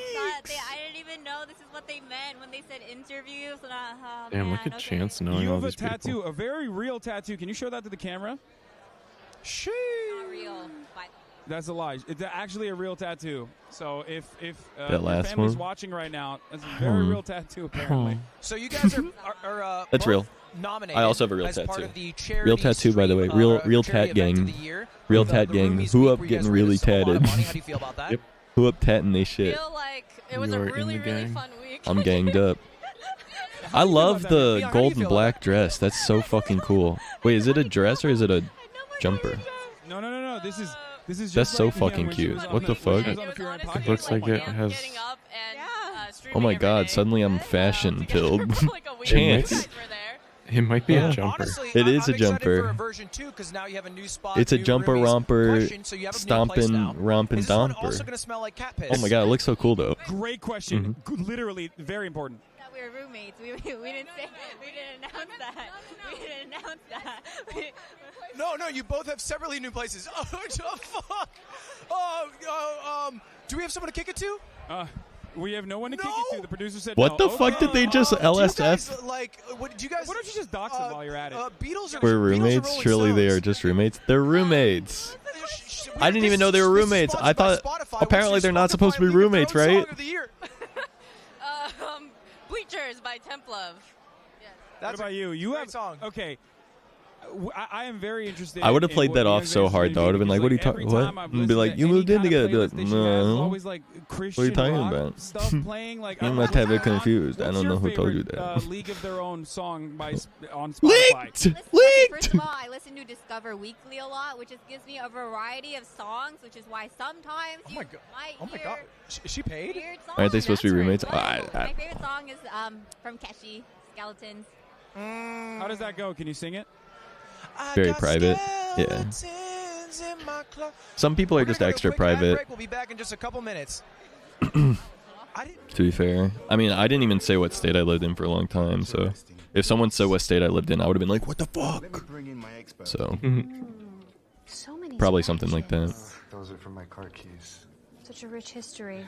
This won't do well at auction. Both admitted it. I don't know. I keep zoning out. My attention deficit is fucking through the fucking sky. I can't fucking think straight for more than 2 seconds. I keep having to ask you guys what's going on the screen in front of me. A lot of battery life on stream. Oro TV, so it's supposed to be private. Ah, yeah, I gotcha. Irrelevant. Ooh. Who wants to buy me a relevant hoodie? Thank you guys so much for this. Silly Zach, sorry. Weird streamer contract that they couldn't be roommates wouldn't surprise me. Oh, that would be wacky. Yeah, I mean, you're right. That wouldn't surprise me. Like a part of some like org or something where they wouldn't let them live together for whatever reason or One of something. the streamers that I was the most excited to meet. He said this to so many people. Don't believe his lies. He says to everybody, bro. He just bro. that's He not says true. to every. He has no name. If you like Dante, name 10 of his streams he's done in the past day. That's in the past day. Yeah, Same fake fan. thing. I can't even name 10 of your streams either, and I see you all the time. Well, it's because I'm on YouTube. It's hard to find. Anyway, true. Dante, of the people here, you're actually a gamer, so I want you to answer this question. Best video game of all time. Bro, damn, what are we talking, like PlayStation 2, or are we talking like what system? I didn't stutter. All time. I don't know. One game. I like Kingdom Shadow Hearts of the 2. Colossus. That's a great answer. I've never Okay, played Michael that B. game, Jordan but I would say recently it came out if with I was 5 asked. starter animes. I don't know if you've seen What's the this. greatest game of all time? Shadow of the Colossus, hands down. Why? Great game. Never mind. Yeah, Okay. good Change choice. the game. It's like Zelda, but for People grown-ups. with anime, they go crazy about that. I'm not trying to deal with that. How many hours do you have in it? 0. I know nothing about it. I've seen 0 gameplay. But I think it's cringe. I don't like it. I'm just saying, bro. I'm saying I don't like it. I'm saying I You don't like it. definitely should play it if you It's a can. hate watch thing. And weebs. I tried to especially, find the copy. Someone got my brother Shadow of the Colossus for PS2 when we were kids, and he played a bit of it, and I tried to play it, but I was a child, so I couldn't fucking get it. And I just couldn't. I just remember I rode a horse. What is that award? Yeah, you do a lot of horse ride. Yeah, I rode a horse, Variety streamer, and right? then I was like, I don't know, It's I close. can't do It's this. close. How you feel? And I tried to find it, and I couldn't find it, so I guess I'll just have to Yeah, get it. XQC. So it's like, Hmm. probably gonna lose. probably gonna lose, but you know the W and L community is we're kind of banding together. Do you think 2023 is the year where the bridge is crossed? Yeah. Like PewDiePie style? What do you mean? Jesus Christ. He's racist. No, He's racist. No, He's a I racist didn't. guy. Why It's would I weird. didn't even think of that. We're gonna. It's weird that right he now? just said that. Hassan, dude, get a fucking grip. He's used to it happening to him. He's Oh, finally had Webby. something to someone else. So we have. Hello, or what?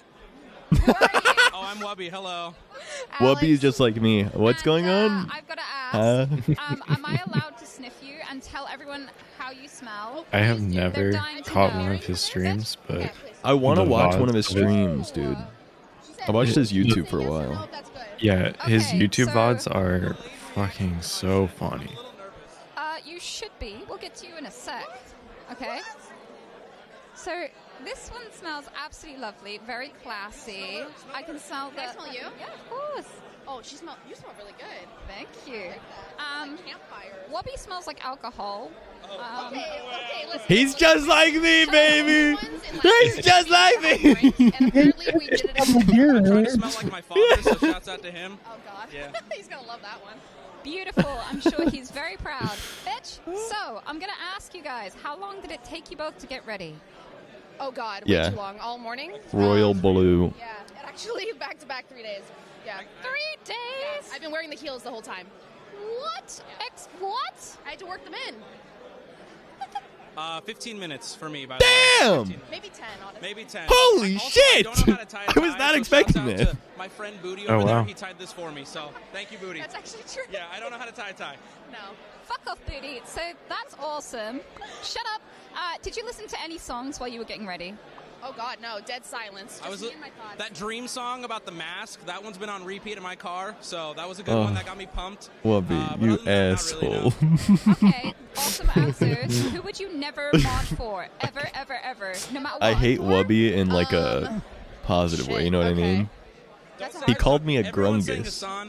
That's the rookie answer. Wait, he called you? I'm Yeah. gonna say myself. Wow. My chat is Yeah, he toxic. rated Why? me The back best in like way possible, 2018 but when he I had don't like wanna only get 100 involved something in viewers. I would never mod for you either. I am a mod, but I don't do any modding. And he asked me if I was a grungo or something like that. I'm sorry. And I was like, what does that mean? He's like, I don't know. I'll pull up his user card just to show it. I love pulling up his user card. It's my favorite. Fuck off. This has been two absolutely awesome people. Thank you both so much. You look great. Fuck off. We're gonna head to Dickheads to Here it Blood is. and Hassan. Piss off. Are you our garbungo? We are dickheads. Joined by. I don't know what it means either. I just wanted to fit in. I'm Gucci. How are you? But yeah, that was 2018. I feel great. You guys look great. This Shout place is out. amazing. This Shout is out, way Wubby. bigger than anything I'm used to, so I'm pumped. Yeah, I mean, okay, like, you're selling yourself short a little bit here, right? Ooh, You're Gotham taking shorts Chess, right now. baby. Your YouTube channel's Yeah. blowing up. Shout In out to about a month or Levy. two, you're going to pass a million subscribers. I By love the end of the him. year, you'll probably be at 10, Bro's about to 20 perform a million. Queen's What's Gambit the secret, bro? How are you doing this? How are you working so much? after a Scandinavian Open. Unlike you. But Zach, that's not how a Queen's Gambit works. Fuck you. Fuck you. Don't care. Scandinavian Open into Queen's Gambit. Fuck you. That's true. I'll give you that. Well, honestly, you've had a really Somehow. They're like, Somehow Zach is saying words that make sense, but not together. I got some tough competition for sure. I think everybody does a lot of things differently in the chess world. Levy's You great. asked me what the secret was. Literally I think, no one else. chess is Night. every- We are like a fucking game nerds, that me and every you. gamer My plays, man. right? You play My against man. your friends, everybody here probably has given it a shot at some point. I love Gotham Chess. I watched so much Gotham Chess for a while. Yeah, back. Have you Yeah, thought about good. incorporating I boxing was just gonna into your say, chess videos? Gotham Chess is on. They had Anna Kremling on earlier. Oh, yeah. Incredible women grandmaster. I think that's the only ones I've seen so far. Isn't Cutie a Yeah, leave the misogyny up to WGN? Ludwig. I He is the handle that number one department. Cutie? I'm really good at Yeah. that. That's fair. I don't know which mic I got to talk into, but No. listen, she's been coming Are you at me sure? for months, and I always say it's weird. Like, what A what do I women's say? She says grandmaster? she wants to beat me up. I just Thought got to take so. the L, right? I just got to say she's going to win the fight because what's the counter argument? Something like that. Equal rights and equal lefts. That's the Let counter me look up her argument. ranking. There you go. She's Grandmaster super is into like chess. 2200 I think, plus. Anyway, Levy, what are the I chances thought you that do she a was chess like. boxing I this year? thought that You she know what I mean? was. Commentary or Oh, maybe it was like a for a actually doing second, the fighting? like she got Would you wanna do the called fighting? one on No, I like like for a doing the chess stream or commentary. something, like Would you play me a back if I had more honorary subs than you? something. For Oh, commentary? maybe. I'll invite you for commentary no matter Yeah, because what. like You give even a lot like subs to me. What about like me? Can I come? Alexander Botez is a grandmaster. Her sister is an international master. Let's go to Squeak. Hey, well, I'm back here with Masayoshi. Leave it to Ludwig and Hassan. I was watching so much Gotham chess back during last when I was like, remember early 2021 when we started last and I was just like fucking playing chess for whatever reason. I was just super into chess. I just got here. Oh yeah, so you just came from the red carpet? Yep, pretty much. Okay, well, listen, hopefully it's going to be great starting from now. And Masayoshi, the Twitch chat is dying to ask you a question using our guest star feature. And if I know anything about Masayoshi, he loves talking to the chat. Let me tell you. Once again, as a reminder, if you're a sub to Cutie Cinderella, there's a purple button to request to join the conversation using Twitch's guest star feature. So let's go ahead and cut to the Twitch chat for a guest star question. Oh no! Oh no! Why? Hey, well, thank you so much for that question. I am Enzi. Unfortunately, we didn't get the audio there, but here's what I'm going to say. This is what I can read. Oh, it's always so unfortunate when guessing that with someone with your Valorant caliber, something like that happens, man.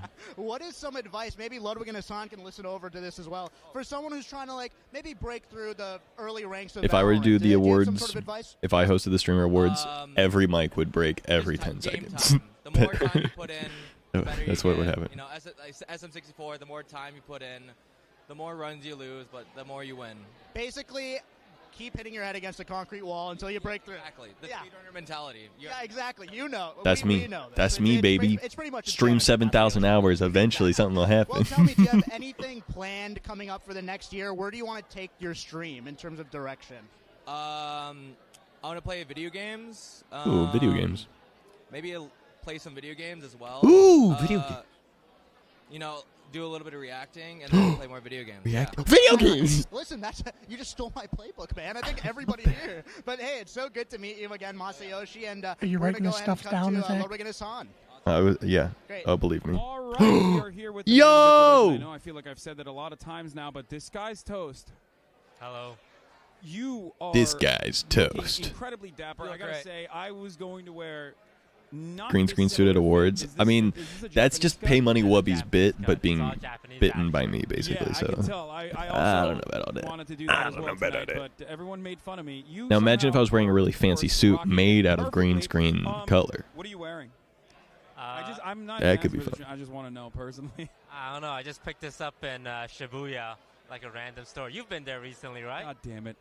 Yes, I have. Just go to Japan and buy an outfit. It's not that complicated. Oh yeah, Hassan. yeah, it's so You just- simple, right? You can't go wear buy shit one. with your big fat ass. So what are you talking about? First of all, they hemmed my jeans so my ass would fit inside of it. Anyway, Toast, you've been starting some trends lately, and I've been biting your shit. XQC's maybe biting your shit. Rumors by being an owner of a team org. This was a terrible idea, and you've screwed me over. Yeah, I didn't expect you guys to get into it. Like, I knew what I was getting into, which is like just losing $500,000, but you jumped in with me. I don't know. I thought I joined Moist, and I was like, at first, I was like, I'll just coast and then, get some clout from Charlie. No offense, Charlie. That's what I was thinking. And then I was like, you know what? I don't know what he was wearing last time, but it looked like Southern. Yeah, I mean, how much are you paying your players? And people made fun of him for looking right wing or whatever. I'm paying Was with them basically way the too much. meme. I pay them whatever goes on this credit card that I have, that I've had for a while now. What does that say on I don't the want to credit show card? this on Yeah. stream, but I'm holding Disguised Toast credit card. I've had this for 4 months. I'm gonna slip this back here into your hand. Did you not need that? Well, that's just one of my many credit cards. Yeah. As a team owner right there. Damn. Wait, who won? Because you guys had like a little friendly bout going. We haven't had a friendly bout yet. Oh, okay. He's in a different side of the bracket. Do you want to do it? Do you want to lock it in right now? We do a bout together?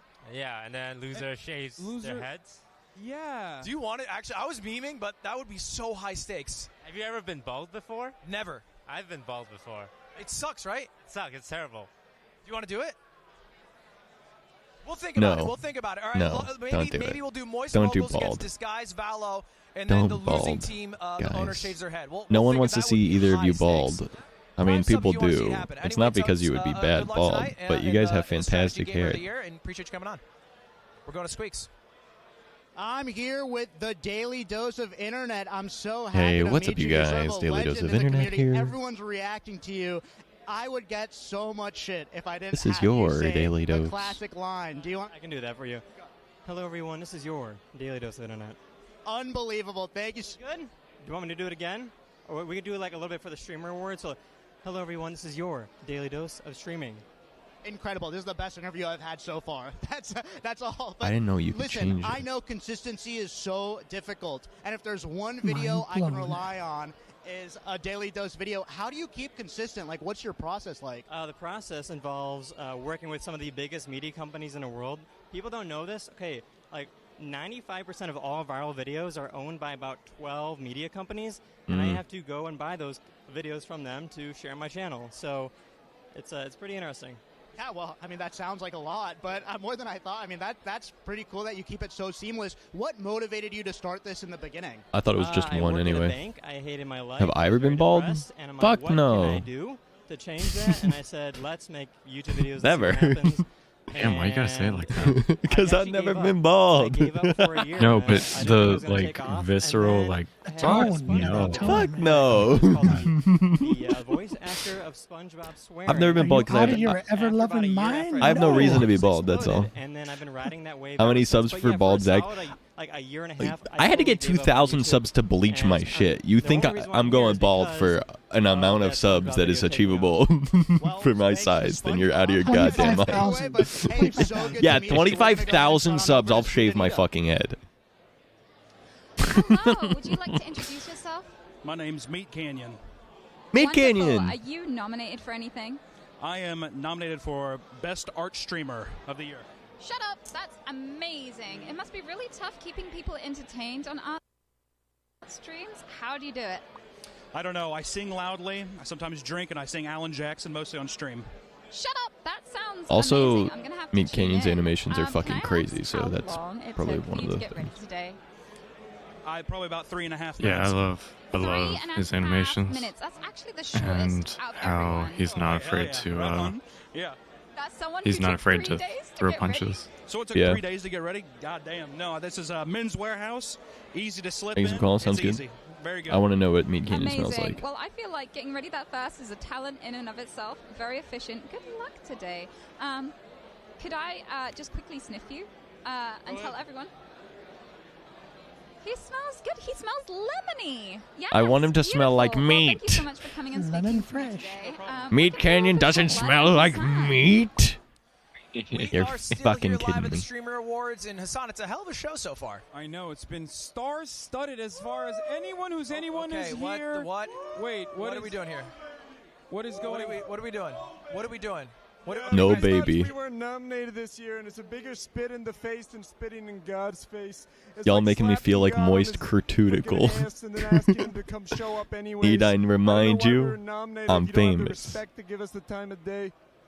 Is this a protest? This is a protest. Yep. Protest. Yeah. That's Joel Haver, right? Y'all making me feel like moist crutudical right now. Crutudical. A What does that even second-class mean? citizen. A second-class citizen. Oh, 'cause two. It's like an afterthought, but not like a good afterthought, like the Chow Garden and Sonic Adventure Battle 2. Chow Garden More is like a Sonic bad Adventure Battle afterthought, like the 2! script in Avatar: The Way of Water. Sorry. Have you ever heard of the I love Chow Garden in Sonic Adventure Battle 2. You are Yeah, the I kind of carried the franchise, and you didn't have the guts to nominate us. So now we're on protest. All right, well, okay, well, let me ask you guys, what should you have been nominated for?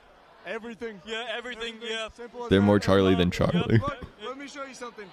What we have here is Brendan Fraser's talented actor Bathwater. Yep. What? So when he was filming The Whale, after the shoot, he took off the fat suit, and for about 6 hours each day of shooting, he would soak in a bath. This is 75% Brendan Fraser sweat, Don't drink it. 25% Don't drink. water. Don't drink it. Don't Can I drink. get a sip of that? Don't drink it. Don't drink it. It's gonna mess me up. I'm a big fan of Don't The drink Mummy. Well, when you drink it, you get Brendan Fraser's talent time 1,000. All right, we got to get out of here. We're going to Sweet Anita. Do we have security for these guys? Let's go. Let's get out of here. Let's get out of here. Hi, everyone. Do you want to introduce yourself? Hi, I'm Tubbo. I play Minecraft. Nice. Are you nominated for any awards? The Minecraft one. Wow, what a surprise! Shut up. So, are you looking forward to anything today? Dude, I've never been in a place this insane before. I'm looking forward just to say hi to people, I guess. I don't know, man. Well, to be fair, so am I. I can't wait. Can I ask you, is there anyone you would never mod for? Even if they give you $1 million, is there someone you would never ever mod for? I don't reckon I'd want to be an XQC mod. Ooh. That's good. I'm very dyslexic. I can't read very fast. That's the main thing. I reckon it just wouldn't be possible for me. Just be deleting juicers left and right. That's a very fair answer. But if you could mod for someone... Tubbo says, I can't read very fast. Tubbo has almost the same size chat as XQC most of the time. Hasanabi, nice. He seems goofy. He's a Minecraft streamer. We're all goofy. Is that okay? Yeah, sure. Okay. He's also very young. This is the most stressed I've ever been. Well, I can tell you now, you smell pretty good. The suit smells good. He kind of smells like the sea. You smell kind of ocean fresh. Ocean fresh. I'll take that. Brad, you don't understand. 90% of my community came from being a full-time Minecraft streamer. By the books, I'm a Minecraft streamer. I'll ask you is, do you have any guilty pleasures aside, off stream? I cook salmon in the microwave with milk and it tastes good. What? What? That makes me want to barf. It's excellent. I don't know what to tell you. Salmon in the microwave with a bit of milk. Stops the smell. Tastes just as good. Well, I wasn't expecting that answer, but it was great. It was really awesome to meet you. Get fucked. And I hope you have fuck off. I hope you have a really great night. Thank you. I appreciate it. We're now going over to Squeaks. British thing I've ever I'm here with PG. PG, how are you feeling Those chat is all tonight? weird, champing and hawing right now. From this side of the camera. It's crazy. Nice. I was expecting a big turnout, but I wasn't Zilk expecting guy. this though. This is insane. This is insane. It's beautiful to see like what we love to do. You know, streaming to be able to showcase, you know, to the world. So this is amazing. Yeah, I mean, for sure. I mean, it's been a great excuse just to meet a bunch of people. I mean, PG and I were talking before, and PG was telling me he's planning to play like a variety of games. PG, let's start the drama. Best game you've played last year. Best game? The one you enjoyed the most. I'm going to have to say God of War. God of War, the new God of War? Easily. It was so good. Close. Elden Ring, not even close. Sorry. See, that's drama. Huge drop coming out. That is drama. This isn't PG, it's R. Well, let me tell you, next year we got a huge catalog of L games coming up. What are you most looking forward to? For this upcoming year? This upcoming year. In 2 weeks, Resident Evil 4. Easily. I'm so excited for that. Did you play the demo? Absolutely. It looks so good. It's great. I love Resident. The remakes have been great. Well, listen, PG, it was great to meet you. We're going to go ahead and cut to Ludwig and Hassan. And we're back here with Tina Kitten, one of my favorite streamers, I would say. Definitely incredibly cozy. Tears of the Kingdom. How do you do it, Tina?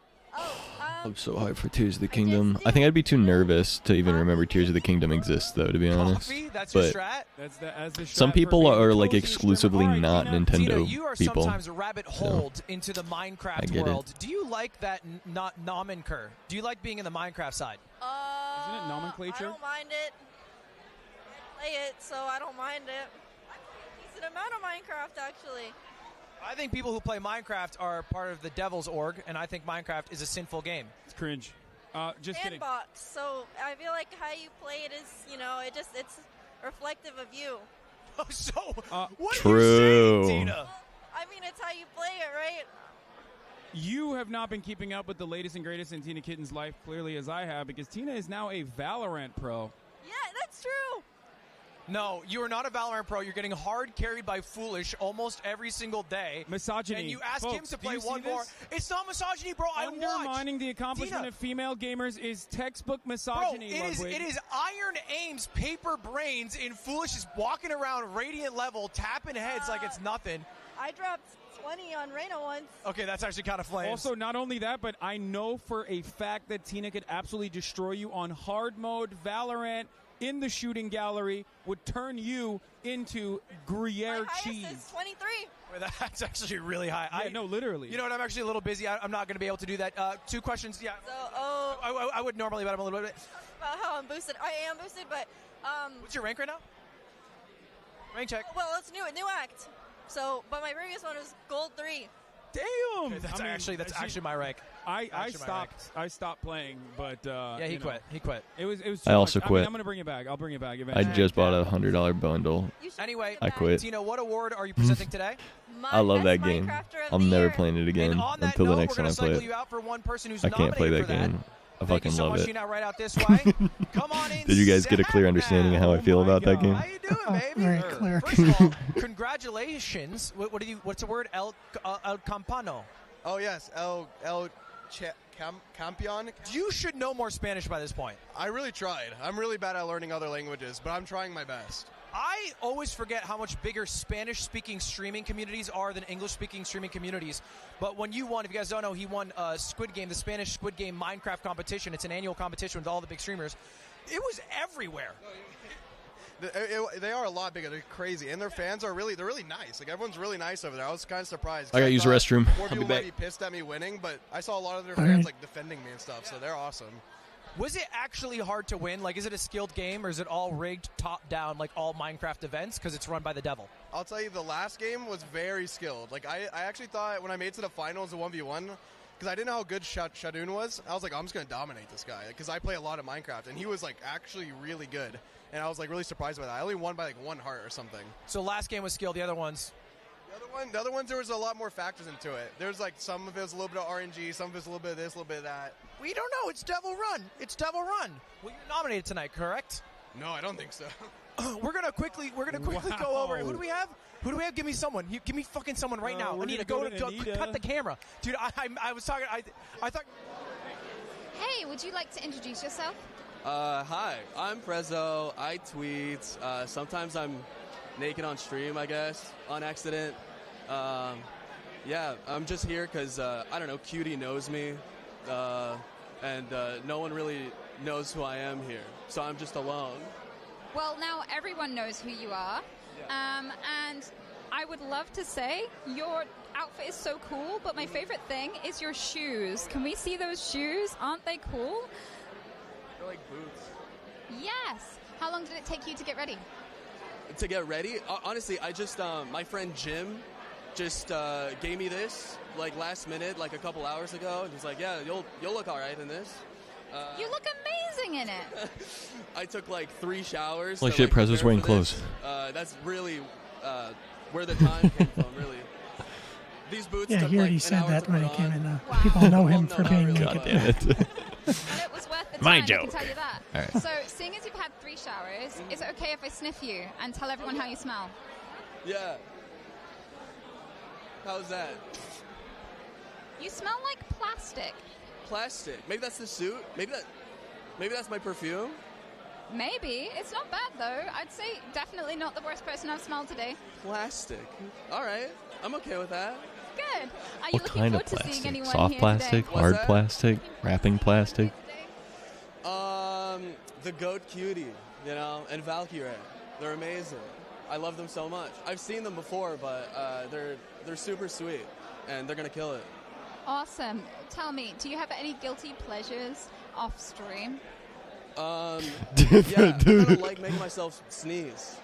Like I put like toothpicks in my nose and You just can make tell myself that's not the sneeze, first like, thing over that and over came and to over again. Prezzo's That's probably mind bad, based on the face but Prezzo I do made. like doing that a lot. Prezzo went, Your nose is clean. I think I'm... Yeah. That's a pretty awesome one, actually. Well, thank I you so got much for cozy. being I'm here. all It was comfy lovely now. to meet you. Fuck off. It's cold in my room. Eyes went wide. We're I going went, over to Dickheads to Hassan and Lud. And we're back here with Carl Jacobs, who still hasn't finished It Takes Two, and also George, the man, the myth, the legend himself. Like, I'm going to stop hey, saying I haven't that. finished It's so It bad. Takes He Two said it for either 4 yet. people. We We're will, gonna we do the will, we intros will, we next. will, we will, I we gotta will. know. Don't worry. Yeah. I'm here with two good-looking white guys that play Minecraft. How's it going? Oh, it's just going well. We're just talking over each other. It's just splendid, isn't it? I'm super pumped because we have an announcement to make here. Wait, Okay? live at the Streamer Awards. Right here. Live announcement. Right now. There's hundreds of thousands of people watching. There's hundreds of thousands of people. Ready? Are you gonna announce it right now? Yeah. Wait, should we do it? 1, 2, 3. We're joining Kick. Yeah, we're announcing that together. Okay. Can you guys do me a favor? Can you turn around? Yeah. I want you to read out some of the sponsors. We got Fansly. That's really cool. Keep going. Spotify. Right. What is that, Fansly again? Yeah, Twitch, bro. There's one right there. Twitch. You can't announce that you're on a different. It's a really. It feels like the right fit for us. We're super pumped. Okay, let me ask you something. Look, what's your first stream on Kick? And Ringo what and body Paul. part are you showing absolutely? All right, 1, 2, 3. Steak.com. That's what I was going to say. He took the words right out of my mouth. Okay, yeah, really looking forward to the streams on Kick.com, guys. They just polled 2 streamers that stream a collective of 50 hours a year. That's pretty exciting for them. Yeah, together I think we stream 50 hours a year as well. Yeah, that's what he just said. But he was talking about you. He's British. He's British. British people are a little slower. Okay, before we go, we gotta I ask. gotta We gotta ask. What are you wearing? Who are you wearing? Thank you so much. I'm wearing Dolce & Gabbana. Oh, wait, that's you. That's me. Rich piece of shit. Oh, whoa. This was free. Whoa, let it fly. This whoa. was free. What are you wearing? It's just a suit. I don't really know, honestly. It got placed in front of me, and I said yes. It looks good. Do you have makeup on? Just a little bit. Okay, because your skin looks flawless right now. I was thinking the same thing. Anyway, I was we're like, kicking it Georgia over. has Gentlemen, flawless appreciate skin, you. I think and we're I'm going to upset. Squeaks, who's got a dual interview. Squeaks, Godspeed over there. Two's tough. Hey, thanks so much, Ludwig. I'm here with Oh the my God. world-renowned Sear and Peach. You guys have to tell me about your outfits right now. I mean, what is going on? So I'm out here promoting my baby's new album, and our outfits were done by Big Bertha's out in Austin, and we just got these joutfits custom made. Let me say that again, joutfits. Unbelievable. Sear? Yeah, I'm just out here having a good time. Fucking love I guess Sear. you could say. It's an absolute pleasure to make you be your acquaintance here today. You know, I'm just talking about my new jam here today. It's God's will, it's God right. Hell, I gotta fight. So. Wow, unbelievable duo coming out. Talk to me about your, what would you call this six-pack here, I think? So my baby just bought me a Budweiser six-pack before I got here, and I didn't have anything else to wear. So I stuck my phone in there, and he said it looked great. So I decided to wear it. Well, let me tell you, it looks amazing. I mean, you guys look awesome. Is there something in particular you're looking forward to during the Streamer Awards right now? Yeah, Jesus Christ himself. I hope he walks himself up on that stage and he looks at me and says, hell, you coming up with me? Next Pearly Gates? That's you, buddy boy. Well, let me tell you, Jesus is in all of us tonight, and I can see Jesus is in all 3 of us. Bless each and every one of you. I mean, Jesus is deep within me right now. well, that's an exclusive break you're coming on here. Jesus is deep within all of us, I guess. And let me tell you, is there an award that you're looking for? Fuck, maybe? dude. Streamer of the year? I want NMP LOL to win. Yeah. That's my guess right now. Yeah. As well, you too? Yeah. I'm not sure, sir. That's our boy. That's our boy. I don't know her very Awesome. well. Well, hey, thank you guys. Absolutely lovely duo. I'm so honored to have the chance to interview you. We're going to be cutting over to Ludwig. Are they and for Hassan real? Right now. Are they for real? And we are back here. Yeah, that's actually how they are in real life. Yeah. Because obviously Tarek's a spectator. Quarter J, Jody, how you feeling today? Peach. I'm good. I'm a Pretty little sure. nervous, but I think that's what they called her. Peachy. What are you nervous about? What do you like? I can't when remember. you walk into this building, like, what are your They're first literally thoughts? not for real. No, they're so real. That's a lot of people. Yeah, that's fair. That's how they fair. really I are. feel like people That's forget really that how we they have are. collected streamers in a room who don't have the highest social intelligence because we all sit in our basements for the most part streaming every day. Yep. Yeah, I'm also really nervous about presenting an award. So You're presenting for League of Their Own, right? Yep. Say Ludwig. And the winner is Ludwig. Yeah. So if you read something else, what do you say? The Ludwig. You say Will Neff. No. You say Ludwig. Why are you switching? 100 subs. What do I'll you give you mean? 100 What do you subs. Ludwig. 1,000 subs. Will Neff. I back out. This guy's got money for days. I don't got it like that. Yeah, it's because I don't buy esports organizations for no reason. Have you thought about buying an esports team? Okay, low-key I have, but I don't have the money for it. But I was like, damn, everybody else kind of makes me want one, but I don't have that kind of money. Okay, I have I want an pitch for you. esports team. Moist Moguls, quarter Moist Moguls. You give us like $150K, partial investor. Look at the way every you just, single look at the way month. you just dropped 150K like it's not a big deal. Casually. Okay, well I dropped 500K, so like maybe 150K is not that much. I feel like 150K for an esports team is like a fucking steal, especially as like a top 100 streamer or whatever. We'll talk about it. Right? All I'm saying Am I is wrong? she might be better I suited mean, to playing shit, in your 150K. esports team. Damn, it's pretty cheap. No, she wouldn't. Why? She's Look, cracked. I make She's less than cracked. $20,000 a year, watch but Jody I would every drop night. 150K I on used it. to- No, Yes. Well, no. It's an investment. When I play Valo, I play 2 games of in Valo. advertising, you get something Jody on decent the back. side stream. Once with him while he was drunk. How bad was he? How bad was he? Low-key actually really good. That's a steal, yeah. Have you played with Hassan ever?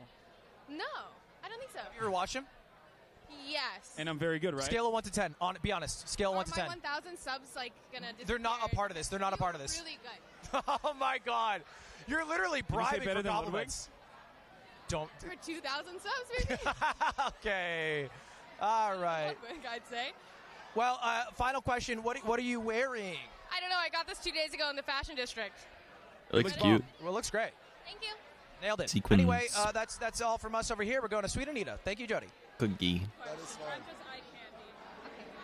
Oh, hi everyone. Would you like to introduce yourself? Hello, everyone. I am Russell or Rhyme, but I'm being interviewed as Ms. Kiff. So, what do you think about my outfit, huh? You look like shit, Miss Kiff. Do you even try? I did try my best. I actually spent hours. It took me about 3.5 hours, maybe 4 hours working on this. So I do appreciate the compliment. Thank you very much. Awesome. So you asked if you could be my mod in 2019, Miss Kiff. I did. Can I? Is that You still want the role? Of course. Fuck off. Fuck off. Maybe when you have nicer things to say about my mods, I'll let you in. No, that's completely understandable. I get it. I mean, a lot of people hate on me. I mean, for no reason, but like, you know, I get it. I understand. You know, when a guy comes here dressed this nice, it's kind of hard to not envy someone like me, you know? Like when you come dressed in you know, full-blown Gucci, Dolce, Prada, Versace, you know, people just, they tend to envy, you know? So it's by me, by the way, personal assistant, designer, everything. Sure is.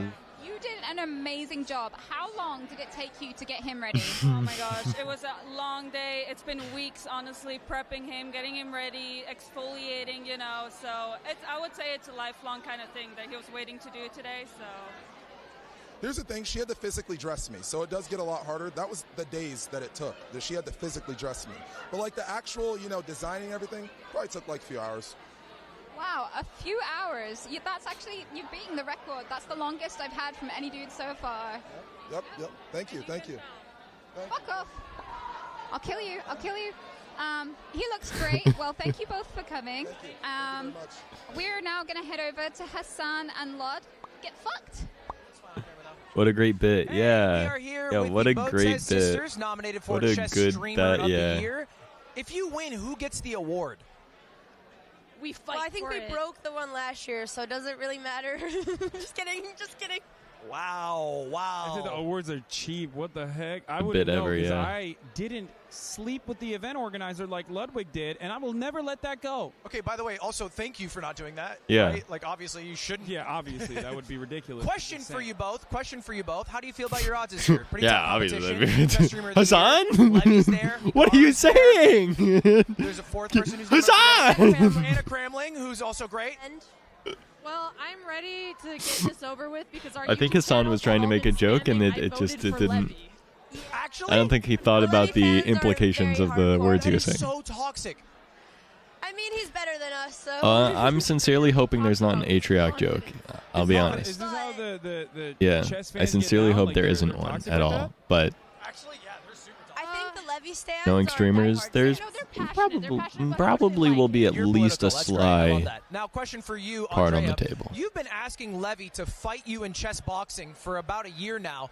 Would you actually fight It'd be him? And funny. do you I think don't it's problematic really if think he it fights would you? be. I think it would be like the bit a video this week 'cause he was in for town Ms. where we Kiff would kind of chess box thing. each other. I personally don't think that bits about people that are canceled are funny. I personally think they just make me go, ugh, because I remember the thing and then I remember the people and what happened and I just go, ooh, unhappy and uncomfortable. Is that not a chess reference? I don't fucking know.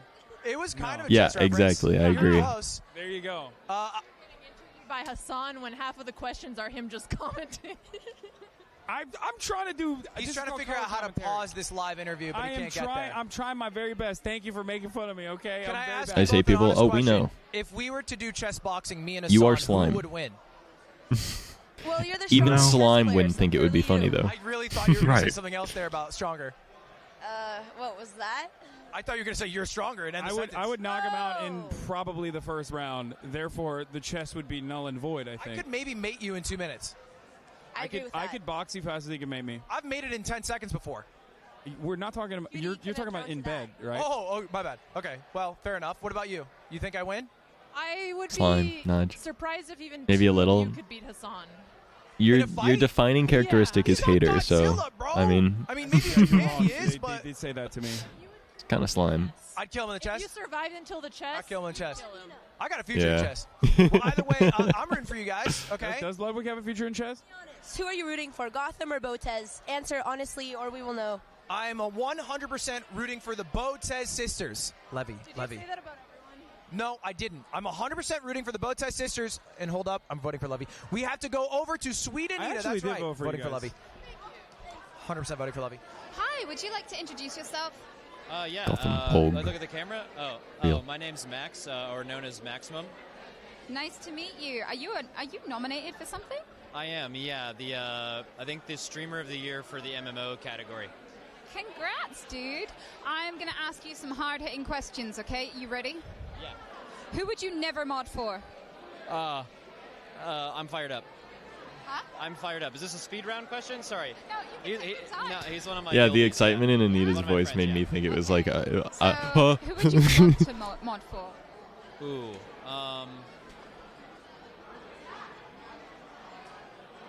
I don't know. Who do I mod? I don't know if I do mod for. Growl and Dorky, the cats. They're a couple of WoW streamers. Nice. You've been chosen, guys. Am I allowed to sniff you? I know it's a really weird question, but am I allowed to smell you? Yeah, go ahead. Okay. Hopefully good. He smells good. You kind of smell like lemony. Have you sniff checked everyone? Yes. Okay. Well, And you- how do I rank on the sniffs you've done today? Minus 42, you bitch. No, I don't. Fuck off. I fuck off. I don't mean it. You're actually really good. You're probably one of the better ones. Hater. If I'm honest with you. Real. Yep. That's good for a gamer. We like to hear that. Congrats. Zechobot agrees. Did you manage to eat before you came? No. And there's food, definitely food here, right? Yeah.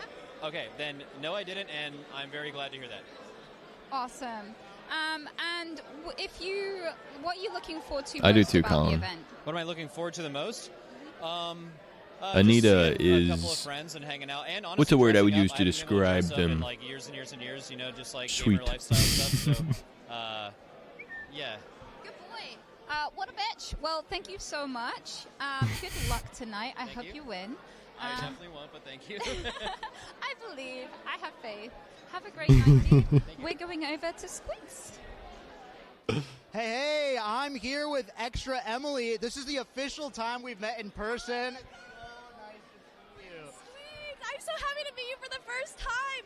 Honestly, your receding hairline isn't as bad as on camera. This isn't what I wanted. Emily, this is the first interaction we're having to talk about my hairline. Oh, no, it looks really good in person. This is what I'm talking about, Emily. That's why we keep you around. That's really what I needed to hear all night. I've been trying to comb it in a certain Own way. his cover ass. up Dude, some of I the, want to problem start areas. shit. I got some stylists. I want in to start the shit back. with someone. Nominated for IRL I streamer. want to be at the Streamer Awards and I want to start shit. Deserve some sort of recognition here. There's so many good IRL streamers. I'm really honored to be even nominated. I want you guys to know, because IRL isn't like my events main make me form, so but some happy. other IRL streamers are I was in a like wedding. I was in a friend's wedding, right? really great, Pretty and recently. I'm excited to see what happens today. I was in a friend's event or wedding recently, right? And I got so fucking drunk. I was so happy. I was up on the stage. I was one of the groomsmen. I'm standing up on the stage where they're getting married, and I'm standing there, and I'm just fucking. I was cheesing from ear to ear the whole time. The guy's like talking like, "And do you take it?" And I'm like, I'm just staring out of the crowd, just fucking cheesing. I was so happy. I was like almost about to cry because of the wedding. And I get back down there, and I'm like, dude, let's fucking go. I was so happy. I was giving everyone shit. It was such a good time. I feel like that would probably be what would happen with the Streamer Awards if I went. I'd just be cheesing. I'd be so happy. I'm just happy to be here. Since this is your first Stream Awards, you've had an absolutely I know who I'm not looking forward to seeing. One day when we blow up, we're going to start beef for no reason. Thank you. Colin, I'm thinking we should start beef now, to be honest. I'm thinking we should have on and off again beef. Teaching strangers how to get sturdy or spanking them with consent. Okay. Well, I mean, Emily, you literally have so much other stuff, but of course, you're gonna choose those ones, right? I mean, well, awesome. Do you have anything planned? Maybe some debut live at the Streamer Awards, some IRL stream coming up for the next year? Go ahead, at Extra Emily. Go ahead. Ooh, okay. So something coming up next year for IRL. I want to get taped to a tree and have my streamer friends throw eggs Podcast at you'll me. meet up and fight on. Well, Let's go. We just call that torture. I don't know. That's just you're just admitting to being tortured, I guess. Oh, it'll be great. It'll be great. Well, hey, speaking of torture, we're going to go ahead and cut through Ludwig and Hassan right now. Take it away. We are here, and this is our final interview, and it's with the queen herself, Pokimane. How you feeling? The outfit is on fire. A little nervous because I'm presenting, but very, very happy. What award are you presenting? The best streamer of the world year ever that there ever was. I mean, you know the follow-up to that. Who do you think is going to win, and why is it me? And also, will you say my name even if it's someone else's in the little box that they give you? You don't have to answer that. You don't have to answer that. How much cash you got? You can't keep 2,000 bribing subs. 2,000's a lot. 2,000 is a lot. Okay. All right. Well, we'll talk later. Yeah, you'll discuss your backroom This is how deals. politics is conducted, ladies and gentlemen. The That's how we do Beyonce it. of streaming, real. Isn't it? Actually, Can I ask yeah. where this is? What is this? Who are you wearing? Who are you wearing? It's so funny to see you. Bro, I've been asking everyone. You know what they say? They Bro! I don't know. I bought it 2 days ago, and it was like on sale, and now I'm just gonna return it to save some money. Why are you making fun of everyone? Because she actually is wearing someone. Okay, who are you wearing? I am wearing Stephen Khalil. I adore this dress. Sparkled the heck out. It was kind of reminding me of the Marilyn Monroe dress, but hopefully a little less naked. What about this? Is that the same? Is that a part of the ensemble? I can't tell you where this is from, but it looks kind of cool. Her hair goes It looks so like a hard. bedazzled Doesn't fit Pokeball. my phone. It looks like a bedazzled Pokeball. Pepper spray in here. It looks like the God of War guy that you carry around with you, who knows the everything. head? Yeah, the Yeah. head, and then and he speaks for Mimir, and Mimir talks for me. This is heavy. Wait, let me see.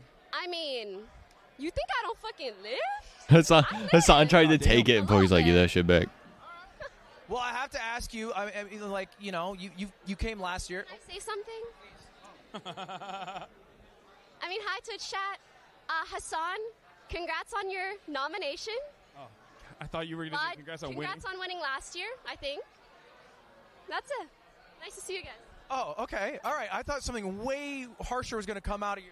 I just didn't get to say hi to you guys. Yeah, that's fair. That's super Pokey's sweet. so good at being Pokey. You know what I'm saying? True. I don't know how else to say that. I love streaming twice a week. I feel like Pokey is like, Mine's also intentional. I don't know how to explain that. Dude, actually, You guys every feel time I me? see You know what I I'm say, "Pokey, I'm saying?" so jealous. You're living your best life. I see on Instagram stories, it's like you've eaten the best food that anyone's ever eaten. I'm like, bro, how do you do it? And you're like, yeah, I just like take She's care of myself. Pokey. And I'm like, that's Yeah. You're supposed to grind numbers. No because we one all have else sick could be disease. Pokey, No, is we what I'm all have saying. sick disease You know where what the I'm numbers saying? need to I go don't know. higher. I We have need no more idea viewers. how that feels. I don't even know what you just. I don't even. Japan. I streamed 8 hours every day. You fucking did. Well, I was watching that. Like, is he good?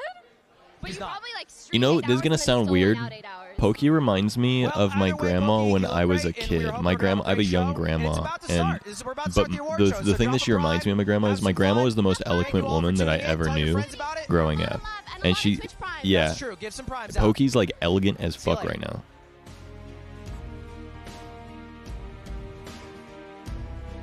We'll be right back with more Black and Gold. They just like me for real. Oh my god, I should go to the Streamer Awards probably one Everyone's day. stealing all your bits, man. I'm telling you. Everyone wants to be me. Except for me. Oh. Ooh.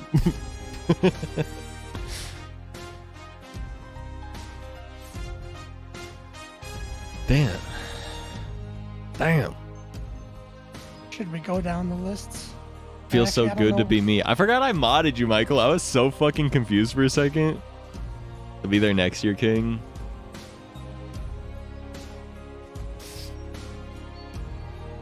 It'll be me up when I see you when I used to age.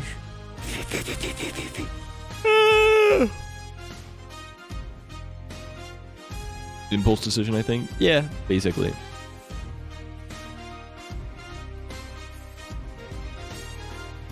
Rising Star 2024. Rising Star, Hidden Gem, Best Variety Streamer, Best Valorant Streamer, Best Minecraft Streamer. My plan is to sweep the Streamer Awards next year. I'm going to win every category in 2024. Anything less is not good enough.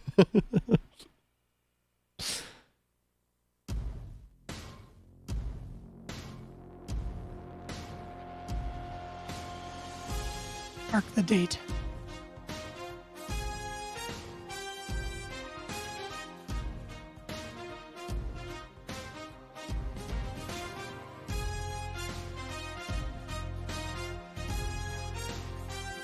See what this Nitro streaming is.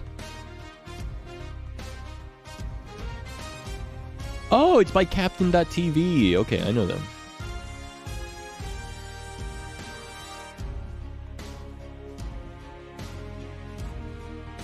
I know them. I used to do a thing with them in the past, actually. I had like a partnership with Captain TV. I stopped doing it because it was, I had to do it every half hour and I stopped enjoying it myself, but this Nitro Racing seems cool.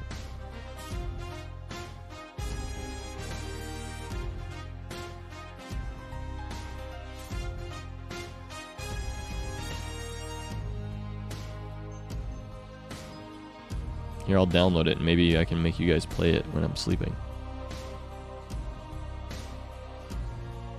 The Zatco SMP will bring you to the top. Yes, sir. That... Actually, we had Zatco SMP. I don't know how to tell you this, but...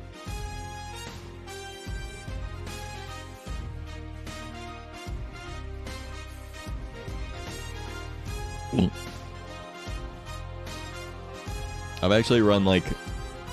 I've run 2... SMPs that were like kind of creator focused. Papela. He doesn't know. Papela, he has no idea. like Zoinks, man.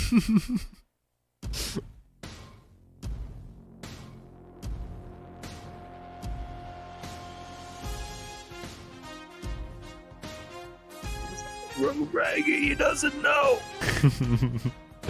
You ever heard of Last SMP before, Michael? What's that?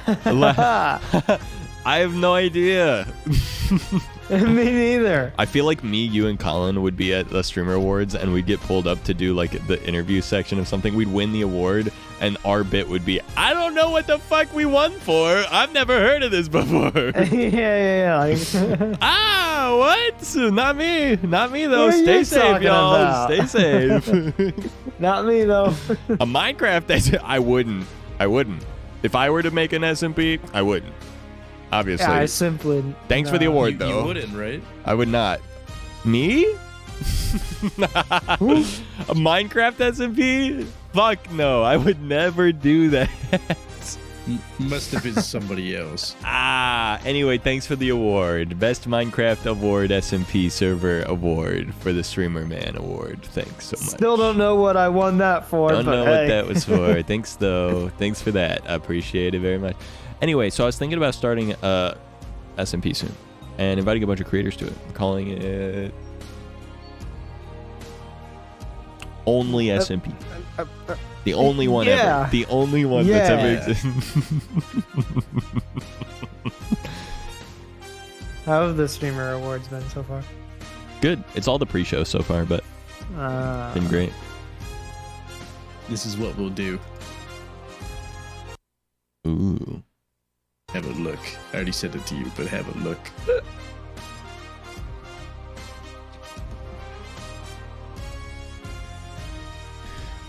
Whoop.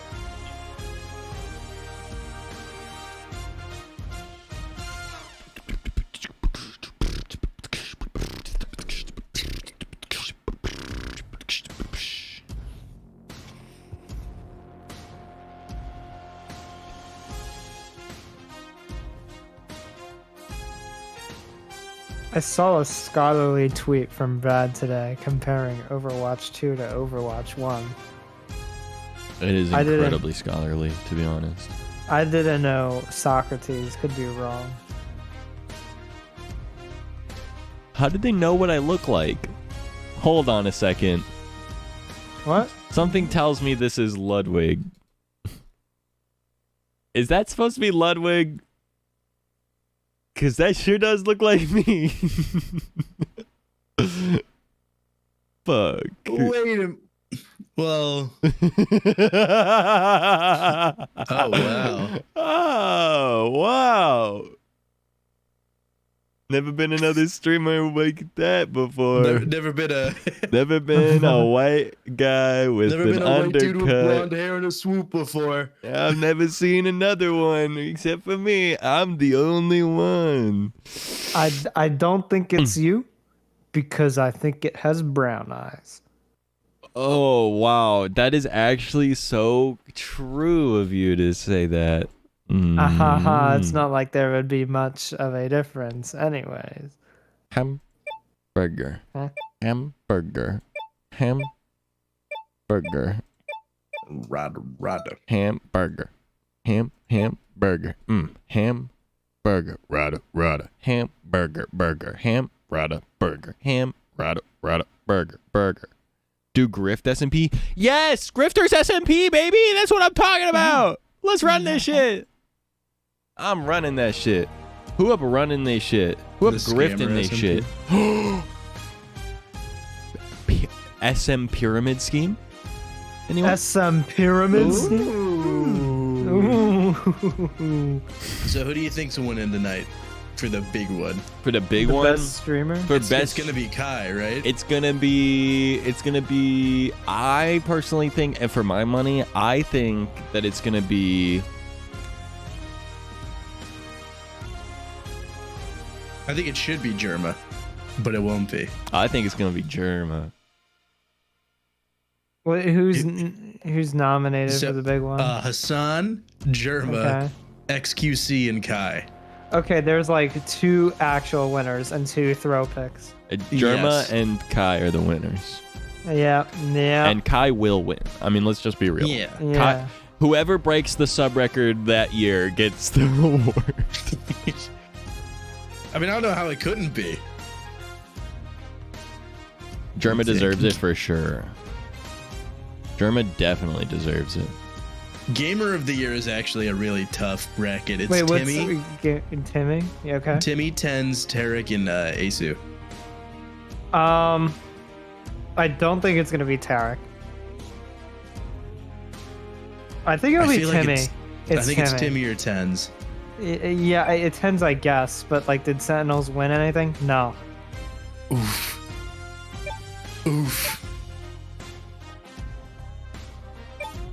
I think I agree. Oh no. League of Their Own. Then it's Will Neff, Doug, Ludwig, and what are there? Nimpola LOL. I don't know how to pronounce that. NMP lol. I know. Yeah. I see their clips on TikTok. Oh. You know what I see on TikTok? What do you see on TikTok? Nothing, because I don't use it. Same. My man. Wait, what's league? Okay, I gotta find something linked. What's League of Their Streamer Own? Awards, yeah. League of Their Own. I got you here. I put it in the VC chat. Pick a weird category and do a poll, and we'll see if we can predict. Guys, I was actually thinking about hosting a Streamer Awards myself, but with the exact same branding. Yes. And calling it the Streamer Awards too. Yeah. Miss Mika is the winner for Souls Like Streamer. 100,000. I think she already won. Oh, she did? Yeah. Never mind. Yeah. So yeah, 100%. I agree. Hey, yeah, let's go. 1,000,000% even. Best variety streamer is actually semi-tough. It's E-Rob, XQC, Sea-Dog, 39 Daff, and then I'm Dante. Tyler 1 should win League streamer just because it's Tyler 1. Battle Royale streamer. Or what did Tyler win tonight? I didn't have a T-Pain streamed. Insane. Yeah. Yeah. T-Pain streams. Best speed Oh, runs. wait. Hold on. streamer. The show's coming back. Oh.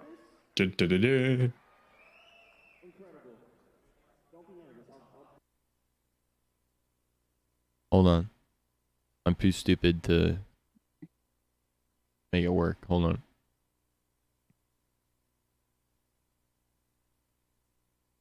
It's okay.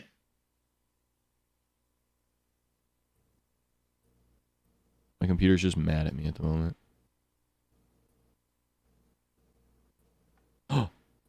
Yo, let's go! I fucking love this guy.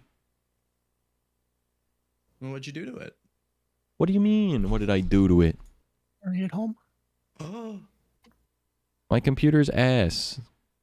That's what happened. Don't worry about it.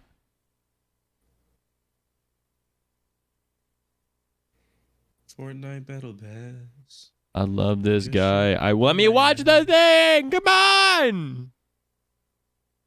Who is up Gorbungoing my Gorbungus, you fug? I could hear it. Oh, that's because I have it open on my computer. Sorry. There we go. Oh, hold on. Here we go. Now it's... Oh my god, I'm going to lose my mind.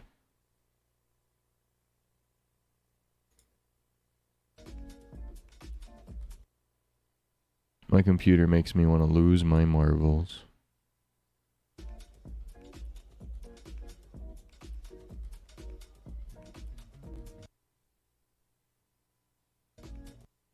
Ah!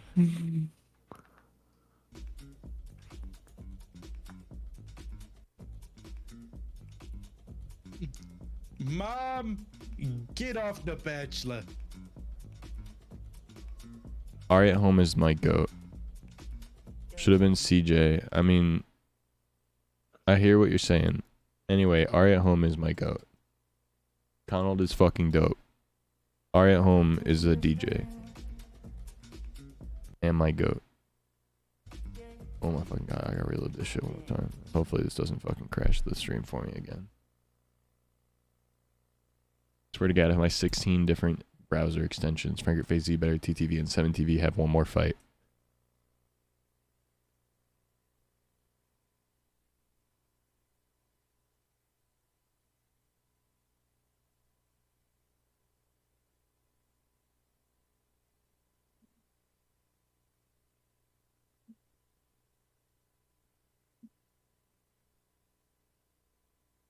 Let him cook.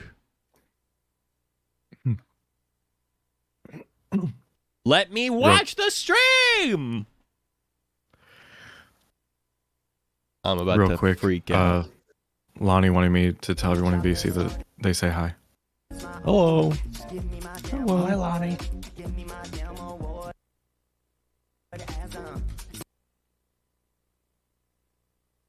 Subscribe with Twitch Prime, I'm begging for it. I've been screaming all day, so give me my damn award. My brain leaking each time I watch TikToks, my view count stores, subreddit, housekeeping. Yup, still just as niggas before. When I'm offline, I just stare at my phone or I talk to my chat in my head all alone. Give me my damn award. Give me my damn award.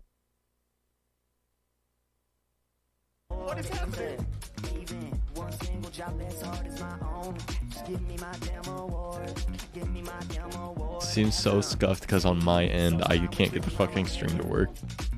Yeah, my microphone glitching, I can't see. Who's here in the streamer awards trying to turn up with me? I'm getting through this a little, I hope that everyone bow with me. Yeah, what am I doing? I wonder what the hell you listen to, where they coming in. I see the people at their everyday tables, but they won't look me in the eye. I don't care the stuff that I'm saying, you know that it's great the way I get by. I would not have as many nerves if in the fucking backstage I got high. People told me I should do this, so set sober, why the hell am I trying? This is fire. I am an Ari at home stan. I stalk him. No. I am a fan of Ari.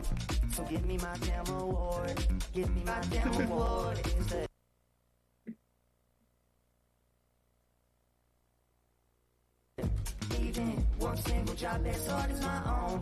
Just give me my damn award. Give me my damn award. Ah! Subscribe with Twitch Prime, I'm begging. I've been streaming all day, so give me my damn award. My brain leaking each time I watch TikToks, my view count stores, subreddit, housekeeping. Yup, still just as niggas For when I'm offline, I just stay on my phone or I talk to my chat in my head all alone. So give me my damn award. Give me my For anyone that doesn't know who Ari is a Twitch streamer who won the Twitch talent show hosted, I believe, by Austin Show. I'm freaking out right now, dude.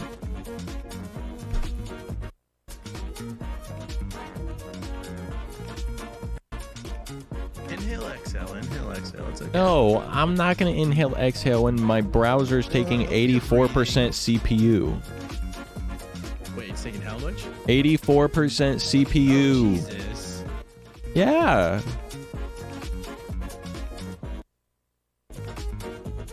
Well, what are you using?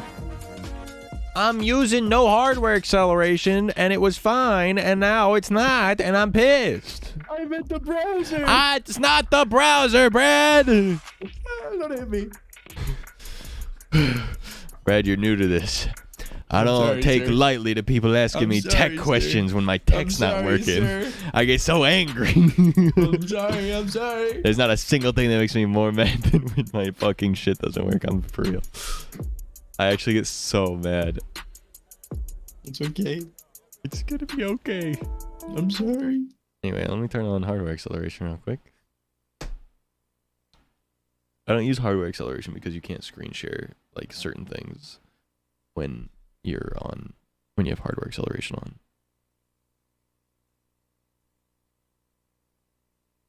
So I turn it off usually and I just accept it, but yeah.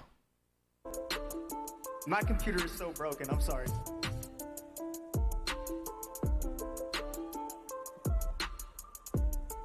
Stuck in a loop.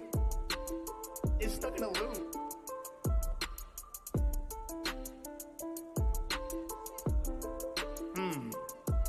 I don't know what I should do.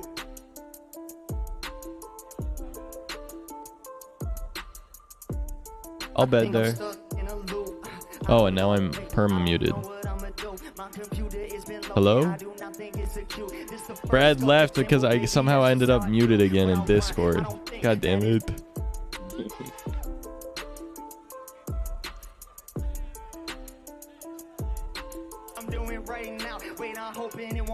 I was trying to hit a bass, I was trying to hit a symbol. I don't think the stuff I'm doing when on stage is very simple. I got Ableton, it's loaded, I don't know where it's going. I know that people, they ain't fucking with it, now they got the beach ball of death on my screen, yeah.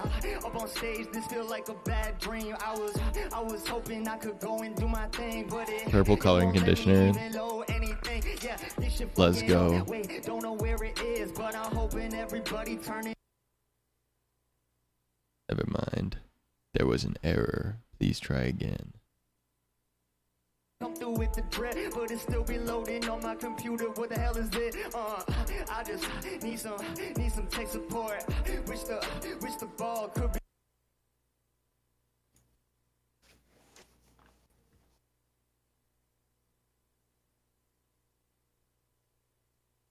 Dude, I'm getting so upset. I'm about to have what many people would refer to as a baby rage panic attack.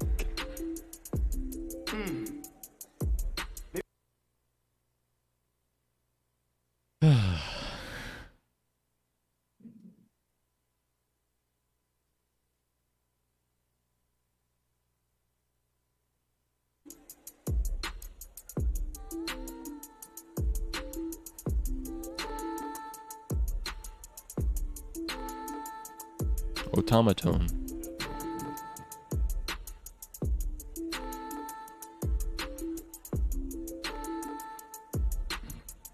Oh, all right.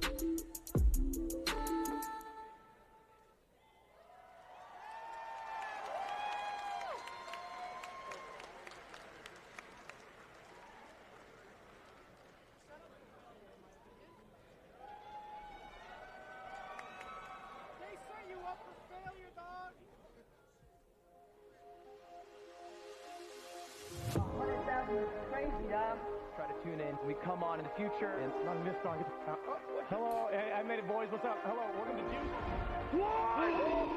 Right, a nerd? It really takes a village to make a career in streaming. What are you gonna miss when society collapses? And he's like, this. But really? Keep reaching. Mind blown. Absolutely phenomenal. It's a party now. This event right now is a huge deal. I love seeing that. I love being part of it. That event was probably one of the best events that I've seen on Twitch. This is absolutely incredible. Thank you for this award. Thank you so much. Thank you.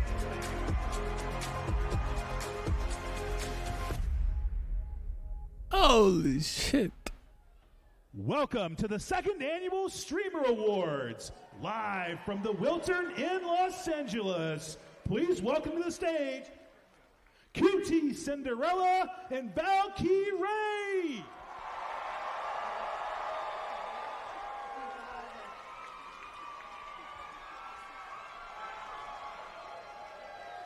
Wow. Wow, it's so bright. Holy shit, some of you showed up. Wow. It is bright. Oh my goodness. Well, thank you all for being here. I'm really excited to get started. All the things that you guys actually want to see are the awards tonight. If you missed them, we did have some awards announced on the red carpet. We had Best Music Streamer went to T-Pain this year. Best Soul-like Streamer went to Miss Mika. And Best League of Legends Streamer went to Tyler One. The crowd is really happy about that one. Welcome to the 2023 Streamer Awards. To be honest, I'm a little bit nervous hosting in front of this many people. We sold tickets this year. But I'm trying to do that thing where you picture everybody naked. Thank goodness. I recently got a link on how to do that, so I'll have to use that backstage. There's the joke. So it's my first year hosting the Streamer Awards. And I think I have a suggestion. I think we should do an award for Best Co-Host. Oh, really, Ray? I think it's okay. I already give my friends enough awards. It's the second annual Streamer Awards, and this year's show, we've made some changes. We dropped some Like I said, categories like if Best there was going to be a GTA joke about it, it was going to be and subtle. added new ones like Best at Convincing Their Audience They Still Deserve a Platform. Another category that isn't here is Best Super Smash Bros. Streamer. We wanted to include it, but after even mentioning it 4 seconds ago, Nintendo has already served us a cease and desist. Yeah. We have a live audience with us tonight. Hi, Mezzanine. The fans. But in case of an emergency, please be mindful that German needs time to unfold his walker. Germa. Sorry, Germa. And for the streamers on the floor, we only ask that you do not make eye contact with the fans. We don't want them to think you care about them. Yeah, I knew that they would probably say something about it, but it would be super like... It was pretty hard to get in. Ludwig almost didn't get a seat, but he begged QD. It wouldn't be super direct. For a +1. Thank you. Thank you. Hassan is here tonight. Yeah. Austin is yelling loudly. Hassan is famous for being the first socialist to become influential without being shot by the CIA. Damn. Real. But it's coming, surely. Surely. Surely. XQC is also here tonight. He showed up. But it. XQC real. I'm so sorry. But it's a little confusing because I didn't know you could still drive half a McLaren.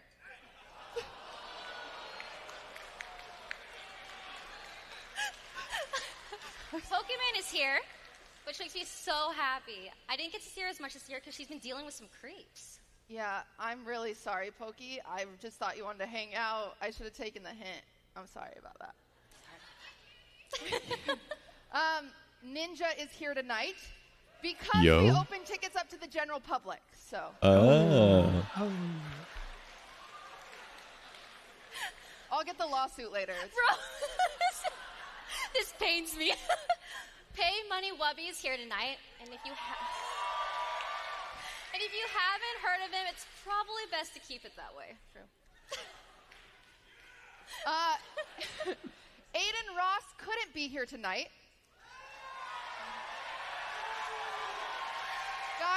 Guys, unfortunately, he had to fly to Romania to be the bottom B for his top G.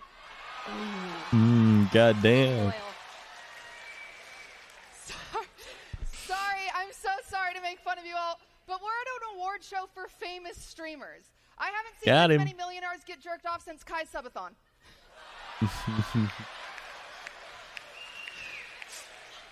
It was just his thigh. It was just his thigh. Congrats again, Kai, for breaking the sub record.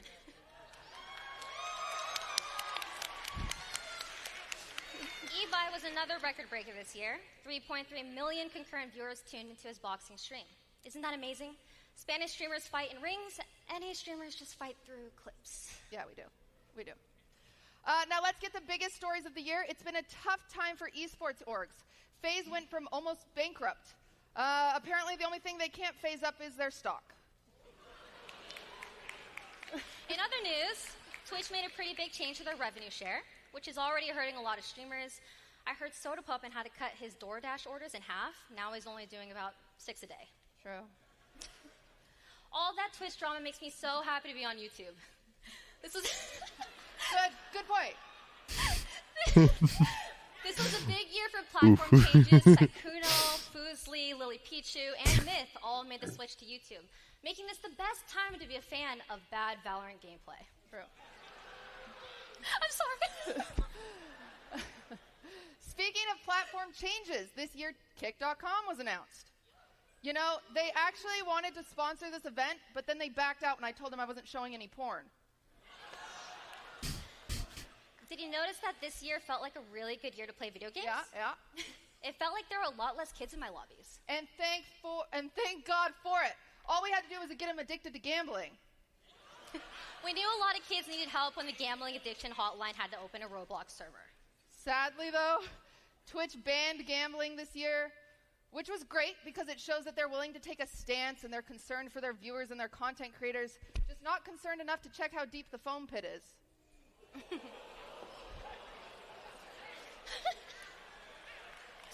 I mean, you're not wrong. Elden Ring was a big game this year. You won't get fired for this, right? I don't think I'll get fired for this. You won't get fired, right? Okay. I love you guys. Elden Ring was a big game this year. A lot of people were surprised by the size of Elden Ring's map. But hey, gamers, you know what map is even bigger?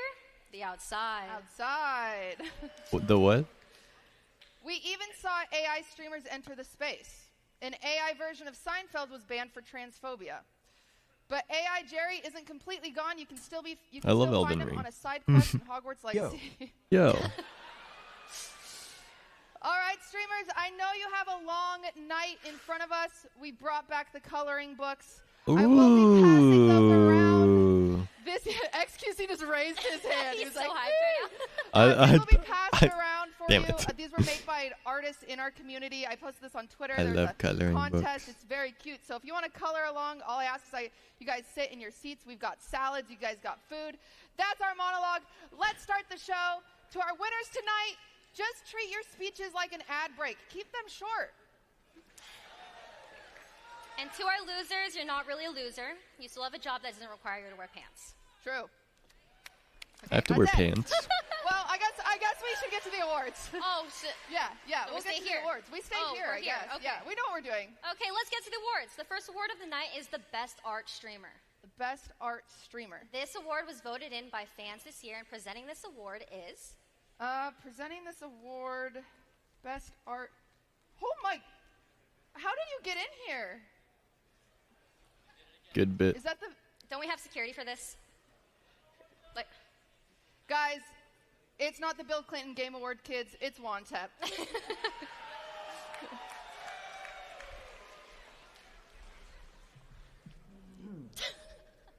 Okay. Hello. Hello, everybody. I want to nominate this award to Bill Clinton. Just kidding.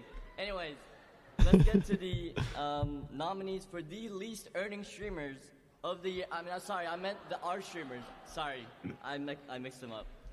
So, the nominees for the best art streamer of the year are Rubber Ross. Rubber Ross probably Clearly, deserves it. They didn't see your flags clearly. Dia I know, Rico. right? I hope I said that right. I touch every category. Mead Canyon.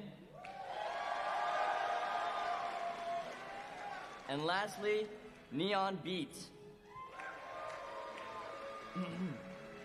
I actually want Rubber Ross to win. I love Meat Canyon.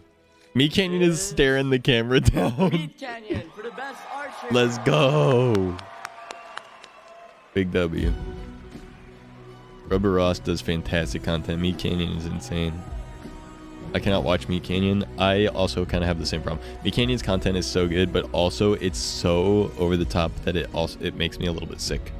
That's just a personal issue.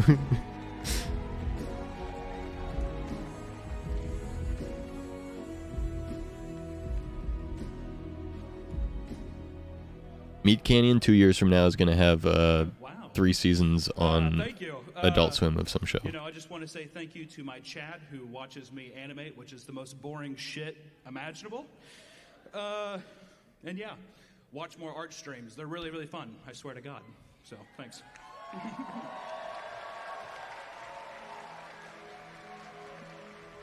Your mind has to have gone places to make art like that. Oh, 100%.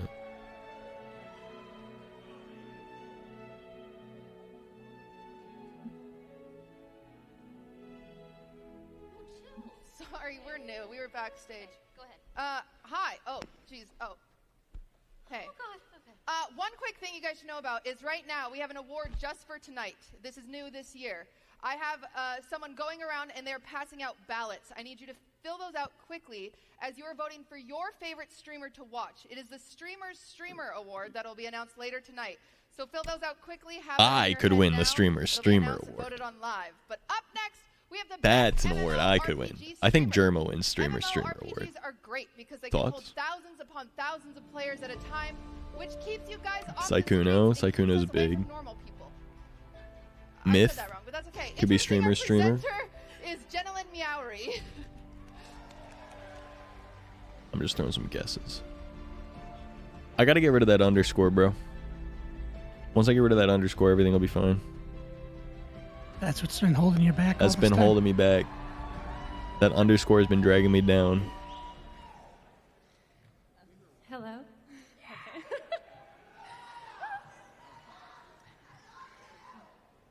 Well, I'm absolutely ecstatic to be here and announcing. I don't remember Wigfoot. I signed up for the website just to see if I could secure a username, but I don't even remember what I put. Absolutely astounding that we have creators gathered here from all over the world today, from the United States, Canada, Europe, and I think a couple from Australia. I truly think it's amazing how far people travel for an open bar. Looking at you, Peach Stars. But anyways, can we get a round of applause for Cutie Cinderella? What an amazing event, am I right? But yeah, without further ado, we have our top 4 nominees for Best MMORPG Streamer, starting with Asmongold.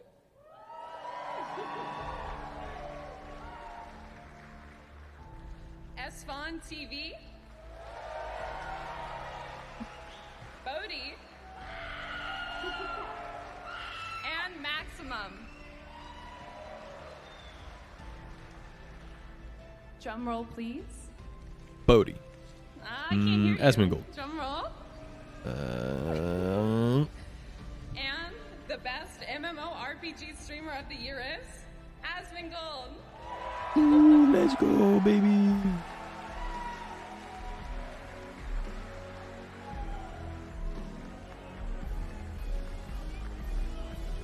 Oh my god, it's Asmongold. It's Zach Rar. Oh my god. S-Fan Gold, yeah. Dude, S-Fan is so cool. He's really funny. And he's smart, too. Yeah.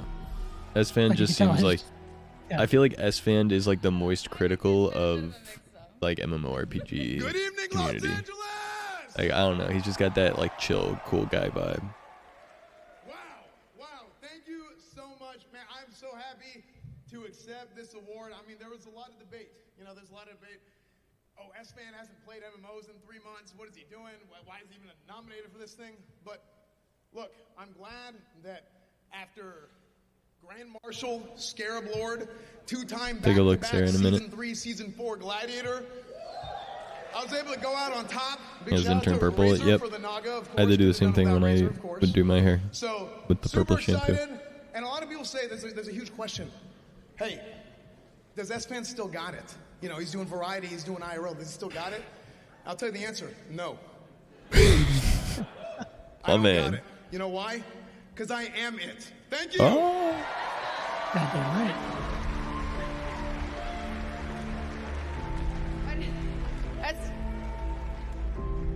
S-Fan did not win. I would like to make that. Anyway, here's a video from Asmongold. Oh, did we come out too soon? Hi guys, well, I guess if you're seeing this, it looks like I won. Best MMO Streamer of the Year. What a surprise, the 2-time. Thank you so much for voting for me, and also, just to make sure that I really deserve this award, I wanted to do what any good MMO streamer would do, is stay in my house and record a video instead of actually leaving the house to accept this award in person. So thank you guys for voting for me. I want to say that I've always said that the best apology, the best way to say thank you is to just make more content, and that's exactly what I'm going to do. So you can look forward to a bright 2023 of me watching YouTube videos, reading Reddit posts, and then also reading YouTube comments after I watch the YouTube video. I'm really excited to be able to do that. It's going to be super fun, and who knows, maybe I actually might do it on the channel that I won this award for. So thank you guys all so much. Really appreciate it, and I'll see you later. Peace.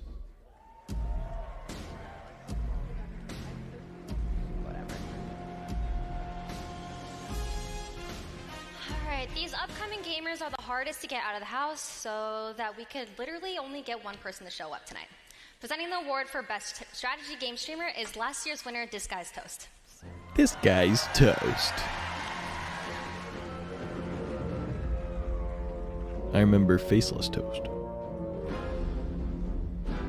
Oh shit. Toast about to have the entrance of the fucking year?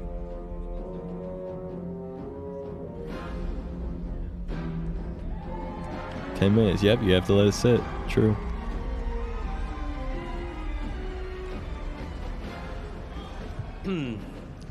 Hello. Hi. I have the distinct honor of presenting what some would say is the most prestigious award of the night. And when you look at the history of individuals that have won this award, you can see that it's some of the brightest and most attractive individuals on the platform. Thank you. So without further ado, here are your nominees. For Best Strategy Game Streamer, we have TFT streamer BoxBox, Yu-Gi-Oh streamer Decade, Yu-Gi-Oh! We love Yu-Gi-Oh! TFT streamer K3 Soju, K3 Soju. Ayo. TFT streamer Skara, Skara. We love Skara. and Dota streamer Gork.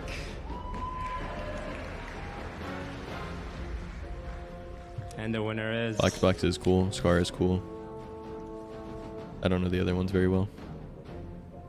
BoxBox. Ooh, yeah, baby, that's what I've been waiting for. The one that showed up. Nice. Mm-hmm.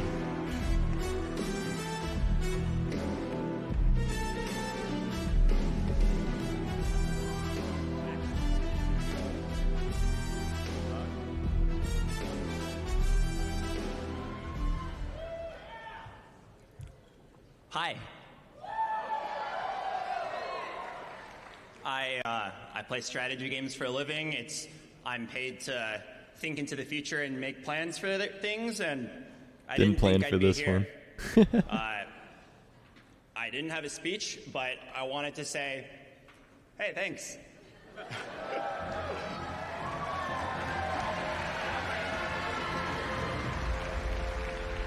Oh. Mountain Dew. Mountain Dew.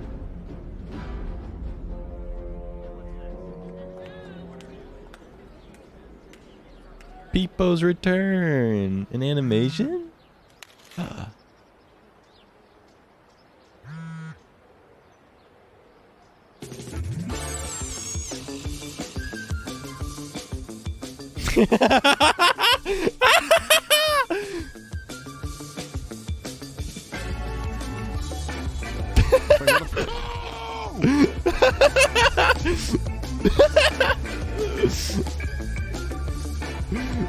That's fucking awesome.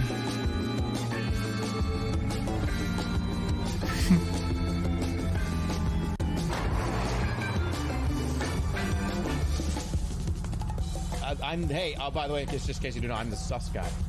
Germa! We're just gonna pop into here real quick. Oh, that's a sexy car. Bunch of kids like, back in the day, I didn't know we had cheeseburger. Tubbo, it's your turn. Okay, wait. Cheeseburger. Germa is fucking insane. Craigslist, I'm sweet. excited to see Lily get drunk. Gaslight makes me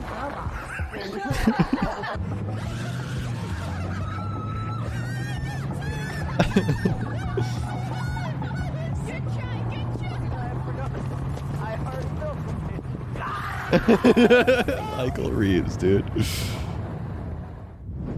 Staircases on staircases on staircases. It's a lot going on, bro. But you seem weird though. You seem weird. It's gotta be an annual thing. It's an annual thing every year. Oh shit, dude. This animation's so sick.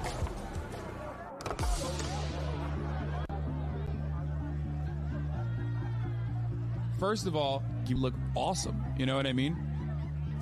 Let him cook.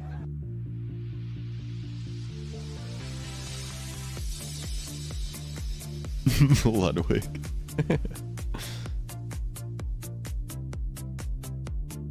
Afghans! Yo! That's my goat!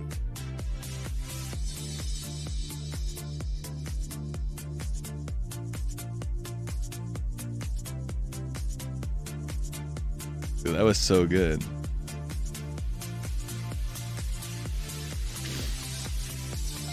I didn't know people squeaked like that. Peepo's a little squeak guy.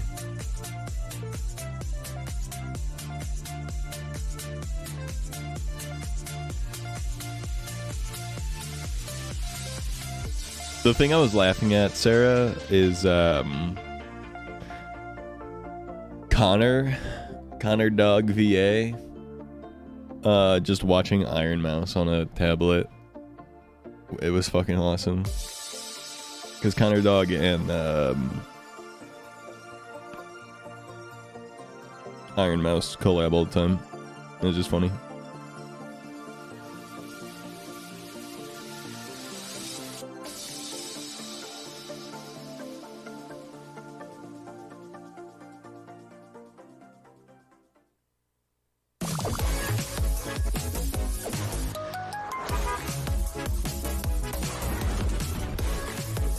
What up, boys? What is that? What was that buzz?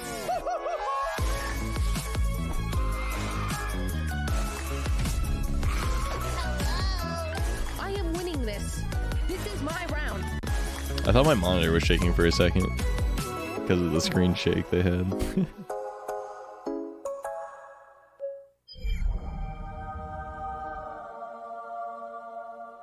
Scan the QR or visit fansly.com/streamer awards for exclusive behind-the-scenes content and a free trial of some of our hottest creators. Very nice, On Sarah. top of that, sign in using your Twitch account and see which of your favorite streamers are already creating adult content on Fansly. Fansly has a whole algorithm dedicated to discovering new content and creators through the Fansly For You feature. TikTok. Swipe and discover today at fansly.com. Kai may grow taller, Germa may turn younger, Hassan may become less of a weeb, and XQC may stop eating Oh his my tongue God. on What stream, the fuck? But Twitch Prime will always be free. Just sign in with your existing Prime account or sign up for a free trial. Click the checkbox and subscribe.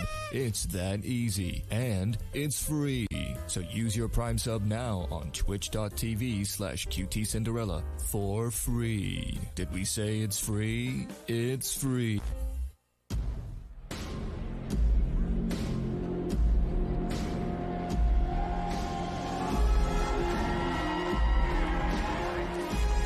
Hey, to everyone in attendance right now, sorry, we're clearly having issues with our video wall. We'll get it fixed as fast as we can, but moving on. Oh, was this supposed to be before the video? Because yeah. Sorry, technical issues today. I'm so sorry. That video was amazing. I want to say a huge thank you to our sponsor, Fansly, for sponsoring the Streamer Awards. Make sure you follow the Fansly account for exclusive behind-the-scenes content and get a free trial of their top creators only at fansly.com/the Streamer Awards. Speaking of artists in our community, can I get everyone on their feet to welcome our next musical act? My TTS is just putting numbers in the fucking, or my Charming Joe will be joining us. my closed captions are just doing random ass numbers. What the fuck?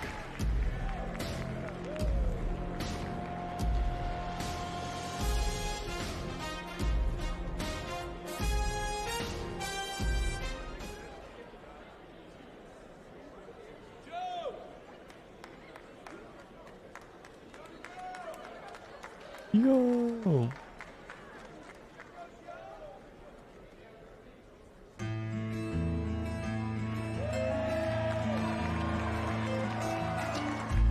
Almost heaven, West Virginia, Blue Ridge Mountains, Shenandoah River. Life is older than the trees, younger than the mountains, growing like a breeze. Country roads, take me home to the place I belong.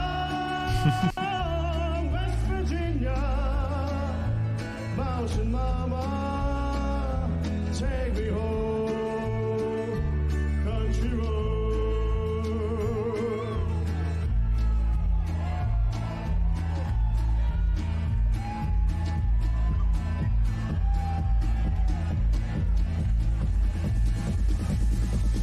So I quit sometimes and I'm lying in bed just to get it home. What's in my head and my heart, I'm feeling peculiar. And so I went in the morning and I stepped outside, and I take a trip and I can't feel crying right. Scrape my top of my lungs, what's going on? Everybody! And I said, yes, man!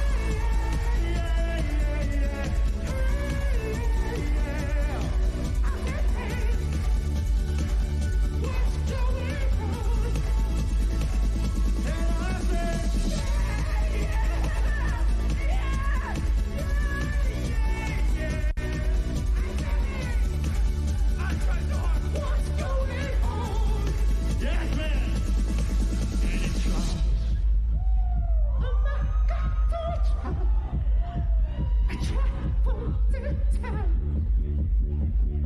It's institution.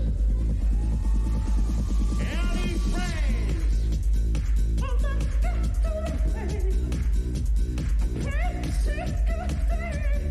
Nah, a revolution. Oh, together. And I said, hey, yeah, yeah, yeah, hey, yeah, yeah. I said, hey, what's going on? Well, there you go, buddy. Let's go.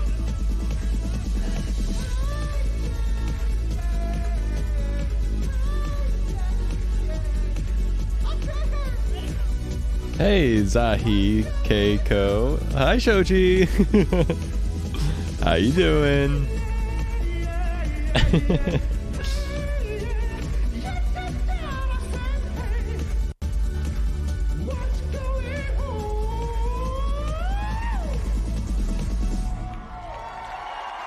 How you doing? What the? Seems like a little bit of a Twitch glitch to me. How you doing, homie?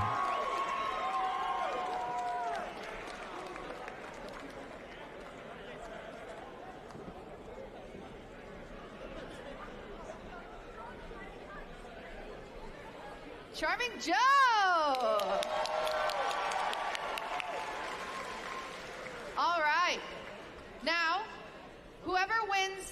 this next award, it's Best Chess Streamer of the Night.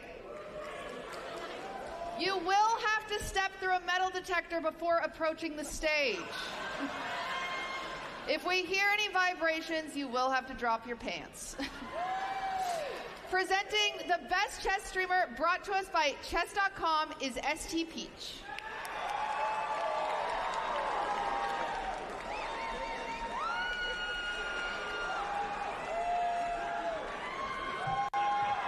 Hello, hello. Absolute honor to be here. So grateful. Chess is one of the greatest played. And I'm pretty let me good. I'm start pretty over. good. Thank you for asking. Chess is one of the oldest games played, dating back many centuries. Today, the sport is home to some of the brightest minds and highest IQs who have since turned to streaming to flex their brains. So, who better than their token ditzy blonde to present the award? And your nominees are Gotham Chess, Gotham Chess.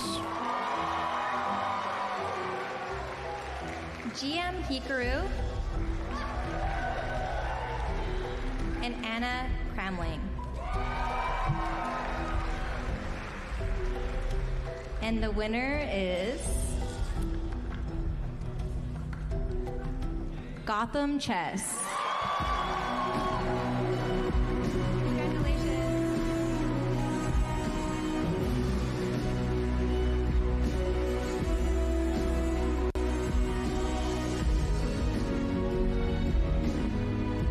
Let's go! My goat. That's my goat.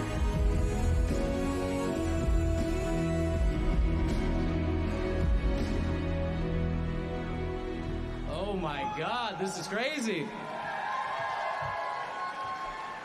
I've practiced like 1,000 speeches in my head. I'm probably not going to remember to say everything I want to say, so I'm just going to say a couple of thank yous, then I'm going to get out of here. First of all, can we get another round of applause for Cutie, because this is unbelievable. The first time I met Cutie was mid-2020. It was my first ever chess collab on Twitch, and I was so scared of her. And probably for good reason. I thought I still couldn't curse on Twitch, and it was a great collab, and it's amazing to see her here 2-3 years later putting on all of this. Yeah, the only thank yous that I have are, first of all, to all of the fellow nominees. Thanks for, making chess what it is. January was the biggest month for chess literally ever, like since the Earth existed. So, and thank you to all of you amazing streamers. I've watched you on my screen for 3-4 years before anybody was doing any chess on Twitch. So thanks for playing chess. If you haven't yet, definitely play it. And last but not least, thank you to my wife. I love you. You inspire me. And this is ours. So thank you, everybody. Cheers to a good night.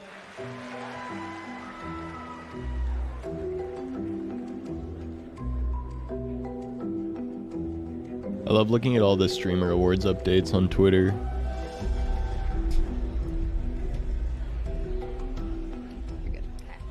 To decide the winner for Best Battle Royale Streamer, we put all the nominees in a room and waited for one to exit. But we'll wait for Mr. Beast to release that video. Presenting the award for Best Battle Royale Streamer is Ted Nivison.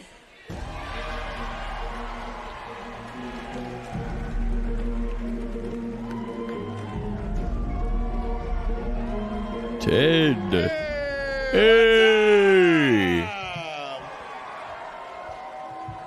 Listen, guys, Battle Royale streamers are like their own culture within the gaming world, okay? And they communicate within a dialect that is sometimes a little bit hard to understand. For instance, if a Battle Royale streamer were to say, down one, 2v1, he's cracked, I'm pushing, he's dog shit, he's crying to his mama, he's full dead, wait, hold on, we're getting third party, full team.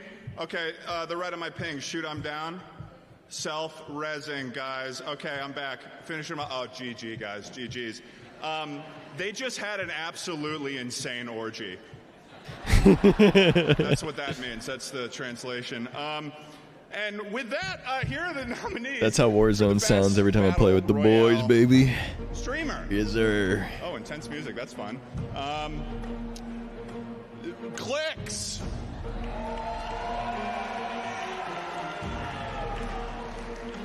Apricot. Dude, that's cool. Nadia. The tubers is so cool. It's Timmy.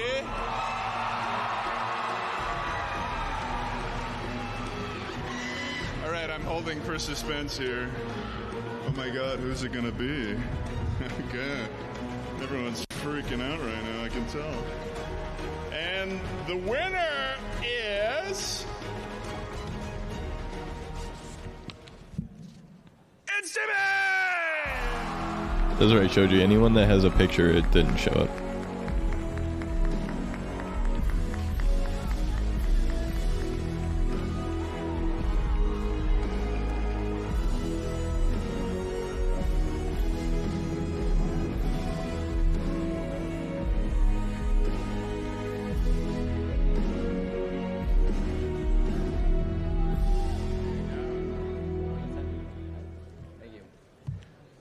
He did a great speech explaining every single Battle Royale comms. That was actually perfect. Honestly, I wasn't expecting to win this reward. I actually didn't really come up with a speech either, but I want to thank my girlfriend, Aileen, for always pushing me to become a better gamer, always doing the best and being a better person and striving to be the best. And I want to thank my friends and family for always being there for me and pushing me to be a better creator and person in general. So thank you, everybody.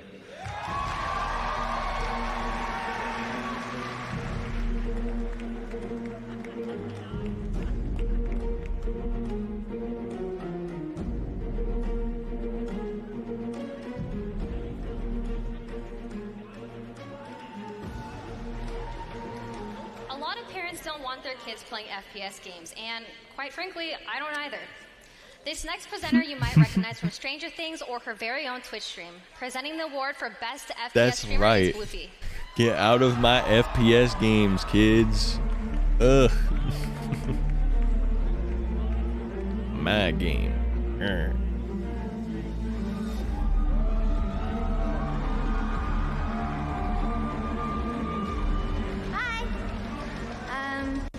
I'm actually very excited to be announcing this award because I think this is probably the closest my name will ever get to Best FPS Streamer. But I don't know, stranger things have happened. Oh, sorry. The nominees are Flats, Asu, Summit 1G, Asu. Summit 1G. Scum, and Scump Goat. Super TF. And the winner is Asu! We've been knowing. We stayed knowing. We never didn't know.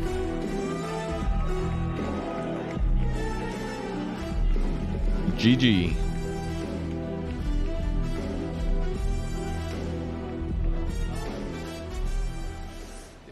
Testing? All right, it's on. So what's up, everybody? I thought after last year's speech, they would not let me back up here. Unfortunately for you guys, here I am. So last year, I got called a lot of things. Minx called me Aishu. A certain individual, I love him, called me a school shooter. But today, you guys can call me Best FPS Streamer. So thank you so much. I love you all. Thank you, thank you.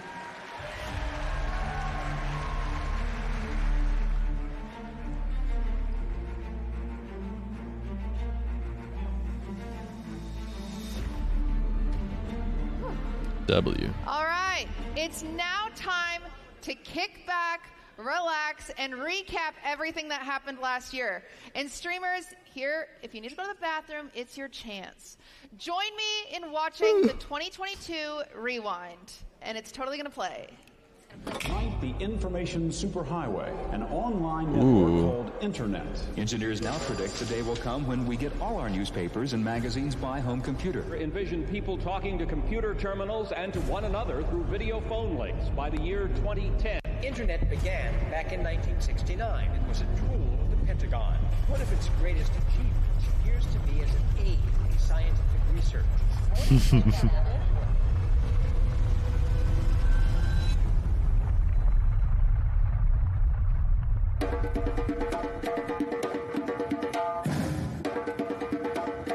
Yeah. Little bit of the bacon, little bit of the bacon, little bit of the bacon, and we'll get them, we'll bring them up. I don't know what the fuck you're saying.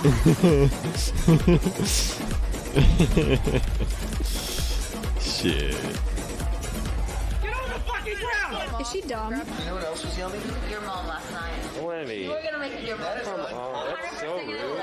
And he cut his head off with a machete. And you're watching Disney Channel.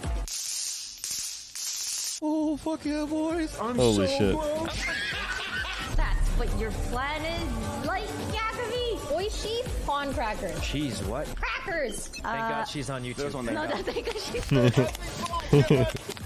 Oh, he died! Oh, no! How did you do that so well?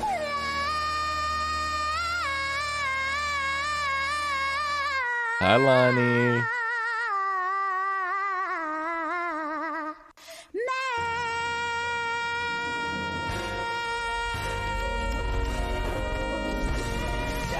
Elden Ring, baby. Let's fucking go. What a fucking I'm finally gonna finish Elden Ring, I swear, by the way. I'm very certain this could be it. Much more forgiving. Don't clip it. Out of head. Now. Activate. Nah, I'm playing Elden Ring right after the Streamer Awards, bro, with my new controller. Is there... That's right. Oh my god! Oh my god! I do. Say Queen Pokey? Oh my god, Queen Pokey, no way! Hi, Cat! You hold the record for most subs of all time for a female streamer. You're on the record holder! Silence. What the fuck is that? The final total that we have raised today, $176,438. Almost 134K, man. Like, I'm blown away. I didn't think Charity. we would reach 20K. So much charity. Esto por aquí. Oh my god! Oh, no! Yes! I got it! Montages like this make me so fucking happy, man. More? You sure? So cute.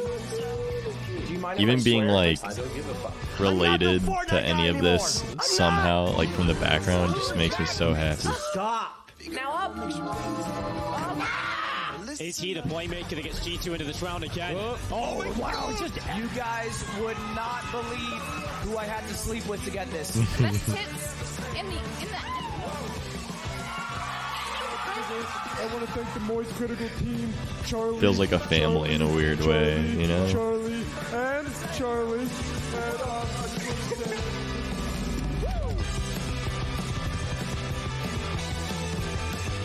Was r/place in April? God, yeah, that feels forever. It wasn't. It feels like 2 years ago.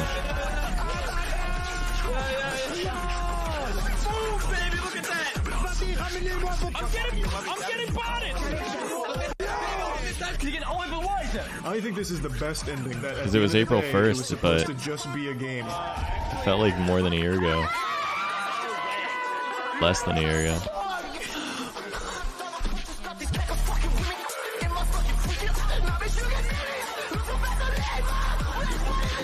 There is a Pokemon called Fungus that evolves into Among Us. Alright, get it on this up. Right. Shut the fuck up! Oh my god! Oh god!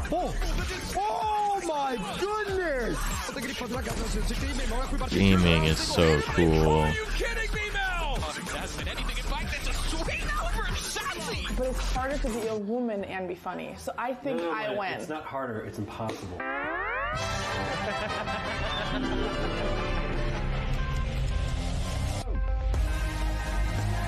Creator Clash, baby. Dude, it's so cool how many Twitch streamers are in Creator Clash, to be honest. Look at what we're talking about, folks. That's an absolute highlight reel, bro. There's so many takeaways. We all are grateful to be here. Oh, my God! He's fumbled it! Michael! I'll suck a dick for a 10.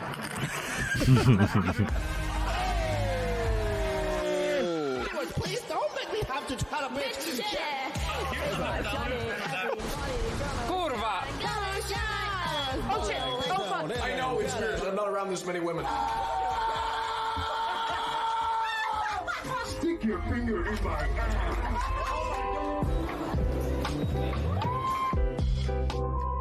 Miss, where are you? Oh my God! Shit! I'm gonna win this tournament, and I'm gonna spend the money on drugs. Oh my God! Oh my God! Dude, Will Neff is a fucking character. You're gonna fight Rubius? I might just do that. X, I'm waiting for you. Come.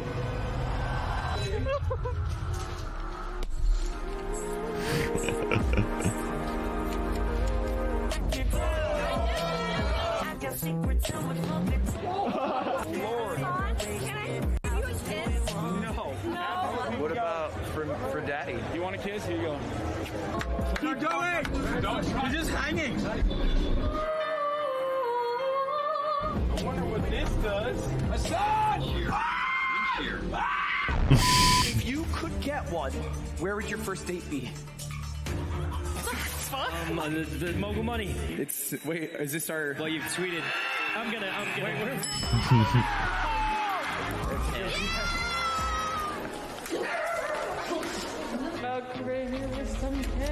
Dude, that was in July? Dude, last year went by so fast. This year's going by so fast. Holy fuck, it's almost April. I don't think actually he's wearing a cup. He's just beating himself in the balls right now.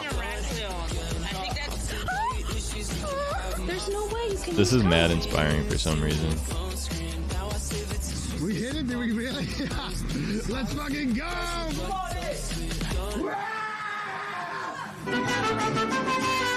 Hold on, Leslie, please. Oh, thank God.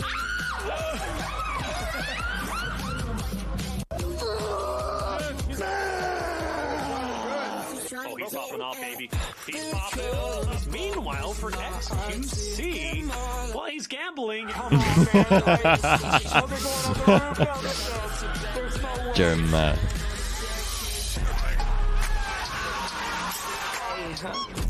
Don't forget to swallow. I can out crazy the crazy. Sassy! Everyone take a photo? Let's do it. Now this next story, well, this one's for the kids, you know? You fucking with me, you a goner. Man, I should apologize really for killing Wait, the fucking queen died?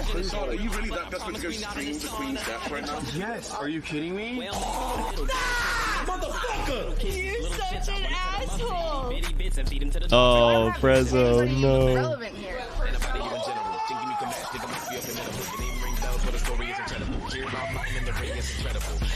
Dude, Myth went fucking crazy in that event. The clips from that were awesome. Is the Luddy that recent? I feel like the Luddy feels farther away than Mogul Money. Oh my God, this track is awesome. Am I a socialist or leftist? This is a Trek mainstream. I'm a racist. A racer. Get in there. Virtual moment. You're my little podcast. Our Father, who art in heaven. I'm actually pregnant. And, What the? Release the net. Oh, good. Hi, my name is Clay, otherwise known as Dream. Holy shit. Parasocial. I'm parasocial as fuck, bro. I love streamers. Let's fucking go. Oh, shit.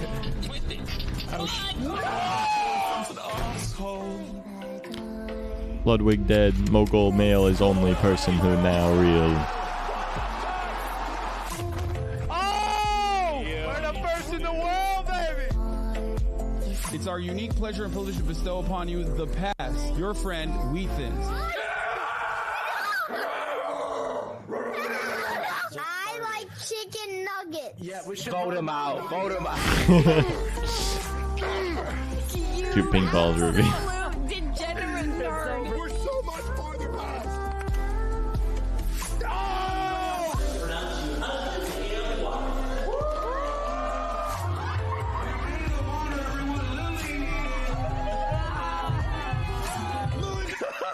He's just screaming.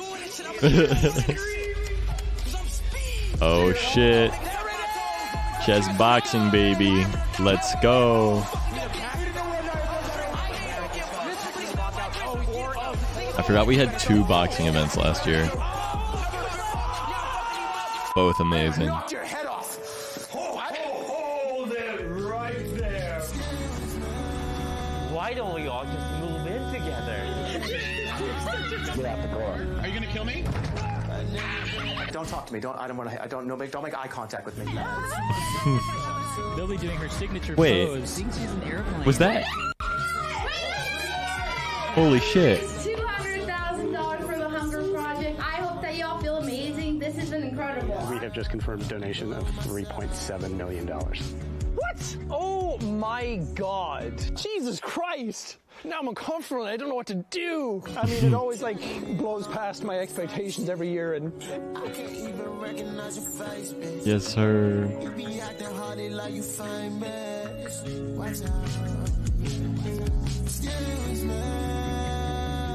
You feel strong, man. Feel strong, man. Holy shit.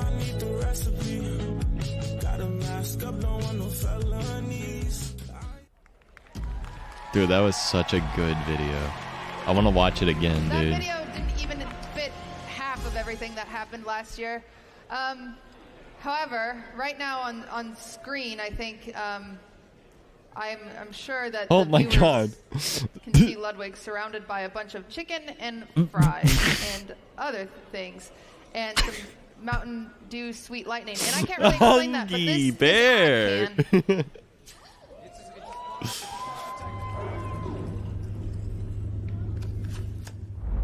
Healer wins. Come on, Lud. Let's just get out of here.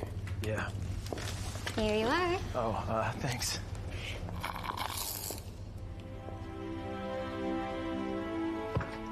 I want to double down. What is it? Dude, this seems so cool. That's a sandwich. I need to double down.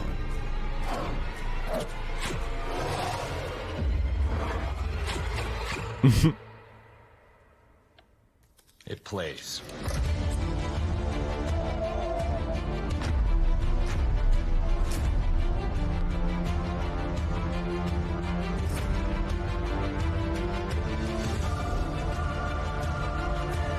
Did he just say fuck me in the ass? I'm pretty sure he just screamed fuck me in the ass.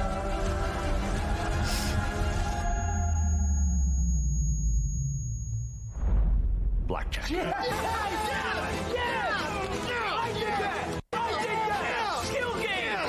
It's always a good You think he idea said to give me double that? down. That's why we brought back the KFC Double Down Sandwich. Maybe. Ain't she a beauty? Maybe. I don't understand. I think he said fuck me in the ass, personally. To be honest, I would have said fuck me in the ass, to be honest. If I'm being for real, that's what I would have said. I would have screamed fuck me in the ass. Sweet Lightning and KFC have provided an additional prize pool for We each know. winner. With a special twist. Each winner can strike like Sweet Lightning and decide to take the prize money, leaving the rest for the winners out of luck, or they can choose to double down the prize money and offer the same choice to the next winner. If all the next 4 winners pass on the money as they double every time, Mountain Dew KFC will have a surprise for our viewers. Moving on. They say slow and steady wins the race, but speedrunners have proven that it's actually the unwell and unemployed. Presenting the award for best speedrunner is Extra Emily. The unwell and unemployed. Oh. That's not. They shouldn't say stuff like that. Guys! Just because it's right true there. doesn't mean you should say it. I'm standing right here. They just owned you. Holy fuck. I am so honored to be presenting the Best Speedrunner Award for this year. Woo! Not even a good speedrunner. Actually, I know I'm hardly a speedrunner. because I speed ran my lover-host relationship with XQC. All jokes aside, speedrunning is a huge pillar of content creation and full of amazing people that help grow their favorite games into something thousands can enjoy. The nominees this year keep speedrunning so fun, fresh, entertaining, and oh so juicy, even when they're raging after they reset a run. So, the nominees for Best Speedrunner are Virtual, I'm thinking Simply, Squeaks. Honestly, this could be anyone's award, if I'm being honest. I think Point Crow is going to win for something else, so I think people are going to vote for someone else for this category, and I think they're going to vote for Squeaks. Virtual could really win it, but I think they're going to vote for Squeaks, because Squeaks kind of up and coming this year, for real. Where's Adam Hightask? For real. Didn't Hightask start streaming again? Never heard of any of these people. Showed you don't get around enough. Point Crow, my goat.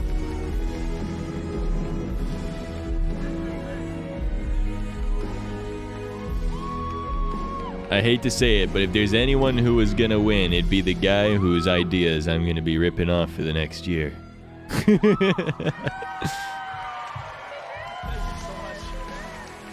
Oh, wow. It is not every day that Classic. you get recognized for finishing fast. So, Nice. I I'd love like to him. thank my mom, my dad, my sister. Because I like them? Well, that's fair. believing in me I think, and me supporting personally, I me. think there's mean, room I for could have been an everybody. engineer, but, well, now I reset runs for a living, so. Like getting fucked in the I'd like to thank, ass. everyone from Team Point Pro for being the backbone of the whole operation, my moderators, Yeah, and then you guys also know. the Zelda speedrunning That's community, who are like the most helpful people out there. If you My want to learn man. speedrunning, hey, go for it. So, thanks, My guys. man. Appreciate it.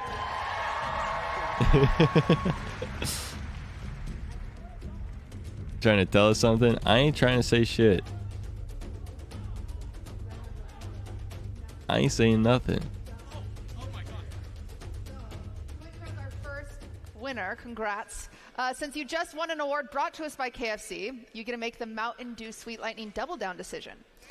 You get the option to take $3,000 Or double double it. that amount and give it to the next winner. We're all saying take it. Keep in mind, if you don't take the money, there might be a special surprise for Twitch chat. You know what? I'm going to double it. Yes, sir. Thank you, Point Crow. All right, for our next award, I added this award. There was no It's other called choice. The Hidden Gem Award. We added it this year. The Hidden Gem Award goes crazy. Because I wanted to give more opportunities and exposure to small streamers besides just dating a bigger streamer. The Hidden Gem Award is brought to you by our favorite Zeko. gem, Yeah, I'm not nominated. My Hidden Gem. I love you, Zach Pack. Hello. Hi. If no other cult got me, you got me. I have a hidden gem in my ass. I accidentally showed my cock on my ass on stream. Is that Prezzo Balls? It's Prezzo Balls. Dick and balls.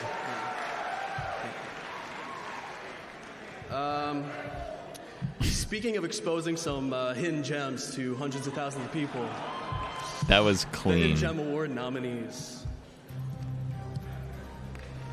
King Samalot, Afghans, Afghans. Nick Soleil, and Hello Neptune. My Gonna be a goat. riot? My goat. My goat. And the winner is Afghans. King Samalot. Oh shit! Oh shit! I've heard of Afghans. That's because Afghans is in our community in a lot of ways. Prezzo. Holy shit. W.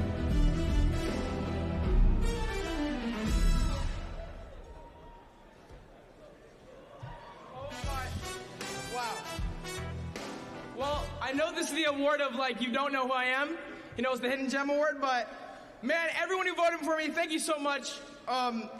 This is crazy. Thank you so much. And Cutie for the whole event. Let's get a clap for that. Oh, my God. Wow. I want to thank my parents, my brother. The Geometry Dash community was a big part of voting for me. Geometry And Dash, I baby. really appreciate it. I did not expect this at all. So thank you so much, and God bless. Thank you. Goddamn.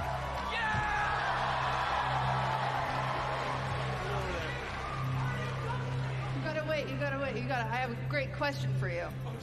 Did he break the award? Congratulations on Oh, your no. win, of course. You just won an award brought to us by KFC, and so you get Dude, to if I make was a hidden Mountain gem, Dew Sweet Lightning putting donut. hidden gem second, $6,000. they want them to take it, right? Oh shit! I'm What the? As the hidden gem, I'm taking $6,000, bro. That's a quarter of my annual. I'm taking that shit. Here we'd get him without breaking, but I guess it wasn't. I'm taking Anyway, it. do you want $6,000? Yes. Or do you want to double it and give the next person the option? Take it. Take it. Take it. Take it. Please take it. Take it. I'm gonna double it. Oh! You knew it was gonna happen.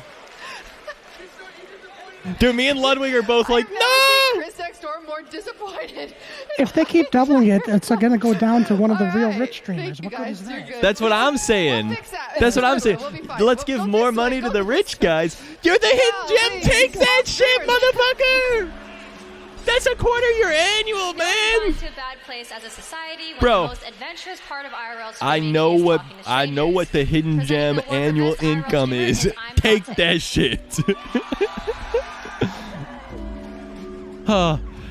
Look, I know one thing happened inside of that boy's mind, and it was, would it be hype? Everyone is standing in front of me. This would be so hype if I say double it, because everyone wants me to take it. Double it. First of all, No, man. Cinderella for giving me the opportunity to present this award. It takes a lot of balls and clits to be able to stream. The your cameraman location laughed. live The in front camera of thousands of shook. people on a daily basis. But I That's got my these friend 5 Zach. nominees that are the best. First person, fan. Joey Chaotic. Joey's hair is fucking crazy. I love that. Bacon Live. Jenny TTY. And Extra Emily. Damn. And the winner is... Because they're not there at the event. Jake and Bake Live. Yeah, let's go. I would be too, Shoji. Yeah, they know they're on camera. I eat on stream too. Are you kidding me? These are streamers. They're used to that. I'm always on camera eating. Yeah, I don't give a fuck. Camera's on me. I'm eating anyway. I don't give a shit. Also, to be fair, if I was at the Streamer Awards, I'd probably have been drinking a lot. And if I thought I might be about to win an award, I'm trying to stuff some carbs down my gullet so that way I can soak some shit up real quick so I can actually say words. I don't know if that's the situation, but that would be mine. Hey, what's up, guys? My name is Jake and Bacon Live. Nice to meet you.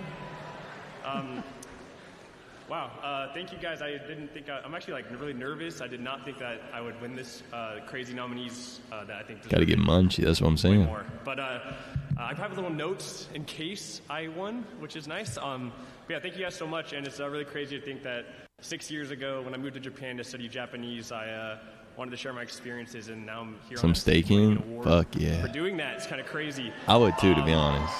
I never really I don't planned really to be care. here or be a content creator. Just kind of happened and. Favorite chatter award? Ooh, dude, Yeah, imagine IRL doesn't really famous get all the love I chatter. think it deserves sometimes. I wish it got supported a bit more. Twitch, bring back IRL. What the hell? It's fine. But anyways, it's a strange territory to navigate in long term in streaming. And according to Andy Milonakis, it is the hardest game on Twitch. IRL has come a long way, and it's really unreal to think about just how many new IRL streamers are. Isn't even hidden. He's verified on YT. Oh damn, I didn't know who it was. To be fair. To develop and polish up into a, But more hey, you know, sustainable, everyone deserves no hate. You know. But Afghan's my goat though. Thanks all the viewers. Thank you guys for voting for me. This is crazy. Thank you to all my friends I made throughout the years here, all my streamer friends. I see so many of you guys. Oh, no today. wonder they doubled it then. Well, if big they're shout out to verified people on that YouTube, that means they have over 100,000 supported me. That was a really subscribers, weird which time means for they me, make like plenty of 2 money. years of 180ing on all my content. That's why they that was doubled really it. hard, but thank They you got so much money for supporting already. through that. They're The chilling. tech gods who made IRL possible, Gun Run. I was saying if they were just like a smaller streamer, bro, I'm These taking the guys made 6K. IRL what it is today, the current modern form. So thank you guys so much. And my girlfriend Water, who can't be here today, for her loving support throughout every single day for me. So yeah, thank you guys so much. To Jessica and the team at Loaded, and to all the IRL streamers out there, you guys are killing it. You guys are on a crazy Damn, grind. that shit fucked the rich Jenny, people. Rob, Yes, sir. Joey Cook, Jay Streezy, Mr. Keen. Double, I give it to Just the name next a few person. of all of them. You guys are insane, and you guys deserve to be up here just as much as I do. So big shout out to you guys. So thank you guys so much. Thanks Cutie. Thanks to Streamer Awards. I'm out. Get your phone, get your award, and double it. Give it to the next person. Double it. Double it. Double it. Double it. Double down. Double up.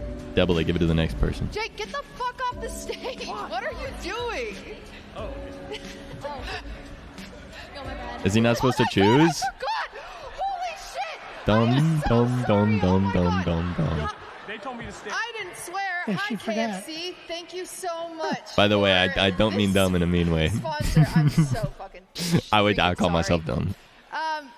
Jake, damn you it. just won an award brought to us I love by Cutie. KFC, and you're gonna make a Mountain Dew Sweet Lightning Double Down decision. You either get the option to take $12,000. Fuck you. Get off the or double that stage. amount and give the same choice to the next winner. Double it. Double it. I got some expensive car payments coming up soon. I can't. I got to double it down, right? I Double double it it down. down. Doubling down. Option to the next winner. I feel like you have to double it. You have to see how far it can go. It's like a subathon. You got to see how far it can go. You know, you just got to keep going. This category is important. You know, we're so Yes. far in. So someone like XQC could take it then. Yeah, great. Yeah, well, there's one more smaller streamer award in here, isn't there? Yeah. Up and coming. There's some. Yeah. There's another one. Yeah. Speaking of subathons, did you guys know? Exclamation mark subathon. If you want to add time to the time.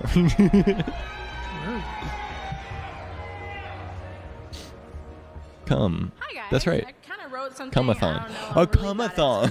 Oh God. But if Took a you guys don't know subathon, but every time you get a sub.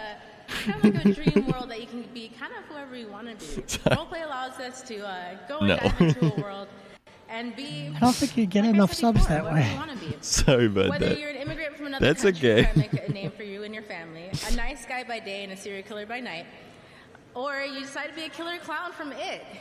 You can be, like I said, whoever you want to be and wherever you want to be. The possibilities are endless, and so are the stories that these creators make. Here are your nominees for the Best Role Player of the Year. I want to do roleplay, dude. I want to do everything. I want to be in every category, man. I want to be a role player. I want to be a We've also got Buddha. everything. Buddha. Another He's big buff. name is Yo. Phantom. I don't know him, but I trust him. He Last and protects. certainly not least, Zerka.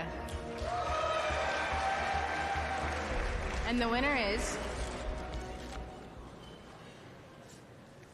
Phantom. Keep me safe. I trust him.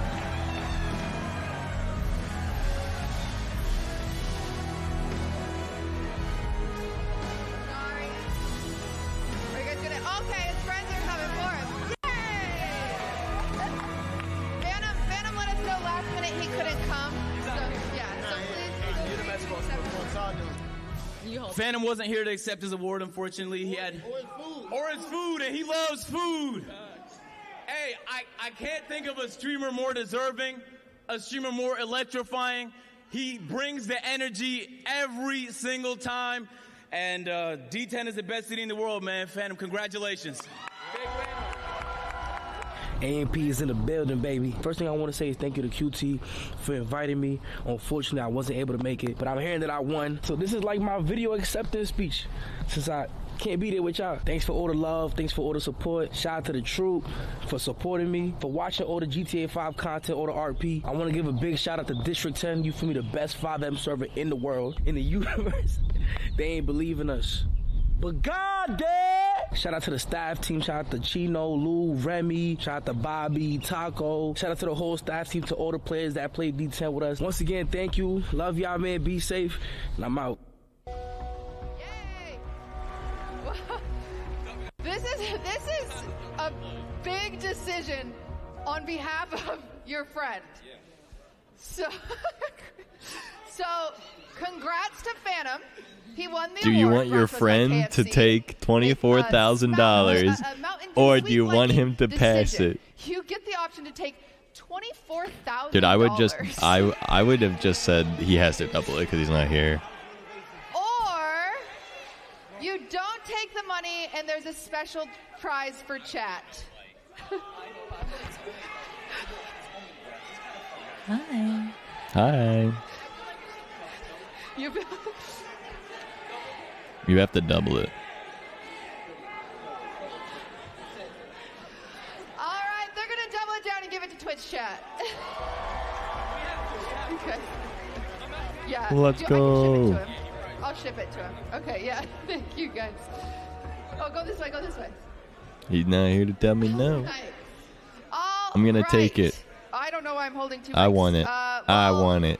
Well, I didn't think anyone would not take the money, to be honest. But lucky for us, Mountain Dew and KFC really wanted to give this back to the community, so they agreed to do a giveaway. Congrats to chat.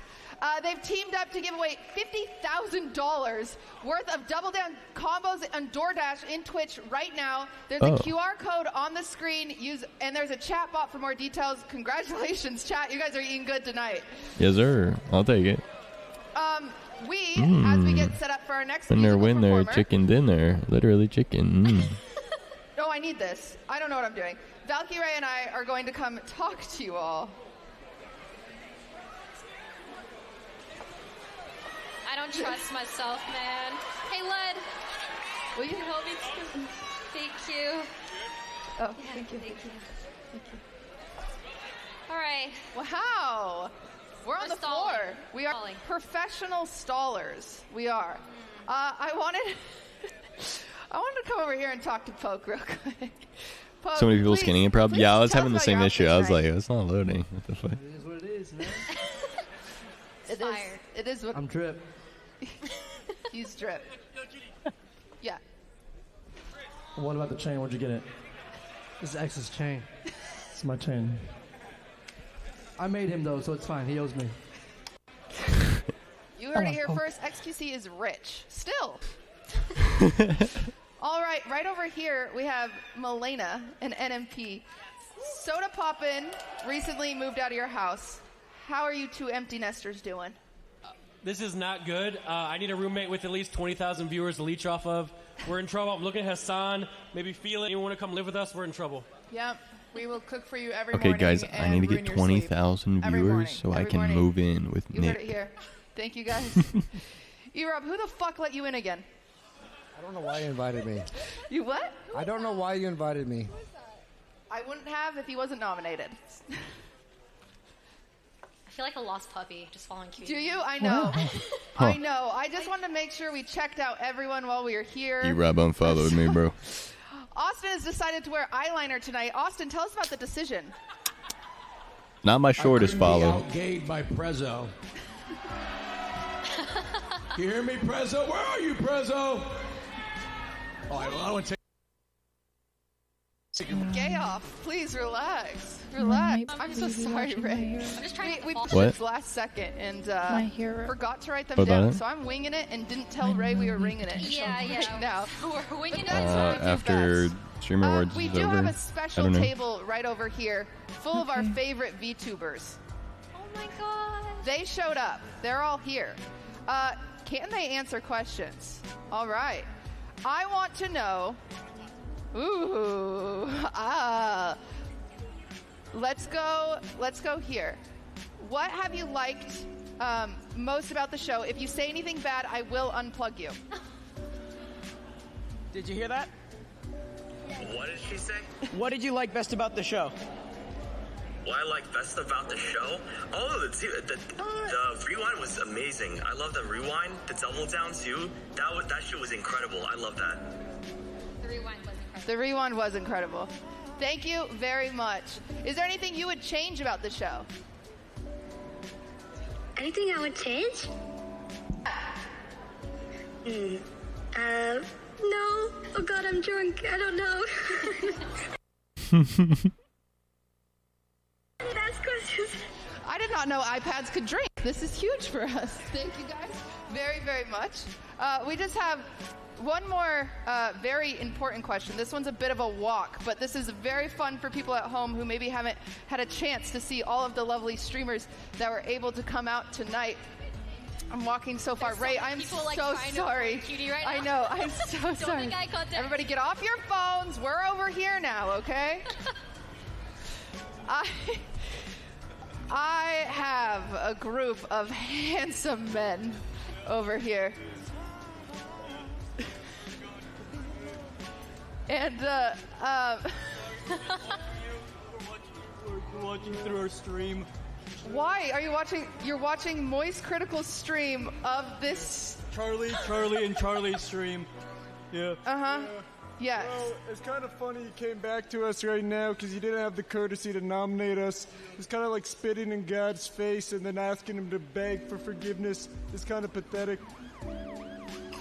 Yeah. Have you ever heard of the Hunger Games? That's me right there. Do you see that? That's my arm.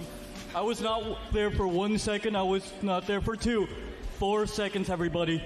Come on, give it up. And that is Moist Critical, everybody. Last year's winner of Variety Streamer. Back at it again. All right. We are going to... I'm going to come down right down here, so then Valky Ray can throw it to our musical guest. Oh. Okay, oh yay. You have We're done stalling. Okay, please put your hands together for our next performing unit. We have Mickey Taylor.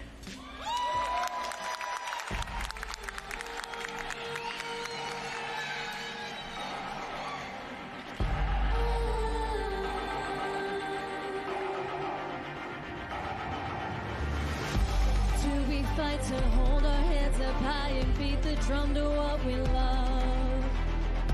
Risk the fall, or we have felt it all come crashing down from far above. Dude, the Streamer Awards is so fucking cool. Holy. I don't know what it is, but it's so inspiring. What up, NNK? How you doing?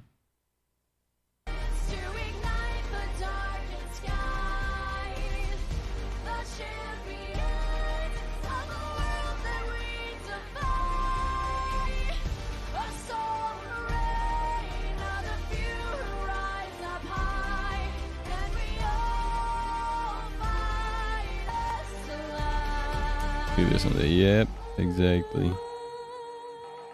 I get that feeling of like, I just like imagine what if I was there? How cool would that be? And I'm like, damn, okay. The only reason I'm not there is my own fault. All right, I gotta get there. Like I got this. And then like 2 days from now, I'm like, oh. Just nice to see an acknowledgement for the kind of thing that you do. So. Yeah.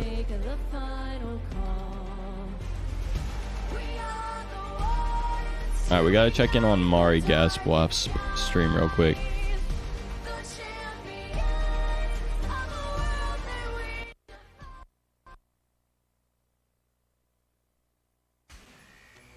Mari nomination. Yeah, no, but You were nominated for Best Mari Award at Streamer Awards. Expensive new phone. I forgot I was purple. For the first time. I'm purple now. Holy shit, I'm sus. And I'm gonna get... Mari, you were nominated for Best Mari Award at Streamer Awards. Really, Zachko? Yeah. Oh my god. Really?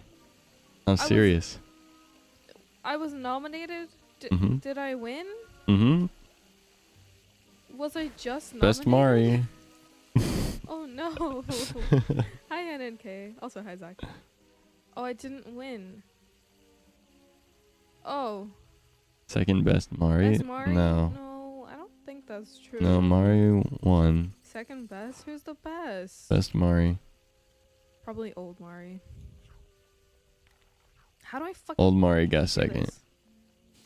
What the hell is an apple cube? No, Mari won. Best Mari nodders.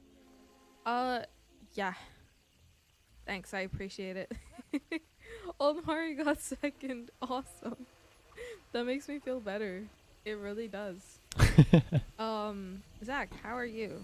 How's your how's stream? I am great. I am. Wait, how many hours are you on? Hours am I on? I don't know what I'm doing here. I have 5.5 and a Apple half. Store in NYC is a right glass now. cube. My dad actually said I should get my new iPhone there because it would be cheaper Chess.com. ultimately. But that kind of worries me. And also I kind of want a phone like on the way there. Like a good phone on the way there. Hours, I have 5.5 right now. Awesome. Awesome. Awesome. Dude, I don't know what the fuck I'm doing. Chess.com. This game is fucking confusing. POV. You watch I'm streams. a chocolate rat. Like, what am I supposed to do? Something with the water, right? That's it. Back to Lurky. Oh, who do you watch? Mostly I spectate my teammates. Presenting the award for Best Valorant Streamer is Slime.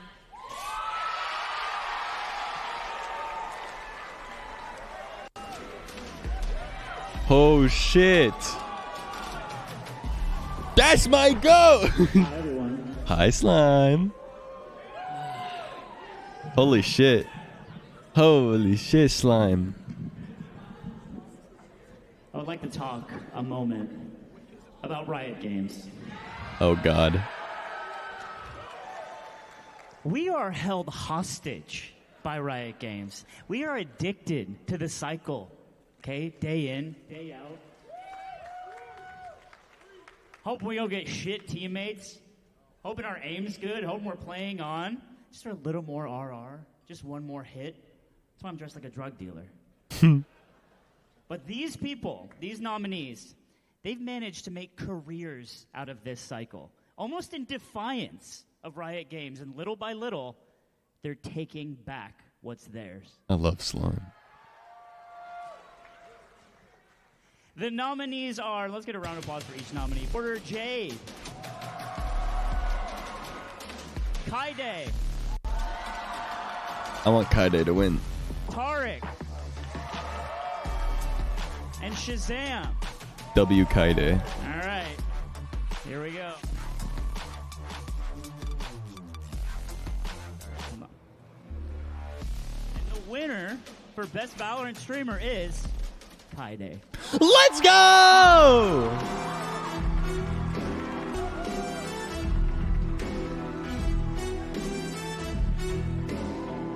W Kaide.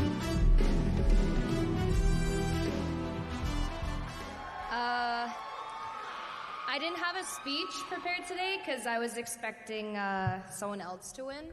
But I did talk to Cutie on the sideline, and this was my Make-A-Wish, so thank you very much, everyone. I appreciate it. Thank you.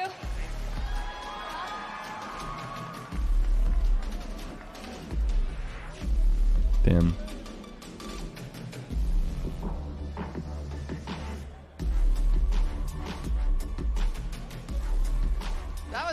up. That was not. That's. We mostly wanted to celebrate everyone in our next category for getting through puberty. Presenting best Minecraft streamer is Tina Kid. Oh God. Fuck, come on, dude. They're just slapping you around tonight, aren't they? They fucking want my fucking ass dead. What's up? Hey! They are coming for me. Oh God. Okay, first of all, I want to say thank you to Cutie for letting me present Best Minecraft Streamer of the Year award. Thank you so much. For the mac and cheese dinner. Oh God, do I open it now? No. Yeah. Okay. Sorry, I took a shot. Oh, I don't know if I should have said that. Okay. Okay. So, the nominees for Best Minecraft Streamer of the Year is Tubbo. Smallland. Why is Smallland on Minecraft streamers? Smallland. Why is Smallland a Minecraft streamer? Is Smallland a Minecraft? I guess he speedruns the game a lot, doesn't he? Okay. I haven't watched Smallland do Minecraft. Okay. He There's does, a wax seal yeah. with a Pepe on it. It's really cute. Okay. And Foolish the winner of gamers. Best Minecraft Streamer of the Year is Quackity. Let's go!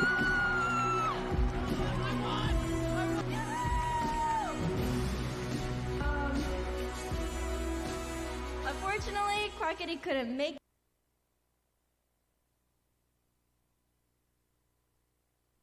Uh-oh. it, but he left a video, so here it is. Thank you guys so very much for Best Minecraft Streamer. Thank you so much, Streamer Awards, and thank you, Cutie It's so Cinderella, cool that we for have putting like our such own an Oscars amazing on show Twitch as a together. bunch of fucking like Unfortunately, though I'm not able nerdy to share gamers this in our moment with you bedroom. guys, know that I still feel incredibly grateful, Despite the fact that the incredibly top streamers are privileged to millionaires, be but you know what I receiving mean. this award. Big thank you to my English and my Spanish community. Twitch having for being issues tonight. so They're not used to loving and so 300,000 plus people supportive watching a towards me. single stream, I think. I started making content when I was 12 years old. I am 22 now. And coming from a Hispanic background, 12 to 22. having so much success in an English medium, I feel you, man. It feels unreal. I've to been me. making So much to content since I anyone was 10. I'm who watched my 25 content now. Years ago, anyone who watches my content now, I seriously appreciate it. It feels unreal to have such a loving and supportive You're English old. and Spanish community. I seriously could not be Real. more grateful. Thank you so much for the award. Thank you to everyone who made this possible. And I hope you guys have a wonderful What up, rest Zach? of your night. Thank you so very much.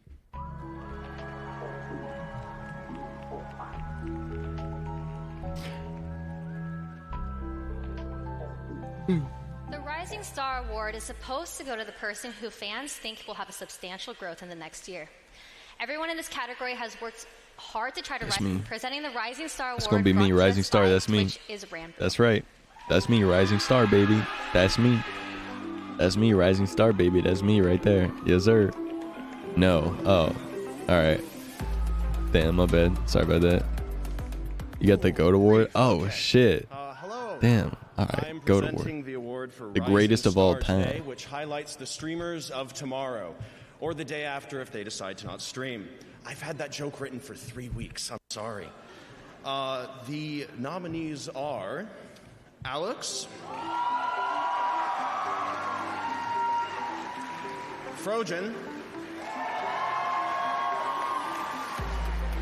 Keo, and Prince Sam Live. I'm thinking Keo might win, to be honest. It does have a little guy on the back of it. But That's great. Alex might win. And the But award Frogan goes might to- win. But Prince Sam Live might win. It's anybody's game. Frojan. Let's go! Yeah. Let's go. That's big hype, actually. Frogan just slapped Mizkif on the back of the head. Hassan's GOAT.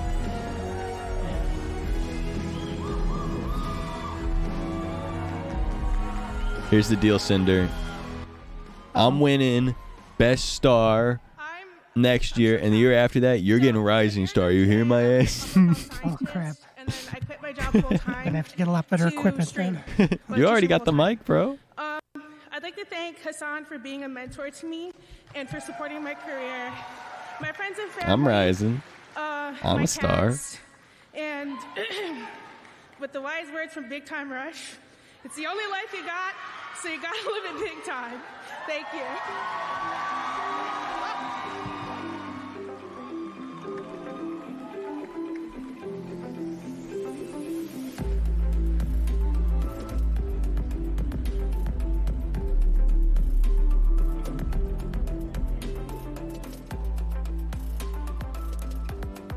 Before we move on to Stream Game of the Year, let's take a sneak peek at a different game. Backstabbing and running away screaming, the genre-defining social deduction game Deceit is back with a second installment. Deceit. Coming later this year to both PC and consoles, here's an early look at Deceit 2. Deceit these nuts. I'm down to try Deceit.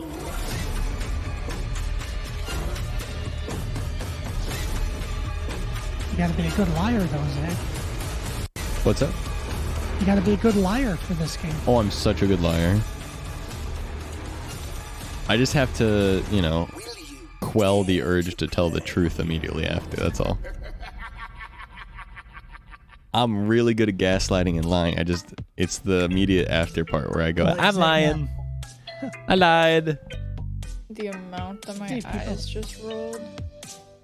Why? Those few sentences. Why? Tell me. Tell me why right now. It was Tell me. You gotta tell me. Tell me. I got the mic on you. I said it was amusing. You're mic'd up. You gotta give me a real reason. What? Real reason. Tell me now. Mic's on you. I said it was amusing. But why was it amusing is the question. I could not tell you. All of the games have been Tell me why ain't nothing but heartache. Tell me why. If you get Diamond in Valorant, that's pretty impressive. If you get Diamond in God of War, I don't think you know what God of War is. I want it my way. Tell me why.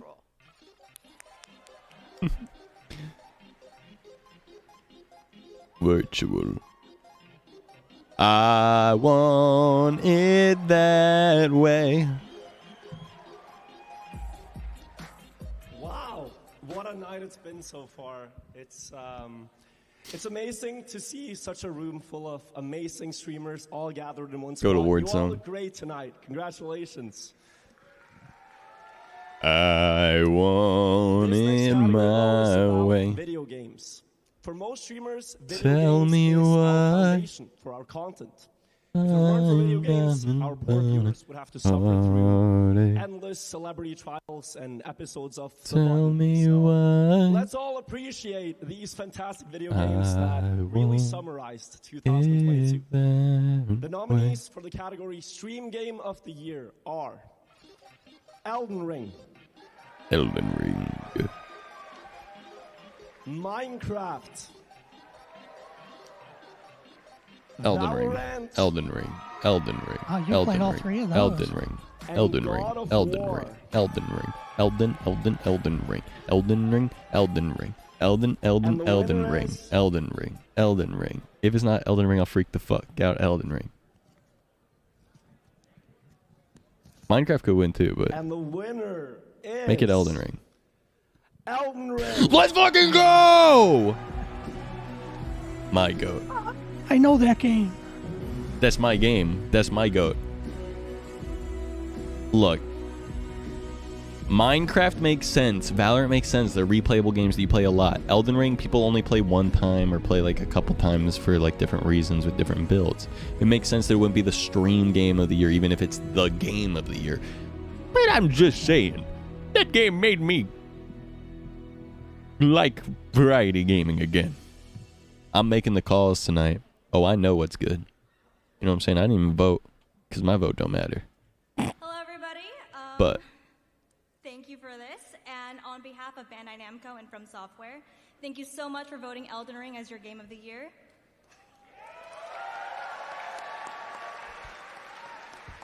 We are super honored, and thank you so much.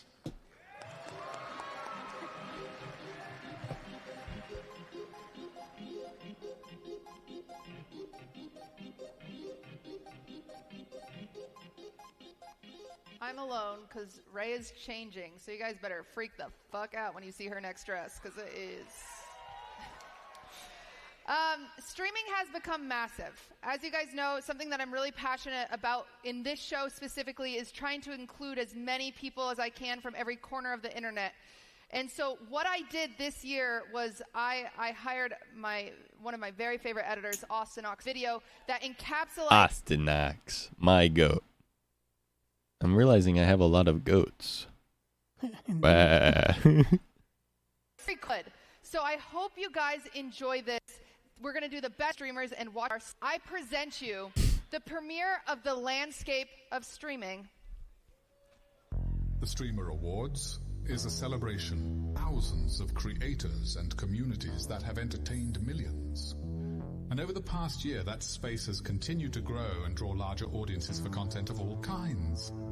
So, allow me to take you on a tour. This is the Streamer Awards Atlas. Goat herder, that's me, baby. That's right. I'm in there. I'm in there somewhere. Guys, I'm in that sea of dots. A map of the stars. Where though? And every constellation Where would I tells a story. be? Every connection, a different cluster of the streaming Did world. we never look The to closer see two where your streamers cluster lie, was? the more they share in common. You're right there. Guys, that's me. See? That's me. XQC. Just like me for real. This is the core of It's you. English-speaking YouTube and Twitch, the connecting node between all. Germa! That's me again! Hey, it's another white guy that's just like me! It's white guy too. Most of the time, it gets you killed. I read that they stole this from my audition tapes. Sometimes it gets you killed in painful, nasty ways. That is so much better than that, kid. Literal chills. Now that Twitch has banned gambling, it's time to ban League, okay? Yes, ban League. It's so much effort not to kill each other. Can be easy too. Just go back to you guys. Simplest of comms will do it. Who's this? Oh, I just shot you in the head. What the Big thank Hey, it's me again. White guy number 3. done against all he only lost $100,000. $200,000. What the fuck? But the streaming landscape is ever changing. And as time passes, new talent rises. It's your big bro? What do you mean by big bro?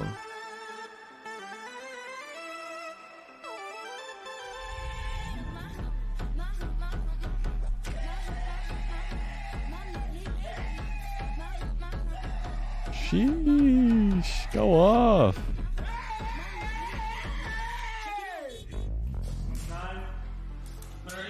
Slap that bitch on there. Yo, Lee Tim, who the fuck is Luca Tim? Who are you talking about, bro? Luca Tim. Luca Tim. Luca Tim. Look at him.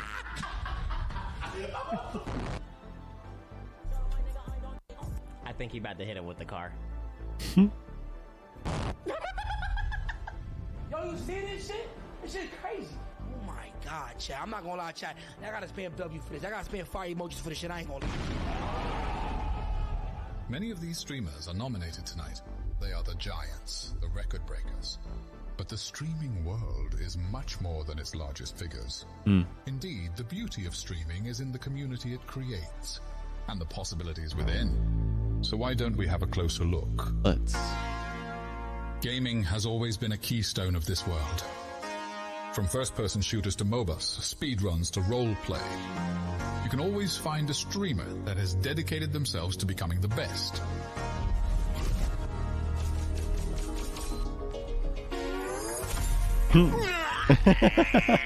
Yeah, and you can use the E-rank to kind of hit like a drift, you know what I'm saying? What? Yeah. Send him. Hit him. Hit him.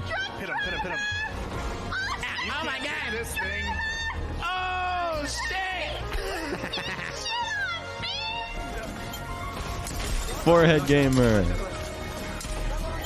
Let's go! Kai Day. My goat. 30 seconds left.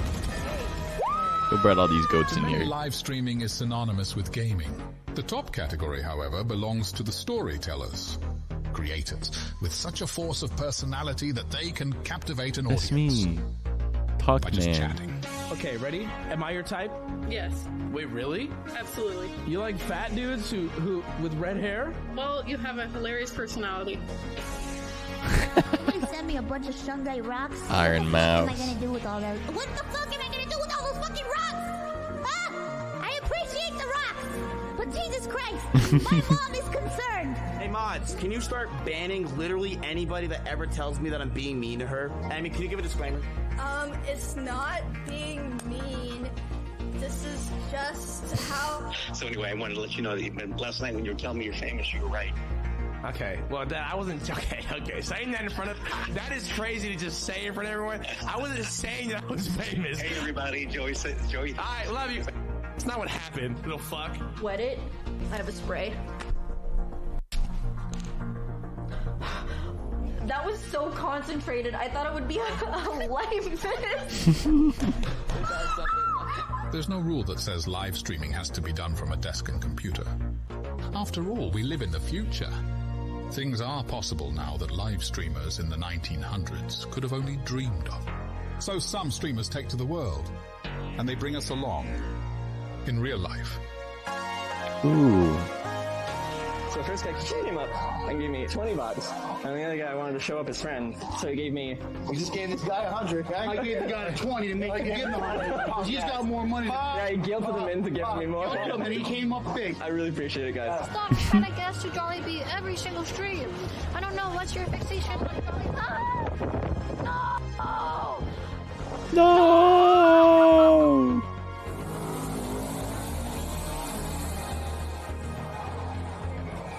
Oh, shit! That did not look like it was gonna roll over. He's good. He didn't hit no walls, no nothing, bro. Damn. Eesh. I've never thought about driving a real life car on stream. How to drink? Show us how to drink. Demonstrate. Open and. There we go. Now I'm feeling. Now Rob CD! My goat!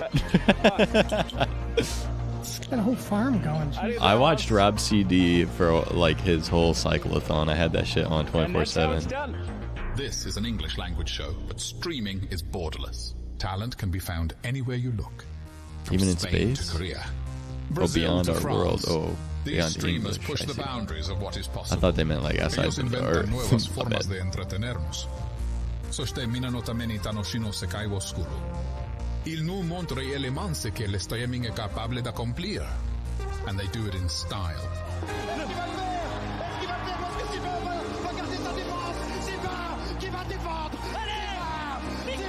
I understood one of those. Dude, Spanish streamers go hard as fuck.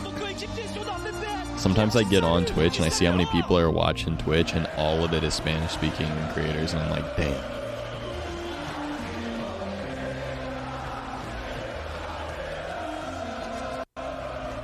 They also make fucking crazy content, like actually genuinely crazy content.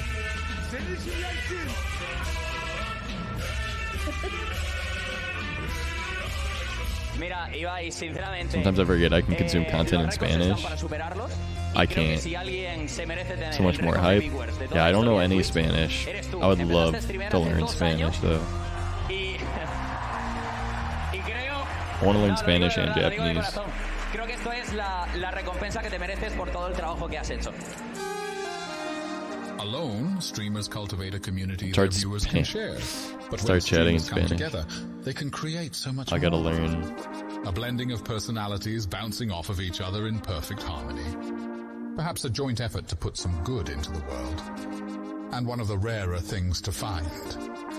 New friendship. Isn't that what YouTube's all about, though? Stuff people don't expect to see. We've sold out an entire stadium with 27,000 people. Yeah, hear that? It's fucking wild. The first time doing it one time. Why is this making me cry? Because streaming is fucking cool and you're a part of a family. Fuck you. We love you, asshole.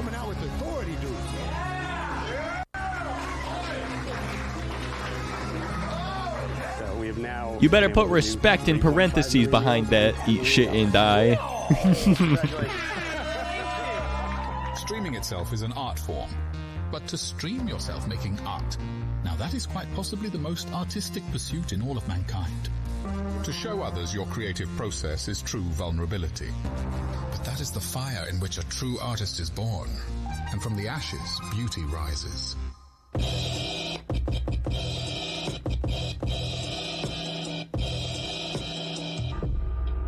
God damn. Yeah, I don't know. I've been enjoying the watching documentaries with you guys while I work. My bad, just a little stretch. I mean, He just like me. Normal here, right? But then holy shit, like that's crazy. It's not edited. Oh, he's old and bald. Let's sing a song for Lemmy about being old and bald. Let's go. Do you know what it's like to be balding? Suntan on your scalp. When the sun shines hot and it's scalding, and your head just ain't no help. Streaming is infinite. The possibilities stop only at the edge of your own creativity. I'm so happy I'm a streamer, dude. And the website TOS. But as long as you don't whip your out, infinite. If a thing can be done, it can be streamed. Peru. We have a Peru. Rainbow, my. There is a Peru poll. Dude, no, this is a Peru poll. I knew that, dude. I fucking knew That's it. right. Thank you. Let's go, baby. Let's go. Got to do the puzzle rub, right? It ain't done until you rub it. That's the R-rated part My of the God. stream. Isn't it just freaking amazing? Isn't it just incredible how this is just one tiny drop of pond water, and this is a whole ecosystem going on in here? Live streaming is a medium unlike any other. It requires you to put your full self out there. And that Clint sincerity Stevens. is what draws others to watch. In a time Dash when people grow ducks, more baby! isolated than ever, My duck! streaming is a form of connection. A way to share your interests, Austin. your talents, Holy. or Some of just these. your joy. Mari! Millions of people tune in to their favorite streamer every day. Lily. All knowing that someone else out there is doing the same. And in that thought, there is comfort. That you may have found a group of people just like you. A community of your own. Streaming brings us together. And we should celebrate that.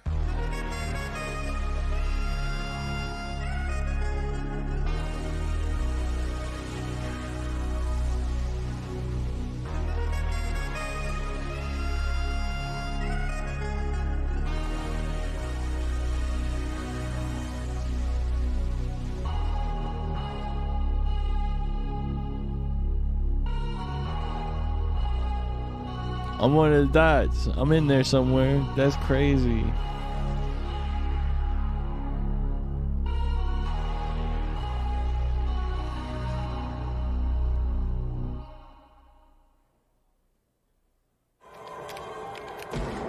Oh no. Oh, come on. Don't follow that shit up by an ad immediately. Give me like a second of Cutie Cinderella talking to me, man. Holy shit, fastest boner kill in the West.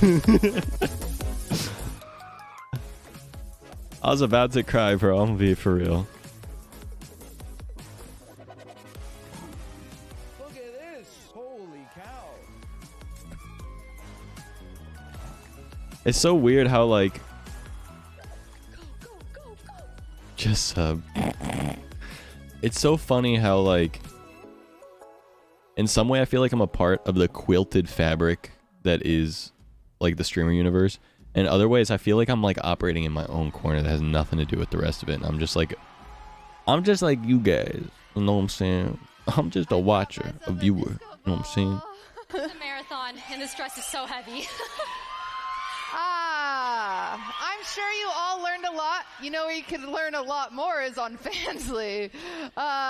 Huge thanks and shout out to Fansly for sponsoring today's show. Make sure you follow our Fansly account, exclusive behind-the-scenes content to get a free trial of their top creators only at fansly.com/thestreamerawards. Own pocket of the web, but you are also connected by a few strings. Category is Yeah, best that's content true. Organization. And as a part owner of 100 Thieves, I want to make get it in clear there. I did You not know what I'm tamper with saying? the voting. Don't worry, I did. The first step The is to stop being an award for asshole and Best taking everything so Content personally, I goes think. to the org with the best PR team. Presenting the award for Best Content Org is The second Saikuno. step is to make better content. And then I'm there. You know what I'm saying? I'm right there. Saikuno!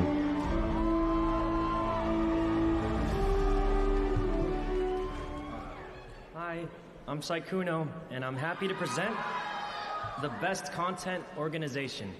I've never been part of one, so I'm not sure why I'm presenting this, but here's the nominees for Best Content Organization. Offline TV. Yes, sir. OTK. 100 Thieves. Shoujo's pretty cool. And V-Shoujo. I think an offline TV is the GOAT, though. I'm thinking probably offline TV. I'm feeling a little offline TV, to be honest. My GOAT. It's offline TV. Yeah, baby! My GOAT! That's right! Bye. Motherfucker. Zach has a goat! I've got a couple goats.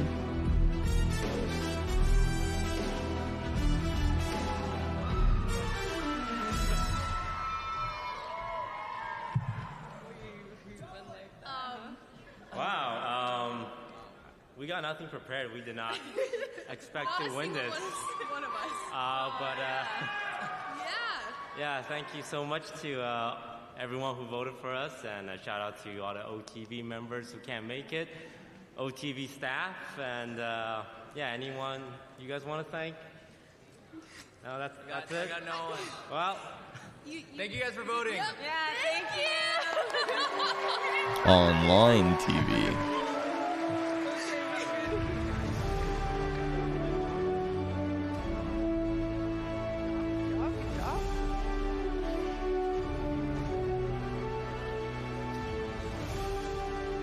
This next category highlights something special. With the help of their communities, each of these nominees have raised thousands for charity and have helped so many people. Presenting the award for Best Philanthropic Event is Lulu Lovely. Let's go. Sparkly.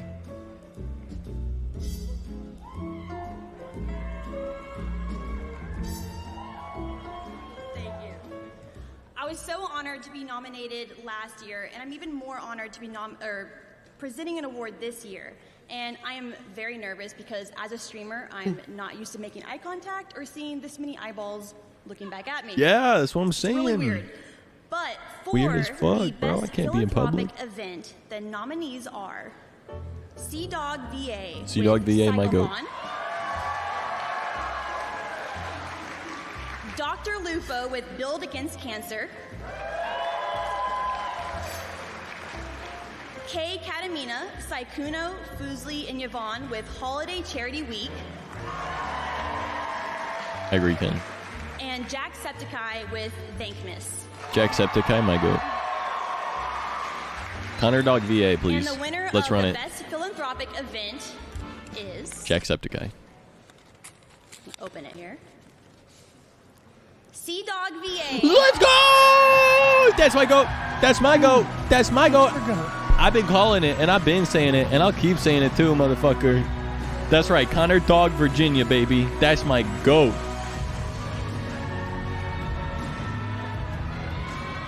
Heavily reflective suit. Me too.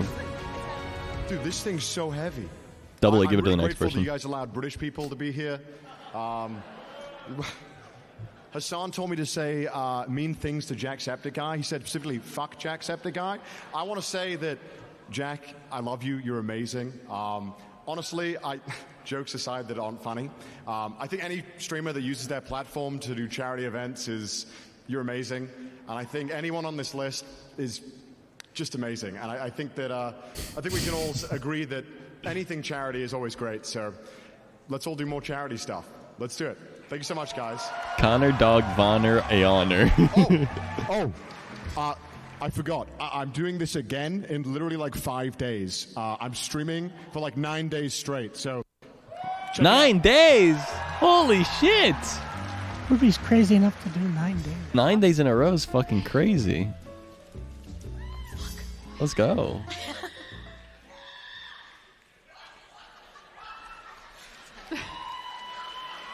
Next time I do a streamathon. Thank you. You're doing this for the woofs. Next time I do another subathon type thing, streamathon, I want to be well off enough to just do it for charity, 100%.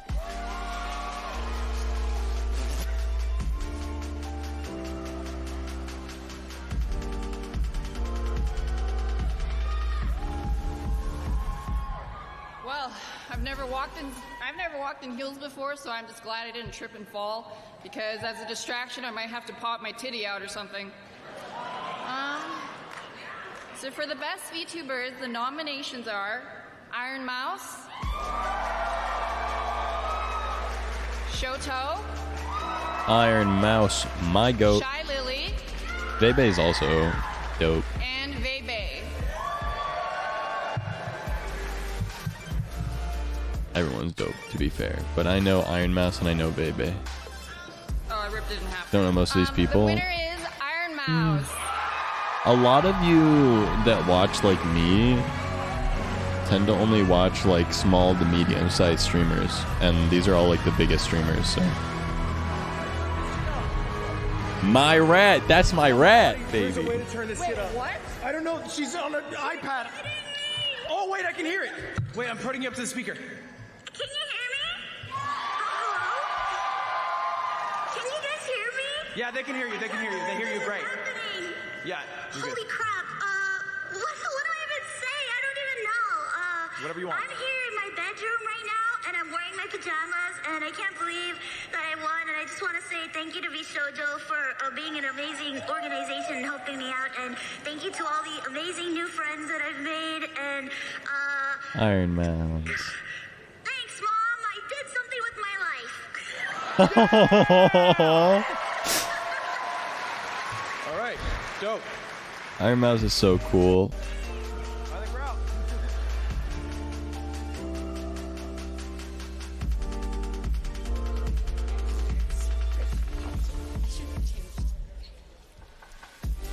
Streamed events are part of what separates streaming from old media. Like, do you really think you could turn on cable and see something like boxing, game shows, or even baseball? Presenting the award for best streamed event is Carl Jacobs. Yeah, VTubers are cool, man.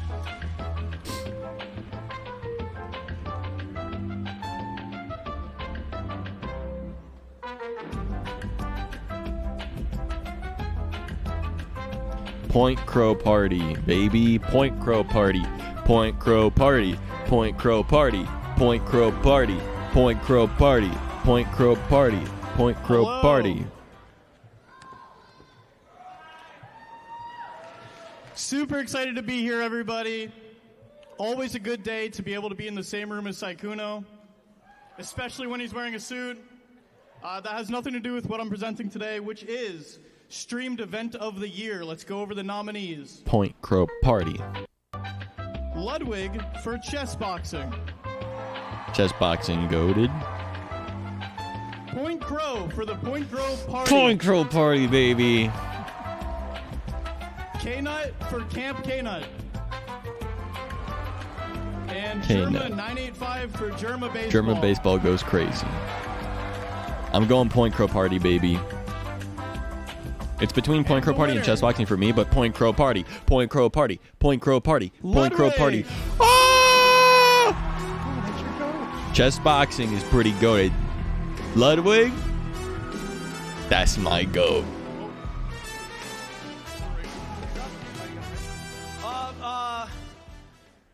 I'm out of Rigged. breath. I had to run to get Iron Mouse. Look, I think chess boxing was an amazing event, and I think it deserves to win. Thank you.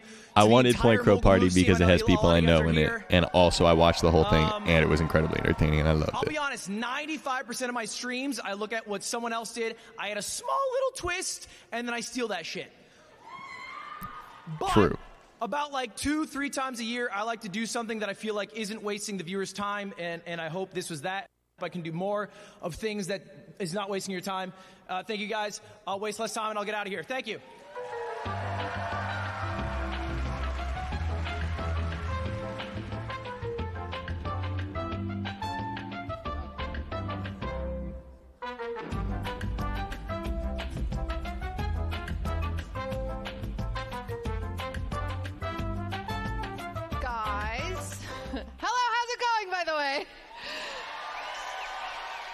I forgot there's so many faces up there. Hi, everybody. You're very cute. Ludwig or QT check. Someone mentions go blasting with We're launching a Elwig. game at the Streamer Awards. Wait.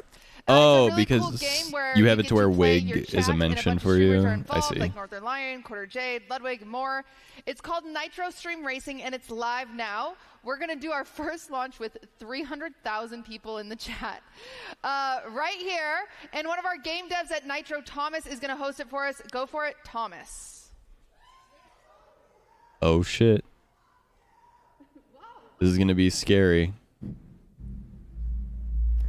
Hey everyone, I'm Thomas with Captain TV. Oh. We're an indie studio making games for streamers to play with their viewers. I'm super excited to be here backstage at the Streamer Awards to launch our latest game, Nitro Stream Racing, which is out now for everyone to play.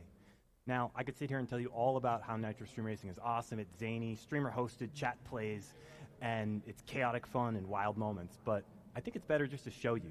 In fact, we're going to play a race right now, and you can join from chat. All you have to do is hit !play to get going. The game's going to randomly choose 250 participants to face off, and we're going to see who's All right, let's !play this shit. The top 10 people are going to get this really fancy dino skin, and everyone who gets into the race is going to get a very exclusive Streamer Awards car. So, wow, a lot of people are already in here. That's pretty awesome. We'll give it a few more seconds to get in.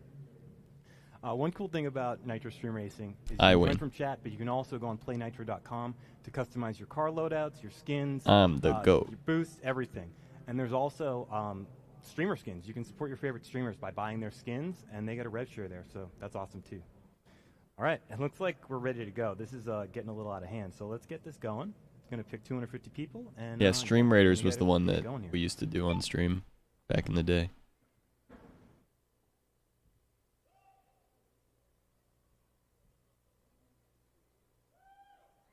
All Did right, I win? here we go. Am I in? Who's going to win? Am I in? I want to win. I'm the winner. We're going to get a 3, 2, 1 countdown, and we're going to pop off. I hope I won. Am I in? And we are I want to see my name on the man. stream. All right, we've got a pack separating right away, but a bunch of them get taken out by the Rage. bulldozer. Oops. All right, who's in first place? We got Party Pete in first place here at the Streamer Awards, showing off. But he's going to lose out. And then we've got Adrian here going for the target, maybe? Like marbles with cars? Yeah, basically. Down the track. That's a good move right there. Spins out, might lose first place. We've got unknown limits. Finding out the limits of first place. It's made by the same here, people that going made past Stream the Raiders, machinery which is and trying an to finish the awesome first one lap. that I Let's get did through this intersection back here. in the day. All right. What do we got? We've got Adrian in second place. We've got Auntie Dino, appropriate. Stream there, in Raiders third, and now is fourth a place, cool falling to game as sixth well. Place. All right. Cal Ray is in third place and fourth place. Oh, there's a lot of stuff going on I stopped doing here. Stream Everyone's Raiders gonna because get it was hit by hard to that do on two bulldozer PCs, again. though. Oh, man. All right. Unknown Limits is falling to second place, and Adrian is in first place here. All right. It's still anybody's race. We've got a full lap left to go. Unknown Limits in second place, and Adrian in second, or they fall to second place. We've got Muscatek in first place, but they lose it. See, it's wild. Anyone can win. All right, Harmo comes out of nowhere to take first place for just a second.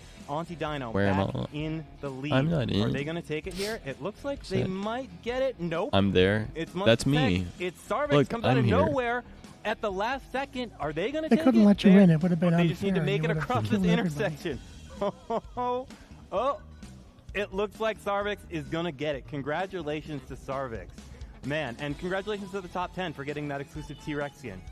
Streamers, play Nitro Stream Racing. Just go to playnitro.com, download the game, and you can start racing with your community right now.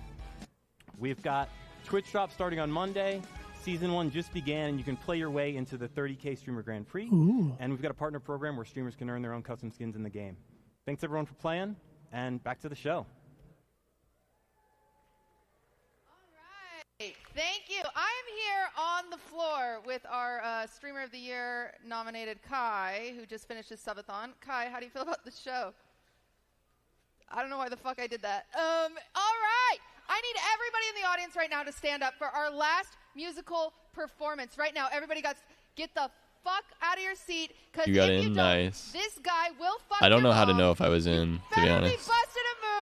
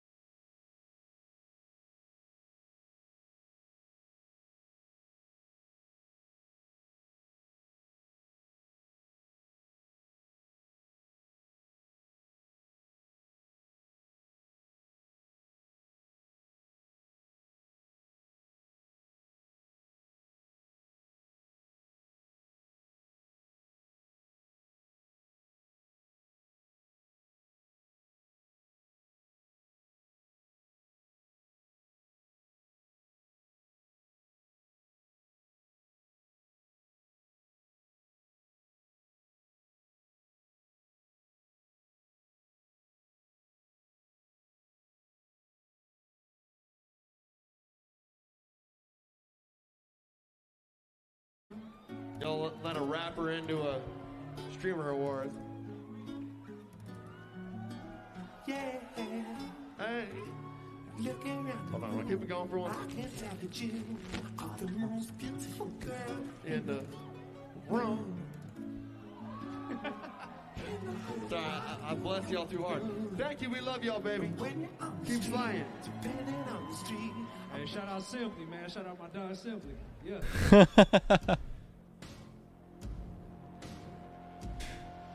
I'm afraid to say when he asked me to put my hands in the air, I did not. What the hell, Cinder? Sorry. Gravy's too smooth with it.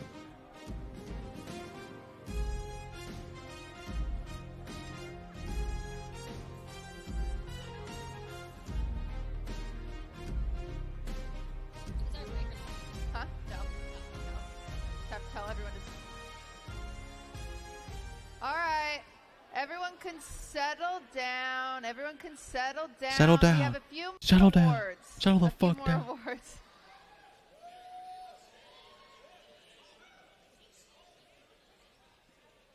All right. Every year we see innovation from Just Chatting streamers as they push boundaries and ask the question, how can we do even less? Presenting the award for Best Just Chatting Streamer, brought to us by Twitch, is Agent Zero.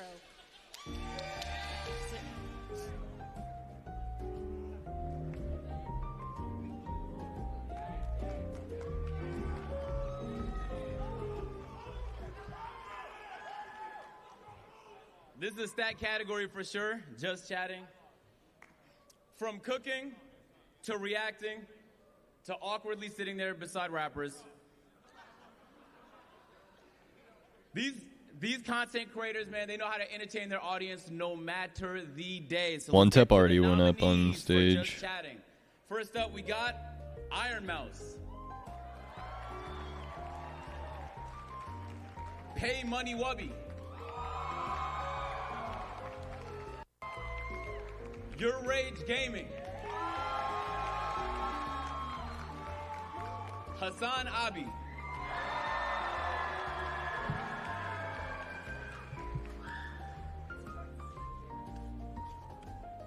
And the winner is Pay Money Wubby.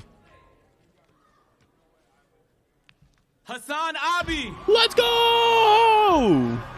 My grifter. I mean, goat.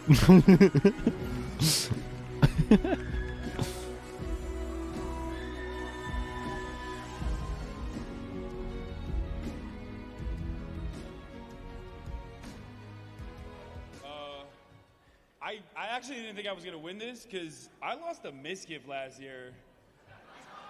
So I was like, it's over. You know what I mean? After that, it's like, I'm definitely going to lose again. I want to Goated grifter. That's my boy.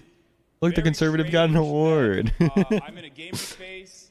I love Hassan, with a lot by of the other way. incredible content creators, especially those who were, put up for this award tonight. And the fact that a political content creator could be, riding with the top dogs in this field Yes, sir.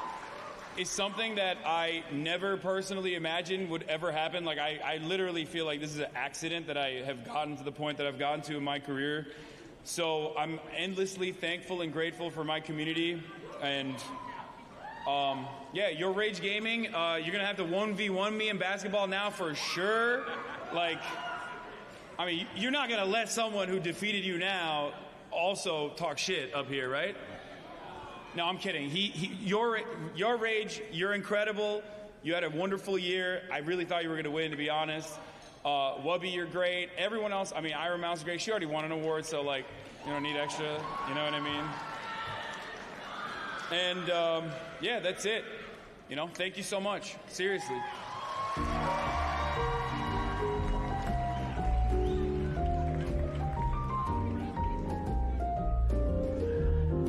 I did not watch any of his Japan stuff. I was here the whole time. You know, as a variety streamer myself, I have to constantly change up what I'm doing. Like if I'm playing Warzone, I have to remember to reload after every kill. But if I'm playing Valorant, I have to pretend that I'm not a woman. Presenting the award for Best Variety Streamer is Physical Gamers.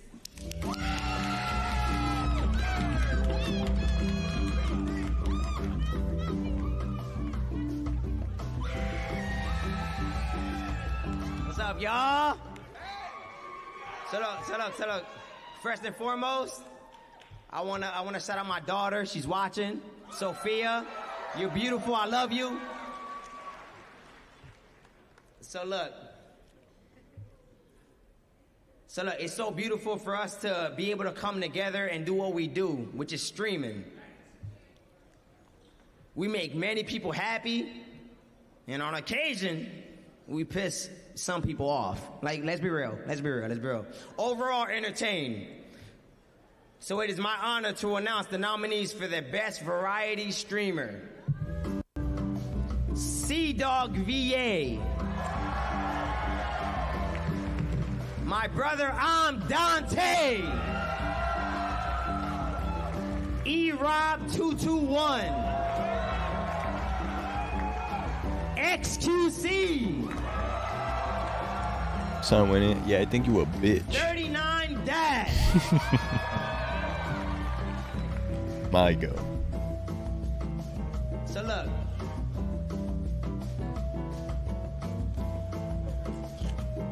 Secondly, y'all. What up, Anaki? Y'all gotta stop with up there. Y'all gotta 39 stop Daft with the Drake dead. jokes. You know what I mean? Y'all gotta stop with the Drake jokes. I hear you. And the winner of the Best Variety Streamer is XQC. My goat. That's my little goat, man.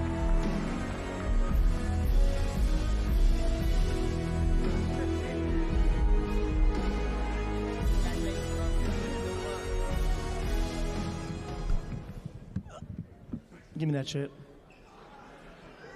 I was hoping I was gonna win because I didn't want to go up here and actually say something.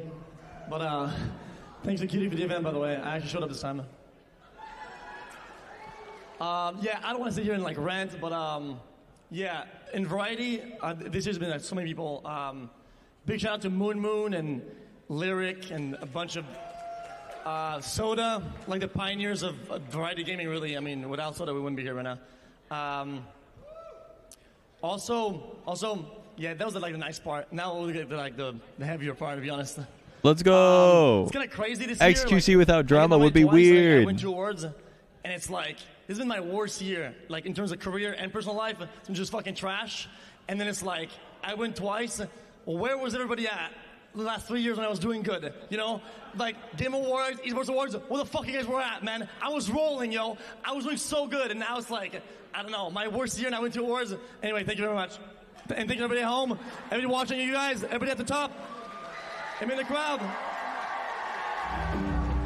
Thank you. Thank you, man. Bye-bye.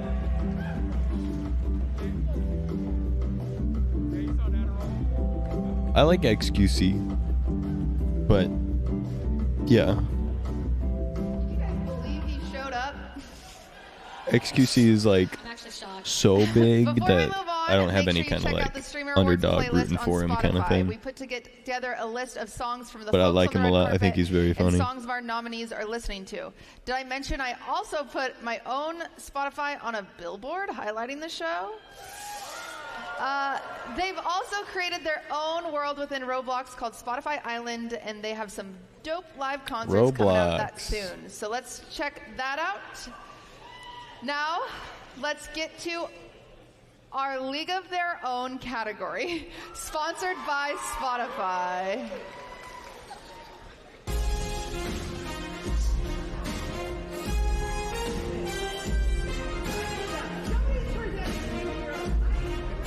Irrelevant. I want irrelevant. I want to be irrelevant. I am irrelevant too. That's it. We're getting irrelevant. So much for this. Where the irrelevant merch at? How do I get irrelevant merch?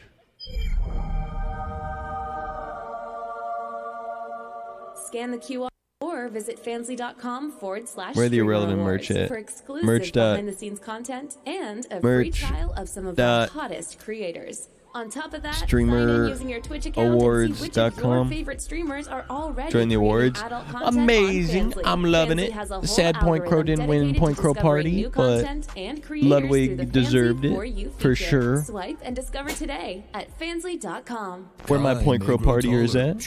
My Point Crow Party truthers at? may become less of a weeb, and XQC may stop eating his toenails They are on indeed stream, sponsored by but Fansly. Twitch Prime will always be free. Just sign in with your existing Prime account or sign up for a free trial. Click the checkbox and subscribe. Merch.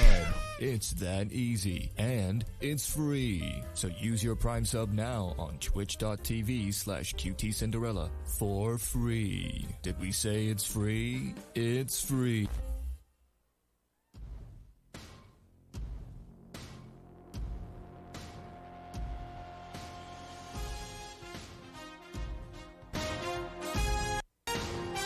This is my second time doing this. I Is still that made okay? some mistakes. Hi. Hello, Mari. Now let's Mari. get into League of Their Own, sponsored by Spotify. What you doing, Mari? This award goes to someone who has made their own path in streaming and makes Mari unique, Gebwab. interesting content. Presenting the award Mari of League of Gebwab. Their Own, brought to us by Spotify, is Quarter Jade. Hiding?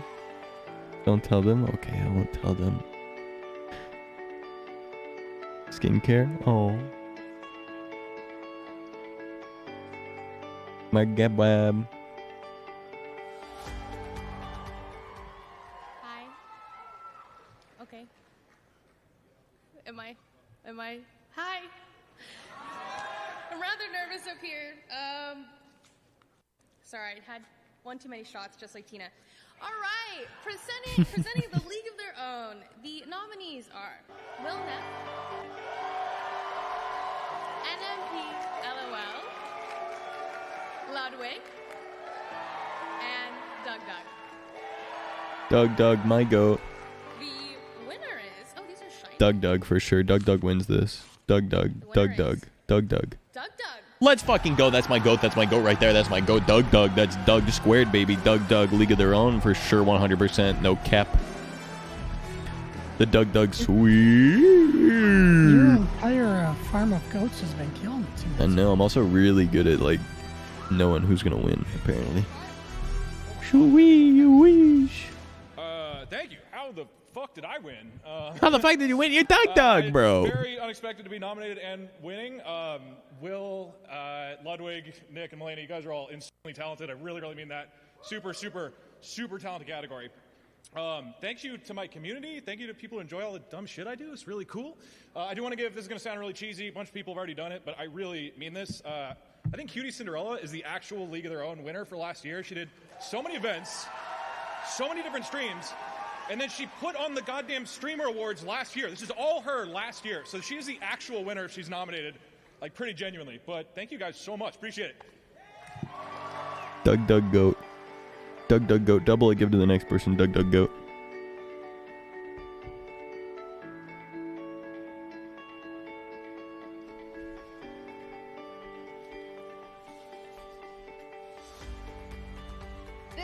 This next award is brought to us by Truffle, which is an entire company Ludwig started to make YouTube and Twitch better for creators. Ludwig paid for this award to make me say follow at Truffle VIP on Twitter. Please, God, please, I need followers. I'll literally give one of you $1,000 if you follow right now. I'm not kidding. I already been following. I must drop that. All right, and that's the Streamer Award. So at the beginning of this stream today, I talked about we went around and we got write-in nominations from all of you and figured out who the streamers are watching this year.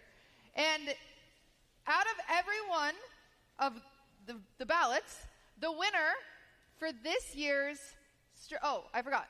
Sorry. If the streamer is attending, we'll have you come up and accept it. If you aren't, then we'll ship it to you and assume that you said thank you. The winner of this year's Streamer Award, brought to us by Okay, I bought the Change the Game t-shirt. It's a black t-shirt with gold on it. It fits my branding perfectly. Nice. Epic. Pay Money Wubby. That's the next one. Pay Money Wubby. That's my goat. That's my goat. That is my goat right there.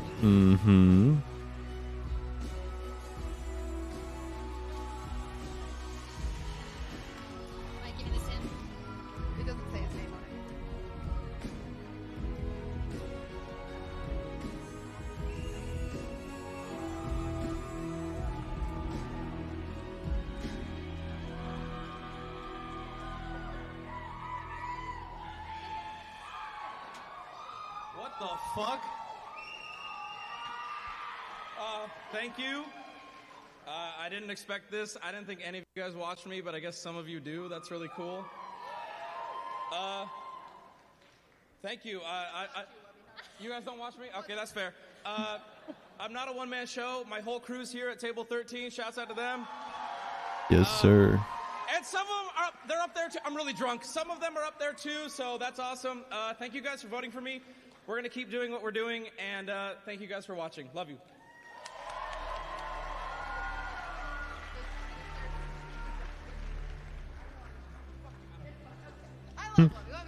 Well, we said fuck you. I don't know. This next award is very serious. I need it. We're serious now. We're not going to mess up at all. We're not going to mess up. I'm good. This award was created to highlight trailblazers in the industry who have made a profound impact on streaming as a career. After nearly 12 years of creating content, this creator has inspired all of us more than they would ever know. If we could all be more like this person, we would be better for it. This creator has continuously created unique and inspiring content, consistently pushing the boundaries for what is reasonable, all while staying authentically true to themselves. Someone who is a beacon of encouragement to those around him and has more creativity in his fingertips than the rest of us have in our entire bodies. Honestly, I just wish he was real. Germa. From The Sims to the green screens to the middle of the desert to the dollhouse My and back to goat. the baseball field.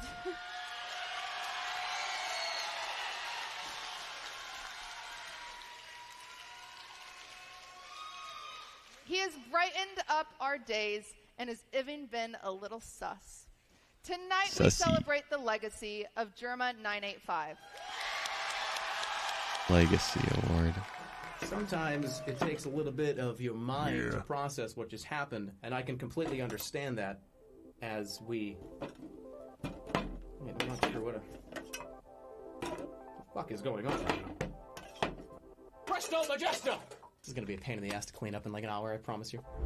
Hello, everybody. TF2, my name man. is Germa. I'm going to start doing gameplay commentaries, and this is my introduction to you guys.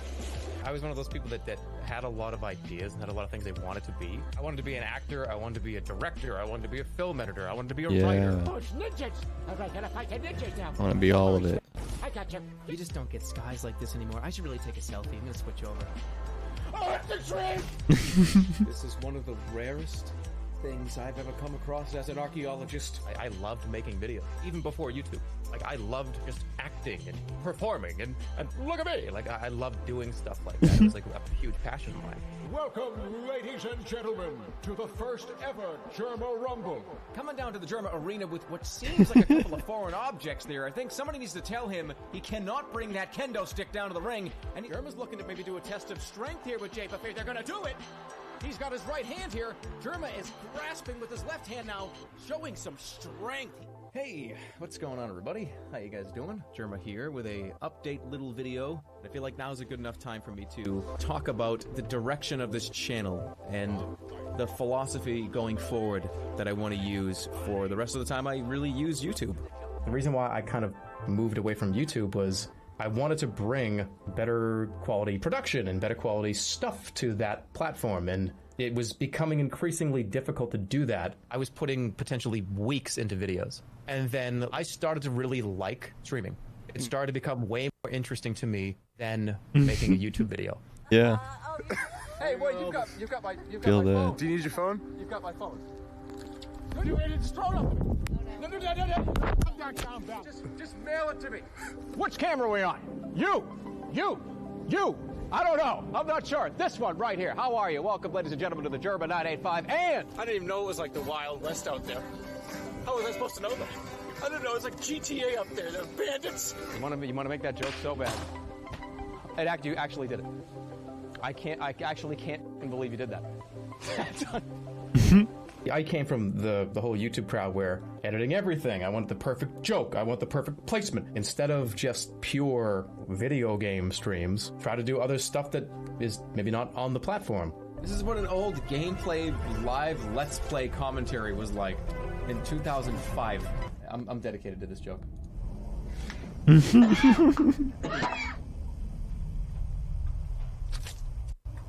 What? No, I'll go to bed in like an hour. If I lose a bunch of money a month because I did something that made me happier, that's what I'm gonna do. If I'm not having fun, I refuse to do it. So if I better be having fun. You sound like the Yes, Willy sir. Wonka of some bizarre shit. Hey, if you like the wall, it's Schnozberry, I promise. How does that feel, huh? Does that feel weird? Does that feel weird? Does it? Ow, ow, ow, ow, ow, ow, ow, ow. I think Jerma is in a league of his own. I put Jerma as one of the greatest streamers of all time. I think he added a new element to streaming, and he spawned a bunch of new streamers. Look over there, don't look. Look over there. Of course you know who I am. I know who you are. It's me, B.F. Bugleberry. Don't look over here. In fact, let it get out of the room. Oh, here we go. Right through into the cave. There he goes, and dump truck is gone. That's just a bunch of pillows. Yeah, look, it's like just pillows, like black It's pillows. a collection of moving sentient pillows. Oh, hey, I only reached you about your car's extended warranty. Is this the homeowner? Get out of here. Oh my God. Hi, how's it going? My name's Justin with Car Dealer Warranty Services, LLC. I don't think I do the events that I do if Jerma isn't around. See you later.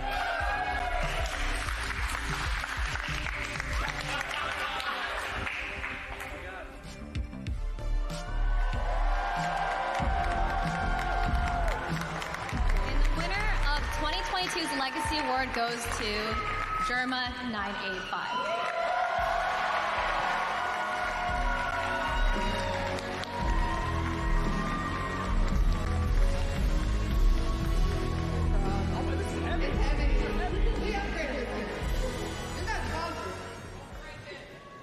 Oh my God. Is this the make the guy cry award?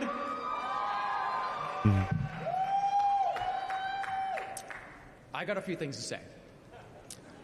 Over the last 10, 12, 15 years, I want to say, it's been insane to see this platform grow. Twitch, YouTube, TikTok, Instagram, all these places in social media. And I am incredibly honored, incredibly just floored that so many people have been in this space, have done so many things in this space.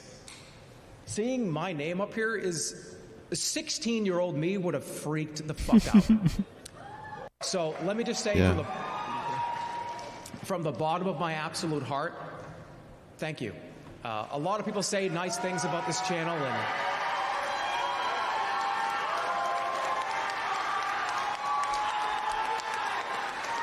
I didn't do this. I didn't get here alone either, by the way. So many of you up here, so many of you down here have supported this channel over the last 10, 12 plus years.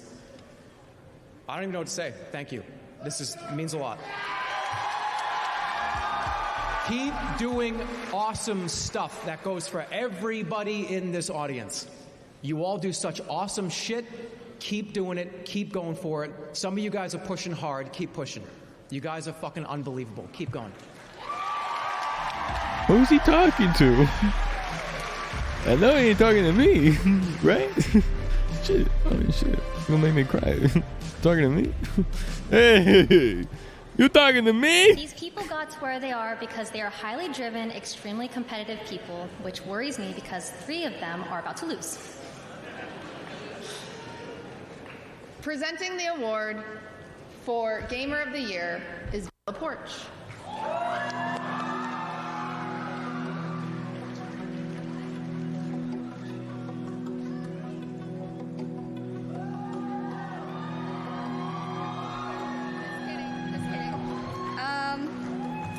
Hi everyone. Whoa. Okay. No, you did not just Megalo Bella Porsche, one of the biggest you too. TikTokers of all time with over 100 million viewers, followers. Okay. It's such an honor to present the Gamer of the Year award. All of the nominees are really talented and accomplished so many great things in the past year. And the nominees are Asu. I don't have TikTok. Yeah, I don't watch TikTok either. I'm not a Bella It's Porsche Timmy. viewer, but Bella Porsche is hugely influential. And Tarek. Tens is the gamer of the year. No, it's gonna be Tarek. I think there's a video coming on. Tarek wins gamer of the year for sure. Gamer of the Year. I'm calling it Tarek.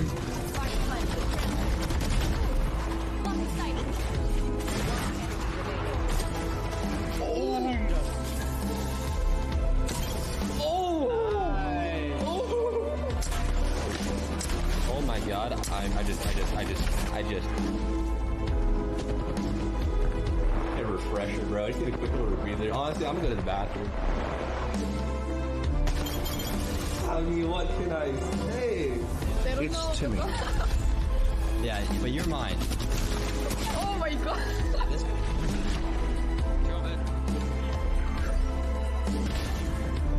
This guy is fucking pissed. I think Asu is like a fucking god gamer. I think Tens is a god gamer. Timmy's a fucking pretty goated gamer, I'm gonna be honest. I don't know Timmy that well, but Timmy's godded. Godded. That's right, godded. I said it. I got him. All dead. You made up a new category. Tarek is... Honestly, Tarek is just a gamer who, like, is really good at what he does, but almost more importantly, is hugely like a personality outside of the games that he plays while still being a gamer, and that's really hard to do. Usually if you're a gamer, you are a gamer. That's what you are. Like, you're really good at games. It's very hard to have like personality outside of being good at the game, and Tarek has that. So I would call Tarek the gamer of the year, but if we're talking about who the best gamer at all is, I think it's between Asu and Tens, to be honest. What a broken ass character. Though they all would deserve to win.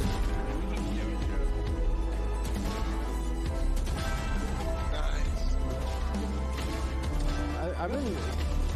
There's like... The spray patterns are existent, but non-existent. Like, Tens is goated gamer 100. So it's... I think Tens could win gamer. And the winner of the Gamer of the Year is... Oh my gosh, I should have not worn gloves. Oh. Tens!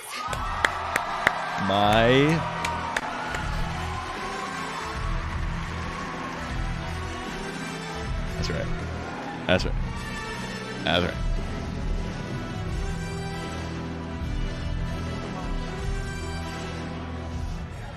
Oh wow, I'm nervous right now.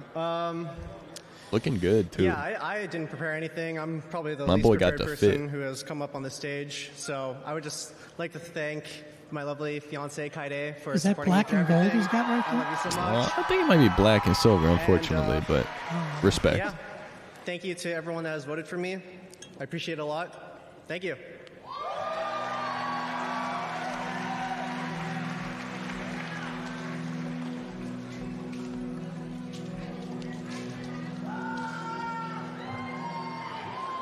Is everybody ready for the last award? This next award is brought to you by Best PCs in the Universe, Starforge Systems. If you're like 99% of the streamers in here and don't want to build a computer, then we have you covered. They're giving out 2 of the top-of-the-line PCs right now. One for the winner of this award and one for you in chat. If you check out chat or head to Starforge Systems Twitter page, you can enter a brand new computer. You can enter to win a brand new computer, and unlike the creators that they've given PCs to, you can actually use yours instead of just watching TikToks for 8 hours a day.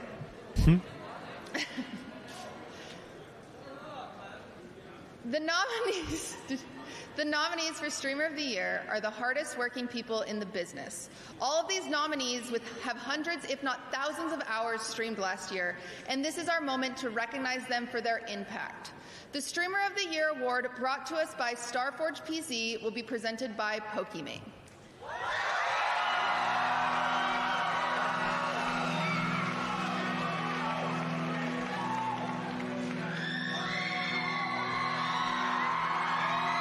Pokey, pokey, pokey, pokey.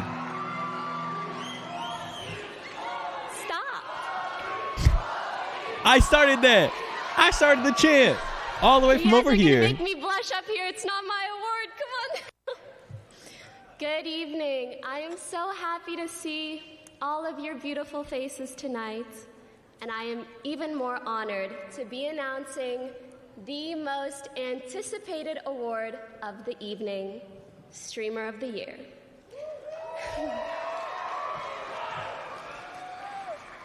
However, Before we do so, since this is the last award of the evening, I would really love doesn't it know you, if little we bro. could all give Cutie Cinderella one last round of applause.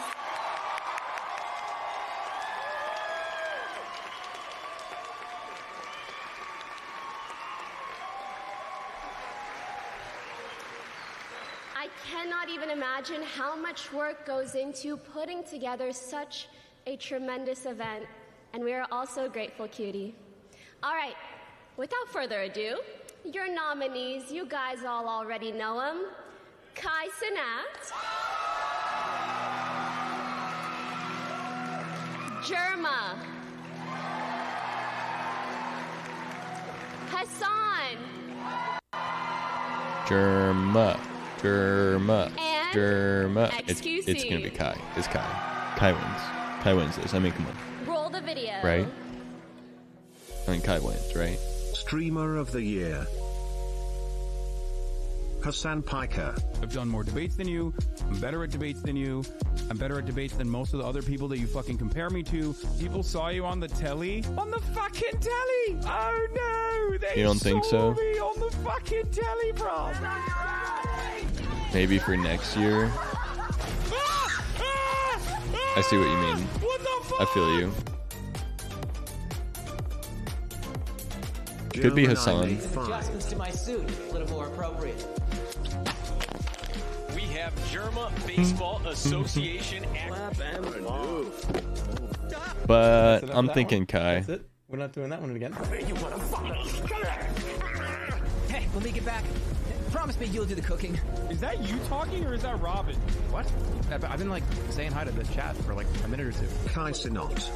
Yo, stop. Word to everything I love. If you try to violate me like this, you're done. Kai the winner for sure. Kai's the streamer of the year. Come on, bro. Kai's the streamer of the year.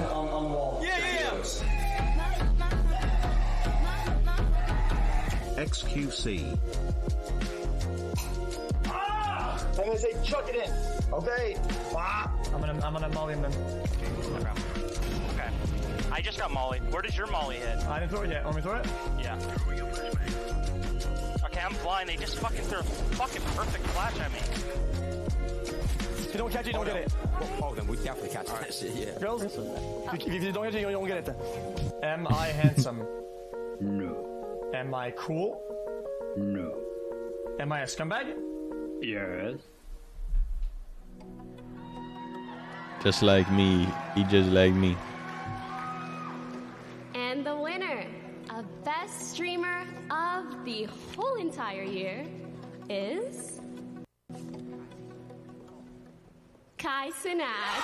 Yes, sir. Who called that shit? We all called that shit.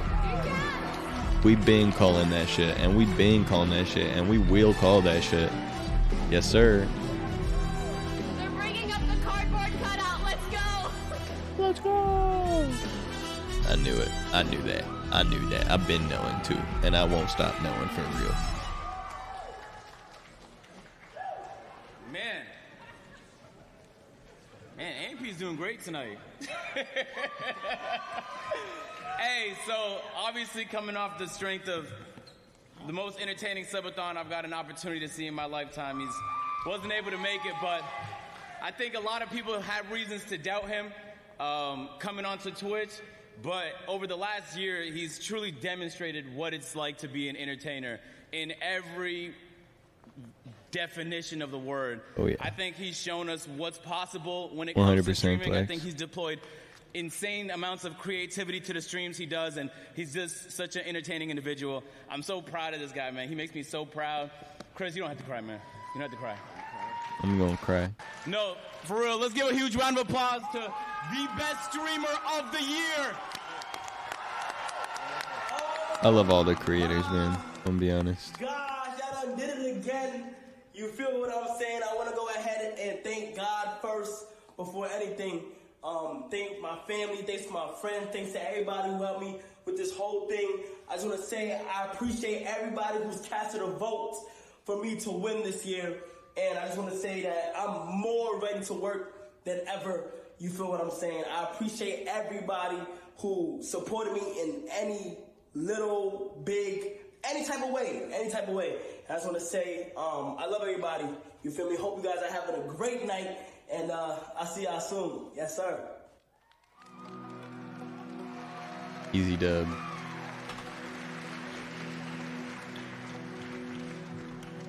All right, everybody. Massive last round of applause For sure. Kai and his amazing I haven't year. watched Kai, but the clips I've seen, he is 100% a ball of energy that I can definitely tell why people find him entertaining. We did it. Also, huge thank you to Cutie. Can we get one last round of applause for her for putting this together? It was such an incredible event. And we'll see you next year. We'll see you guys next year. Thank you all so much for watching. Thank you for coming. It means the world to me. The reason I put this show on is to bring us all together, and it's something I'm really passionate about. That's nice. You guys don't need to do that. Thank you for coming. Genuinely, thank you so much. I couldn't do it without you guys showing up. Thank you for coming. I really appreciate it. Thank you. We'll see you next year. Thank you guys. Thank you so much.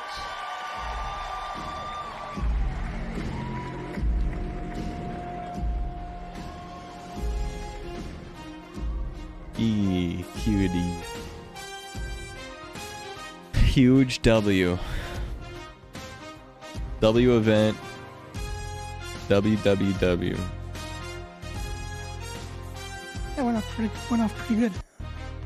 Yeah. Very little issues, and the issues they have were not their fault. Yep. W.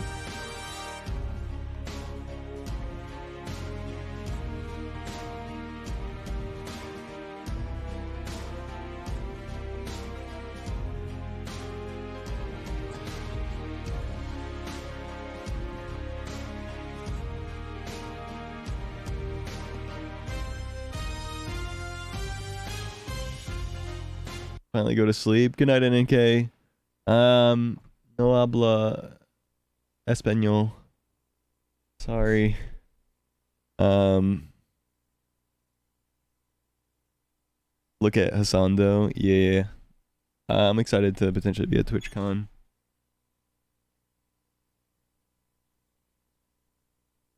Cutie sincerely is one of the coolest streamers. 100%.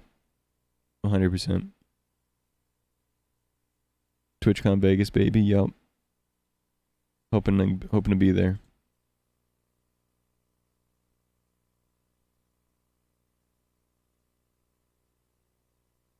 I'm so proud of this like community of like Twitch in general and shit, you know what I mean?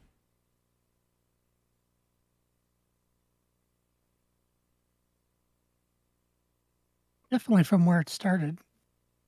There's a lot of people actually doing good stuff, fun stuff. I agree, Lex, yeah. Also, yeah. Degenerate type of thing that, people thought from the beginning, but yeah.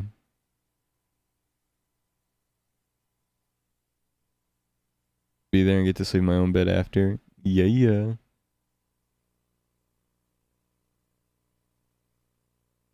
Cool. That was awesome.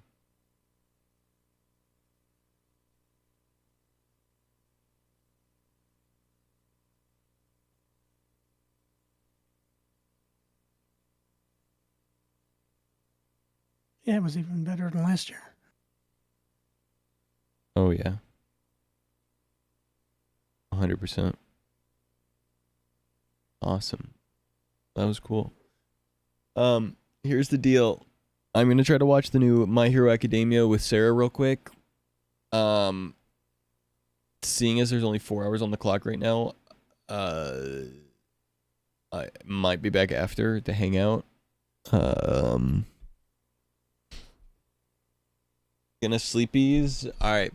Peace, Ken. I don't know if this is the last day. I don't know if these are the final 4 hours. But if it is, I've had a great time. I'm so fucking grateful.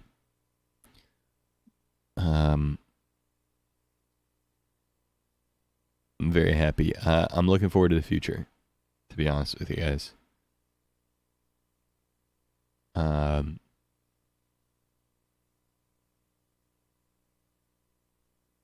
And I'm sorry, by the way. If anyone's here right now that I've been kind of mean to, or that I've like kind of gotten upset with. I've been a little high strung from occasion to occasion during the subathon. I've, misread context or tone and gotten upset, and I'm sorry. I try not to be that way, but I hope you guys know that it doesn't mean I hate you or anything like that, or that I dislike you, or that I think any different of you. Sometimes I'm a little sensitive boy, and that's all I can say.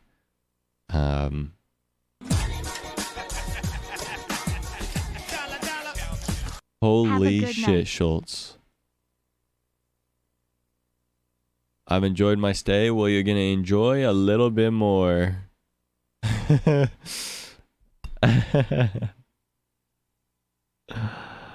Holy shit, Schultz.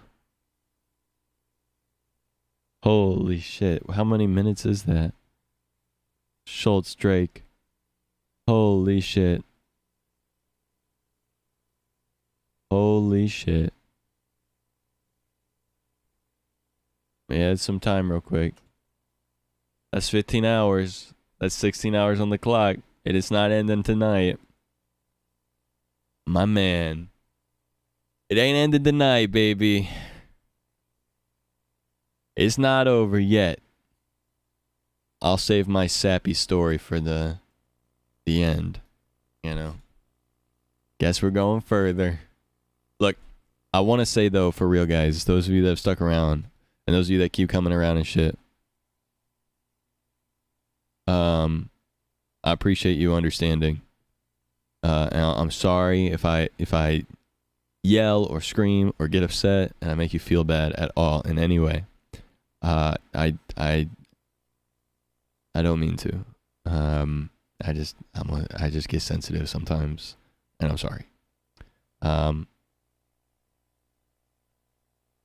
For daylight savings tonight. Oh, true.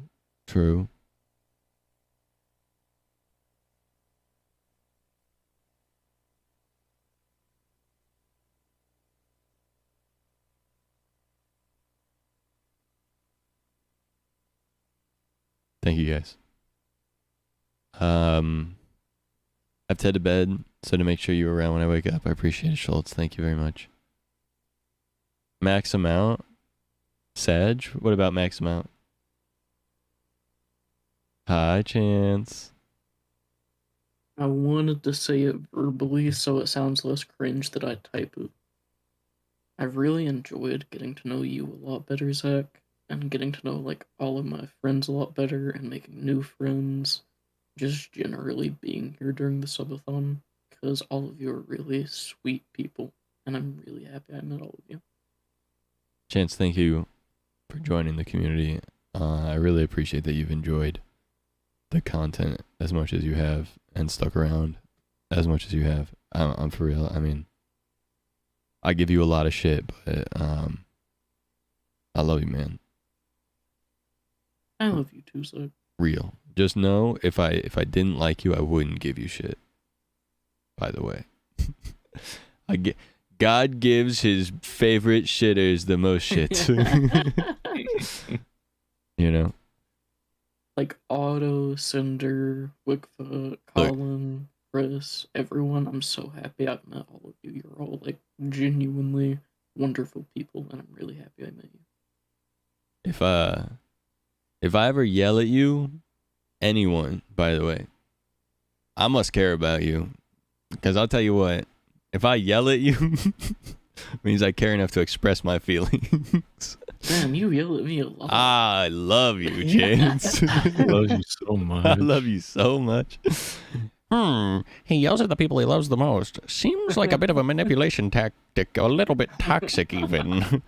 Ooh, I'll work on that. That's my bad.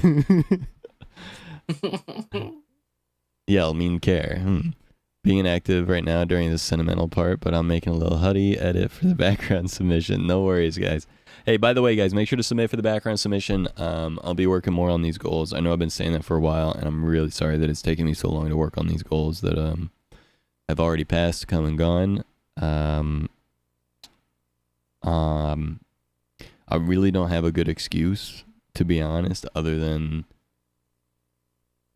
I just haven't felt like playing the horror games or doing anything the past week.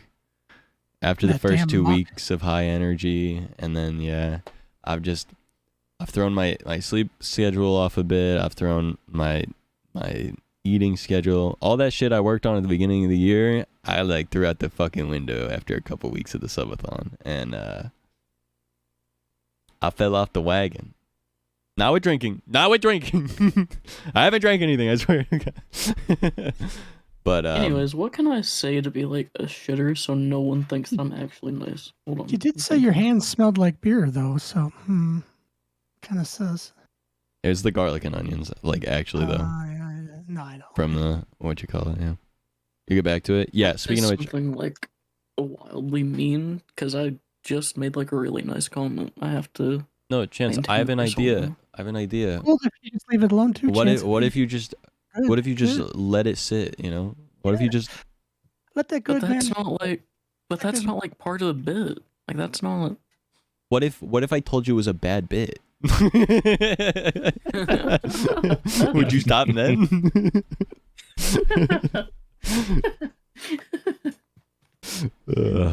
Guys, come on! I'd do anything for the bit, please. Come on, man, please! I'm begging! I hate you all! Ah, wait!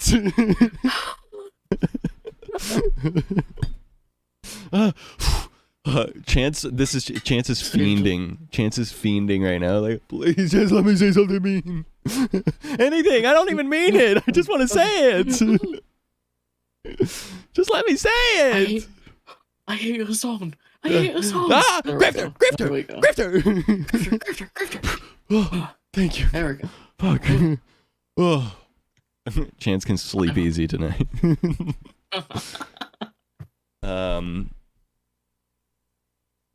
Anyway, guys, Real, thank you for everything so far into the future, the whole nine.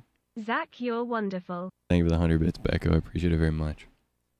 Thank you for everything. I really fucking mean it. So I need to find a better spot for the Spotify thing. Just random aside, sorry.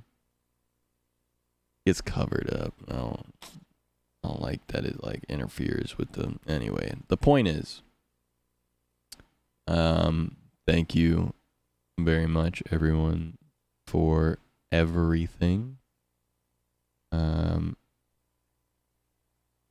Means the absolute world to me. And yeah.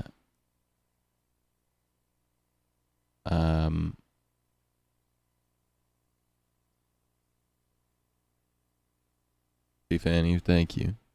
Guess homie Zach, I'm thank a you. really big fan of Zach too, but in like the gay way. In Gem Award 2024, baby, let's fucking do it. Let's fucking do it. My man.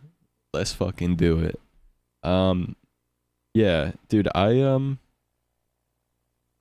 a little bitch. No, like for real. No, like for real. I'm a little bitch. True. I genuinely want nothing more in my entire fucking life than to be a content creator, and the fact that I have you all supporting me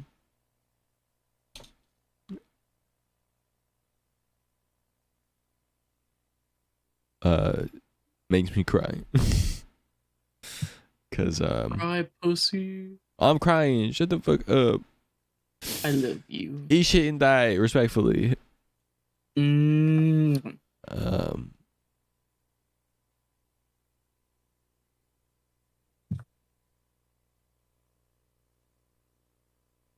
Cause yeah, I've been doing this a long time. 5 years, you know? 5 years, baby. 5 years. Let's go.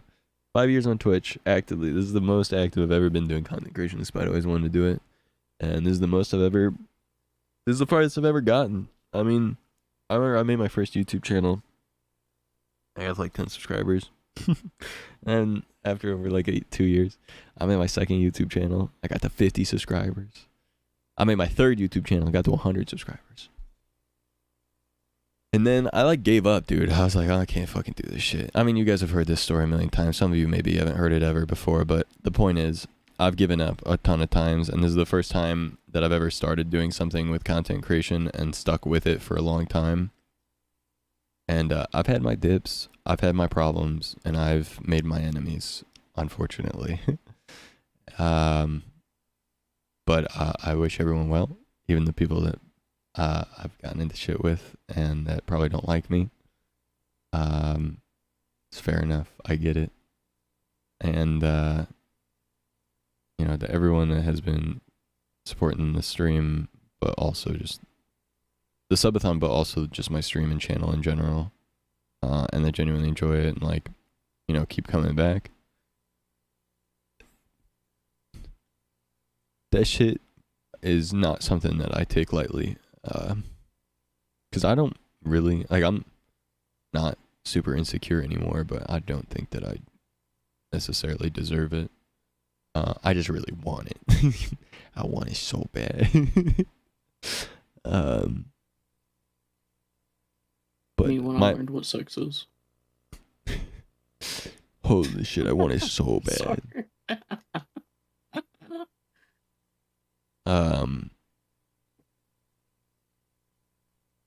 My promise to you guys is the rest of this year I'm gonna work my fucking dick off.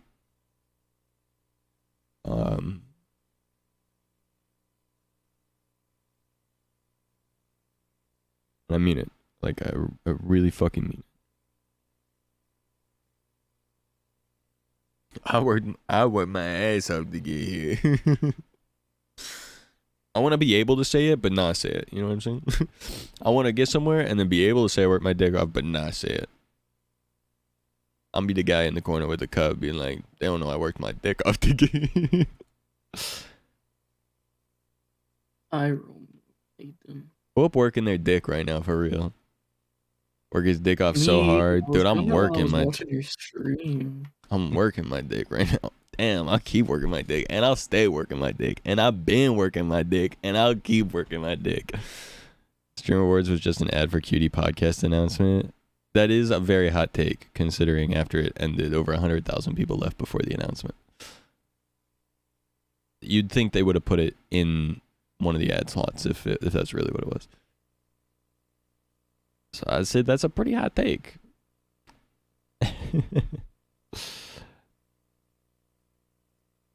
Working my dick off. I'm dicking it up. I'm beef stroking off. Did Whine About It coming back? I think so. It seemed like there was an announcement at the end. I stopped watching before it, but I saw Maya and Cutie in the Whine About It room. So I think it is. It is coming back, which is cool. That's cool. Also, Corbin, how you doing? Yeah. Streamer Awards, very cool event. Made me very sentimental. Thanks for watching it with me. Thanks for hanging out. Thanks for tuning into the subathon. Thanks for supporting me. My promise is I'm gonna keep working my dick off, and hopefully next year you guys can see me at the Streamer Awards instead of watching me watch the Streamer Awards. All right. That being I want to said, see you working your dick at the Streamer Awards. Sponsored by Fansly. Anyway, thanks so much, guys. Send the drive-thru at Canes. Yummy Canes. I will catch you guys in the morning. Hopefully my girlfriend's not asleep yet, because I want to watch My Hero.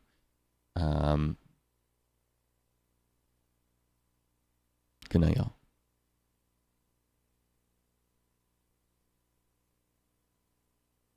Nighty night.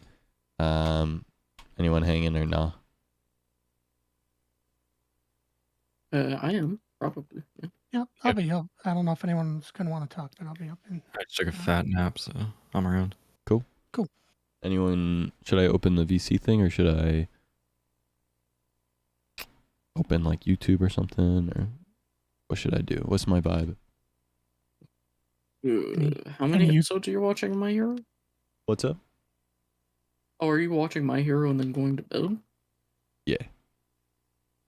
Oh, I'm not going to be here that long. That's fine. I don't expect you to be. I don't expect anyone. I don't expect any of you to stay up all night. The only reason probably put the videos on would be, because when people actually go to bed, then there'd be nothing. How about this? I'll put it on just the VC for now while I watch the episode, and then I'll hop back on and throw the videos on after that. Yeah, that works. That works. I'll throw it back on you, sorry. I didn't mean that. Damn, boy. Sarah, you didn't Calm hear your that. shit, bro. No, she didn't. She didn't watch my stream. She's a hater for real. Me too. Sorry. I'm kidding. She's probably lurking. She's lurking, stewing, getting angry at me because I'm not in bed yet. She has to work tomorrow, so. And she's been fighting melatonin for like an hour. She's off the M. She's in the M hole. She's fighting Tony. She's fighting Tony, bro. Yo, she's fighting Tony for real. All right. Good night, guys. I'll hop back in here in a little bit. Yeah, and if anyone wants to hop in here, you guys are more than welcome to bring them in. Just if anyone comes in here, just know if you turn on a camera or something, you're on stream. So, that's it. That's all I gotta say.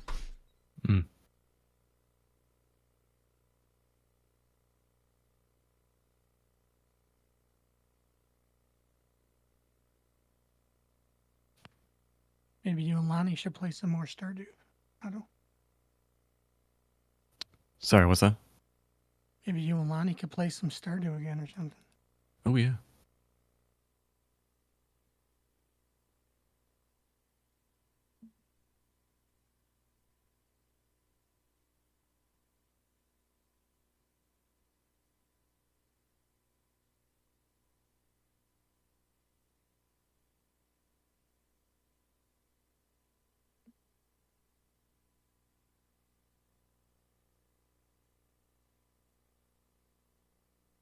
I look forward to seeing you, Hayden, when you get in. And yeah, Lonnie, whenever.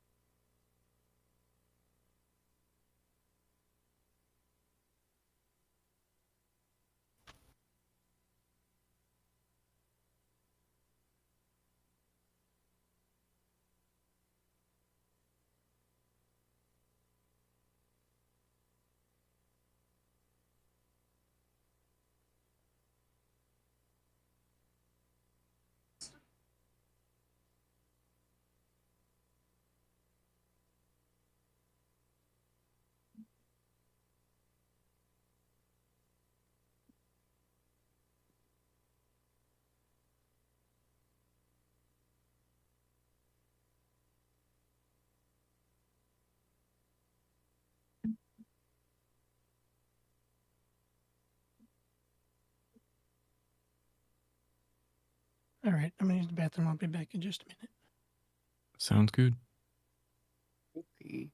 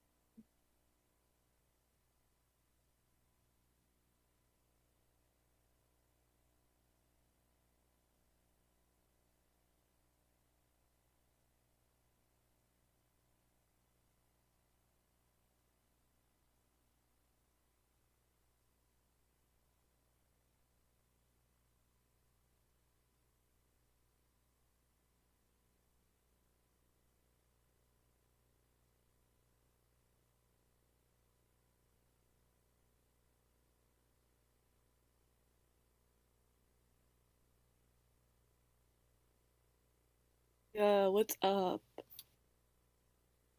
Hi, Lonnie. Hey, Hello. Lonnie. Dude, are you ruining your scape? Oh, every day. Dude, why are you bald? Wait, who's the purple guy? Right here Yeah. this is me. Why are you bald? I have a You got like hat a on. crazy forehead, that's what you got.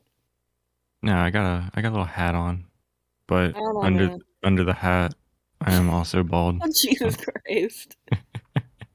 If anyone hasn't followed Mari yet for some reason, make sure you go follow her. She's trying to get some funds raised for New York right now. So Absolutely. Follow Mariga up. Mm-hmm. We love Mariga up.